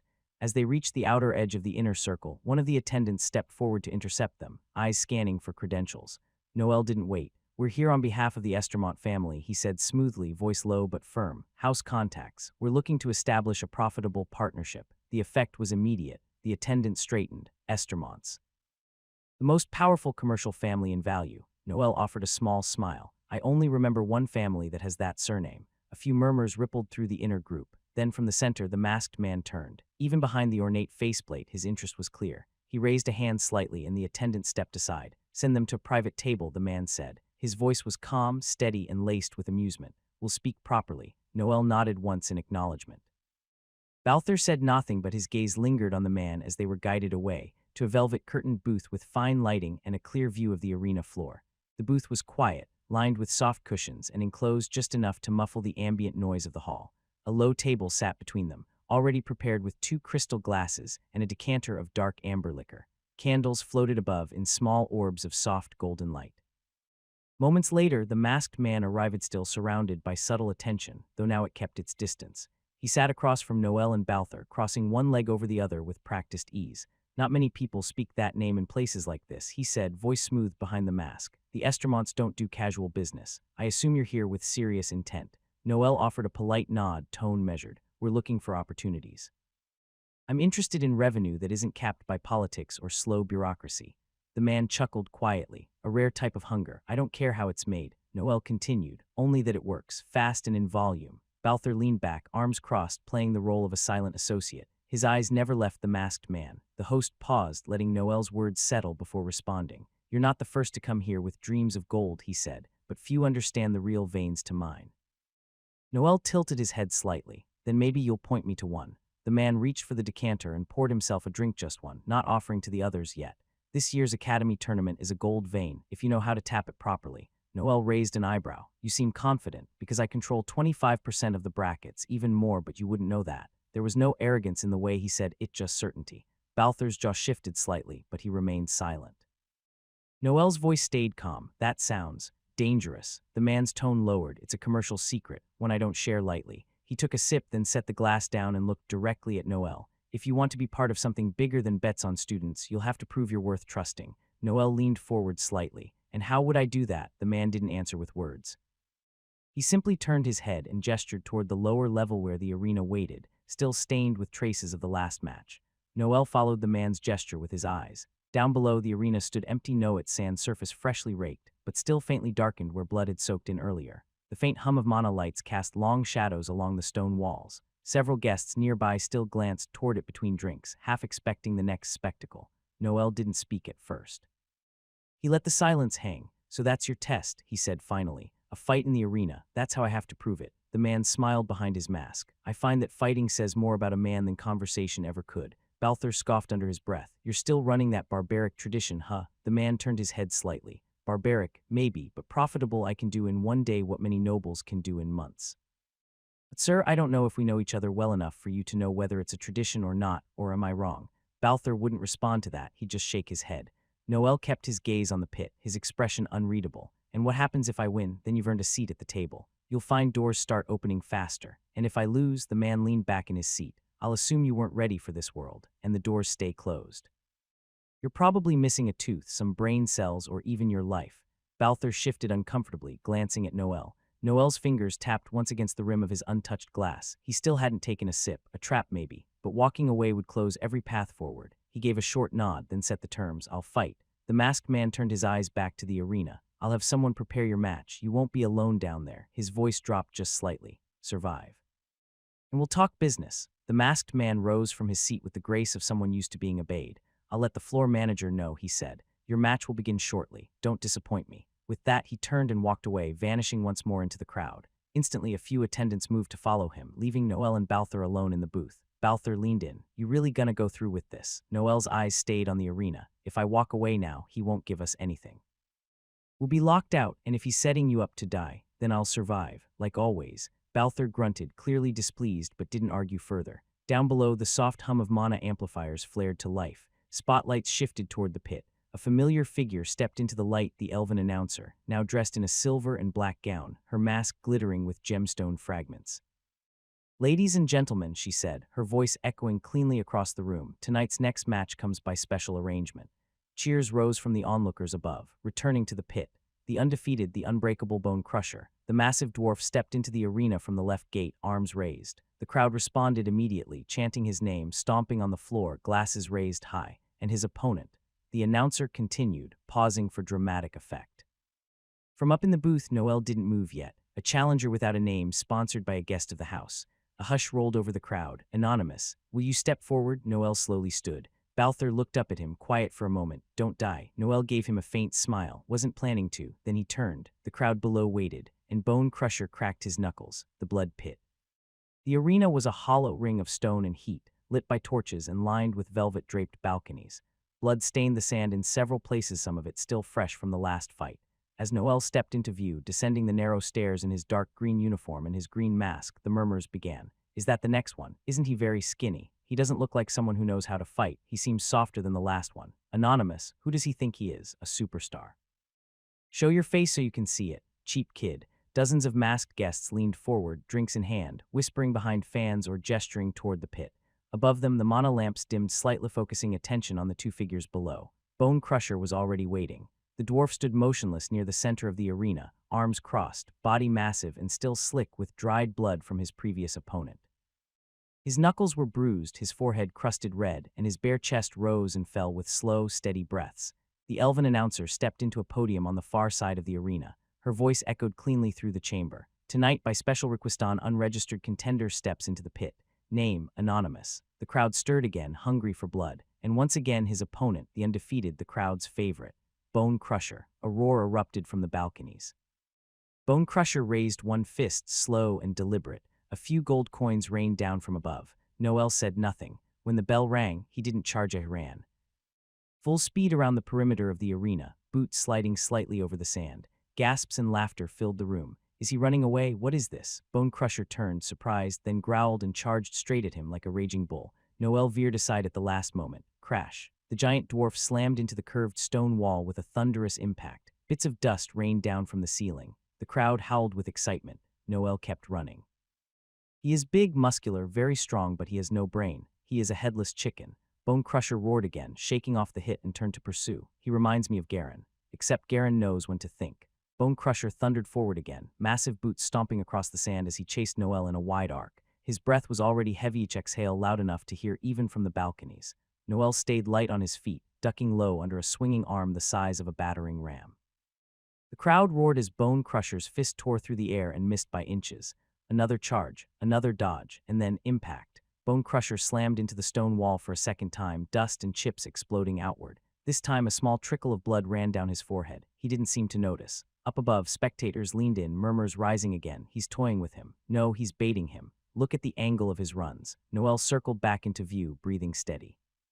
His boots barely left tracks in the sand. His range is brutal, but only in front. Every charge costs him more than me. Bone Crusher turned, snarling. His teeth were stained red. He lunged again, fists flying. Noel slid under the first swing, but the second clipped him on the shoulder hard enough to send him tumbling backward through the sand. A wave of cheers erupted. Finally got him. Crush him. Bone Crusher didn't wait. He charged with a roar, raising both hands to slam down with full weight. Noel rolled aside at the last possible second, sand blasting up as the ground cratered beneath the giant's blow. Still on the ground, Noel snapped a kick upward right into Bone Crusher's ankle. The giant's balance faltered. He stumbled forward just enough to fall to one knee for the first time. Gasps echoed above. Noel pulled himself to his feet, chest rising and falling, a faint smear of blood across his ribs. The crowd had gone from amused to focused. Noel exhaled slowly, rolling his shoulder as he stood. The strike had left a dull throb beneath his collarbone, but nothing serious. Bone Crusher was on one knee, snarling through bloodied teeth, trying to shake the pain out of his leg. His forehead now dripped crimson freely thick, slow trails running down the side of his face. He's slower now, breathing harder, bleeding more. The massive dwarf pushed himself back to his feet with a grunt, fists raised. He charged again, less coordinated, swinging wildly. Noel didn't back away this time. He stepped forward, two quick punches owned to the ribs, the other just beneath the jaw. Then he ducked and drove his elbow into the back of Bone Crusher's knee. The giant stumbled. Noel spun to the side and landed another sharp strike to the temple. Bone Crusher howled and tried to grab him, but Noel slipped just out of reach. The crowd was no longer cheering, they were watching. Each move now had weight, strategy, rhythm, his forms collapsing. Every miss costs him. He can't reset quickly enough. Bone Crusher, furious, swung Aguinon final, desperate haymaker meant to crush Bone. Noel stepped inside the arc. His shoulder collided with the dwarf's torso just enough to spin around him and leap onto his back in one fluid motion. The entire crowd gasped as Noel wrapped his arm around the giant's throat, locking in a tight rear choke. His legs clamped down around Bone Crusher's torso like iron bars. The dwarf roared and staggered backward, trying to throw him off, but Noel held firm. He adjusted the pressure and leaned in, whispering low into his ear, "This is what a real fight feels like." Bone Crusher fell to one knee again. The crowd rose to their feet. Noel's grip only tightened. Bone Crusher thrashed wildly, trying to throw Noel off, but the strength was leaving his arms, the blood loss finally catching up. His hands clawed at Noel's arm, but the choke was locked in tight, cutting off air and flow. His massive frame trembled. Noel's breath was steady now, calm even as his body strained. He leaned in just slightly, voice low but clear. "This is for the kid you crushed before me." A second later, Bone Crusher's arms went slack. His body collapsed forward with a heavy thud, dragging Noel down with him into the dust and blood. Noel loosened the hold and stood slowly. His green uniform was stained at the chest and knees, his hair damp with sweat, but he didn't stumble. He didn't smile. Up above, the crowd was silent. Then a single clap, then another. And then the arena erupted a thunder of cheers, whistles, coins tossed into the pit. The gamblers who had bet against Bone Crusher screamed in disbelief. The ones who backed the underdog laughed in triumph. From the announcer's platform, the elven woman raised her hand, voice once again projected across the chamber. "Victory goes to Anonymous." Noel raised a hand slightly in acknowledgement, but his eyes weren't on the crowd. He was looking at the private balcony where Torwin watched him, arms folded, lips curled into the faintest of smiles. "I proved myself. Now give me the key to your world." Predetermined futures. As Bone Crusher's body was dragged out of the arena by two attendants, the murmurs in the crowd began to die down. Noel remained standing, chest rising and falling, blood soaking the side of his green uniform. The pain in his ribs throbbed with each breath, but he didn't show it. From the stairwell near the arena's edge, Torwin descended still, wearing the same mask as before. His steps were calm, unhurried. He approached without theatrics, stopping just a few feet from Noel. "You held up better than I expected," he said. "Not many accept that kind of invitation and walk out." Noel didn't answer immediately. He stood tall, gaze steady. "You said I had to prove myself." "I did." Torwin gave a small nod. "You did." Balthor entered from the stands a few seconds later, his pace slower, more measured. When he spotted Torwin, his eyes lingered just a second too long. Something flickered in his expression, quiet, restrained, something not quite spoken. Torwin glanced between them, then refocused on Noel. You mentioned you're here on Estermont business. Noel nodded. That's right. The family's looking to expand in overlooked territories. They're moving capital away from public investments, quiet growth, long-term returns. Torwin tilted his head slightly. Interesting. I've spent 10 years trying to get the attention of the Estermont. Well, they've shifted perspective, Noel said smoothly. Your name came up. They're looking to re-establish ties with people who can deliver results. Torwin was silent for a moment, then gave a soft, amused exhale. Smart move. He gestured toward the hallway leading out of the pit. Come on, you've earned a proper conversation. The private chamber they were led into was smaller than Noel expected, more tactical than luxurious. A round table occupied the center, surrounded by cushioned seats, and a tray of fresh food had already been laid out. Two dwarven healers stood waiting near the wall. Sit, Torwin said, waving off the formality. You'll need the rest. Noel lowered himself onto the nearest chair with care. The adrenaline had kept him upright, but now that it was fading, the pain settled in. One of the healers approached quietly and knelt beside him. Do I have permission? Noel gave a curt nod. The healer peeled back the edge of the torn uniform and began cleaning the wound. A faint stinging followed as salve met broken skin, but Noel didn't flinch. Soon, a soft glow pulsed from the dwarf's palm as a low-tier healing spell activated. Across the table, Balthor accepted a drink silently, sitting with a composed look. He hadn't spoken much since they left the arena. Torwin, still masked, poured himself a glass of deep red wine and leaned back. You handled yourself well, he said. Most people just try to survive that fight. You turned it into a performance. I wasn't trying to perform, Noel replied, eyes forward. I was trying to win. Torwin chuckled lightly. Same thing when you're smart about it. He set the glass down and leaned slightly forward, his tone shifting to something closer to curiosity than small talk. So the Estermonts have decided to take an interest in the tournament now. That surprises me. They've kept their hands clean of these events for years. Noel kept his expression neutral, letting the pause stretch before answering. They've realized that keeping their distance doesn't buy them leverage. Right now, the Academy circuit is more than just Prestigate's influence, narrative control. Eyes are watching from every capital, and the Estermonts don't intend to be on the sidelines. Torwin let out a short hum of amusement and nodded slowly as he swirled the wine in his glass. Then they've timed it well. The attention around this year's tournament is bigger than usual since the Imperial Academy is participating. And it's only going to grow once the brackets progress. He took a measured sip, then added with a more conspiratorial tone, as a gesture of goodwill and perhaps to help your clients prepare. I'll give you something useful, a preview of tomorrow. Noel turned his gaze to him, quiet but alert. I'm listening. Torwin nodded, setting the glass aside. I have 4 students entering the arena tomorrow handpicked, all under my personal oversight. 2 will lose their matches, cleanly and convincingly. Just enough to blend with the expected variance of the event. The other 2 will win decisively. It's all laid out. He tapped the tabletop twice with 2 fingers, deliberate. Win, lose, a natural rhythm, enough to pass as coincidence to anyone not looking closely. But those who know how to read a bracket will recognize the shaping hand. Noel narrowed his eyes slightly, and shaping results like that. It takes more than preparation. It takes deep control. Torwin's voice didn't change, but the calmness in it sharpened. Control, yes, but also leverage, timing, and trust. The kind that isn't written down, doesn't leave fingerprints, and only flows through the right people. That's the real value of predictability without exposure. He lifted his glass again, giving Noel a small toast across the table, to systems that run quiet, and always pay back double. He let a breath pass before speaking again, his voice calm but deliberate. And what happens if one of your students doesn't follow the script, decides to throw the plan off for pride or fear or a better offer? Torwin didn't answer right away. He leaned back in his seat, resting an arm across the top of the chair, the faint clink of his rings tapping the wood. They usually don't, he said finally. Most of them understand what's expected when they're brought under my wing, but if one does stray. He glanced briefly toward the arena, now empty. Well, you saw the consequences for yourself. Noel nodded slowly, though his gaze didn't soften. So the kid from earlier, he wasn't just fighting for survival. He was making an example. Exactly, Torwin replied. He broke an agreement, made it harder for the others to trust the process. If I'd let that slide, it would have rippled through the dormitories by morning. He reached for the wine again, but didn't drink this time. Now they'll talk. Whisper about what happens when you try to back out, and the next group will be twice as obedient. Across the table, Balthor finally spoke, his tone quieter than usual. Efficient, cold, but efficient. Torwin gave a short shrug. I don't ask for loyalty, just cooperation and results. Noel folded his arms, leaning back in his seat slightly. And how far does this go? Are we talking about just the next round, or the entire bracket?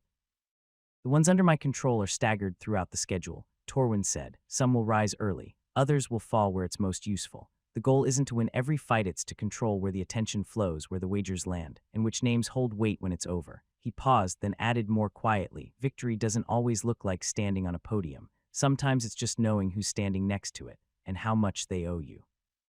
Noel studied him for a moment longer, then gave the faintest nod. He understood the rules now. The room had settled into a quieter rhythm. The food remained mostly untouched, and the wine half drunk, but something had already shifted. An unspoken agreement hung in the air, tentative but forming.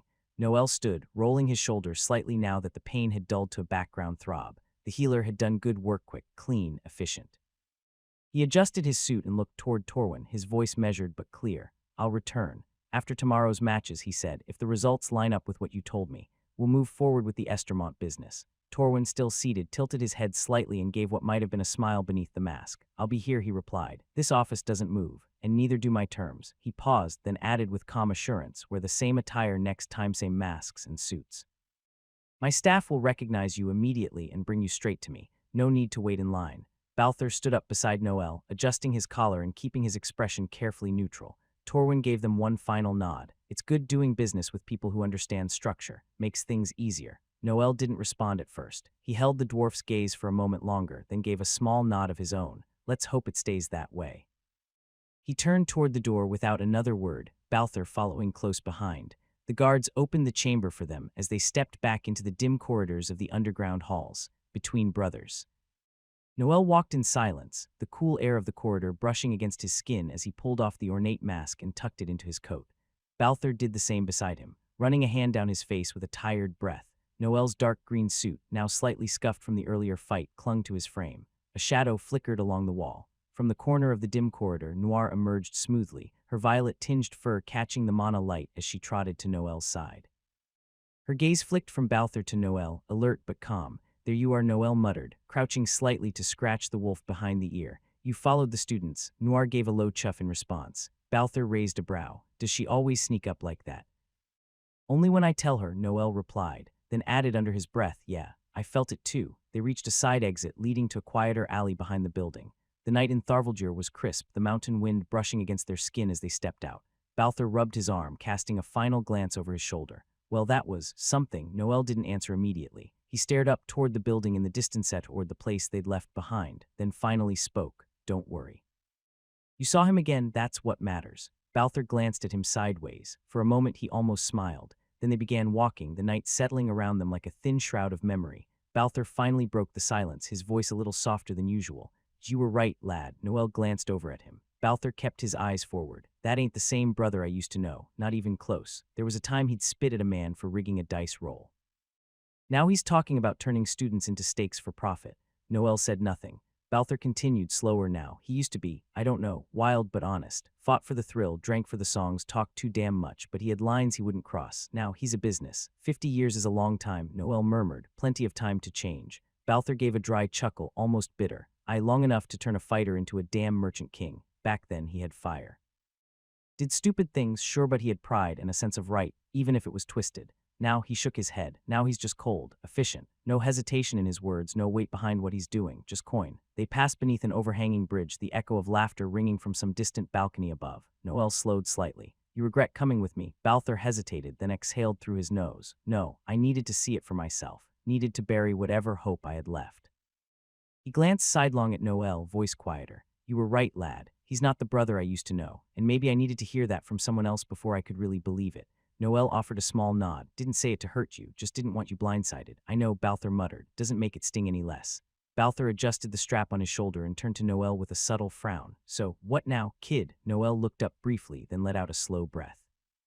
"Tomorrow," he said, "if everything goes as expected, we'll go back. I'll pull a few strings, say what I need to say. The idea is to keep the Estermont angle alive long enough to get closer." Balthur raised an eyebrow. "And what if things don't go as expected?" Noel's lips curled faintly. "Then we adapt. I've had worse hands to play with." For a moment, the older dwarf studied him, serious, unreadable. Then he gave a soft grunt and nodded. "You've got that thorn steel in you.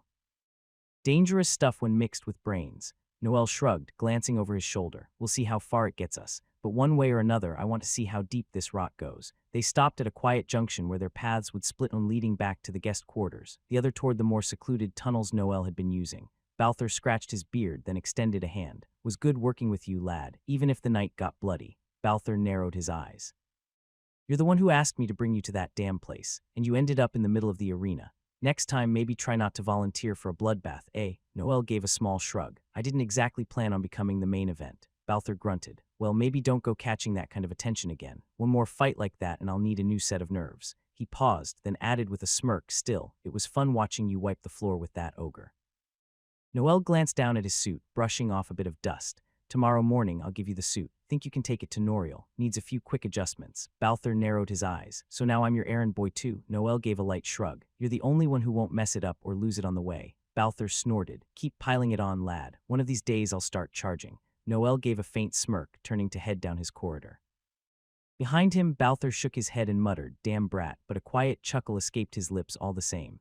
The door clicked shut behind him. Noel exhaled, shoulders finally relaxing as he stepped into the dimly lit room. It was quiet, blessedly so. The mana lantern on the wall glowed a soft amber, casting warm shadows across the stone floor. He shrugged off what remained of his dark green suit jacket and let it fall across the nearby chair. Soft thud echoed beside him as Noir appeared out of the shadows, her sleek frame low to the ground. The panther-sized wolf walked over, her violet-accented fur ruffling faintly with each step. Noel murmured, rubbing the back of her ears. Did you have fun sneaking around? Noir gave a soft growl, almost smug. Noel smirked, thought so. He walked to the bed and sat on its edge, staring at the flickering light on the wall. Noir curled up near his feet without a word, tail swaying gently. Tomorrow's the day.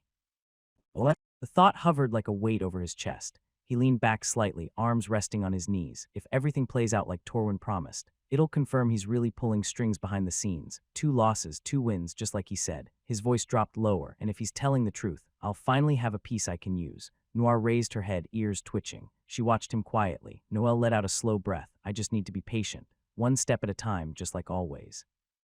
He stood, brushing his fingers through his hair and glancing toward the window. The night sky outside was dark, the stars barely visible between the carved stone beams. Come on, he said softly. We've got an early day. He walked toward the bed, pulling the thin blanket over himself. Noir padded over and laid down beside the frame, watchful even in rest. As his eyes began to close, Noel's final thought lingered like a whisper. 23 days left. 22 days. Noel stretched slowly, the stiff mattress of the Tharvaldir guest quarters creaking beneath him as he pushed himself up to a seated position. His limbs still ached slightly from the previous day's combat, but it was a satisfying kind of soreness that let him know he was growing stronger. There was no sunlight filtering through the stone walls of the mountain city, of course, only the pale blue glow of mana lamps embedded in the corners of the ceiling.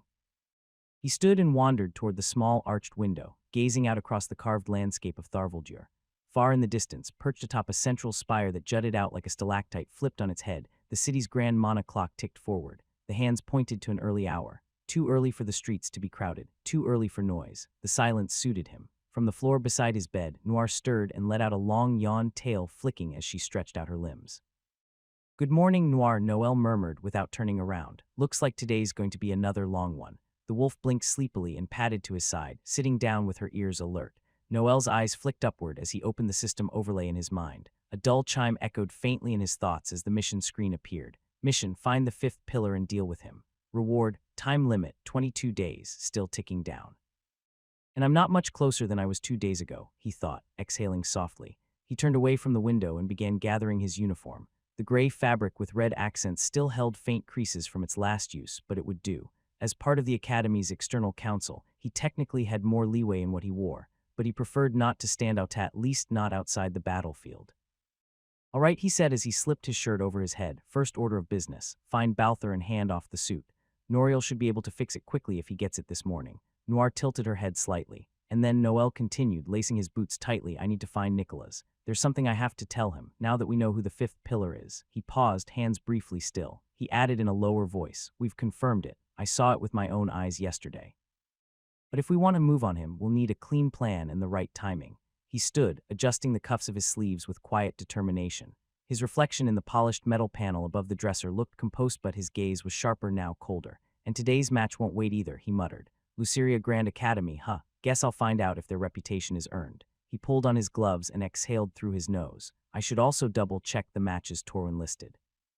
Placed a few bets, nothing major, but if I can come out of this richer than I started, I won't complain. A dry chuckle escaped his lips. Can't keep relying on Elira to cover everything. She paid for our last dinner. I didn't like that, not because of pride, just responsibility, I guess. Noir grumbled softly in agreement. I know, Noel said with a faint smirk, reaching down to pat her head. Don't start with the lectures. Let's get moving.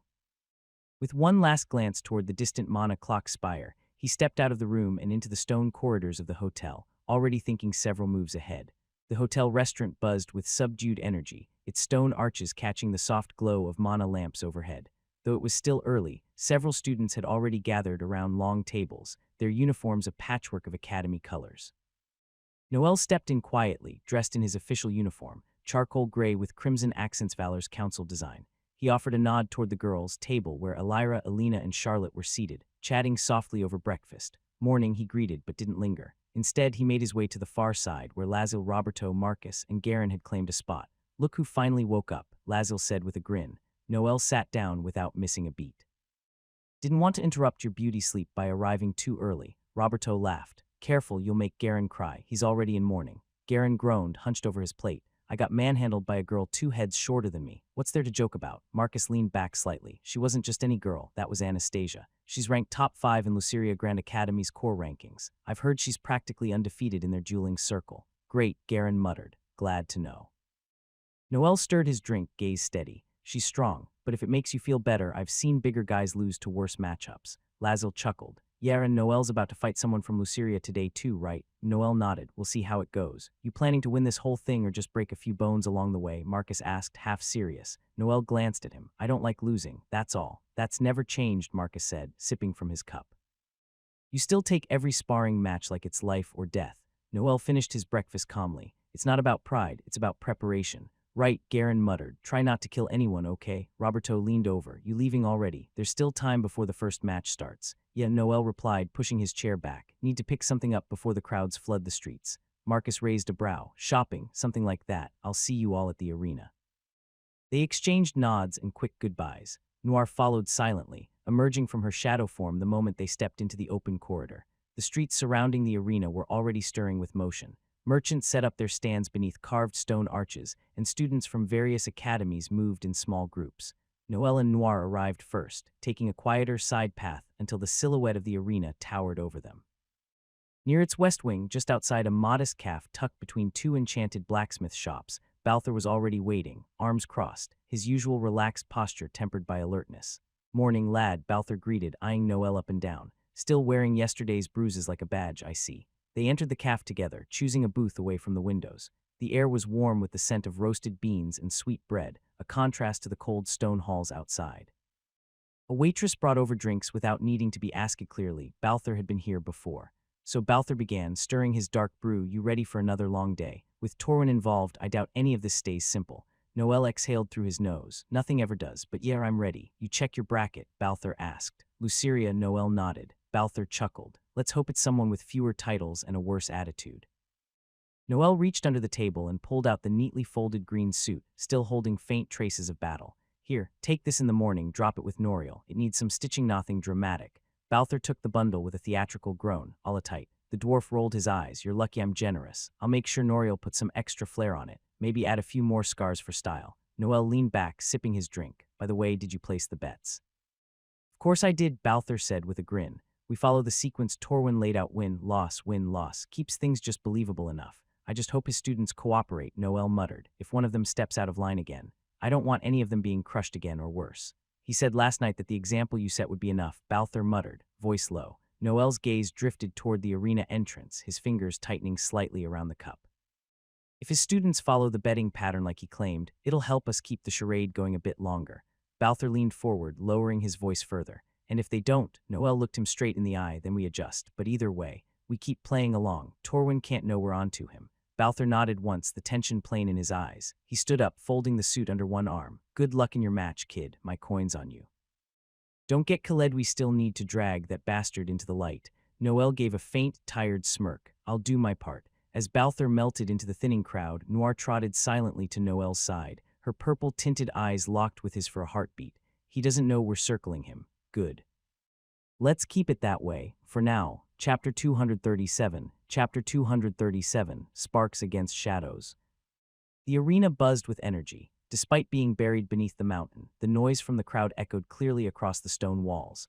Noel stood calmly, gripping Revenant Fang with one hand. His gray uniform with red trim was neat but practical. Across the arena stood his opponent Tamira, from Luceria Grand Academy, wearing the signature all-purple uniform. She was massive, close to Garin's size, but her stance was relaxed, precise. Shadows curled around her feet, while thin cracks in the ground revealed signs of earth mana building below.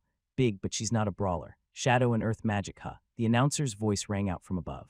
Next match, Noel Thorne of the Imperial Academy of Valor versus Tamira Vale of Luceria Grand Academy. Cheers followed. Noel let out a slow breath and tightened his grip on the sword. Ignition surge. A wave of fire burst from his hand, coating Revenant Fang in flames.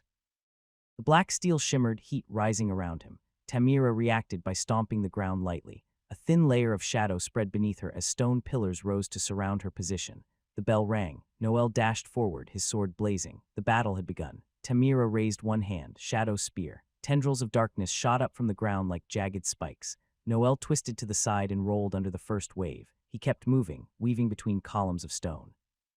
One snapped up beside him, parried it mid-run with Revenant Fang, then responded sharply. Fire arc. A searing crescent of flame cut across the field, slicing a stone pillar in half. The upper section crumbled and fell toward Tamira's position.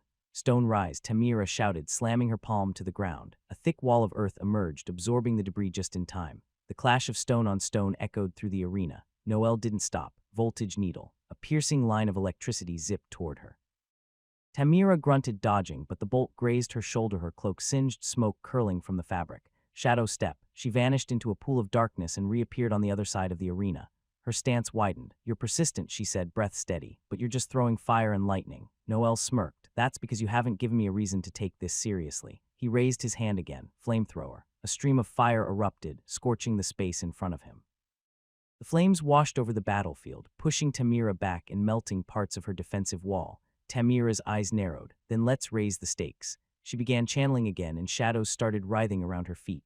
Noel stood his ground, flames still roaring from his hand. The second round had begun. Tamira stomped the ground again. Stone coffin. Massive slabs of rock burst from the arena floor, attempting to trap Noel between converging walls. At the same time, shadow tendrils slithered in from above, seeking to bind his arms. Noel narrowed his eyes, trying to box me in and immobilize me at once. Smart. He darted forward, sliding under the first stone wall before it sealed shut behind him. Frost wall. A barrier of thick ice erupted at his back, halting the shadows mid-grab and buying him seconds. Without hesitation, he countered. Chain flash. A bolt of lightning shot from his palm and struck the center of Tamira's position. It split instantly, branching like a spiderweb cracking against her stone pillars and one of her defensive runes. Tamira winced, the electric backlash throwing her off balance. Shadow bind. From her crouched stance, black ropes lashed toward Noel, but he was already moving, glacially. A sharp projectile of ice flew forward, hitting the base of one of her runes and freezing it in place. The spell locked up, disrupting her shadow formation. Tamira gritted her teeth. She tried to cast again, but the delay gave Noel all the opening he needed. He flashed forward with Revenant Fang blazing. Ignition surge. The fire-coated blade slammed against her crumbling stone shield, breaking it in half. Sparks and ash erupted between them. Tamira jumped back, her breathing heavy now. Noel raised his blade in reply, the air around him crackling with fire and lightning. The next strike would decide the fight. Tamira raised both hands. Shadow collapse.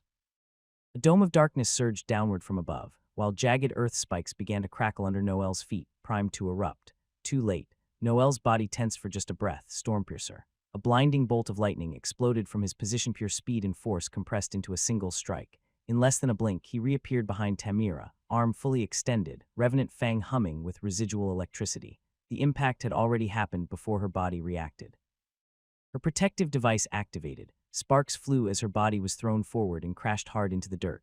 Her staff rolled away from her fingers. She groaned and pushed up to one elbow, but Noel was already there, calm, composed. He stepped in, grabbed her arm, twisted, and brought her down in a flawless takedown. With one knee on her chest, he held Revenant Fang at her throat, still flickering with lingering sparks. Tamira clenched her jaw. I yield. The bell rang.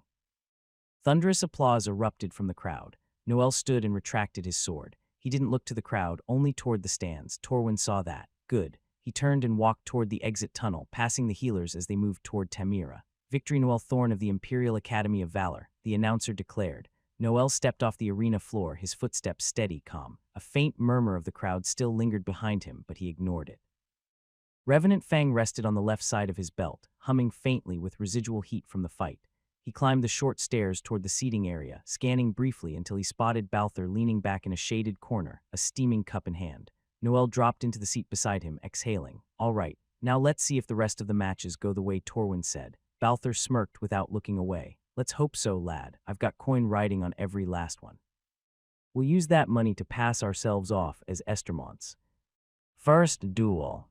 The arena, carved deep within the mountain heart of Tharvaldur, echoed with distant footsteps and murmuring voices. Soft beams of artificial sunlight filtered through glowing mana crystals embedded in the ceiling bathe. The stone stands in a warm glow. The crowd had not yet reached full capacity, leaving room for quiet conversation. Noel sat beside Balthur, both of them watching as the arena floor was cleaned and restructured by the staff. Balthur leaned back with a smug grin. "Hey kid, you made me some good money. I knew you wouldn't lose. Keep it up." Noel crossed his arms. "I told you I don't like losing. I'm competitive by nature." He glanced at the field below. "And if I keep this up, maybe I'll start screwing with Torwin's plans. If someone from the Tharvaldur Institute of Arcane might suddenly loses a match with me, it could rattle him."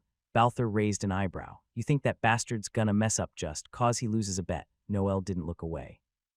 "He's not just some gambler. He's the Academy's director, and he's got the King of Tharvaldur behind him.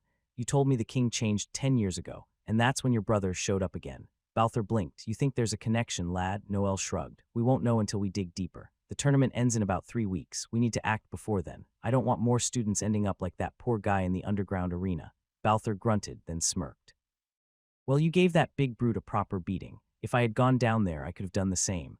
Noel looked at him, deadpan. "You're the size of a beer keg." Balthur chuckled heartily. "Small but deadly, lad, small but deadly." From their place in the mid-tier stands, Noel looked upward toward the highest balcony of the arena. Elevated and gilded with silver trim, it overlooked the entire Colosseum with a commanding presence. 4 figures sat behind a transparent mana shield barrier, each one representing one of the major academies. Among them, Noel immediately recognized one, Nicholas von Aldros. He looked no older than 40, with short silver hair, sharp facial lines, and a calm yet piercing gaze. His deep violet robes shimmered with arcane embroidery that pulsed faintly with mana. Their eyes met across the distance. Nicholas gave a faint nod. Noel responded in kind, his expression neutral. "Who are you nodding at?" Balthur asked, glancing around. "The director of my academy," Noel said. "Nicholas von Aldros." Balthur let out a small grunt. "Ah, right. Well," he pointed at the field. "Looks like the match is about to begin." Noel turned his gaze back to the arena as the announcer stepped forward with a booming voice amplified by mana. A short but sturdy teenager stepped onto the arena stage, his crimson-scaled armor catching the glow of the enchanted torches lining the battlefield. His braided beard barely reached his chest, and although he was clearly young, his steps were filled with practiced weight. A heavy axe rested over his shoulder, still steaming with residual heat.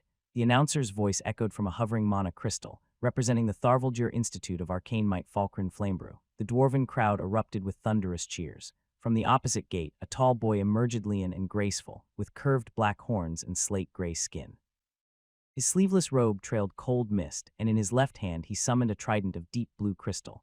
His expression was unreadable, and representing the Velmora Academy, Razek von Kaldor. The cheers from Velmora's section were far fewer, but sharper, eager to see fire doused by water. "Begin." Razek was the first to strike, slammed his trident into the ground, and a stream of water burst forth, coiling like a serpent and surging toward Falkrin.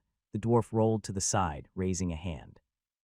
Flame Pulse. Razek was first to act. He raised his trident and water spiraled upward from beneath him. Abyss Coil. A whip of condensed water lashed across the field, fast and deadly. Falkrin ducked and skidded sideways, his gauntlet clenched tight. Fireball. A sphere of flame blasted from his hand, crackling through the air toward Razek, who spun his trident and deflected it with a wall of water. Water Crest. The impact sent a ripple through the water shield but didn't break it. In response, Razek extended a hand and launched 2 rapid, needle-thin projectiles. Piercing Flow. Falkrin raised his axe, blocking one while the other grazed his leg, drawing a hiss of pain. "Damn, fast and precise," Noel thought from the stands, eyes narrowed, but Falkrin's not hesitating. The dwarf stepped forward, feet glowing faintly with runes hidden beneath his boots. Flare Trap. A fiery sigil flared to life under Razek's feet, but the demon leapt back just in time, flipping mid-air and retaliating with a horizontal surge of pressurized water. Riptide Slash. The water curved like a blade, but Falkrin answered with a sharp swing of his axe. Fire Arc. A crescent of fire met the wave mid-air, colliding in a burst of steam. The crowd leaned forward in unison. Back and forth they went, fire and water colliding, steam hissing through the arena. Razek seemed to dance around Falkrin's brute force strikes, but the dwarf's fire was gradually growing hotter, more focused. Something's wrong, Noel thought. That fire. It's not just improving, it's being enhanced. Razek flicked his trident once more. Tide Lure. The ground beneath Falkrin softened into water, attempting to pull him down. Falkrin roared and slammed his palm into the sand. Flamethrower. A column of flame burst from his hand, lifting him upward in a twisting blaze. He spun mid-air and hurled his axe with brutal precision. Razek's eyes widened. Water Crest. A wall of water shot up again, but this time, it didn't form fast enough. The axe was inches away from impact when FWASH, the protective barrier around Razak activated, flaring a bright blue.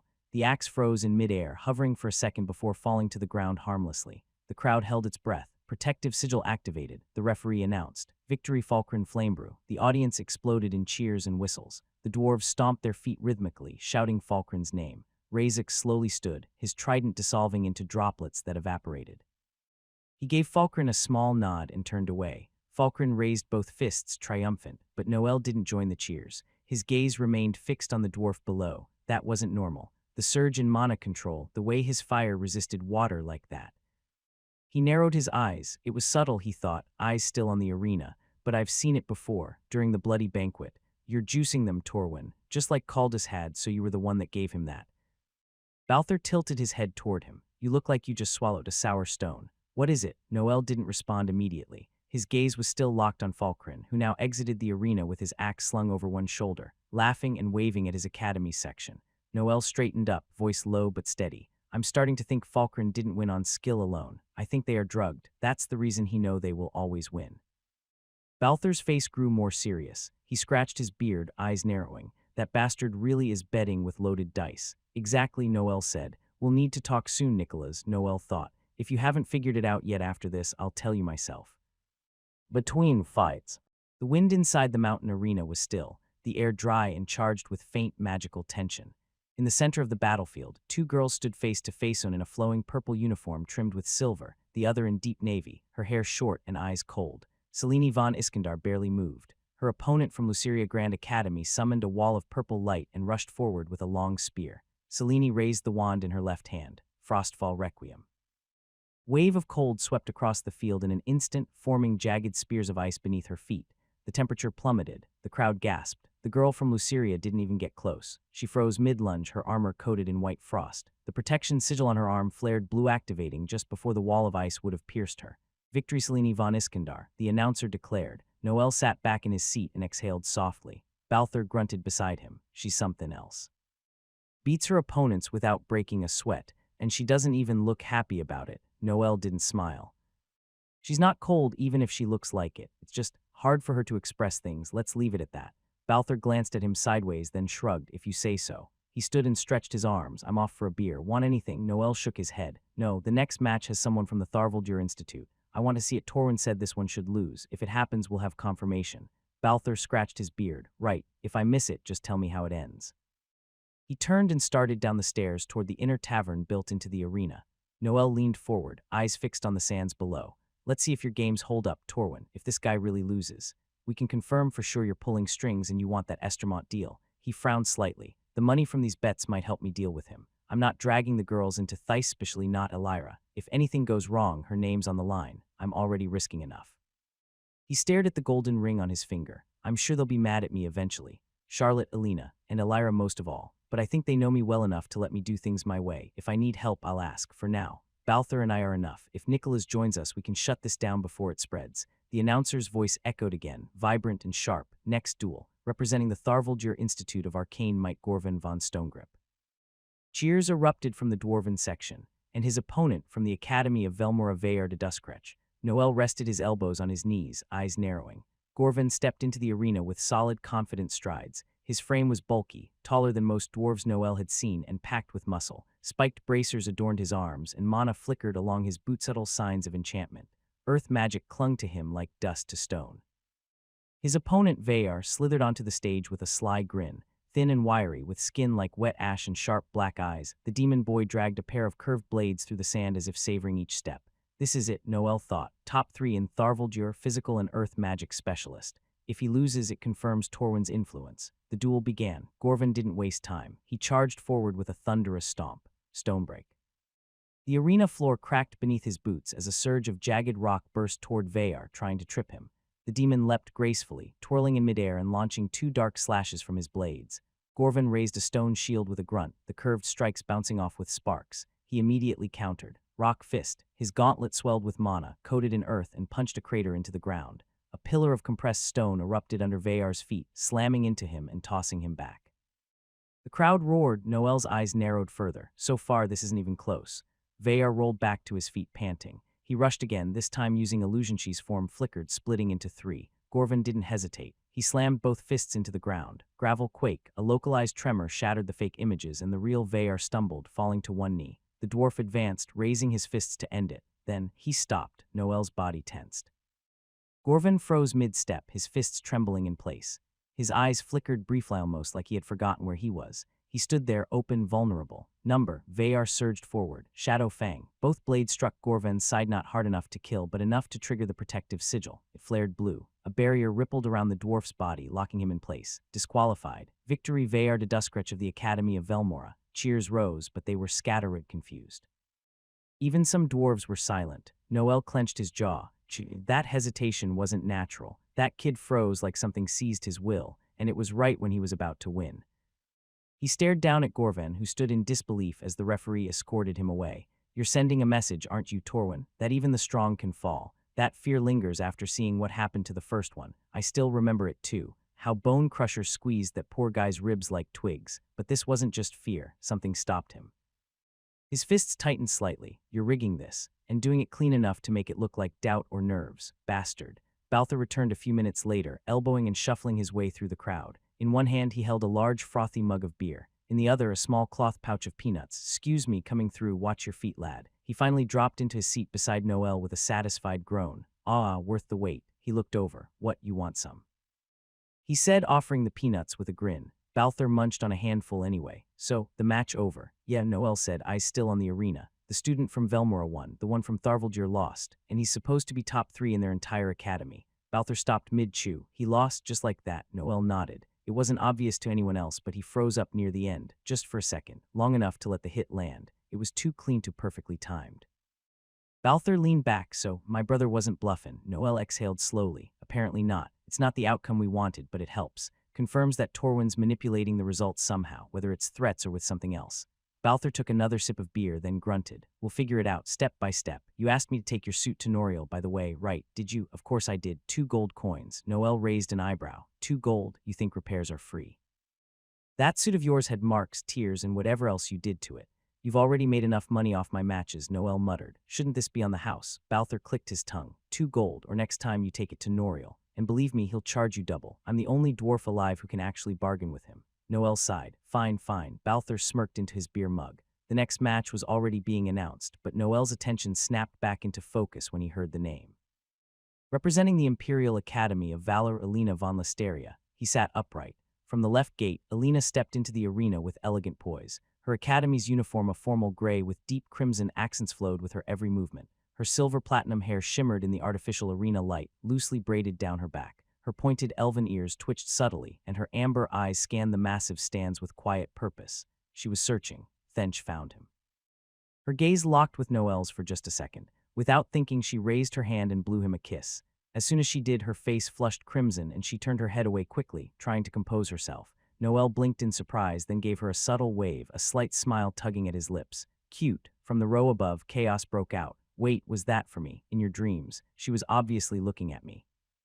"Bro," she looked straight down. "I'm sitting directly below." "Shut up." She turned her head left and I was on the left. The argument escalated into mild shoving. Noel didn't even glance up. His smirk widened slightly. Balthor leaned in, holding his half-empty beer. "What just happened?" "Nothing important," Noel said, still watching Alina from afar. The crowd settled again as Alina moved to her starting position on the field. The invitation. The clash of spells faded as the protective sigil flared bright over the arena. Victory goes to Alina von Listeria of the Imperial Academy of Valor. Applause erupted, loud and proud from her academy's section, though not as deafening as some of the earlier cheers. Alina gave a small bow, composed as ever, before calmly leaving the field. Noel leaned back in his seat. Another clean win. Balthor popped a peanut into his mouth. She didn't even sweat. "When you brought her with you the first time, she looked like a scared little girl, but it seems I was wrong about her. Appearances are not what they seem. It was an entertaining fight at least. Her opponent was good, but Alina's is better. And yes, you shouldn't judge someone just by appearances because you would probably be surprised by the things you could discover." The matches continued. More fighters came and went, but the pattern didn't change. Every single one of the duels from the Tharvaldir Institute of Arcane might ended exactly as Torwin had predicted. Some won confidently, others lost in ways that felt orchestrated. Noel said nothing, but his thoughts grew heavier. Each result lines up perfectly. No one's breaking the script. They're either scared or Torwin has somehow made it so they can't go against what he's decided. Beside him, Balthor raised his mug again. Well, if nothing else, we'll be macking good money out of this. With this money, we can really pretend to be the Estermonts and try to get him to tell us more about everything. Silly little brother. Noel nodded slightly. He folded his arms, gaze locked on the arena. Then something unexpected happened. As the next pair of students took the stage, a faint pulse of mana stirred the air around Noel. A breeze natural and soft-brushed past his cheek. Then a letter appeared. It didn't fall. It didn't fly in from above. It simply hovered, materializing inches away from his face, suspended mid-air with a faint shimmer. Noel blinked. Balthur frowned and leaned in. What the hell is that? A letter, Noel replied, reaching for it slowly. No shit, genius. The question is from who? Noel broke the seal. Elegant black wax, marked with a sigil he recognized instantly. He unfolded the parchment and read silently, Noel Thorne. Meet me in the private chambers. It's time to talk. Nicholas von Aldros. It's from the director, Noel said aloud. Balthur raised an eyebrow. Oh yeah, what's he want, he says. It's time we talk. Now, Balthur exhaled. Well, go then. You don't keep a headmaster waitin', especially one like him. Noel stood. You're coming with me. Balthur blinked. Me. What the hell do I have to do with your fancy imperial business? You've been part of this since the beginning, Noel said, already heading down the steps. Now move it, drunk dwarf. Balthur grunted, standing with a muttered, pushy little bastard. Before following him, the roar of the crowd faded into a distant hum as Noel and Balthur descended into the inner halls of the arena. The atmosphere shifted immediately. The hallway stretched long and narrow, its walls carved from dark granite blocks, each engraved with faintly glowing runes. Floating torchlights hovered along the edges, their blue flames casting long shadows over the insignias etched into the stonecrests of past champions, academy banners, and old tournament records. The scent of incense lingered in the air, mixed with the more familiar smells of sweat, dust, and metal. Somewhere deeper in the halls, the echo of heavy boots and murmuring voices suggested staff preparing for upcoming matches. Balthur trailed behind, his eyes scanning everything. This place is too damn clean. For somewhere people get their ribs shattered every day. Noel didn't slow down. He turned left, then right, passing two guards who didn't question him. Balthur frowned. How do you even know where we're going? I snuck in last time, Noel replied without missing a step. Balthur snorted. Why am I not surprised? They moved past a row of heavy doors, each sealed with metal locks and magical glyphs. Deeper into the complex, the halls grew quieter, more guarded, more official. A few professors passed by, giving them short nods but saying nothing. Tournament workers carried boxes of supplies or checked lists on glowing scrolls. At the end of one corridor, a tall black door stood open, and right outside it, waiting with arms folded behind his back, stood Nicholas von Aldros. As Noel and Balthur approached, Nicholas gave a subtle nod. It's good to see you again after so long, he said calmly. Then his gaze shifted to Balthur. And who might this be? The dwarf stepped forward and tapped his chest. Balthur, owner of the Drunken Hammer, down in Valen's lower district. Nicholas raised an eyebrow. Interesting. And why did you bring him? Noel? Noel's voice was steady. Because he's part of this. He's been helping me from the beginning and he knows what we're dealing with. Nicholas studied Balthur for a second, then looked back at Noel. I see. And do you have something for me? I've discovered the identity of the fifth pillar, Noel said without flinching. That made Nicholas pause. His posture shifted just slightly more alert, more engaged. Then it seems this conversation will be worth the time. We've uncovered quite a few things ourselves these past few months as well. He stepped aside and gestured toward the door. Let's talk inside. It'll be more private.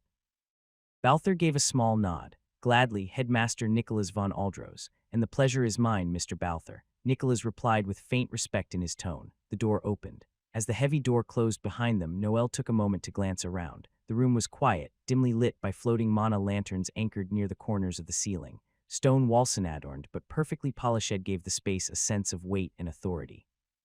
In the center stood a rectangular blackwood table, elegant in design yet clearly meant for business, not decoration. 4 chairs surrounded it. Nicholas moved without hesitation, pulling one back and sitting down. He gestured for the others to do the same. Balthur remained standing for a moment longer, inspecting the ceiling for Trapshaft Seriauslib 4, finally settling into his seat with a grunt. Nicholas laced his fingers together. Now then, let's begin. Links across the sea. Noel took his seat without a word, settling into the wooden chair with a slight creak. The table between them was simple, rectangular, and sturdy sign more for strategy than comfort. Balthur dropped into the chair beside him, exhaling as he adjusted his back. Across from them, Nicholas von Aldros took the seat directly in front of Noel. His movements were precise, almost ritualistic. One chair remained empty at the end of the table, quiet and waiting. The silence lingered for a few seconds. Then Nicholas spoke first. Let me begin, he said, his tone calm but direct. It's important that our new investigator, Balthur, is brought fully up to speed. Nicholas continued, lacing his fingers together on the table. The recent attacks on the Holy Capital and the Imperial Academy of Valor are more connected than we originally thought. Much more. He paused, scanning both faces. There's a group involved. We don't know who they are, no names, no race, no confirmed purpose, nothing, but we know their goal isn't noble. They target specific people or objects that seem crucial to whatever they're planning. He held up a finger. The first incident was the bloody banquet, a coordinated ambush within our academy's walls. Second, he continued, was the exposure of a Professor Calith, a demon who infiltrated the Imperial Academy under the alias Larius. He taught for nearly a decade without raising suspicion. And third, was the failed assassination of the saint in the holy capital. That attempt nearly wiped out the entire city. It was stopped barely. Balthur scratched his beard, his face more serious than usual. I heard about the attacks, sure. Word reaches the lower districts eventually, but not like this. You've done a hell of a job keeping it all quiet. Nicholas offered a faint nod. That was the point. He leaned back slightly. And now that the context is clear, let's move forward. Nicholas adjusted his cuffs slightly, then looked at Noel. What I'm about to share now is what happened during the months I spent investigating Toja with King Alvarin IV of Valor and King Darian Neril of Velmora. Balthur blinked. Wait, both kings, working together. Noel turned his head slowly. Can you not interrupt, drunk dwarf? Balthur raised his hands. All right, I'll shut up and listen. Nicholas cleared his throat. We started in Velmora, capital cities, trade ports, known criminal hubs. We combed through it all, and to our frustration, nothing connected directly to the attacks. His voice lowered slightly. If anything, King Darian seemed to benefit the most. His territory is cleaner than it's been in decades. Crime rings eliminated. Black market purged. Noel raised an eyebrow. Isn't that a good thing? Even if they're demons, a safer continent benefits everyone, right? Nicholas gave a tight smile. True. But the timing is suspicious. It feels more like controlled chaos than honest reform. He paused, tapping a finger on the table. That's when we asked the important question I imagine you've already thought about. Noel nodded. How did Calith, and maybe others like him, cross over from Velmora to Alarith? Exactly, Nicholas said. It's not easy to smuggle a high-level operative into the heart of a rival continent, not for a year, let alone 10. He looked serious now. Noel leaned forward, brow slightly furrowed. There are only two real ways to cross between Velmora and Alarith, right? Either through the mountains, or by ship. Nicholas nodded. Correct, and the mountain route is essentially suicide, even for someone like me. Balthur raised an eyebrow. That bad? Worse, Nicholas replied. There are regions up there that aren't even charted. Mana storms, monsters. You'd need a local guide, someone with years of experience. And even then, it would take months dodging threats the entire way. So that leaves the ship, Noel said. Exactly, Nicholas affirmed. We turned our attention to maritime routes. Who was sailing? Who owned the ships? Who approved the travel documents? He paused, glancing at them both. This is where having King Darian on our side helped. There's a long-standing agreement between Velmora and Tharvaldur established over 20 years ago. It permits a single, heavily monitored trade line. One major ship travels back and forth. It's the same route the students from Velmora used to attend this tournament. Balthur let out a low whistle, so they didn't sneak in. They just walked in through the front door. Disguised, documented, and unnoticed, Nicholas confirmed. He leaned back slightly, rubbing his temple. This next part gets longer. Do you two want something to drink? Noel didn't hesitate. Coffee with juice. Balthur stared at him. Together? Yeah, mixed. Nicholas blinked slowly. Balthur turned to the headmaster. Do we say something? Nicholas shook his head. No, just let it happen. I'll take a beer, Balthur muttered. Without another word, Nicholas tapped the edge of the table, silent magic already summoning their order. The kings had to return to their duties after that. Nicholas continued, folding his hands again, which left me to investigate the details alone. He exhaled slowly. I focused on port records, especially the logs from a decade ago. I looked for inconsistencies, name changes, crew switches, anything. Noel remained quiet, watching him intently, and that's when I found it, Nicholas said. The name Larius appeared in one of the older registries. It was the identity Calith used when he first boarded the ship that crossed from Velmora to Alarith. Balthur frowned. So the bastard used that alias from the start. Yes, Nicholas said. And what's more, the ownership of that vessel changed exactly 10 years ago. The original owner vanished from all records and a new one took control. Noel narrowed his eyes. That's also when Tharvaldur changed kings, isn't it? Exactly. Balthur grunted. So the timing lines up too perfectly. Calith's move, the ship changing hands, and a new king all in the same year. Nicholas nodded slowly. We believe the transition in the throne allowed more than just political reshuffling. Gave the enemy an open corridor. Quiet, clean, legitimate. And you're sure it's not coincidence? Noel asked. I'm certain, Nicholas said. The moment I found that registry, I knew we were staring at a gateway that's been open for 10 years. Noel looked down briefly, processing. That's how they got in. All right, something is finally answered. Nicholas straightened his back. The current owner of that vessel, the one managing this entire sea route, is involved. I don't know how directly, but he's no innocent traitor. As part of it, he looked at Noel. Now, you said you had something equally important to share, that you've discovered the identity of the fifth pillar. Noel met his gaze without flinching. I have. A knock came at the door. A young waitress stepped in quietly, balancing a tray with 3 drinks. She moved with professional grace, placing a white porcelain cup of steaming tea in front of Nicholas, then a massive frothy mug of beer in front of Balthor, who grinned as if he'd just seen an old friend. Then she paused. She stared at the 3rd drink, a glass mug filled with a strange mix of rich black coffee and thick citrus juice. She looked at Noel, then back at the drink, then at Noel again. Her expression was unreadable. She placed it gently on the table like she was setting down an explosive. Then she walked out without saying a word. The door clicked shut behind her. Nicholas glanced at the mug, then at Noel. Balthor didn't even try to hide his face. "Lad, what the hell is wrong with you?" Noel took a sip, completely unfazed. "It's refreshing." The other 2 said nothing. The silence lingered a moment longer until Nicholas cleared his throat. "Let's continue." Inside the web. Noel shifted slightly in his seat, straightening his back. The room was still quiet, the table between them solid and grounded, just like the weight of the truth about to be shared.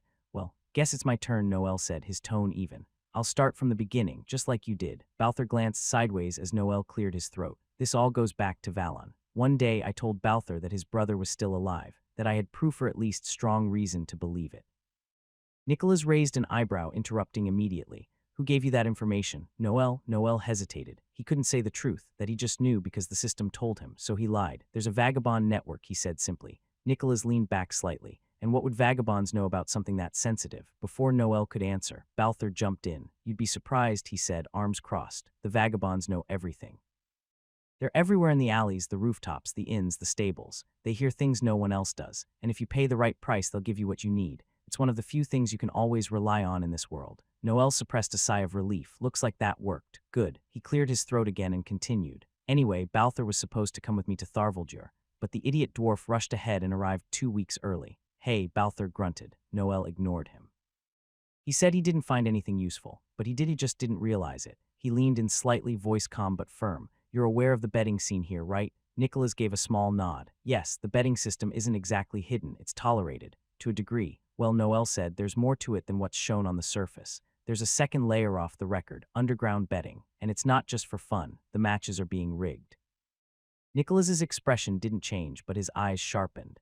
"I'm assuming you're referring to the student matches within the Tharvaldur Institute of Arcane Might." "Exactly," Noel replied. "They're not all fake, but some wins and losses are clearly being influenced. And based on how precise Torwin's predictions were, I'd say he's the one pulling the strings." Balthor grunted in agreement. Didn't take long to notice something was off. Too many fights shifting momentum in ways that don't make sense. Nicholas exhaled.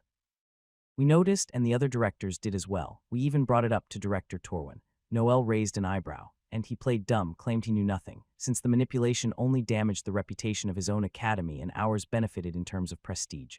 We let it go." Noel's gaze sharpened. "That would make sense if Torwin wasn't the one behind it." Nicholas leaned forward slightly. "You're certain?" "I am." A pause, then. "That confirms my suspicions."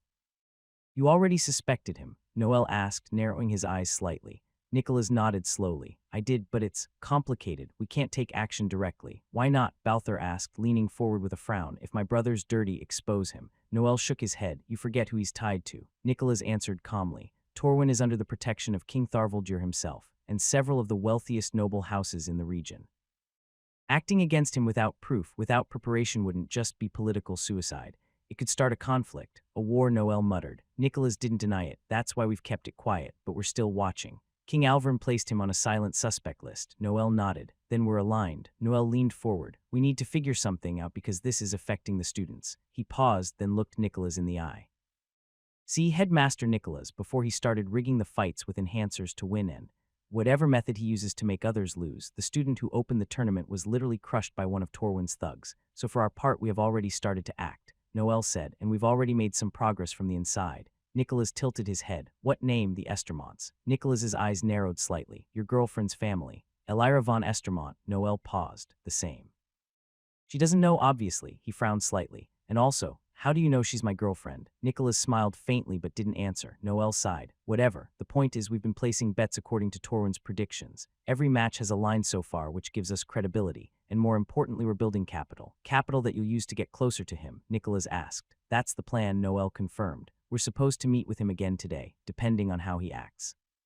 We'll see how far we can push." Nicholas nodded slowly. "Good, I'll try to coordinate something with King Alvern in the meantime." He looked directly at Noel now, and remember the item I gave you. Noel tapped the side of his belt pouch. I've got the recall sigil with me at all times inside my pouch. If something happens, I'll call immediately. Nicholas remained silent for a moment, then exhaled through his nose. For now, that's everything. He said, pausing briefly. Noel, boy, be careful. He looked straight at him, no formality, no title, just a warning. I told you this before, but you seem to attract trouble. Maybe it's not a coincidence. Maybe something's pulling it toward you. I won't stop you from moving forward. But if anything happens, tell me. No excuses. Noel nodded. Understood. I'll keep you informed. Take care, Noel. Balthur raised his mug slightly as he got up. Till later, Nicholas. They stepped out of the private chamber, the heavy door clicking softly behind them.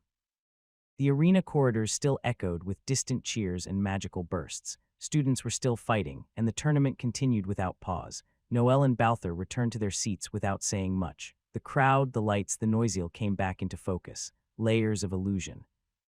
Afternoon sun filtered through the enchanted glass of the arena dome, casting a faint golden glow over the stone tiers. Most of the matches were wrapping up, only a few remained. The crowd had grown quieter, more relaxed. Noel remained seated, arms crossed, eyes lazily following the current duel on the field. At least here I've made progress, he thought. Unlike in the holy capital, where after weeks of nothing, I had to improvise. Here I can actually breathe for a moment. I know who the fifth pillar is. And I know what he does. He narrowed his gaze slightly. From what I remember in the novel, he's not even that strong. Capturing him won't be the problem. The real issue will be the aftermath. If the director of the Tharvaldur Institute of Arcane Might suddenly disappears, it'll cause a massive scandal. What are you thinking about so much, lad? Balthur's voice snapped him out of it. Noel glanced over. Nothing. Just thinking about what we discussed with the headmaster. Balthur leaned back, taking a deep breath. Well, you can relax for now. Tonight's the real moment. We'll have to face my brother again. Noel nodded. Yeah, I know. His eyes drifted back to the arena. For now, this match isn't important to anything I'm working on. It's just some Velmora student against Anastasia. If she wins, she'll face someone from Tharvaldur. And then Marcus. I'll pray she wins. Not that I care, just less hassle. He sighed softly, already thinking ahead. Also, I still haven't tested the Omen Coil. It's supposed to block illusions. Let's see if that part's true. Down in the arena, the fight had already begun. The demon from Velmora darted across the battlefield, his form constantly shifting, his shape blurring, splitting into three, then flickering out of sight. Phantom images appeared at Anastasia's flanks, one of them raising a blade to strike her from behind. Noel squinted slightly. Illusion magic, high level 2. Complex layering, delayed reaction time. Someone unprepared would be completely overwhelmed. A surge of water exploded from Anastasia's position. The spell crashed through two of the demon's clones, dissolving them instantly. She didn't hesitate, her hand crackled with blue light. The lightning arced forward, but the real target was still unclear. Noel reached into his dimensional pouch and pulled out a slim, curved accessory metallic with etched runes along the frame. He rotated it once between his fingers. Balthur leaned over. Oh, are you going to use it? Yeah, Noel said, already pressing it to his temple. I bought it from your shop, didn't I? Might as well see if it works. Well, it's from the Drunken Hammer. Of course it'll work, Balthur replied proudly, crossing his arms. Noel didn't answer. He let a small pulse of mana flow into the Omen Coil. Click. The device locked into placid transparent lenses, folding out, resting over his eyes like thin goggles. At once the illusion field in the arena shifted. What had once been blurred images and fake phantoms now became sharply outlined, flickering lines of mana exposed the fakes, making it easy to tell which figure was real. Noel sat back. So far, so good. The demon unleashed a new wave of visual distortions, dragons forming from fog, fire erupting beneath Anastasia's feet, a shadowy blade cutting through her shoulder. Except it didn't. She stepped calmly through it, all expression bored. 2 seconds later, he was caught in a surge of electrified water and flung across the arena. Noel exhaled slowly. Looks like it works. Then he frowned. Something was off. He adjusted the lens slightly and looked up, not at the fight, but toward the royal balcony. The view shimmered strangely, waves of magical static clinging to the seat where the king of Tharvaldur sat. He narrowed his eyes. Hey, Balthur, these glasses aren't working right. Balthur turned, confused. What do you mean, want a refund? I'm not giving you one if that's what this is. Noel removed the Omen Coil and handed it to him wordlessly. Put them on, look at the king. Balthur accepted the Omen Coil with a raised eyebrow, muttering something under his breath as he adjusted the lenses onto his face. He turned his head toward the royal balcony and froze. They're working just fine, Balthur said slowly. Noel arched an eyebrow. Yeah, the only thing is, Balthur lowered his voice, that's not a normal illusion. That's high tier, way above the kind you block with a shop-grade trinket. He removed the glasses and handed them back, his expression more serious than before. I didn't see the king clearly, just distortions, a presence wrapped in layers of illusion magic. Noel stared at the balcony again, eyes narrowing. So it's not just that we can't see him, it's that someone doesn't want us to. Balthur let out a breath. Oh yeah, Noel said, eyes still locked on the throne. The crowd erupted around them as the announcer's voice boomed across the arena. Victory goes to Anastasia from Luceria Grand Academy. Applause broke out. The demon lay crumpled near the edge of the arena while Anastasia simply turned and walked away without acknowledging the cheers. Noel stood up, brushing his cloak aside. All right, let's go pick up my coat. Then we head to the meeting spot. Balthur rose beside him, still frowning. And what do we do about the king? Noel's voice was quiet. We'll deal with that after the meeting. He glanced one last time at the balcony. Right now, it looks like he's a puppet.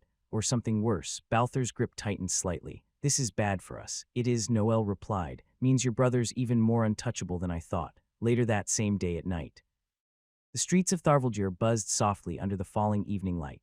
The shops were closing, but the lower sectors, ones hidden under polished stone and golden arches, were only just beginning to wake. Noel walked beside Balthur, now dressed in his dark green tailored outfit freshly collected from Noriel's boutique. The reinforced inner lining and enchanted fibers shimmered faintly under the lantern glow. His face was partially obscured by a smooth, dark half-mask that clung elegantly to the bridge of his nose. Balthur matched his pace, wearing a deep crimson ensemble with gold-trimmed cuffs, proud and flashy like everything he chose for himself. His own mask was more angular, forged with matte red metal and a jagged edge near the jaw. The dwarf's swagger was unmistakable. They approached the familiar building, a refined, high-end restaurant on the surface, but a facade for the real business beneath. Noel gave a subtle nod to the butler at the door, the same older elf from last time, dressed in impeccable black and silver with white gloves folded neatly at his waist. The butler's sharp gaze passed over them for only a second before recognition sparked in his eyes. Welcome once again, he said smoothly, lowering his head in a respectful bow. The gentleman is expecting you. He stepped aside, holding the door open with a practiced flourish. Please proceed. The master of the house is awaiting your arrival. Noel didn't respond verbally, simply walked through. Balthur followed behind, adjusting his collar. Round 2, lad. Terms. Noel and Balthur entered. Inside, Torwin was already seated. Unlike them, he wore no mask this time. His dark eyes studied them from across the room with a calm, practiced smile. You've arrived. Welcome back, he said smoothly. Torwin chuckled. You see, esteemed guests from House Estermont deserve to be treated accordingly. He's really leaning into this role, Noel thought as he took a seat. Seems like we'll be able to reach a solid agreement then, he said aloud, returning the pleasantry. Torwin stood and offered his hand. Noel took it first, followed by Balthur. No flicker of recognition crossed Torwin's face at the latter's touch. Perhaps the mask and time were doing their job.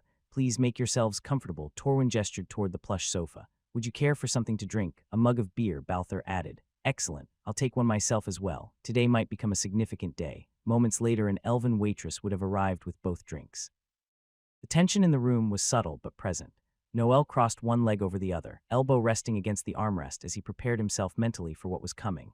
Torwin leaned back in his seat, eyes gleaming. Now then, he began, shall we talk business? Torwin took a slow sip of his beer before setting the mug down with a faint clink. So how did the betting go? Did my predictions serve you well? Noel leaned back slightly, his voice calm. They did. Everything unfolded just as you said. We earned a solid profit. I'm pleased to hear that. I hope my display of trust can be returned with a proper arrangement, Torwin said, smiling with a hint of calculation. That's also our intention, Noel replied. It's in House Estermont's best interest to explore meaningful partnerships. Then it seems both sides wish to reach a mutual agreement. Torwin clasped his hands on the table. As you said before, the Estermonts are seeking to expand their capital. Yes, correct. Well, with the tournament ongoing, you'll be able to continue profiting. I'll keep supplying you with results like before. But this time, I'd like something more concrete between us. Noel tilted his head slightly. What exactly would this agreement entail? We'd like both parties to walk away satisfied. Torwin gave a nod. I respect that. From our end, we don't ask for much. We're aware that House Estermont possesses one of the strongest commercial networks in the entire continent of Valor. You are the largest merchant family. After all, that's true. I'd like to offer you a product. It's relatively new. We've just refined it to a viable level. Noel kept his face unreadable. And what kind of product would this be? Torwin's smile didn't waver. I trust you'll keep this confidential. You have my word, Noel said, already suspecting the answer. This must be the enhancer, the same substance used during the Hunt Festival and the Academy incidents. So this is how the Circle raises its funding. If we dismantle it from the root, Torwin himself, we can cripple their operations entirely. Torwin leaned forward slightly. It's an enhancer, undetectable by standard measures, but it significantly boosts physical and magical performance for a short period. That's how your students secure victory in the tournament. You're quick, Torwin chuckled. Yes, the boost is temporary, but it provides a considerable edge. Noel nodded slowly. So you want House Estermont to distribute this product under its name. Exactly. You catch on quickly. But why not handle distribution yourself? You could earn more by keeping the whole operation internal. I could, but I value discretion more than greed, and I'd like to build a long-term relationship with the Estermonts. A family like yours opens doors and closes mouths. I see. There was a pause. You mentioned earlier, Noel continued, that you'd keep helping us win bets by giving the outcomes. That's appreciate, but let's be honest. If we invest significant capital and the results shift unpredictably, the trust we're building here could fall apart. Torwin chuckled again, but this time the air behind it was colder. Rest assured. The 39 now, students representing Tharvaldur Institute of Arcane might in the tournament, let's say they are in a very special situation. None of them can go against my orders. Noel's gaze sharpened slightly behind the mask. I see, so they're bound to your will somehow. Torwin offered a faint, knowing smile. You could say that. Let's call it a mutual agreement between student and institution. He took a slow sip of his beer, his tone light. Balthur grunted quietly beside Noel, his arms crossed. That's a dangerous game you're playing. Torwin glanced at him briefly. Dangerous, perhaps, but effective. None of them can disoben her would they want to. Their futures are being secured. Noel shifted his fingers along the armrest. You've created a system where no student under your flag can lose you unless you choose it. Exactly, Torwin replied without shame, which is why the betting market here is the most profitable on the continent. He's not hiding it at all. He thinks he's untouchable. Torwin leaned forward, voice lowering slightly. So now that we've established mutual understanding, here's my offer. I will keep giving you accurate results before the matches. In exchange, you will arrange discrete Estermont channels for the Enhancer's distribution, high society, noble auctions, private networks. Noel leaned back slightly and asked, I assume the Estermonts would also receive a share of the profits for distributing this Enhancer in the continent of Valor, correct?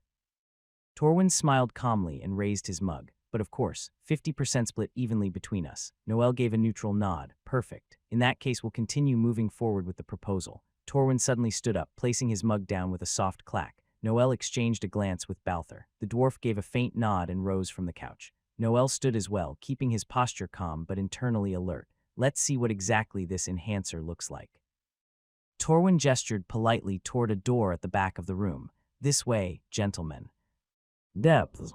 Torwin walked ahead with firm, purposeful strides, his long crimson cloak brushing against the stone floor beneath them. The corridor they followed was dimly lit by soft blue mana lamps embedded into the stone walls, casting faint glows along the runes etched into the rock. The air was dense with the scent of iron, old smoke, and distant alchemical residue. Behind him, Noel and Balthur trailed by a few steps, both clad in their formal outfits, Noel in his dark green suit, Balthur in deep crimson. Their masks still covered their faces, maintaining the guise of Estermont representatives. Their footsteps echoed faintly, though their voices did not. They spoke in near whispers, low enough that no one without magical enhancement or a specific item could hear them. Noel kept his eyes ahead but leaned slightly toward Balthur. This place turned out to be more than just an underground restaurant or a den for illegal bets, he murmured. It has its own fighting arena too. Balthur gave a quiet grunt. Yeah. Honestly, I didn't know all this was here. When I came the first time, I only heard about the bets in the arena. Seems like we're uncovering layers of my brother's empire I never knew existed. What do you make of it all? That I don't like a damn bit of it, Balthur replied in a grim tone. But we can't act rashly. Noel gave a slight nod. Agreed. If he's got the king in his pocket, then he's got the whole nation shielding him. And that's not counting the students of Tharvaldur Institute of Arcane Might. He's clearly controlling Themaby through some spell or this enhancer he's pushing. We can't move unless we're ready to risk them too, and I don't like that option. Balthur's jaw tightened. So he's using the kids as test subjects now. A brief pause. Now that I think about it, Balthur added, aren't you fighting one of the Tharvaldur kids tomorrow? Noel blinked, eyes widening slightly behind his mask. You're right, I am. The thing is, I don't know if he's supposed to win or lose against me. If he's meant to lose and I win, it's fine. But if he's supposed to win and I defeat him, I might mess up their plans just by being me. So you'd be working both sides of the board. Exactly, Noel sighed. But that means sacrificing one of their students. Balthur glanced at him. You already have something in mind, don't you? Yeah. Noel hesitated, then muttered, you don't know this, but Charlotte, me girlfriend, red hair, Hazel Icy's actually the saint. Charlotte, the saint of this generation, she's just using an item to disguise her appearance. Balthur nearly choked on his breath. What? Torwin, several paces ahead, turned around at the sudden outburst. Is everything all right back there? Noel immediately raised a finger to his lips, signaling Balthur to stay quiet. He stepped forward with a calm smile. Nothing, Sir Torwin. My companion just got a little excited. We're thrilled to see what we're about to finalize. Torwin chuckled lightly and turned back. Understandable. This could be the start of a true revolution. That's what we're hoping for, Noel replied. The corridor opened into a wider chamber with a high arched ceiling. Torwin approached a large door at the far end, gesturing for them to follow. Noel and Balther did so, their expressions unreadable behind their masks though beneath them. Both bore the weight of 1,000 questions. Torwin pressed his palm against a glowing sigil on the metal door. With a low hum, the mechanism unlocked and swung open smoothly, revealing a narrow walkway lined with reinforced railings. As Noel and Balther stepped through behind him, they stopped in unison, visibly stunned, though their masks kept their expressions hidden. Below them stretched a vast underground facility and industrial factory, unlike anything Noel had seen in this world. It wasn't mechanical in the modern sense, but a hybrid of Dwarven engineering and magic infusion. Enormous rotating rings floated midair, powered by mana circuits etched into the very stone. Glowing blue conduits pulsed between platforms, feeding energy into furnaces and vats of swirling liquid. Steam hissed through copper pipes, and thick vents exhaled pale smoke that smelled faintly of alchemical compounds. All around the production floor, dozens, perhaps hundreds, soft dwarves moved with uncanny precision. Each wore a uniform marked with the crest of Tharvaldur, but none made a sound. Their actions were coordinated, almost automated, like they were under some kind of mental directive. Balther muttered under his breath by the forge. Noel didn't respond. He was too focused on absorbing every detail. The entire facility was dedicated to one thing: mass production. Bottles, flasks, and containers were being filled with a soft, glowing liquid, no doubt the enhancer Torwin had mentioned. Torwin turned slightly toward them, raising his voice to be heard over the humming of arcane machinery. Well then, what do you think? This is where progress is born. A revolution, like I said. Noel stepped to the railing and gazed down. So this is how they're distributing it in such large quantities. Not just a few potions. They're planning long-term supply. This will really be a hard blow if everything goes well for us. We've spared no expense, Torwin continued proudly. Each worker is trained. Each vial inspected. Noel replied calmly, impressive. It's more advanced than I expected. Torwin smiled. Shall we return to the lounge and finalize the deal? Noel nodded. Let's. The three turned from the railing. As they exited, the door closed behind them with another low pulse of sailing away the quiet storm of industry beneath the surface. They returned to the private lounge in silence, the weight of what they had seen lingering in the air like dense fog. On the table now rested 2 documents, identical sheets, neatly arranged, one for each party. Torwin gestured toward them. These are the contracts. No magic, no mana binding, just paper and ink as discussed. Noel nodded and sat down, Balther taking his usual place beside him. Let me take a look, Noel said calmly, reaching for the document. He glanced over the lines quickly, but thoroughly enough to follow the key points. As expected, it was mostly fluff, non-binding statements of collaboration and shared goals. But one clause stood out, near the bottom: distribution to begin immediately upon signature. That won't work. Noel cleared his throat. Forgive me, Mr. Torwin. There's one thing that doesn't quite align with our current plans. Torwin raised an eyebrow. Go on, we still have several engagements across Alarith that require our attention. The Estermont family cannot begin distribution immediately. We'd need at least a month before moving into the Valor continent. Torwin leaned back, visibly displeased for a moment, but then he exhaled. HMPH, I see.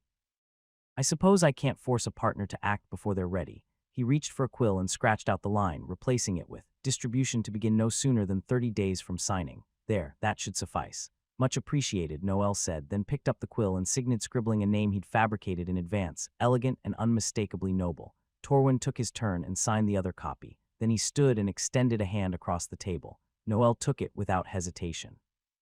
Pleasure doing business with you. Likewise, I trust this is just the beginning of something big. Noel forced a small smile. Let's hope so. Just as Noel and Balther turned toward the door, Torwin's voice stopped them. Wait, they paused, Noel glancing back over his shoulder. Torwin reached into the inner pocket of his crimson coat and pulled out a folded parchment. This contains the results of tomorrow's matches, he said smoothly. He held it out toward Noel, who stepped forward and accepted it without a word.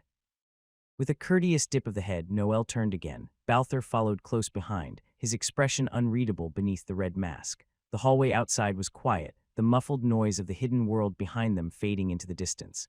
Noel tucked the folded sheet into his inner pocket without looking at it, closer than words. Noel sat quietly on the edge of his bed, one hand absent-mindedly stroking Noir's soft fur, the other holding a folded sheet of parchment. The room was dim, lit only by a pair of soft blue mana crystals embedded in the stone walls, the kind of lighting that gave no clue whether it was night or day outside. Deep inside the mountain, time felt like a suggestion. He unfolded the sheet, scanning its contents. His eyes narrowed. A dwarf girl. And she's marked to win, he muttered under his breath. Shit, this isn't good. If they've already decided the outcome, it means she'll be under the enhancer's effect. He exhaled through his nose. And if I win, she might end up like the Bone Crusher kid, crushed and shattered. He gritted his teeth. Noir tilted her head up toward him, those violet-tinged eyes reflecting the light. She could tell Noel thinking too much rarely meant anything good. "I'm all right," he said gently, glancing down at her with a faint smile. "Actually, we're in a better position than last time, Noir. This time I'm not doing it alone. I've got help from the very top headmaster Nicholas himself." Noir blinked slowly, tail twitching once, but still. He looked back at the parchment. "I'll need Charlotte's help if that girl's under some kind of spell layered on top of the enhancer. Maybe Charlotte could cleanse her with a blessing." He paused, fingers tightening slightly. "Even if I hate making her use those." Noel leaned back slowly onto the bed, resting the paper on his chest. His gaze fixed on the ceiling rough stone, reinforced with mana channels that glowed faintly in lines. "No windows, no stars. I'll talk to Nicholas before the match. Tell him everything we learned last night, about the enhancer, the factory, Torwin's involvement. We're running out of time, but we've got more info and help now." He exhaled, the door clicked. Noel turned his head slightly, the handle shifted, and the door opened slowly. And there she was, Elira. Her long black hair, usually braided with noble precision, was now loose, cascading softly over her shoulders. Her gray eyes met his with quiet intensity. She stepped inside and closed the door behind her, locking it, then slipping the key into her pocket. She wore a one-piece nightgown of deep crimson silk, the color of her house and her favorite. Noel sat up slowly. "Good evening." Elira stood still for a moment, eyes tracing the room before settling back on Noel. Her expression was unreadable, calm, poised, but with something simmering beneath the surface. She stepped forward without hesitation and sat beside him on the bed. The faint scent of cherry blossoms and polished leather drifted off her hair as it settled over her shoulders. Noel tilted his head slightly. "Is something wrong?" Elira folded her hands over her lap. "That's what I came to ask you." "Noel Thorne, you've been distant lately. We know you'd ask for help if you needed it, but I think I speak for Alina and Charlotte too. We want to be informed, especially me." Noel leaned back a little, glancing away. "I haven't been hiding anything dangerous from you. Really. I'm fine. Are you?" Elira's tone sharpened. "And what about that drunk dwarf you keep spending time with? Balthor, wasn't it?" Alina mentioned the name. "Well, I guess it's time, since I will need them from now on." He sighed. "He's not just a drunk. He's my ally, and he lost his brother. Turns out that brother is still alive, and he's here in Tharvaldur. In fact, he's the headmaster of the Arcane Institute. Also," Noel paused, his voice lowering, "he's part of the organization that tried to kill Charlotte during the Holy Capital incident." Elira's breath caught barely, but she said nothing. "We can't move against him directly," Noel continued. "He's controlling the students, somehow. And the king of this nation is involved too. That's why Balthor and I have been approaching him as merchants. Using your name, the Estermont name, we're buying time." Still, Elira said nothing. Her gaze didn't waver. "You're not going to say anything?" Noel winced. "Yeah." A long silence stretched between them. Noel looked at her, and in that moment the weight of everything he couldn't say settled heavily on his chest. He loved Elira, he knew that. But he also knew there were truths he could never tell her. Not about the system, not about the reincarnation, not about how he already knew the shape of this world because he'd read it in another. He reached out, brushing his fingers gently along her neck, a silent question. Elira didn't move away. Noel leaned closer, his fingers tracing the line of Elira's neck before resting against her cheek. Their eyes met, gray and green, and for a moment neither spoke. The world outside their room faded into silence, buried under stone and time. He kissed her gently. It was soft at first, a cautious brush of lips, almost hesitant. Elira responded with a slow tilt of her head, closing the gap between them more fully. Her hands came up to rest on his shoulders, trembling just slightly. Noel deepened the kiss, his hand now sliding behind her back, pulling her closer. The warmth of her body pressed against his, and she let out a faint breath when he whispered her name against her lips. "Elira." She kissed him again, slower this time, deliberate. Her fingers found the hem of his shirt and paused there. Noel caught her gaze and nodded. They undressed each other gradually, one layer at a time, not hurried, not fumbling, just learning. Elira's red-toned sleepwear slid from her shoulders, revealing more skin than Noel had seen before, and though his heartbeat quickened, he didn't rush. His own shirt joined hers on the floor, and when she touched the scar near his collarbone, he didn't flinch. There were no grand declarations, just the rustle of fabric and the soft sound of breathing shared between two young souls finding comfort in one another. As they lay down together beneath the covers, the light cast gentle shadows on the stone walls. Noel moved carefully, watching her expression at every step, and Elira's cheeks flushed. It was the first time Noel saw Elira so flushed, eyes never leaving his, whispered, "I love you." Noel leaned in, brushing her lips with his own, not once, but again, and agging kisses that deepened slowly, melting into each other like waves smoothing the shore. His hand slid down her back, following the curve of her body as he explored her gently. He kissed along her collarbone, then lower, his lips trailing along the line of her skin. She closed her eyes, exhaling softly as he moved downward, stopping just before reaching her pussy. Elira's hand reached for his, intertwining their fingers in silence, her breathing uneven, her heart racing. Noel looked up at her once more, as if asking wordlessly for permission. She gave the faintest nod, a smile blooming on her lips, nervous but full of trust. They shared no more words, only the sound of their breaths and the soft rustle of sheets. For both of them, it was the first time, but in that moment, there was no fear, only warmth, only closeness. My husband, huh? The glow of the mana crystals lining the stone walls hadn't changed, but Noel could feel it. Morning had come. Warmth pressed gently against his chest. He blinked a few times, then looked down. Alina was curled on top of him, one arm wrapped around his torso, her leg draped over his. Her black hair, still loose from the night before, spilled over his shoulder and collarbone like silk. Her breathing was calm, steady, asleep, or pretending. Hey, he murmured softly, brushing a few strands of hair from her cheek. Her eyes opened, and with that familiar calm confidence, she gave him a sleepy smile and whispered, "Good morning, my husband." Noel blinked. "Did we skip the wedding?" Alina chuckled, a low, amused sound against his chest. "It's coming soon." He raised an eyebrow. "That's not how it usually works. Since when have I cared about the usual?" she said, lifting her head slightly to look at him. Her gray eyes sparkled in the faint light. "Besides, you're already mine." Noel smiled faintly. "You're not even denying it." "I'm not," she said, shifting slightly atop him, her hand resting against his chest. "And you're not complaining." He let out a breath, not even a little. The sheets around them were slightly wrinkled, and in one corner, faintly stained, evidence of the night they'd just shared. Noel didn't comment on it, not out of discomfort, but because there was nothing to say. It had happened, naturally, gently, and it was theirs. Alina pressed her forehead to his. "You're warm," she murmured. "You're heavy," he replied, teasing. She smirked and leaned in to kiss his jaw. "And you're soft when you're happy. I like that." Noel's arms slid around her waist, holding her there for a little longer. No rush, no duties for now, just the quiet warmth between them, buried deep beneath the mountain. Alina eventually rolled to his side, though she kept her hand resting over his chest, fingers trailing faint patterns over his skin. Noel turned slightly to face her, one arm tucked beneath his head. For a moment they didn't speak, just the soft flicker of mana light against the stone walls and the slow rhythm of shared breathing.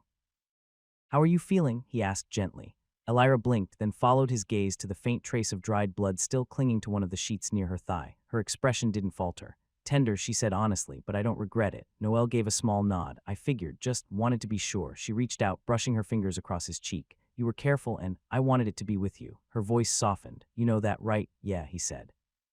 His fingers found hers, holding them. "I know." Silence fell again, but this time it was filled with something fuller.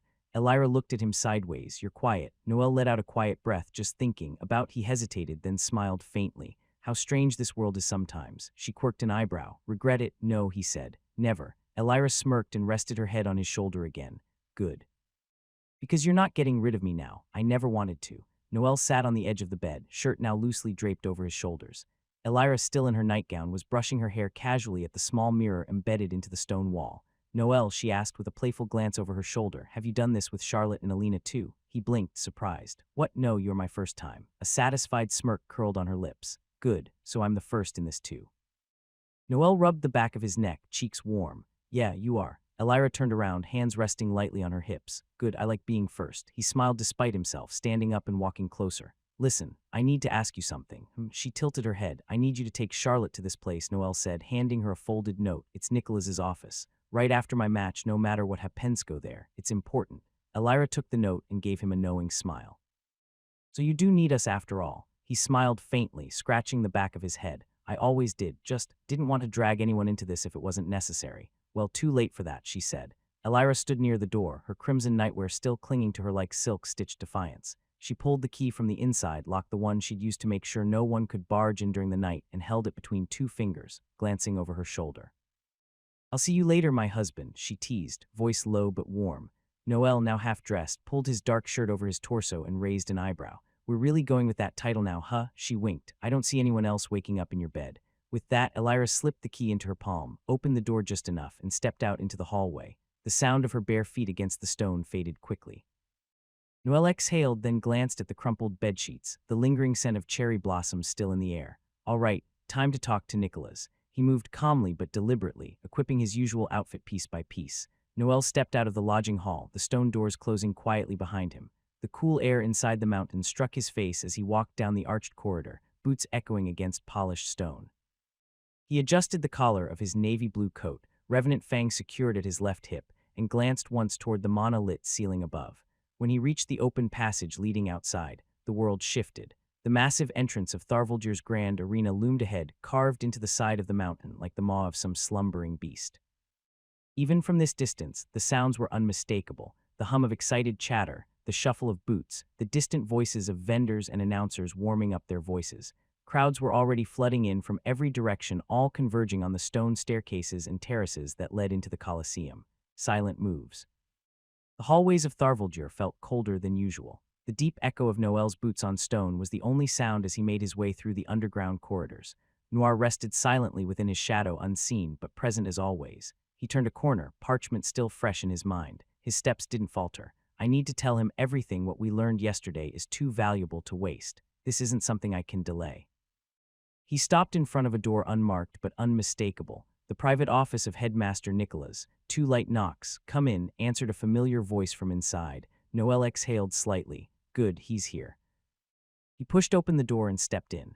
Nicholas was alone, seated at a desk cluttered with documents, glowing brackets, and a half-finished cup of herbal tea. He was studying the latest tournament progress. Many had already been eliminated. Now only the strongest remained, and if both Noel and Marcus won today, they'd face each other tomorrow. Nicholas looked up. Noel, his brow lifted with subtle amusement. Judging by your face, something good must have happened.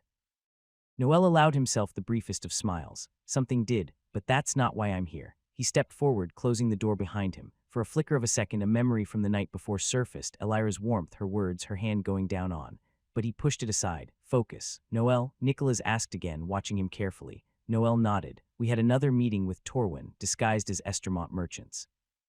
Nicholas leaned back in his chair slightly, the light from the mana crystals outlining the sharp lines of his face. I see. Then I'm guessing what you discovered is important. Noel's expression turned serious. Very. Noel stood straight, arms crossed as he laid it all out. First, the enhancer. Students are being used as test subjects. That much we already suspected, but now we have confirmation. They're being enhanced to win fights and in some cases forced to lose. The enhancer's effect is subtle. Almost impossible to detect unless you know exactly what you're looking for. Nicholas nodded, his eyes narrowing. That explains why some matches felt off. There's more, Noel continued. Those who lose on purpose. They're not doing it willingly. Something forces them to follow Torwin's commands. I don't know if it's a spell, an item, or even blood magic like Calith used, but they obey without question. I noticed something odd during a match yesterday, Nicholas said, pacing slightly. One of the students from Tharvaldur Institute looked like he was holding back. He moved as if he was waiting for someone's signal. I asked Torwin afterward if he noticed anything strange, and he acted completely clueless. The other directors didn't catch it, but I'm sure something was wrong. Then your instincts were right, Noel said, because we also found the factory. The enhancer is being mass-produced with hundreds of workers involved, probably more, and it's all backed by the king. Or rather, whoever's pulling the strings behind him. He's under some kind of illusion magic. He's not acting of his own will. Nicholas's expression hardened as he stopped pacing. That's a big claim. It's true, Noel replied. And if we play this right, we can expose the whole operation, the factory, the manipulation, everything. We'll need the right moment, somewhere public, where there's no way to cover it up. What about the tournament final? Noel suggested. Everyone will be watching. The king will be there too. Nicholas turned, giving a slow nod. That could work. We'll be surrounded by every major faction, and if we move carefully, we can corner them politically. As for the illusion on the king, there's someone who might help, the director of Luceria Grand Academy. She specializes in that kind of magic. Noel hesitated, then asked, do you trust her? A small smile tugged at Nicholas's lips. We were partners for over 2 decades. Let's just say I know exactly what she's capable of.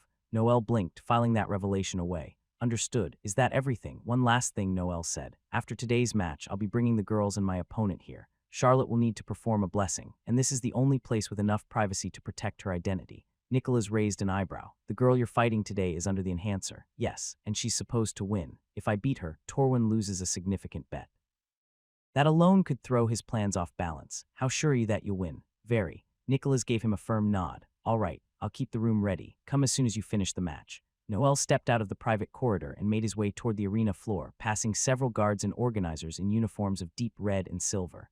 The noise grew louder with every step, a steady rumble of anticipation, voices layered over voices, thousands of spectators already in place.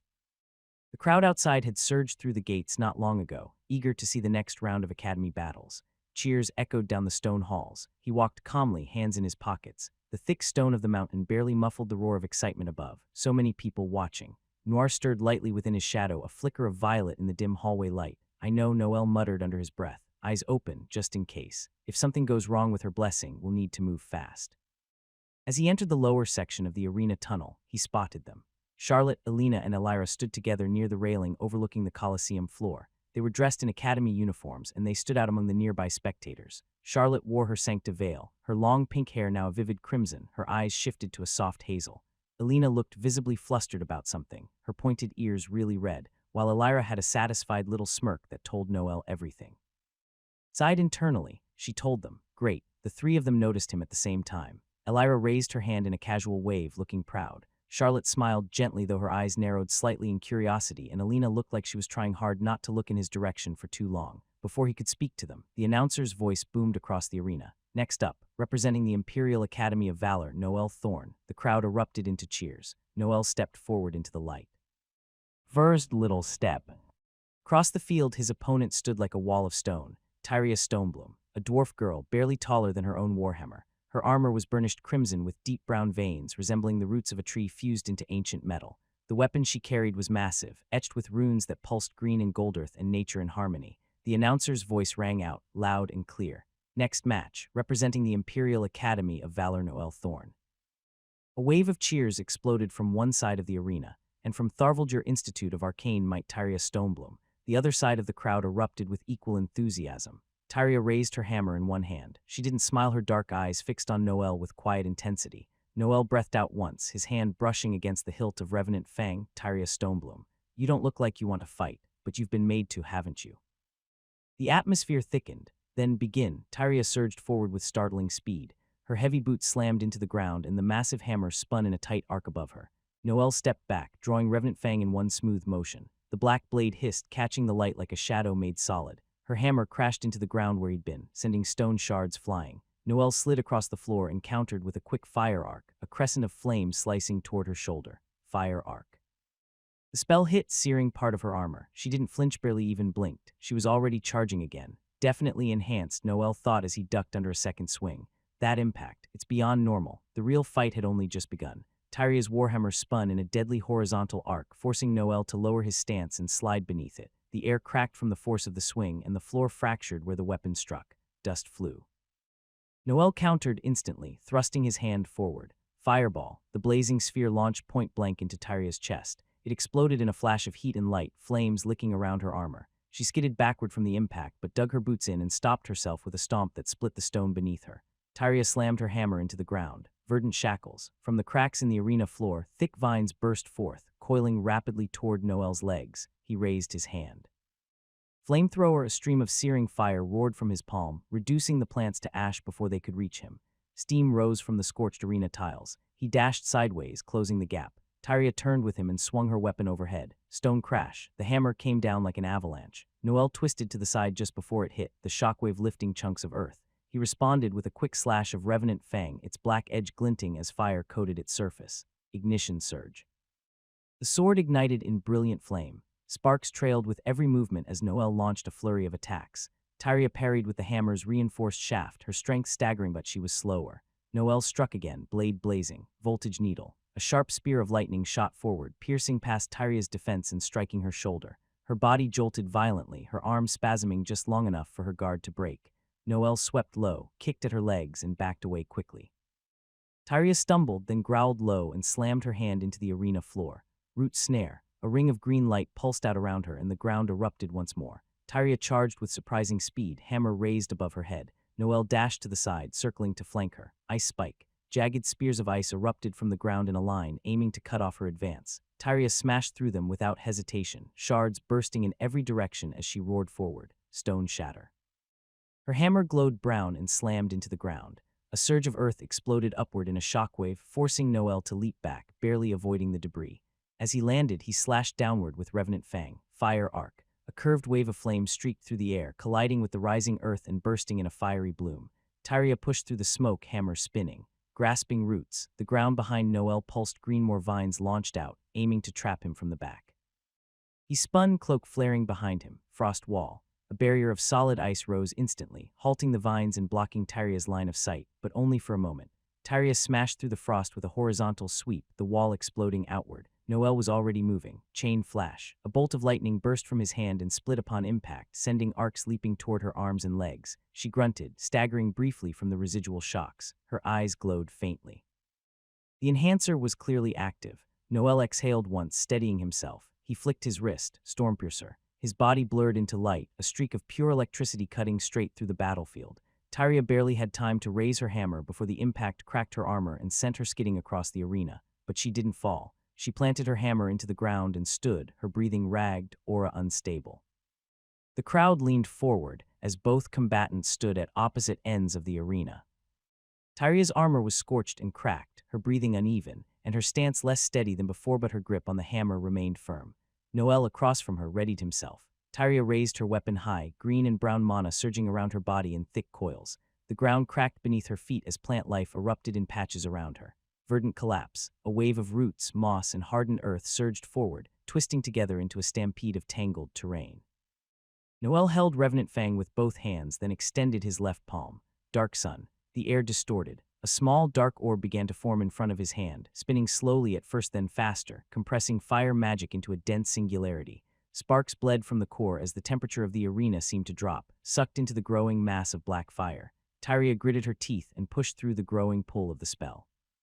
She leapt hammer overhead, aiming to end it before the sphere could fully charge. The orb suddenly stabilized. The red outline around its pitch-black center pulsed onset then detonated. A flash of darkness exploded outward in a wave of implosive fire, sweeping across the arena like a collapsing sun. The shockwave hit Tyria mid-air. The protective item she wore, a charm embedded into her shoulder plate, flared violently, activating just before impact. A transparent golden dome appeared around her, absorbing the brunt of the blast. The crowd gasped. Smoke and flames billowed across the field, obscuring everything.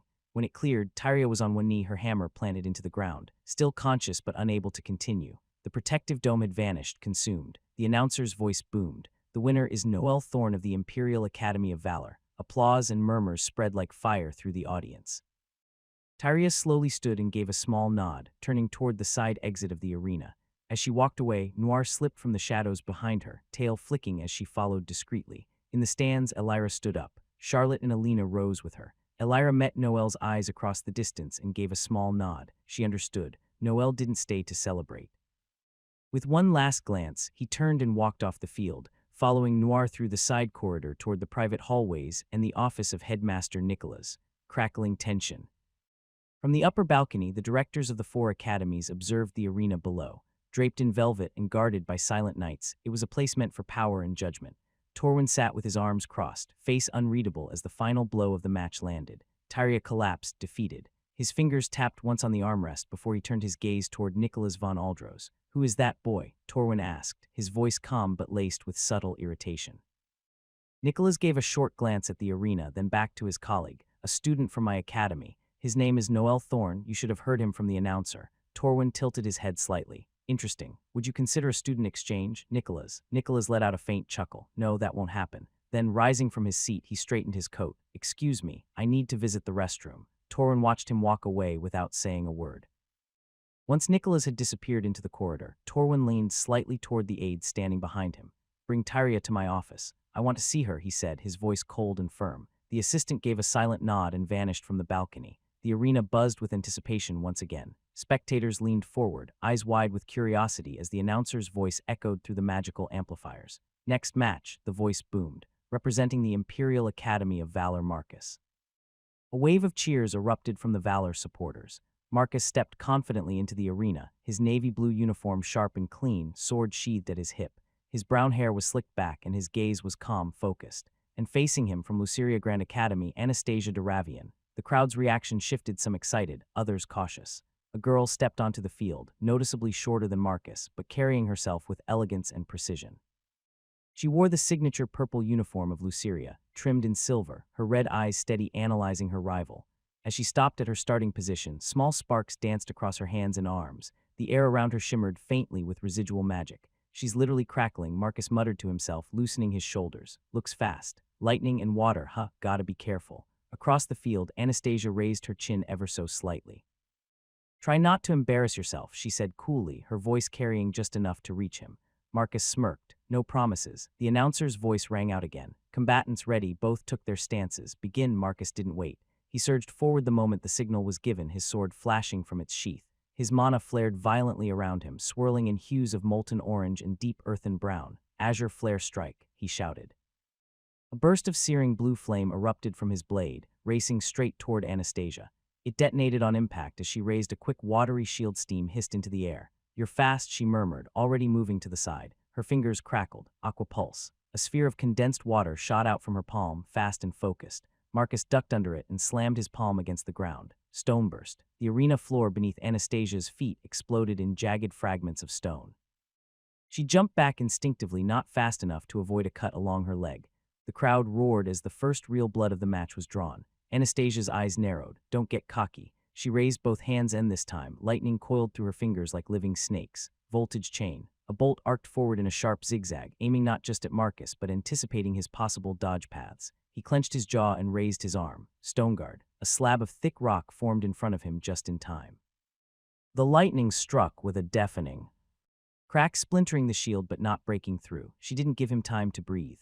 "Wavesless," she called, twisting her arm in a fluid motion. A blade of high-pressure water shot across the arena in a horizontal slash. Marcus leapt over it and countered mid-air. Blazing pillar. A pillar of roaring blue fire exploded from the ground beneath her. Anastasia barely managed to roll away, the fire singeing her uniform as she skidded across the floor. She rose, her expression had changed, no longer composed, but focused. For the first time, her lips curled into a smile. "Good," she said softly. Electricity pulsed from her again, stronger now. The tempo was rising. Marcus landed with a roll and didn't hesitate. Molten lance. A roar of mana surged behind him as he drove his sword into the earth. A crack opened in the floor, glowing with heat. Then, a solidified spear of magma burst forth from the ground and launched toward Anastasia like a missile. She twisted her body aside just in time. The lance grazed her shoulder, scorching fabric and skin. Her boots skidded as she landed hard, one knee down. Marcus pressed the advantage. Dragon's breath. He exhaled with force, unleashing a cone of blistering blue fire from his mouth. The flames rushed across the arena floor in a wide arc. The crowd gasped at the sheer intensity. Anastasia's body blurred. Flow step. A ripple of water surrounded her feet, accelerating her sideways with supernatural speed. She slipped out of the flames' reach by mere inches, steam hissing around her.